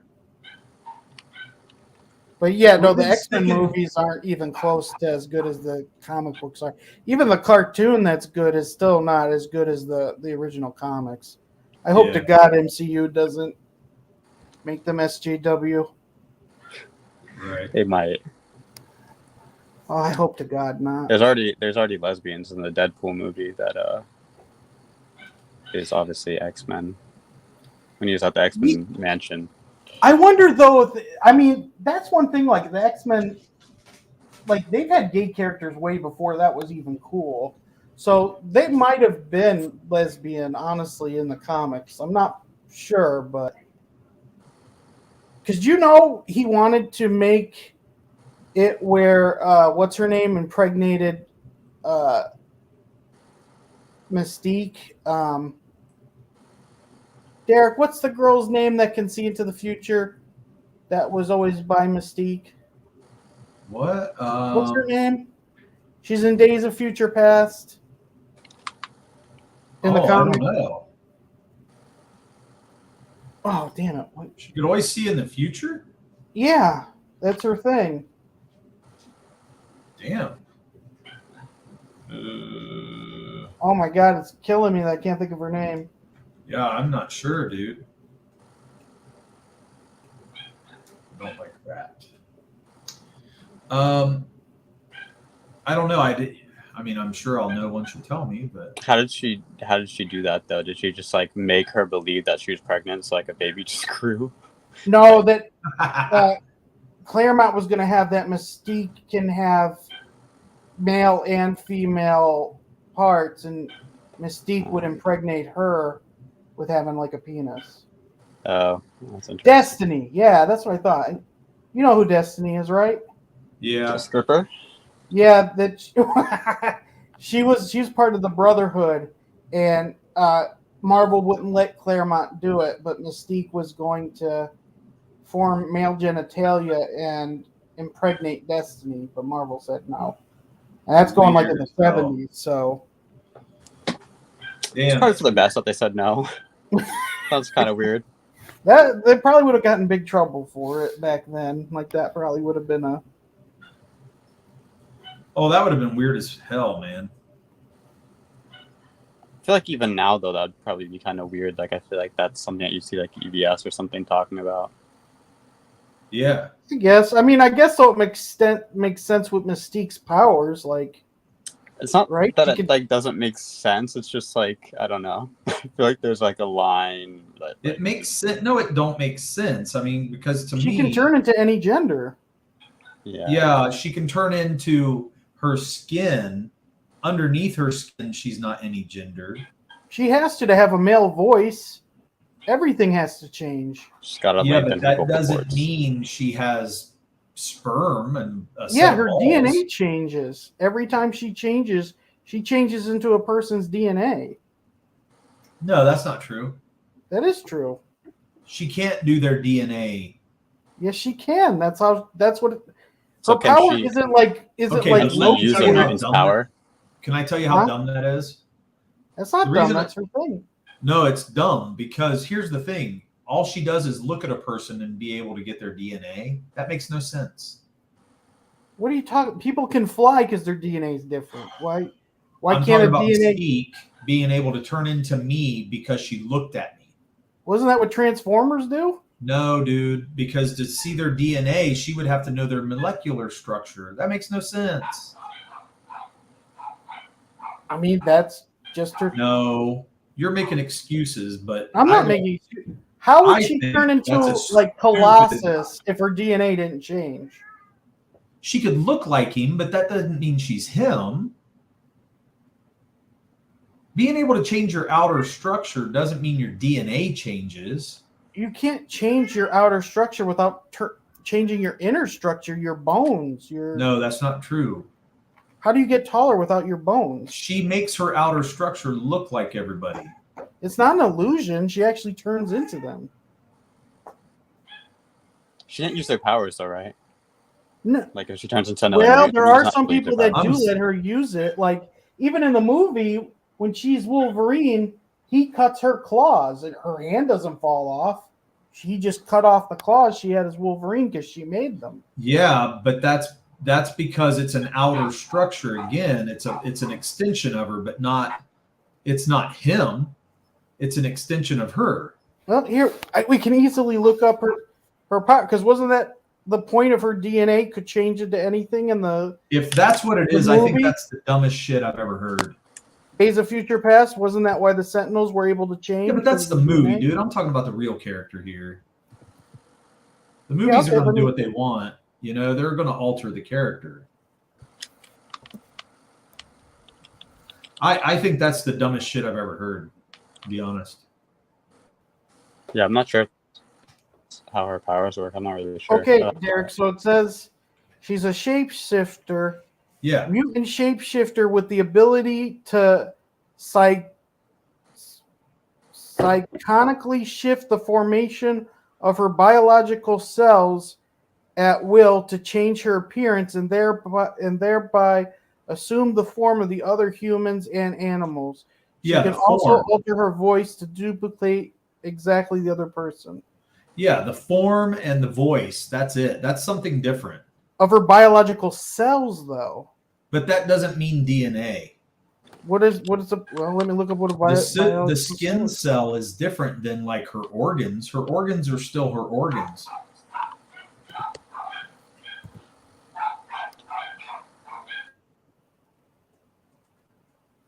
So as the cell is the basic membrane-bound unit that contains the fundamental molecules of life, and which are all living things are composed.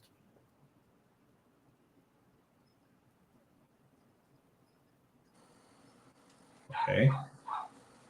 So, I mean, is cells and DNA two different things, or no? Yes.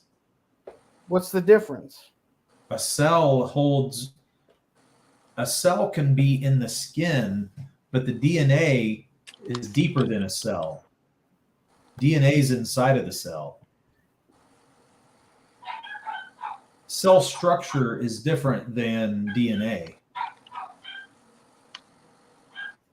I'm reading this.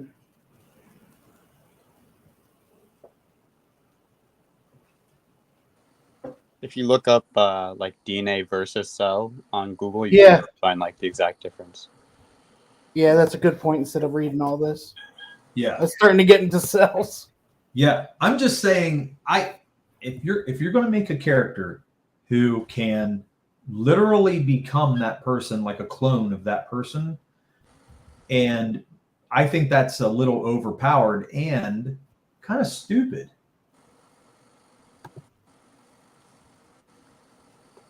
Plus, she's never had that power before, which means they're altering her just to make her that way. But I always feel like they overpower her anyway. The movies definitely overpowered her. I'm not seeing anything here in the difference between cells and DNA. Yeah, I don't like that. I think that's, some real crap, because that's like saying she's not a woman, and then it also takes away from her having. Okay, so I found this. Nearly every cell in a person's body has the same DNA. Most DNA is located in the cell nucleus, where it is called nuclear DNA. But a small amount of DNA can also be found in the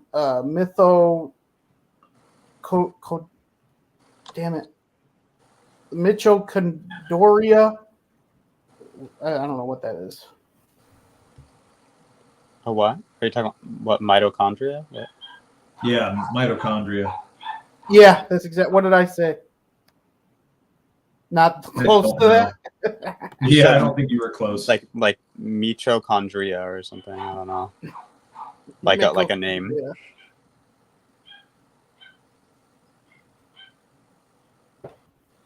Yeah, I just think that. So yeah, once you start getting a character that's, unless it was still set up like that from the beginning, but once you start altering her abilities like that, I think you're just going OP on it, man, and that's a little too much. So even if she doesn't change her DNA, though, could she still make male sperm? Because she I could don't think she can make a male male sperm. genitalia. No, I think she could make genitalia. I don't think she could make the sperm. She'd She be can't like impregnate a anybody. sterile man. Yeah, because she could make it look like it, just like she did Wolverine's claws. She could, she can form it. Yeah. But it doesn't have anything in it. Mm-hmm. Just because she can form it to look like metal doesn't mean it's metal. Yeah. Which is why Wolverine was able to cut it the way he did, and it hurt her. Well, it didn't hurt her, though. Like, she didn't have any cuts or anything. I always thought that scene was weird. Well, that's because they messed it up. She should have had a cut somewhere because it cut a piece of her off.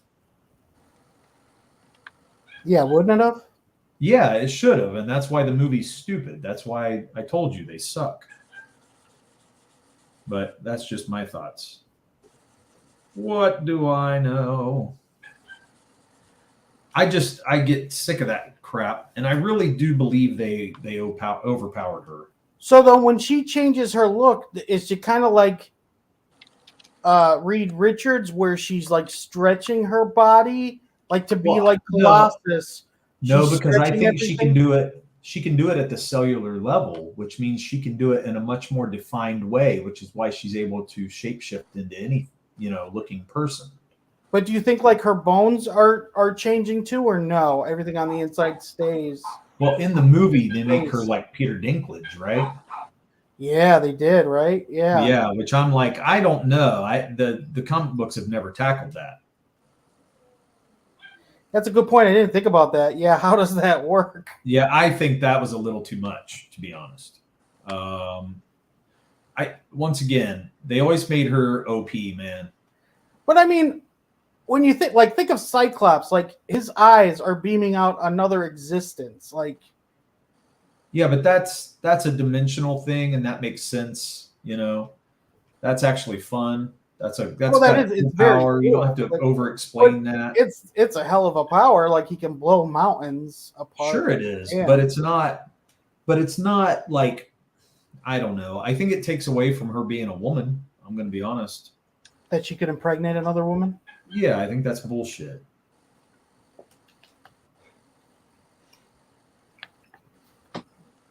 Well, but I'm just saying the X-Men have always. They've never been afraid of the gay community. That's, Oh, I don't care about that. I mean, that's fine. I don't think they need to be all about that, though. No, yeah. Everyone and their cousin now is bi. Well, DC's done that. Everyone's bisexual. It's like, what's the point? Yeah. But I don't mind that they represent it a little bit. That's not a problem for me. I don't have an issue with that at all. I think I have an issue that they make it only about that. Because they kind of always do it in like a really weird stereotypical way too. Yeah, it's like very stereotypical. Almost kind of like insulting. Like Iceman was like a very, very stereotypical, like flaming kind of like gay dude. Yeah, and I feel like that's the bullshit. That's why all this doesn't work, because they go with those, they always go flamboyant. It's always somebody over the top. It's never just somebody normal. Like that's what Walking Dead did well. They had two guys that were homosexuals, but they were badasses. Aaron and Jesus, they weren't stereotypical at all. Jesus is gay? I didn't watch that far. Not in the show. Yeah, on the show and on the comic. Jesus didn't act gay in the show. Yes, he was gay. Him and Aaron had a thing. Oh. What? Yes.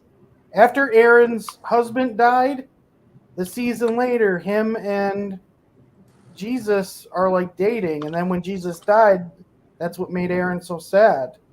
Oh, I didn't know this idea that I didn't watch that far into the show, because I thought the show became kind of garbage after a while. I had no idea about that. I thought they were just friends. No, they were. That feels kind of weird, since like obviously he's not actually Jesus, but like he's just that his name is Jesus and that he's gay. But it's kind of weird, like a little bit. Yeah. Yeah. It feels agree. a bit wrong. Yeah, a little blasphemous. Yeah. Oh man. But yeah, even before Aaron, Jesus told Maggie that he was gay in the show. Yeah. Yeah. Okay. I didn't know that. It would be kind of funny if he was very stereotypically gay and called Jesus. No, but see, that's why you didn't even notice it, because they do stuff that well. Like it's like actually, Also Walking Dead's pretty diverse, and no one ever talks about it. I They're think not both like, those "Oh." actors are straight as well. I'm pretty sure of the characters that you're talking about, Aaron and Jesus. I think Oh yeah, the actors are as well, both straight in so real life. Yeah. they didn't get like some super fun guy or an overactor. Yeah. Most of this conversation is turning transphobic. I'm not. I'm not even going to jump in that one, man. Oh shit! This sounds like a promo from The Rock for the World Biology Federation. Psycuck wears literal rose-colored glasses, just stay in his relationships where the woman is inevitably banging another dude behind his back. Ooh, dang. If Murph insists any more fervently that Jesus was gay, he's going to get hired at Image.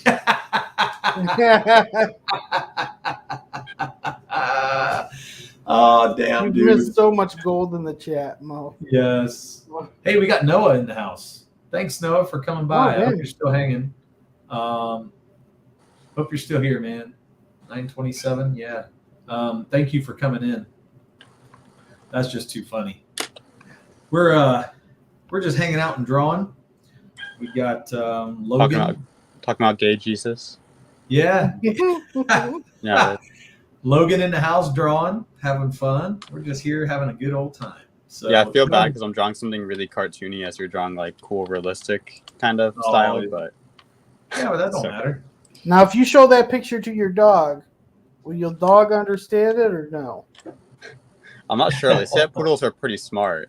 Yeah, they are pretty smart. I don't know if she's that smart though. Is the thing, but that's all right. No, I think it's fun, man. I don't care. You can draw whatever you feel like. We're just here having a good time.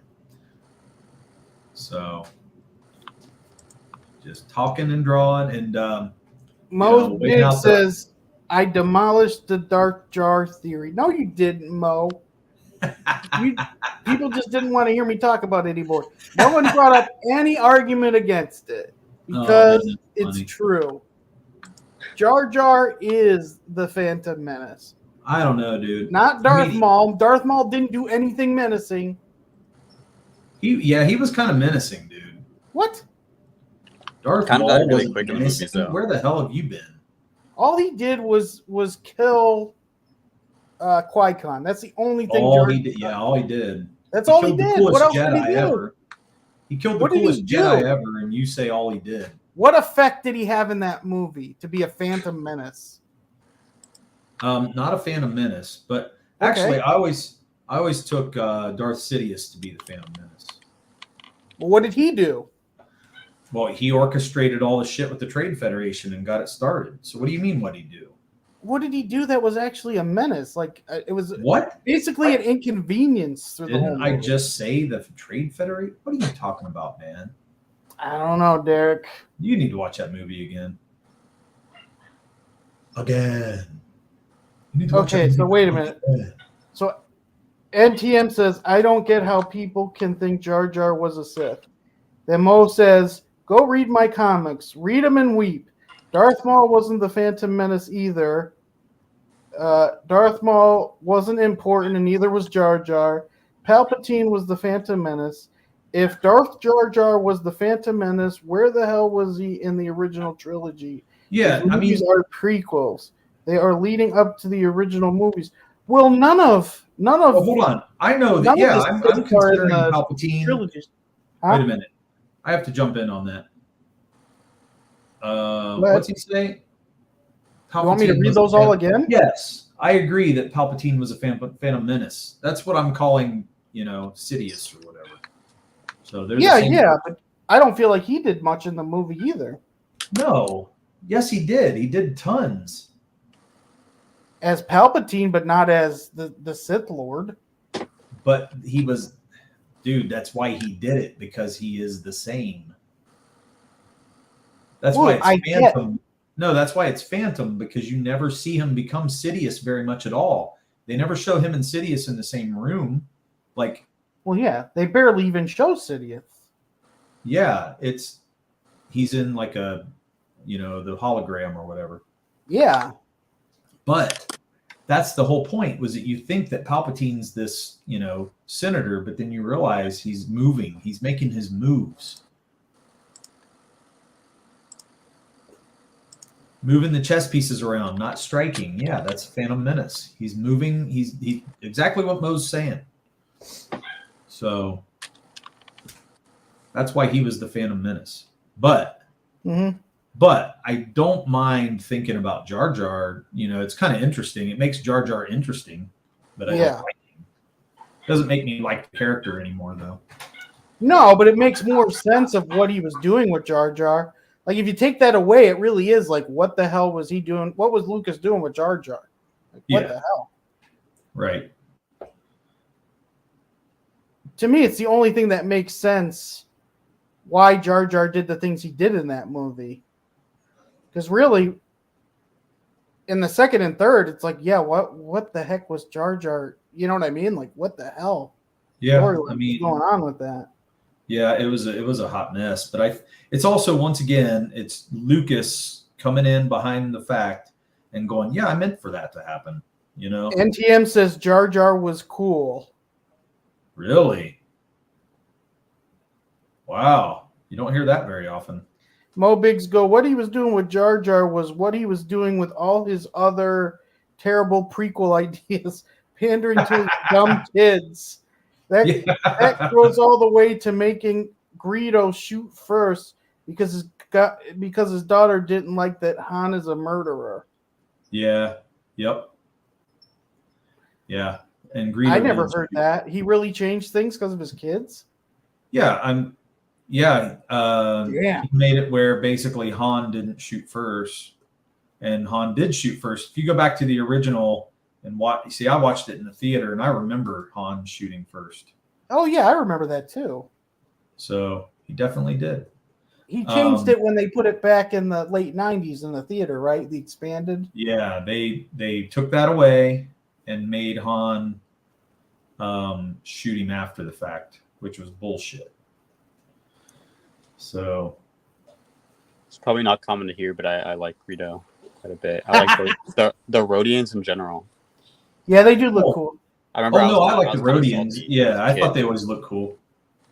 When Han killed Greedo, I was salty as a kid, I have to say. Yeah, I get that, but you still can't take away the fact that Han didn't put up with no shit. Oh, I fucking love Mo Biggs. They made Greedo miss at point blank range. Yes, they did. It was so friggin' dumb. It was so stupid. So stupid. Oh man. I guess those compound eyes weren't really working for him very good. Yeah. I mean, the original Han Solo in the first movie didn't take shit, man.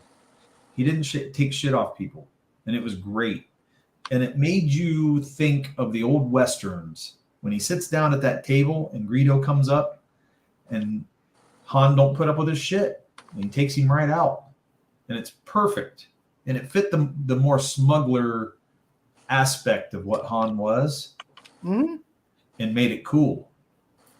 But yeah, then he listened to his kids and took it away. So Mo's right.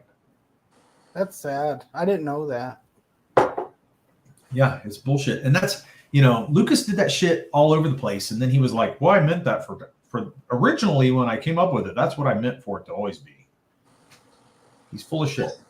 Return of the Jedi, that singing scene at Jabba's palace. My God. Yeah, that was dumb. I wish they would take it out. And, I wish they would go back to the originals because they didn't need to have those extra scenes in them. They really didn't. I think the only thing I liked was seeing Jabba in the first Star Wars where Han steps on his tail. I did think that was cool, even though Jar Jar looks terrible. Yeah. You thought that was cool? Yeah, I thought that was cool that they have a scene together. You know, that you did watch. I don't like it because it makes it I- comedic. That because he steps on his tail and he's like, "Ah." Yeah, and I just thought, well, that's kind of dumb. You know, they should have just left it alone. Didn't need to be tweaked, and it wasn't that great of a scene anyway. No, It didn't even need to be added, to be honest. I did like too seeing more of the abominable thing with Luke in the cave that you got to see. Oh, the Hoth, on Hoth. That was cool. Yeah. Yeah, that was. I mean, I like that. Did they add any action scenes? It's chewing the meat and everything. Yeah. Yeah, I thought that was cool. I remember as a little kid, I was scared to hell at that scene. Really? Yeah, because I was like 5 when my uncle showed me it, and it's like, so you just hear this monster coming, and like Luke freaking out, and it's like, oh my god, he's gonna get eaten. Huh. That's funny.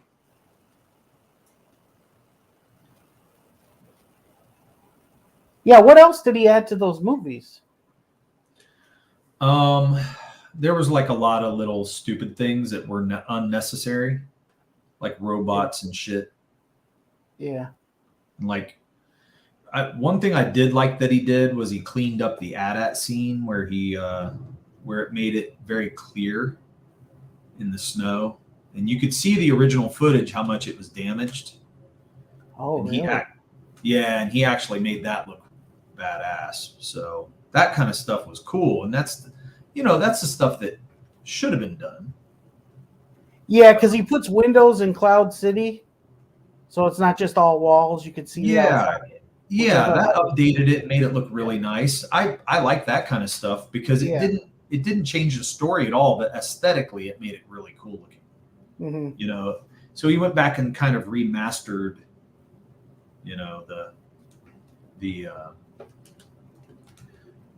the digital pieces, which is fine. That to me is what should have been done, not the story elements and bullshit that he tried to add to it. If he would have just done that, then people would have been like, oh yeah, that looks great now, and that's all they would have said.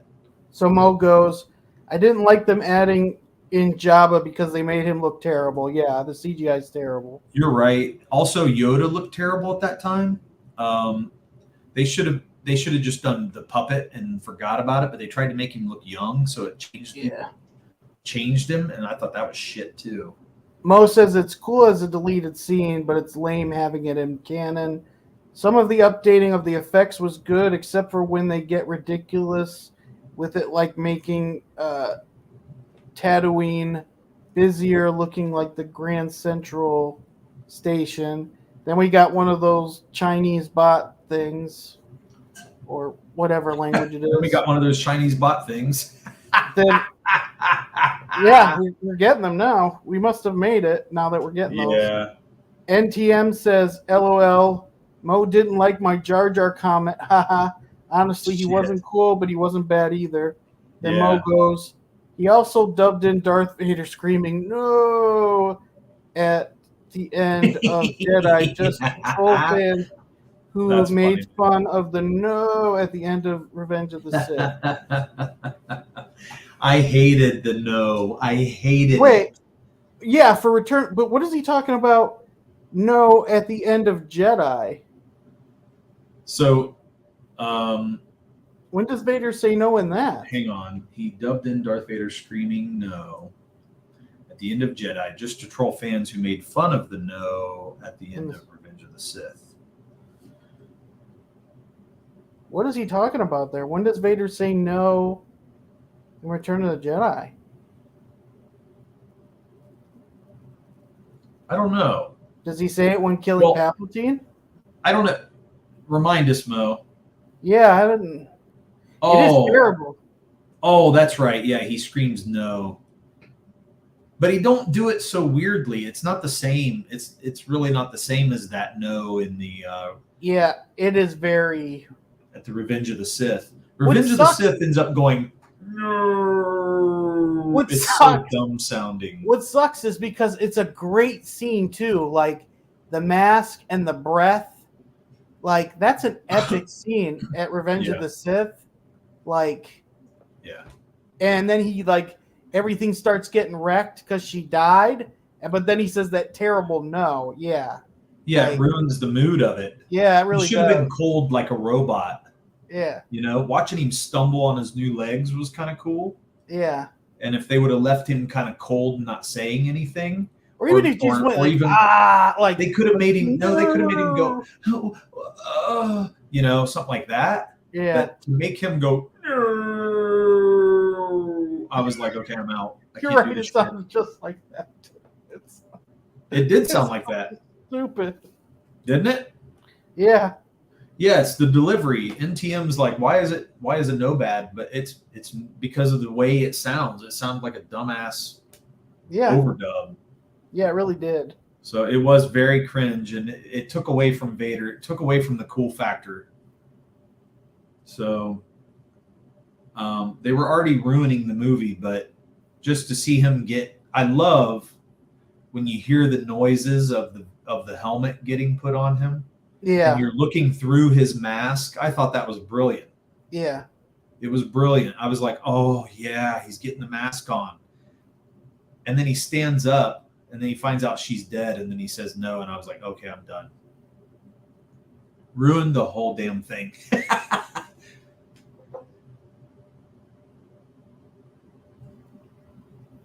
Man, it's really tough for Star Wars fans because he's done a lot, and then like everyone was so excited when Disney bought it because people are like, we're gonna get movies and shows, stuff that people have been waiting for like 50 years. Oh yeah, man. Here's the thing though. I don't have a problem with him I mean, I could get over that, but then they do the new movies and then they ruin Luke and they make him the worst ever, and they totally take the best, well, my favorite, but also one of the best heroes in pop culture of all time, Luke. Yeah. And they bitch him out. They make him throw his lightsaber away. Mm-hmm. They make him turn his back on everything. They even made him close to being a killer, but he decided not to. I was just like, that's it. You don't understand the character. You don't know what you're dealing with. You should have just given it up to somebody else and said, I pass. You know? Because the whole thing about it was they were making Luke almost kill his nephew. Yeah. Because he had a dark side, which makes no damn sense. Because Luke knew that Vader had a dark side, but he didn't kill Vader. So why would he kill his nephew for the same thing? It made no sense. The motivation was wrong. Let's be honest. Those movies even existing makes no sense. Yeah, you're right. The Return of the Jedi, they won. Who are all these new people? Where are they coming from? Well, it's okay to move on past. But the problem with that is there's better stories than what they did with these new movies. Oh, they had plenty of like books that went beyond that were great. They were very well written, and they should have. Yeah, I never read the comics, but I did read the novels where Luke got married, and did they have twins or did Han have twins? Yeah, Mara Jade was cool, and they had some really cool storylines. They could have taken so much from those books. Yeah, because she turned into a Sith, right? What? She turned into a Sith, right? I think later on, but dude, I'm telling you, there was so much great material in those books in the expanded universe that they were stupid for throwing those out. There were some great storylines for a lot of characters, including the bounty hunters. Yeah, Mo says it's like all of the development of the original trilogy gets thrown away off screen. The New Order, basically the Empire, are back in charge, and Han and Leia have split up. Luke is the opposite of himself. He should have made the sequels when he made the prequels, back when the original actors were still young enough for good adventure movie. Yes. Yeah, Mo. That's exactly right, man. Because they missed a golden opportunity, for one thing. Because they those actors could have played a whole different, piece to their story. Mm-hmm. And people would have loved it too. So It is crazy that he left that much money on the ground all those years. Like, well, he was riding it. I think he's lazy. I got to be honest. I really believe he's lazy. yeah.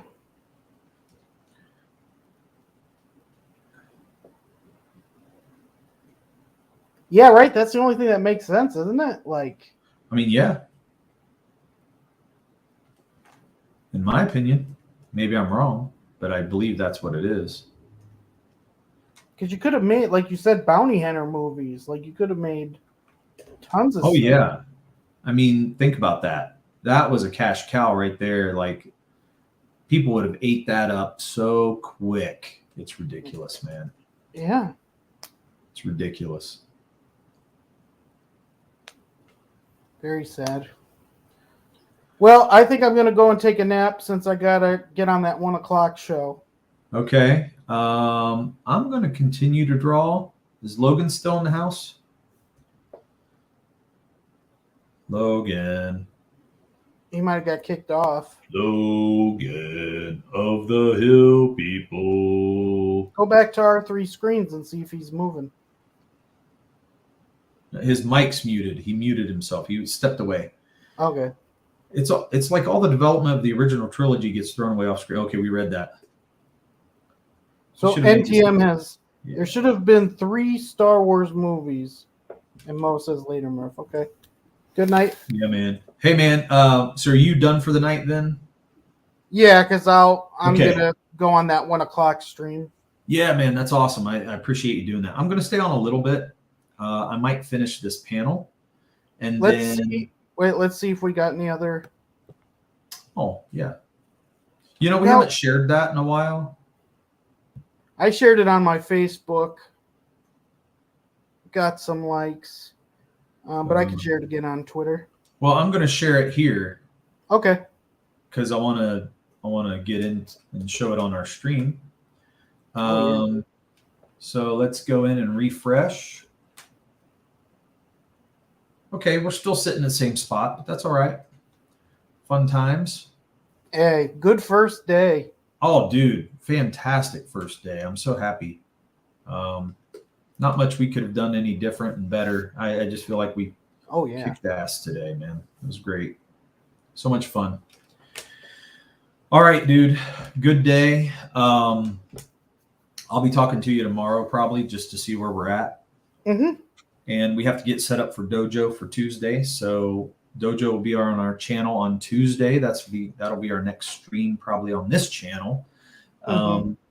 You'll see Murph around the circuit. And maybe me too. If I get opportunities to go on, I'll go on if I can. And we're going to push the book, but yeah, we've been streaming all day. I'm going to go for a little while longer. Hopefully Logan comes back, hangs out, and we just have a good time. Murph, see you later, man. All right. Talk to you tomorrow. See ya. Bye, everyone. Thanks for everything. Okay. Yeah. So we're doing pretty good. I'm still loving that we reached $1,400. It's friggin' awesome. So one day. Logan, when you get back in, man, I hope you're hearing me, but if you are, let me know when you're back because I want to hear you. All right, I'll remove this. I'm going to share. Get back into my tabs. I'll check in on the chat here and there, but drawing digitally makes it hard to check in on the chat because I can't see what's going on.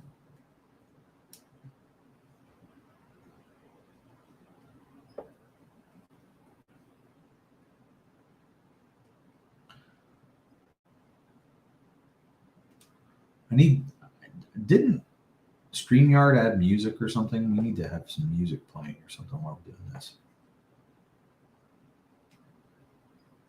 I don't know if it's any good though. It's probably bad music.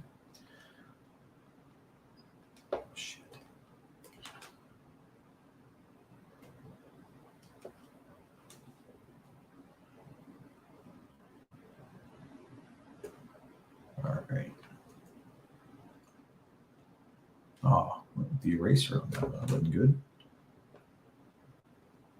Oh, damn it. Sometimes throwing lines ain't as cool as I would like them to be.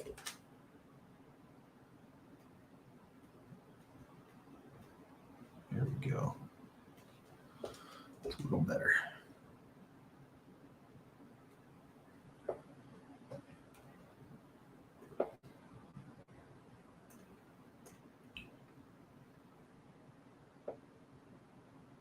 Oh, see you, Mo. Thanks for hanging, dude. Thank you so much. We had a lot of fun tonight. Appreciate it. StreamYard added music, but it's soy. Oh, yeah. See? Dang, it sucks. Where do you do it? Like, I don't even know where you do it. Virtual background? Is that what it's on? Or is it audio? No. Is it layouts? I have no idea where it's at. I was just going to try it.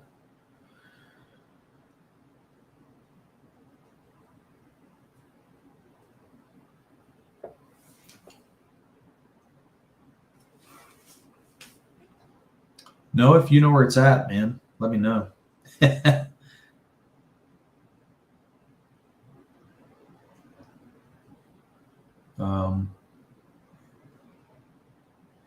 Yeah, I have no idea. Oh, well, we'll just draw. Drawing is chill anyway. I'm going to get off this eraser. It's driving me nuts.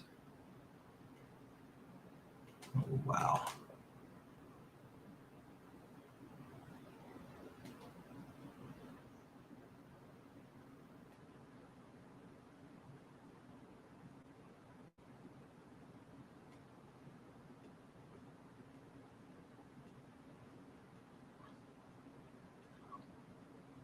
There we go.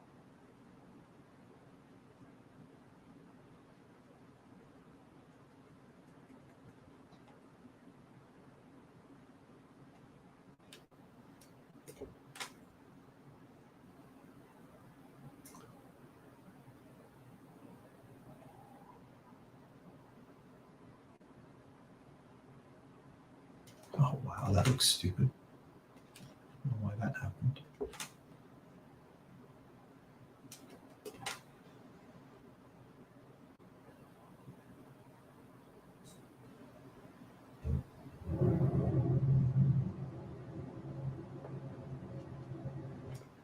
And I'm going too far past those lines. Geesh.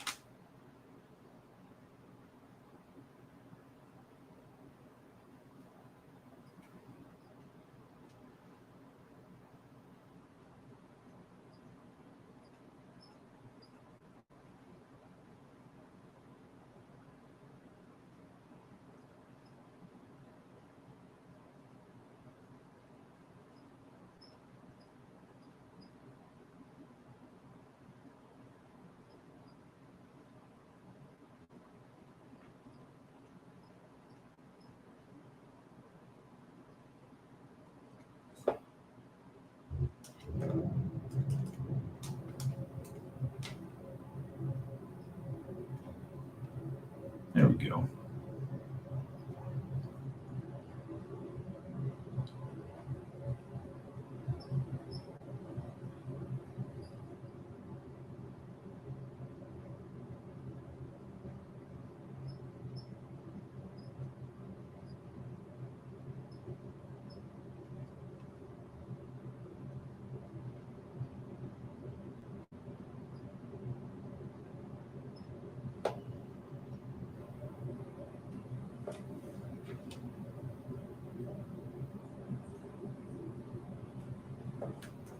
Check in on the chat. Go to brand and scroll down. Okay. Oh, hey, Logan, are you back? He's changed his background. Okay, you said it's all the way at the bottom. Go to brand and scroll down. Oh, okay, brand. And background music. There it is. Weird.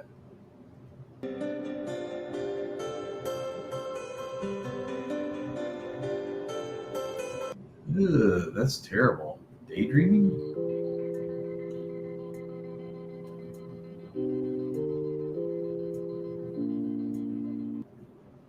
Sheesh. It'd be better if they let you add your own music, right? No. Into space.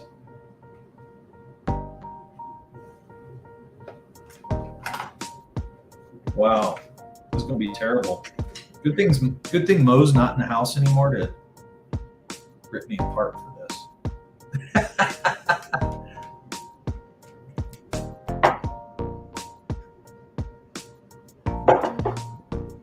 Oh wow. No way. It is pretty soy.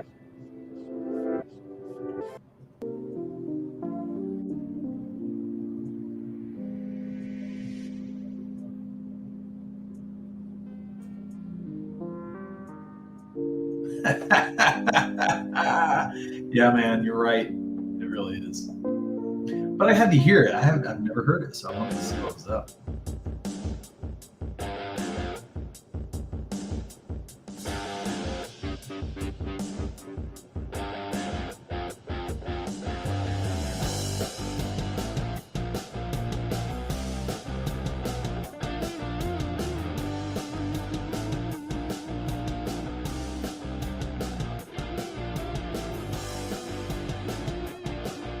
Wow, this is terrible. Well, until they give us the ability to add our own music, that sucks. So anyway, we're not going to do that. Man, Logan, I hope you make it back, dude. Don't know what's going on, but I want you to hang out. I'm lonely over here, man. I have nobody hanging out with me. Noah, I got Noah in the house, which is great, but I can't hear him. Yeah, I'm going to try not to draw too much longer, but I was going to finish this panel at least to get this top panel inked. And so I'm going to get that done, but then we're probably going to hang it up after that, but that'll be a little bit of time. So yeah, if you're just hanging out watching, that's cool. If you look at our book, Ballad of the Celestials, we launched last night. And if you haven't backed yet, go check it out. See if it's something you want to back. And we would appreciate it. It's very cool. We're very excited about it. And, you know, I feel like we've had a good first day. We have not hit 24 hours yet since we launched on Bancroft last night, but we are getting close. It's going on 10 o'clock here Eastern time. And yeah, so we feel like we've done a pretty good job on the first day. It's humbling. It's really exciting to see that there's so many people that are willing to back us and show support. So it's really cool.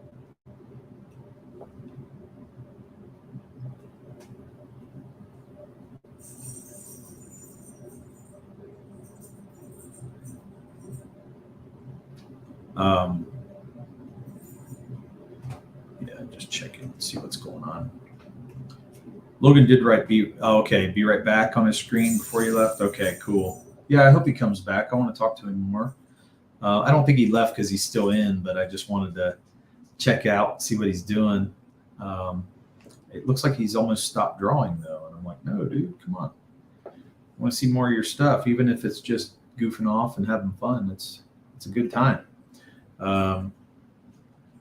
Enjoy just doing this. I'm doing this more. Now that we've launched, I want to have some guests come on and we'll do this.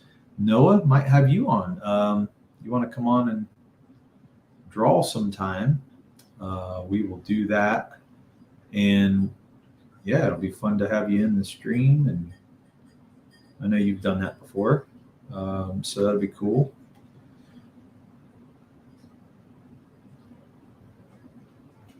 Always like to have artists in there with us hanging. And I've never really done it on our channel. I've gone to other channels and done it, but I've never done it on our channel. So it'll be a good time to hang out with some people and just talk. it's not something we do very often on our show, is have chill streams or hang streams, you know, where we're just having a good time and doing nothing but drawing. Let me just put it that way.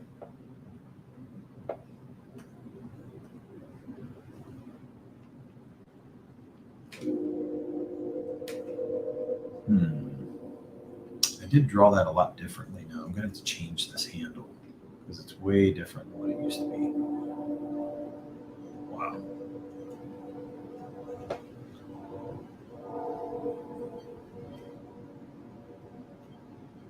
It's crazy. I will say I do like how this page turned out. I'll zoom in, or I mean, I'll zoom out of it and let you guys see. This right here is going to be a new addition to our book. Our book's 30 pages, and so this page will be one of the 3 extra pages we're added. We used to be 27 pages, so now we've added 3 pages to it to be 30, which we're advertising on Indiegogo. And it's one that, gosh, I drew this before I drew any other page for the book. But we decided that I was going to leave it out, that we were going to leave it out of the story. And Kevin said, no, we're going to use it in the future, but we never knew where. But he's going to go ahead and throw it in as a dream sequence. It's going to be something that it's not necessarily a part of the main flowing story. It's going to be kind of a side thing, which is cool because it's going to add some flavor. And I like it. I think it's a pretty cool page to draw. It was fun. Although I feel like I've leveled up so much since I drew this. So it feels so weird to go back to it and draw it. But yeah, and then down here we have the bird. The wind blows, scares Mare, and the bird comes, and that's all it was a bird. The premises of this was that when Mare turns around and he's going back on the path of just walking again through the woods, he ends up getting startled by the bird, and he turns around though, and the giant's there. Hey, Logan, thanks for coming back. Yeah, hey, sorry, I was gone. I was eating.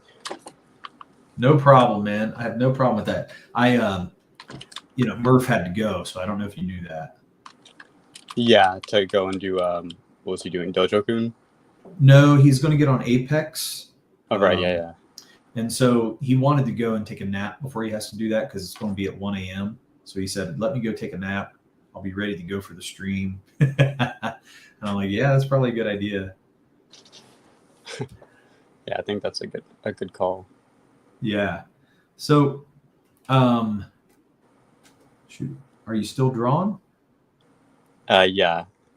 I'm drawing my my superhero persona. If I was a superhero. Oh, it's okay.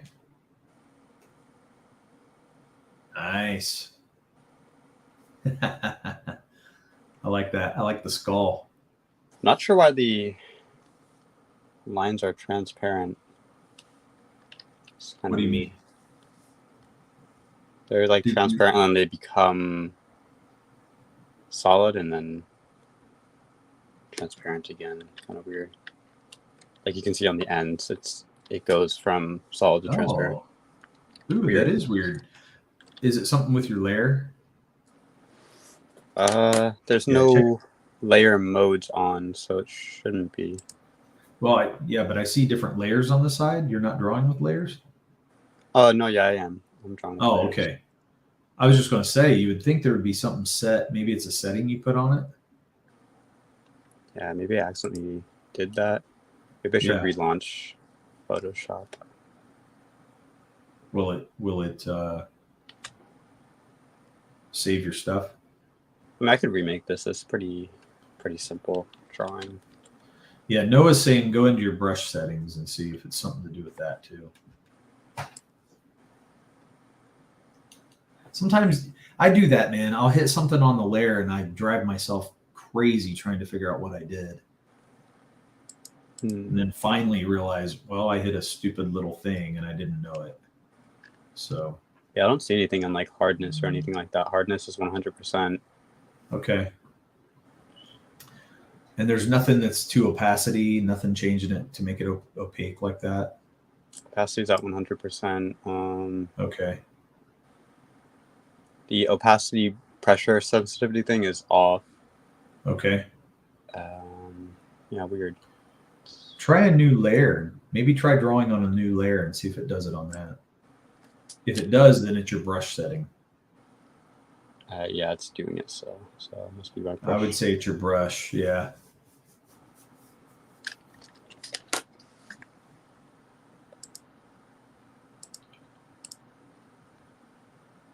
It's weird, man.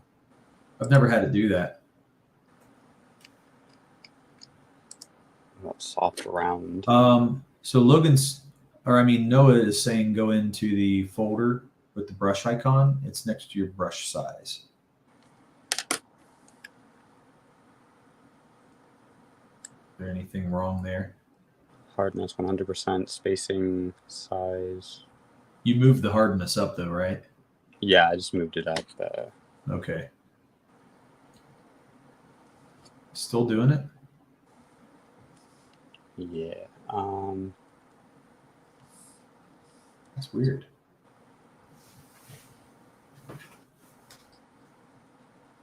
That looks pretty good. Yeah, it's still opaque on the edges though, which is weird. Wow. Well, that would be. Oh, let me look.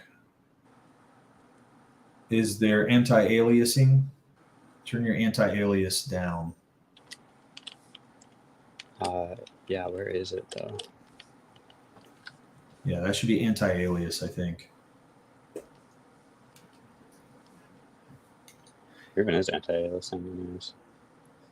Now that on your software, I'm not sure, but I'm sure there's a setting, but I just don't know where. I could help if it was Clip Studio. I wonder if I should just redraw it because it probably wouldn't take that long to redo this. Well, I don't know, man. I mean, it's okay if you go in there and find it. I'm sure anti-aliasing is in your brush setting. It's got to be in your brush settings somewhere. Maybe it's okay. Yeah? Since it's black anyways, maybe once you add color, it won't really be noticeable. Yeah, I know if you set it too high, it will take the edges off like that, and it'll make it look really weird. And so I don't always like that. I like more of a solid line. Yeah, it's kind of weird looking. Yeah. I wonder who uses that and for what reason. Because some people do just use stuff like that, tools like that. Yeah, so Noah says that list of stuff, the second one from the bottom is checked. He said, try unchecking it. Oh, the second one from the smoothing, turn that off. Yeah, there you go. That do it? No, it's still transparent. Still? I actually believe that it's your anti-alias, but that's just me. Yeah, it probably is. I'm not sure exactly where to even see that.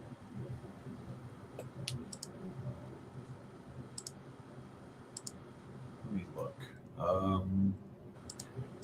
I mean, mine is right there in with the stabilization, the opacity, anti-alias, brush size. It's all together. Vector, it's like vector magnet, all that stuff is kind of together with mine, but I'm not sure how it is for you. Yeah, I don't think I have a stability thing. I don't see it. Noah says go into shape dynamics. Do you have that? Oh yeah, shape dynamics. Yeah. Yeah. Is it there? Control is off.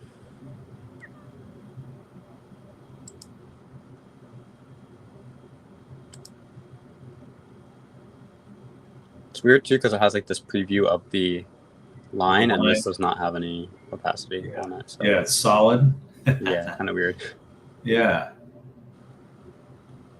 I wish I knew that software better. I don't have any experience with it, so. Yeah, I'm in shape dynamics. If Noah knows what to do after that, going there. Yeah, no clue. Anti-alias isn't anywhere in there.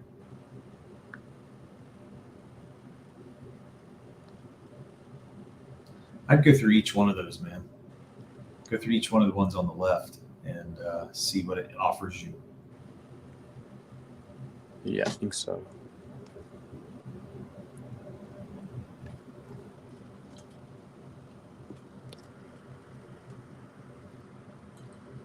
I just keep drawing for now. I don't think it's gonna be that bad. That's all right.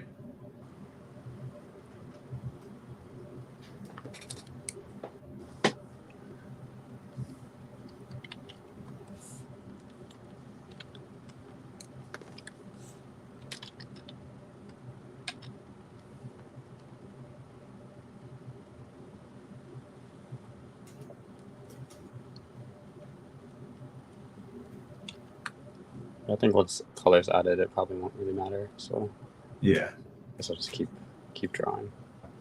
I have no time for Photoshop shenanigans. That's cool. Whatever works.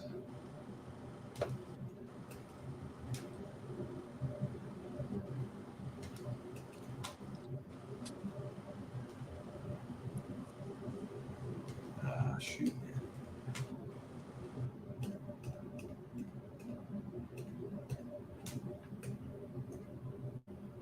Uh-oh. He dropped out on me. I have no clue anymore. Just use a different brush. Yeah, that's what I would say too, man. Yeah, I'll go ahead and share this and solo it. And yeah, I'm just trying to work on the hand, get these hands done. But I'm not going to be on too much longer, but it'll be a little bit.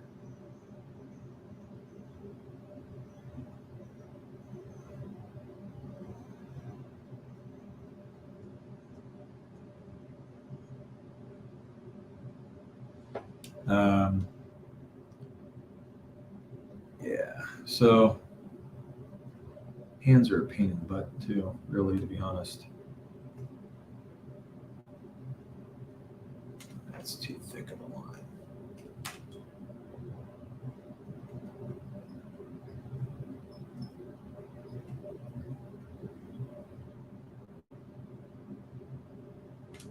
Like that either.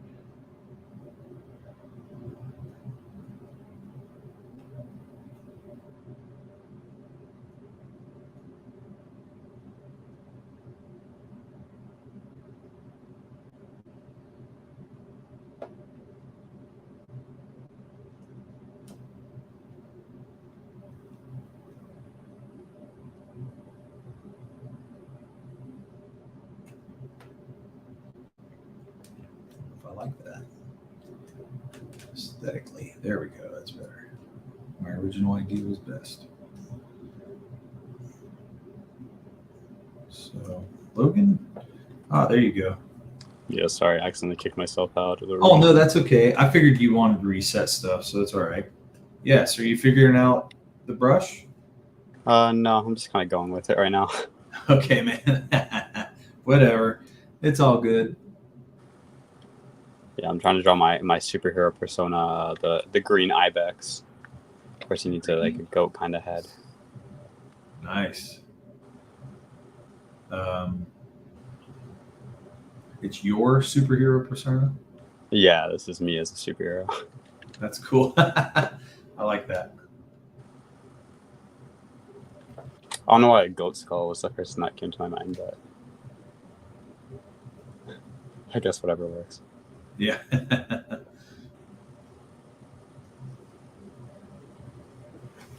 I have some giants in our story where we use some bones like that. Like they're going to have some like elephant skulls they wear and stuff like that for their armor, which is going to be pretty fun.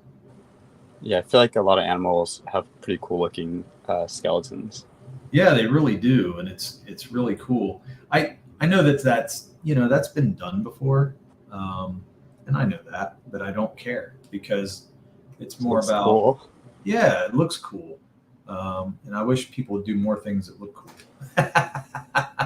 So, yeah, I've always wanted to make a monster based off of a hippo skull. I don't know if you've seen them. Yeah, they have like crazy looking like almost like mandible kind of like spikes on the skull that you don't see on the Yes. actual animal. Yes. That looks cool. And I have seen those, and they look awesome. And I agree. It makes it really neat. I don't know. I might have a giant doing that, because I think I drew something like that with Kevin, and I showed him, and he was like, "Oh man, that's awesome." So I think we might be doing that. Yeah, I think it's pretty good basis for a monster. Yeah, it's at least similar to that. I don't know. I feel like I want to wear hyena in one of my stories too. I feel like that's always been something I thought was cool. A random monster. A were hyena? Yeah. Yeah, you don't see hyenas being used that much. I think that's an African legend as well, right? There was a were hyena legend, I think. I think so. Yeah, I'm pretty sure. And like in is it Dungeons and Dragons, they have the Knoll characters, and like in a lot of artwork there, hyena man, it looks kind of cool. It's kind of cool design. Yeah. You got to get accurate black lips in here, make them full. Yeah.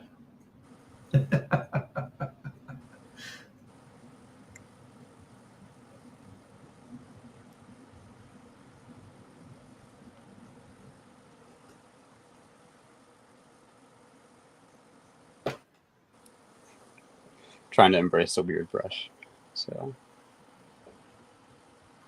we'll see where it takes me, I guess. Yeah. Is that what you did? All you did was change the brush? No, it's the same brush I was using before. I'm just trying to go with it, I think. Yeah. No, that's cool, man. Roll with it. I feel like even though I always use Photoshop to draw, I've never really looked into like the setting side of it, so I think it would just take me a while to fix it. So yeah.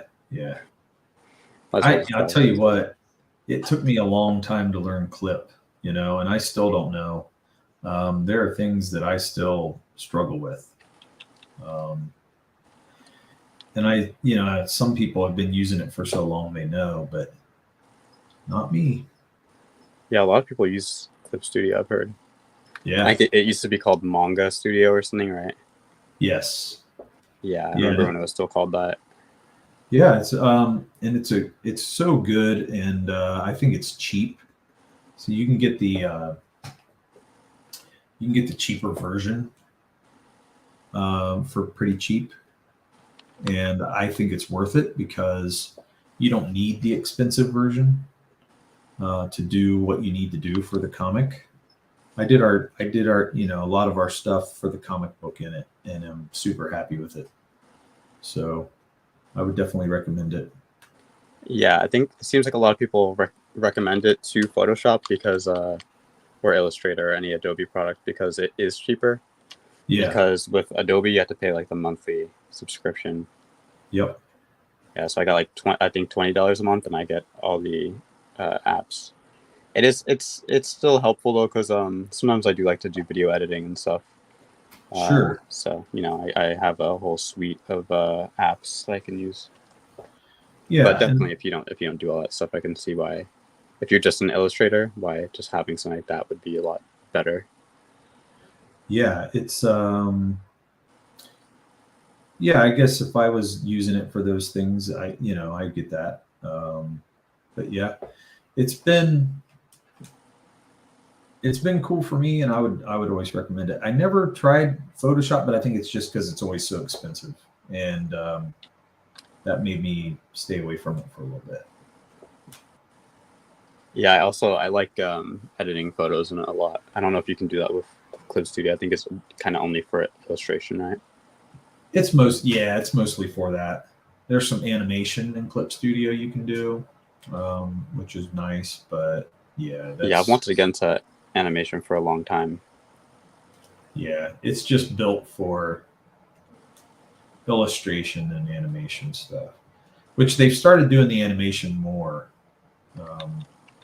My guess is later on they'll probably make it pretty in depth.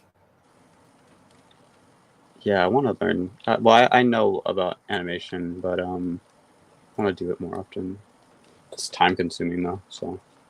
Well, one of the things you could do, a lot of people are getting into is making trailers for people. I just thought, damn man, that may not be something you're into, but it's much needed now, and a lot of people are liking when you have a nice trailer for your project. Yeah, it seems like not a skill that a lot of people know as well, so it makes you valuable if you can do it. Yeah. That's why I'm like, man, I guess if I wanted to spend time making or getting another skill, I could do that, but yeah, I'm not going to spend time doing it right now. Yeah, I think animation would be pretty cool to get into. Like I've taken classes on it and stuff, but I feel like it's always so time consuming. It's like, yeah, definitely. It's hard to balance like a hobby like this that's already time consuming as well. Like I feel like drawing is already time consuming as is. Yes, it is. Yeah, so it's kind of hard to get into something like animation as well. Yeah. Which I guess animation just kind of is drawing, but for the most part. Yeah. But even if you do that, the thing where like you use puppets and you let the computer animate it, it still is pretty time consuming to do that stuff. It's very technical, and I feel like when I tried it, I ran into issues sometimes, and I had to take hours to try and fix something that was happening. Yeah. I don't know. I mean, I'm pretty new to the whole digital game. So for me, having these tools is just invaluable now. You know what I mean? Like I didn't even know what a computer was a year ago. Well, I'm just more of I'm a traditionalist, and as far as art goes, I always love to draw by hand. And then, Yeah, me too. Yeah, I don't really. Yeah. So to do this, it's a new ball game. But I started on the little pad that you have, and I hated it. Like right away, I couldn't. I spent as long as I could on it, and I couldn't. Man, I just gave up. I was like, "This is dumb. I'm going to stick to traditional." Well, then I was working with somebody, and they were like, "Well, I do that, and I'm going to get rid of mine. I hate it." And I was like, "Well, yeah, I want to try it." And they were like, "It's only $20 or $25." And I was like, "It's crazy that you got it for $20 Yeah. Because those things, even the Huion, which is cheaper than the Cintiq, I think they're still like $400 or something like that retail. Well, it depends on the size you get, and I think like, are you getting a 4K or are you getting now? You know what I mean? You can get those different options. But for me, this is an older version, but dude, just the feeling of being able to draw on screen and it follows everywhere I go. It feels so much better than that pad that I was using, and I'm like, now I'm getting fast at it because it's becoming my norm. Yeah, I want to get a display tablet for sure. I had one that my friend had sold me. It just isn't good at all. I feel like this is better than that one because sure. I don't even. It was like one of those off-brand kind of ones, and like it just I don't know. Well, I mean, and if that's what works for you, there's nothing wrong with that either. It was weird though because like it was like off center, so like where you were placing the stylus is not where it was drawing the lines, and we didn't. Wow. Neither of us like knew how to fix that. It was some sort of weird, I don't know, I guess resolution or something like that problem. Yeah, I couldn't handle that. Yeah, I don't even know what it was called. It's some weird brand like Parblo or something like that. Oh, okay. I think there's a few different companies out there doing these pin displays, but I don't know what they're called. And some of them look better than others. And I would say Huion has come a long way.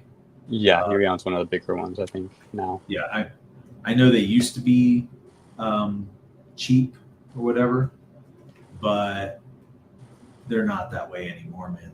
They've really amped it up. Yeah, I've heard that. I remember there's a phase where like every artist YouTuber that I was watching was like, "Oh, we're sponsored by Huion," and they'd go over all the specs, and it sounded pretty good to me. But I Yeah.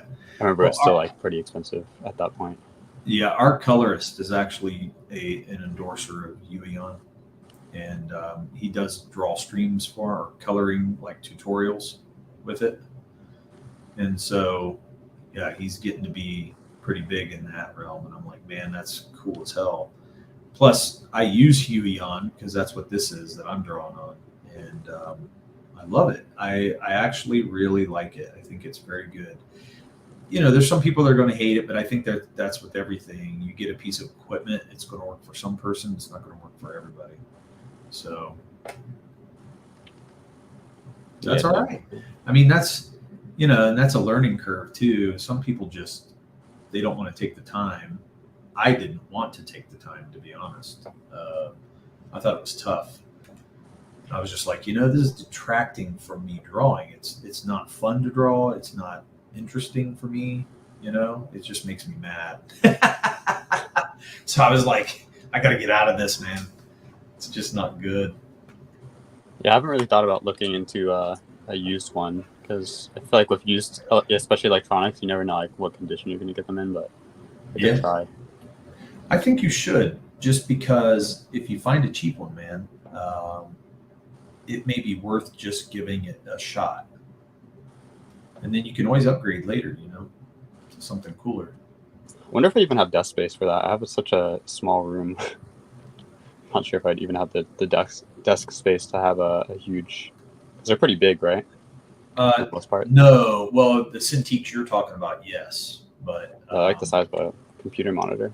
The Huion is about the size of my laptop screen. Oh, so not super huge. It might be 16 inches. It can be up to like 20 inches. You know, you can get a 22 inch. I mean, this screen is actually fairly big because it goes corner to corner, right? So that's how they measure. It's like a TV.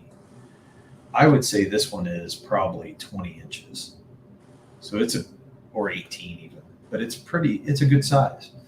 It's a good size to draw on. And because when you really zoom in, you can really get into it, you know. And I would say, but it don't take up a lot of space. Yeah, well, I mean, I would say like a laptop screen is about the same size of like notebooks that most people use, I think, right? Yeah. About. Yeah. So.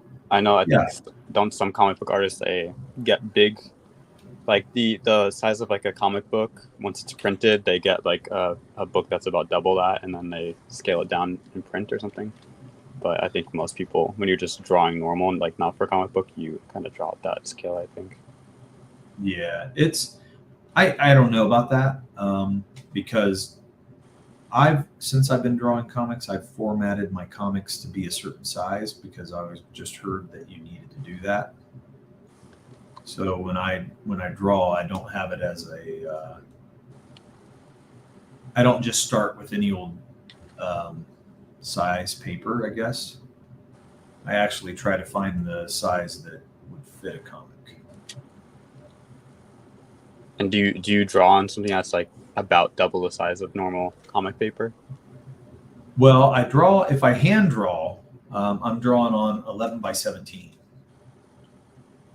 And then you shrink that down and it ends up being, a comic is what, 6.5 or 6.75 by 10, whatever. Yeah, I don't know. The size of a comic. So, so you actually end up getting, you know, the proportion right. But in Clip Studio, when you hit new, so I can show you actually,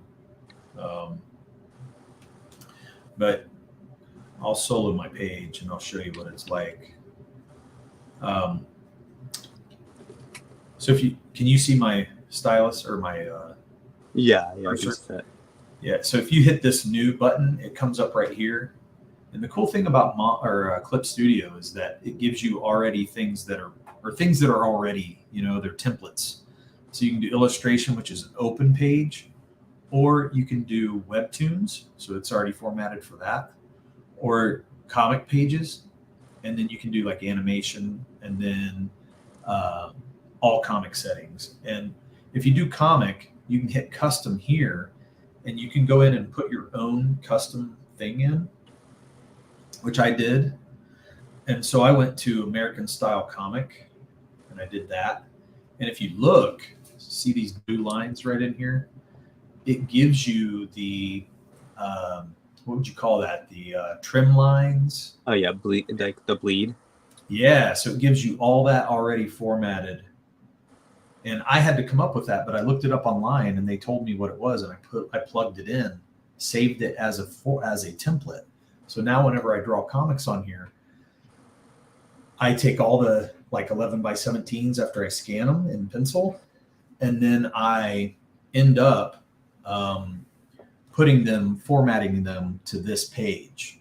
So I size them to this, and then I ink over it, and I know it's already comic template. So it ends up being perfect.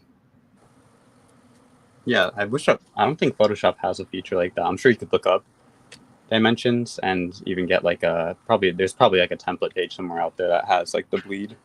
Yeah, but, I love it because it actually ends up being, just it takes a lot of the pain of it out, because then you can just, if you're going to go format, the format's pretty much there. You're not going to have to worry about sizing it really that much. So, but anyway, well, hey man, it's getting late. I've been on here for a while. I'm actually thinking about ending here in about just a while, 10 hours. Yeah, it actually has been 10 hours and 40 minutes, just so you know. But the cool thing is that, well, it says 10:25 on here, but I guess we started at 12:15, so yeah, it would be 10:25. But no, I was just wanting to finish up that panel. I feel like I did pretty good with the panel. I feel pretty happy with it. It's not perfect yet. I'll probably go in and tweak some things and fix it up, but I feel happy. It looks good. Yeah, thanks. And then, once I get these inked, everything will be pretty much inked out of the 30 pages, because we added these 3 new ones. I have to get those 3 new pages inked, and then it's pretty much off to color. After we fund, and then letters for Eric Weathers to letter, and then boom, we're good. So I'm going to stop my screen. I'm going to go, where do I want to go? I want to share screen. Share one last time. I'm going to hit refresh. Okay, we're still sitting in the same spot. But that's all right, because we did very well. In our first 24 hours, we did $1,406. Pretty cool. 70% of our goal. Very happy. So, well, hey man, thanks for coming and hanging out with me tonight, and Kevin tonight. Yeah, definitely, it was fun.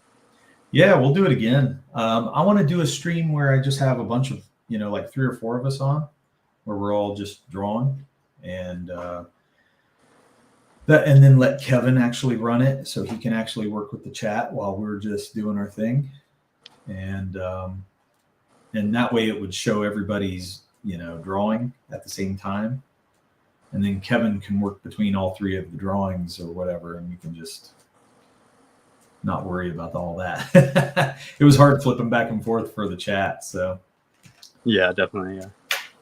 But yeah, Logan, we'll be hanging out again, man. So stop by again on Tuesday and hang with us. And we'll be looking out for your channel, right? Oh yeah. Yeah, I got the channel up. I'm actually supposed to record a video for it after this. So.